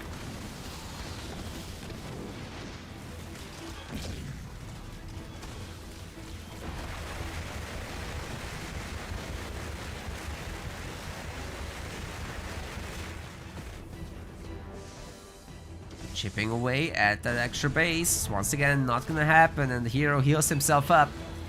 We might actually get to see the 3-star Arbiter once he's done with these engineers. Why do I keep calling them engineers? They're rangers. What's wrong with me?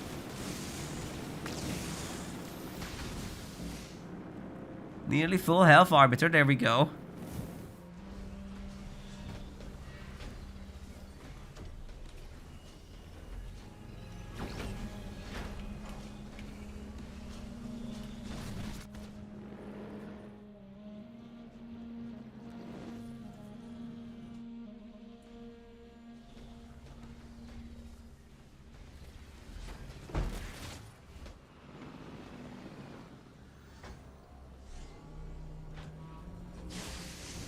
Alright, taking down mini base. That's a war council.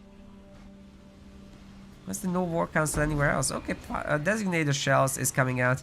I'm not sure what this was for. Still don't see no Pavium. But Liam's up to 4 bases. This is starting to look dire for LGK, especially if you know, Liam does go tier 3 and gets Arbiter's Reprisal. And Hero gets even better.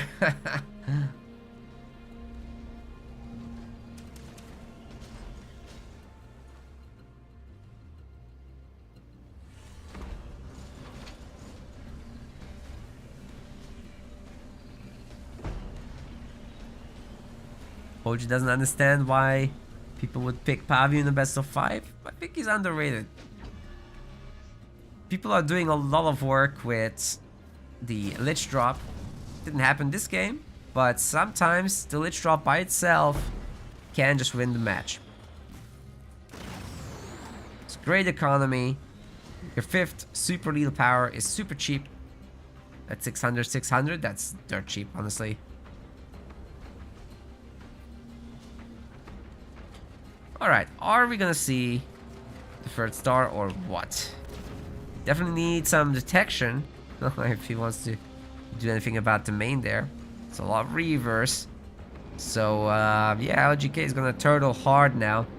The way to break this is, you guessed it, Braves. And Liam is tier 3. He's getting reinforcements. He's getting a ton of Harvester upgrades. He's got so much money right now. He can do whatever he wants.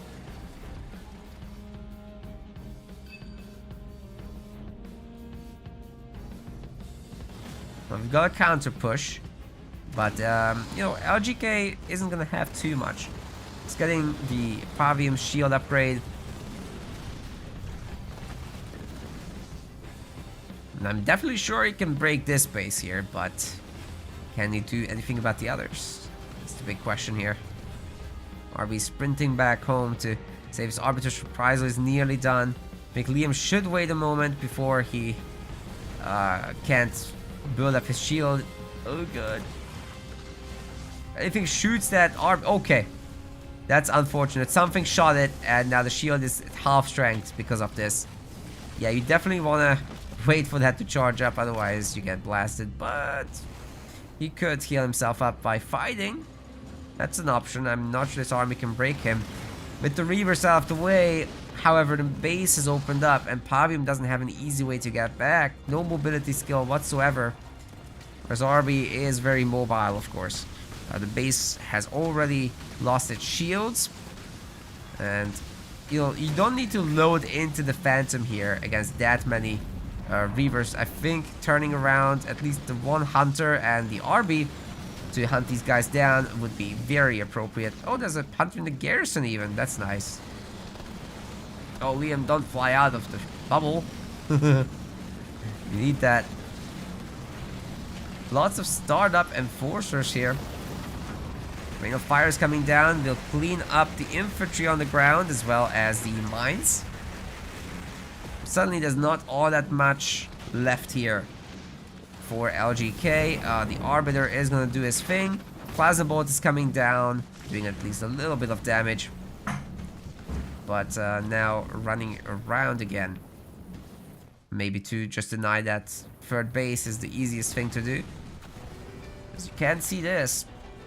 Nothing to see here.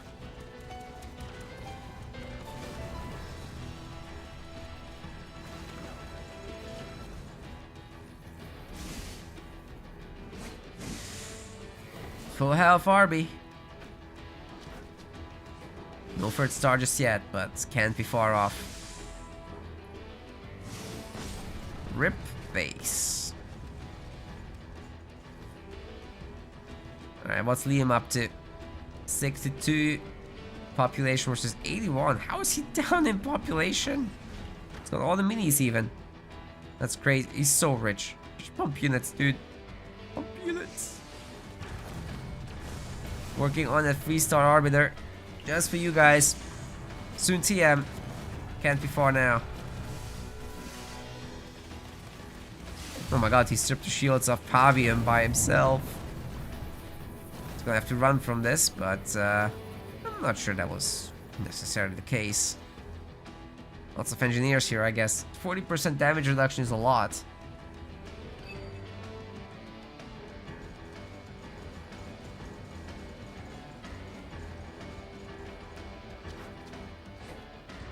Now, I wouldn't want to be Pavium in the later game. Shreko says the longer this goes, the worse it gets.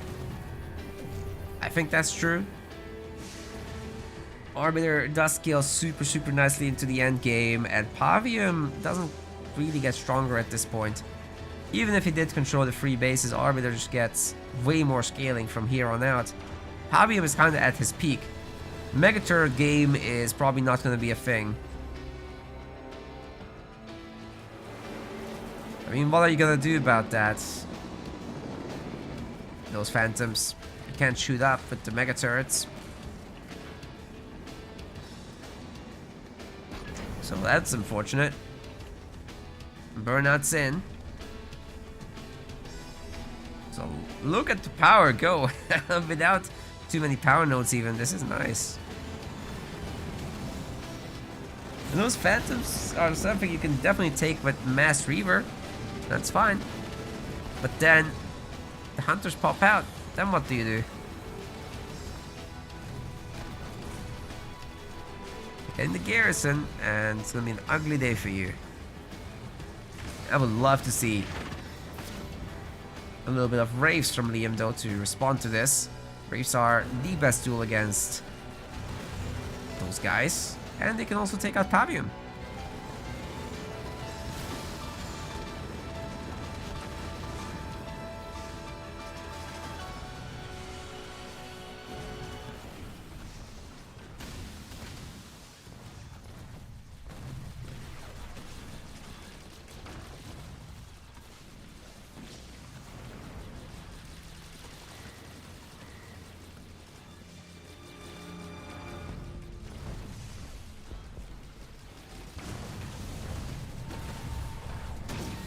Oh my goodness. 3 stars have been achieved! Twitch chat said it's impossible! Liam saves it! It's actually gonna be put to good use. 3 stars. Bask at it. You can't say you've not seen 3-star Arbiter before. Liam has done it for you. Special delivery. Alright. Pavium Banshees, I never thought I'd see the day. We're here. Do the engineer bubbers stack? No, you have to cycle them. It's very important. Very important to cycle them. Otherwise, you just kind of waste them. Of course, sometimes you need them to cover more area, but, you know. Haha, let's go. LGK has so many resources still that he was able to fully upgrade that base. Well, not fully, but at least a 7 slot. I'm sure there's another level left for health. Now, that vet 3 army might be able to take on this army by himself, right? Probably not, but it wouldn't be far off. Liam really needs units, dude. This is a problem. LGK knows how to be 120 pop. Liam apparently does not. Puts them all to sleep real quick.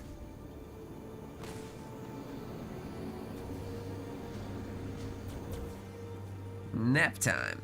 Where's Arby going? Huh? Is this for a drop-in?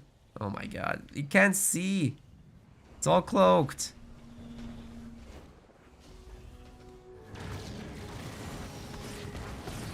Liam, you're a... Oh my god, he's a 84 pop. Where's the rest? You need more? 3-star army is gonna go to town here. Elite Spirit Assault is ready to go. Plasma Bolt. Only the one. Where's the others? Phantom's gonna get nerfed and taken down potentially, but a lot of these Banshees are getting hurt significantly. LGK has dropped 20 pop. This is now a cloak base. Liam is turtling too.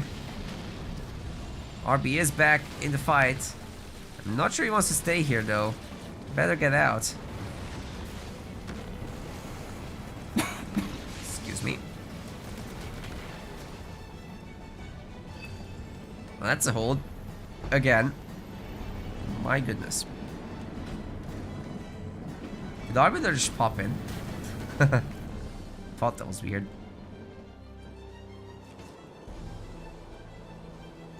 Well, the Pavium army is healing up.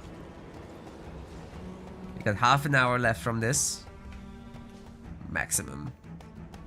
Unless, of course, they draw and replay. That's always a possibility. Then we're here for another hour and 30 minutes. But we're definitely not doing the finals in the bronze tonight. I am toast.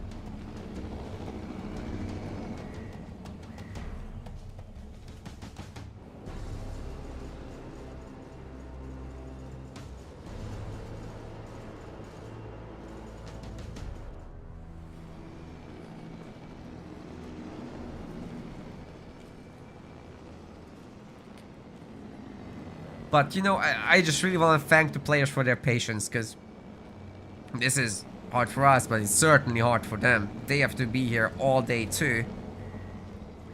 And grind and stress and whatever. Of course the viewers as well, but less stressful for them. You watch as long as you want.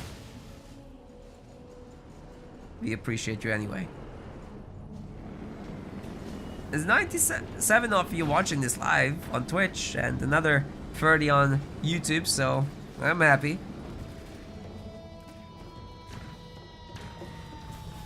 I just wish the games had a bit more action to them.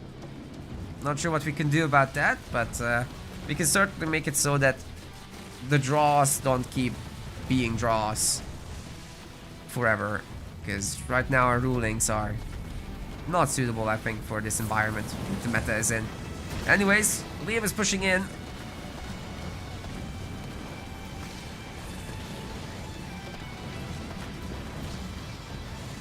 And he's gonna absolutely destroy his army, isn't he? It's a single plasma bolt, but he's finally maxed out, right? And he's crushing it. Whoa. Rate of Fire 3 is just so epic. Every time.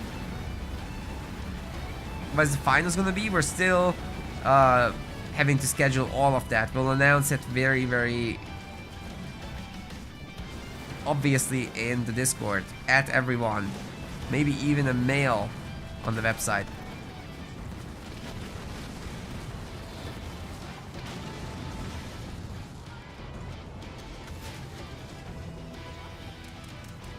Well, the base is defendable. RB can't see. Liam has to try again with full phantoms, I think.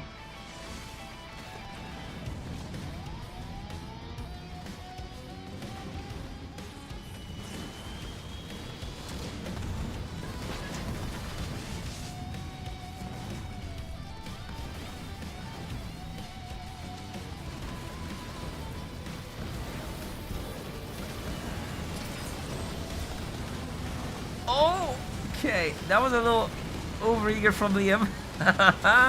Trying to drop in the spirit isn't gonna happen with all these Reavers around. Oh my god, the camera is going insane. A little bit of a nerf beam on the units, but even out of the Phantoms, they are several times veteran. Gotta be careful with these Ultramines though, don't walk over them. I think they're gonna all get shot down very nicely by Liam. Great micro there. And LGK is forced to retreat at 95 population, 90 and dropping, and Liam is doing pretty great. Catches up with the entire thing, can veg himself in front of these units, pick off some engineers, and then finish off these weaklings. Shouldn't be a big issue at all, but actually stand here because they'll just run past you. They're gonna get a kill on that Phantom? No, beautiful pullback macro from Liam. I love it. Might be able to get the Pavium kill over there. Oh my god, he got it. There's no 4th star, I'm sorry. 3 is the limit. Ooh, he keeps going with Conduit of Rage. LGK is getting it. Period. The business. He's getting it.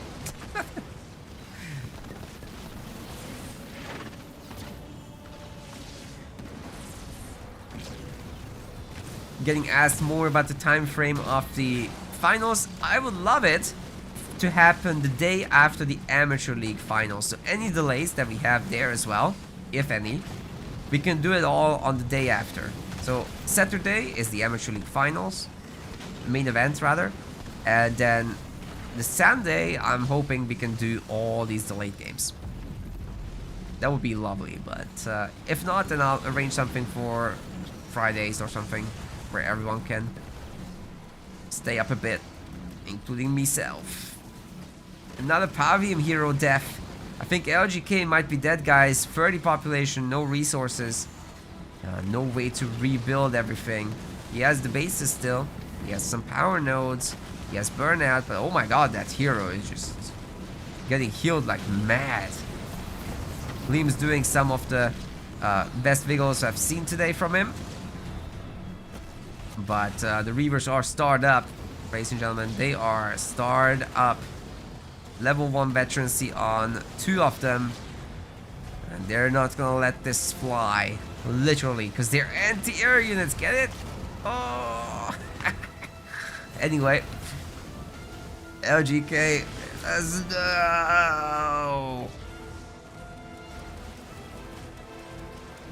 I'm sorry, Darth Vader, but that's it.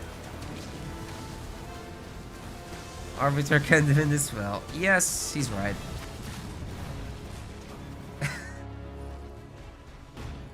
There's not much you can do at this point, but watch your base get destroyed. He's gonna try something. Remax on Banshee and Wraith. Could work, but there are a lot of units here. I just don't see it, guys. Rain of Fire free. Will tickle. Dude, that Reaver just tanking it like a champ.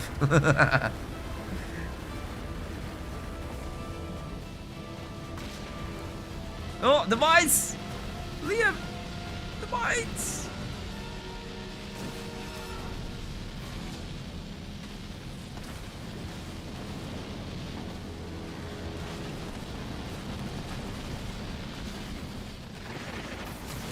Huh? That base took no damage. It doesn't matter. The game is over. Liam's going to the finals.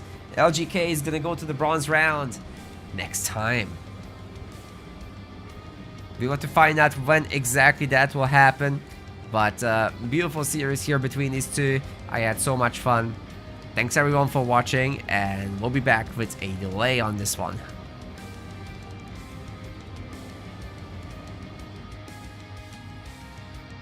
That was pretty damn cool. I'll turn on the lights for the ending here, so that it's not super haggard, but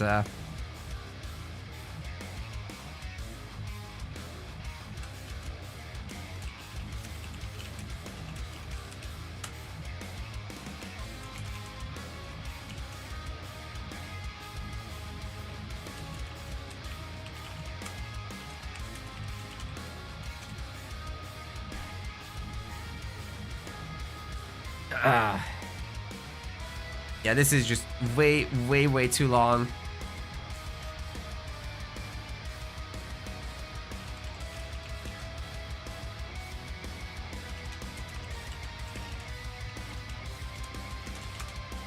I do think the tournament has been super fun.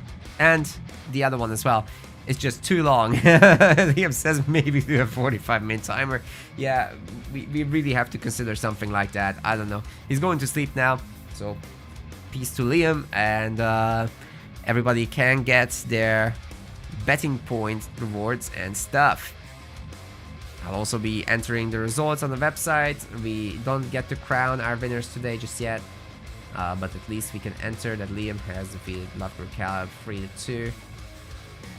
Next time, we'll be doing the finals as well as the bronze round, probably both, with LGK versus Dark Angel first, and then Shikikun versus Liam next. So that should be a pretty good business right there. And then we've got from the other tournament, the Pro League, we still haven't done the finals there, XCA versus EOD. I'm really hoping we can do all of these back to back. It will be fan-freaking-tastic, guys, if we could do that. We'll try to arrange it, of course, and then we'll see what happens in 2 weeks with the Amateur League.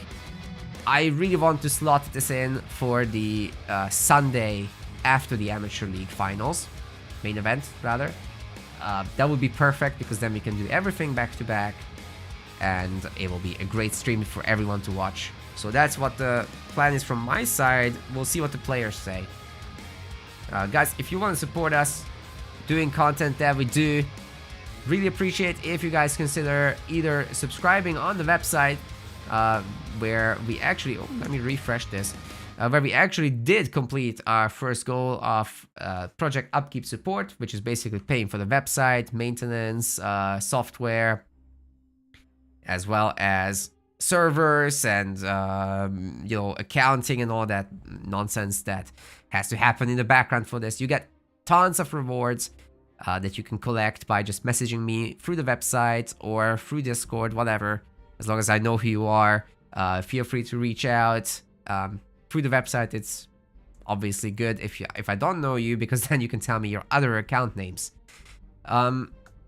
Then what else can I say about this? It's 50% off for the first month, including for those who were previously subscribed in the past, because we changed the system to GBP from USD. Right, then we've got the donation system on the website as well, where we already received some donations for the next league, which we're gonna do early on next year. So I know it's early to ask for this, but if you guys want to consider it, it's here. We'll do several show matches before the thing starts, so that we can do a really cool announcement with that. And we got the Pro League coming back, the Rising Star League coming back, of course. The Amateur League doesn't get donations, so as to not dilute it too much, but it's there. Anyway, feel free to check it out. You can also donate to our staff directly, such as Hosteside, who's been helping today, making the tournament smooth. Lastly, you can commission show matches, which is great for weekday content, just some quick stream in the evening. Getting a best of 7 done between the top players, for example, would cost 50 GBP. We only take a 10% commission from that to basically pay for the transfer fees. Yeah, pretty alright business there, I think. The rest goes to the players. What else can I say, guys? There's not much else to say.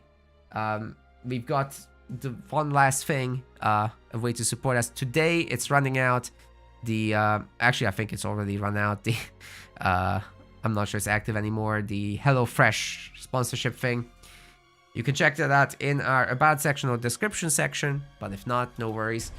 We'll have a new one off that soon, TM, probably. So, well, thank you all for watching. Follow, like, subscribe, all that stuff. I'll be looking for somebody to raid. I'm assuming somebody is having some action, right?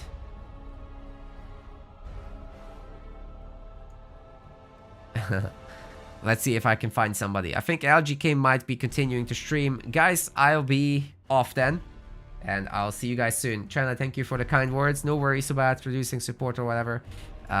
It's perfectly enough if you just do one small thing. Or just watch, even. Hit the like on the YouTube, whatever. Just small things like that help. Alright, guys. We'll be back. We'll announce when the rest of the games happen in the Discord, as well as through email when it goes live. In Discord, we'll do it in advance, of course. Peace. See you around. I'm gonna go eat and sleep. Bye-bye.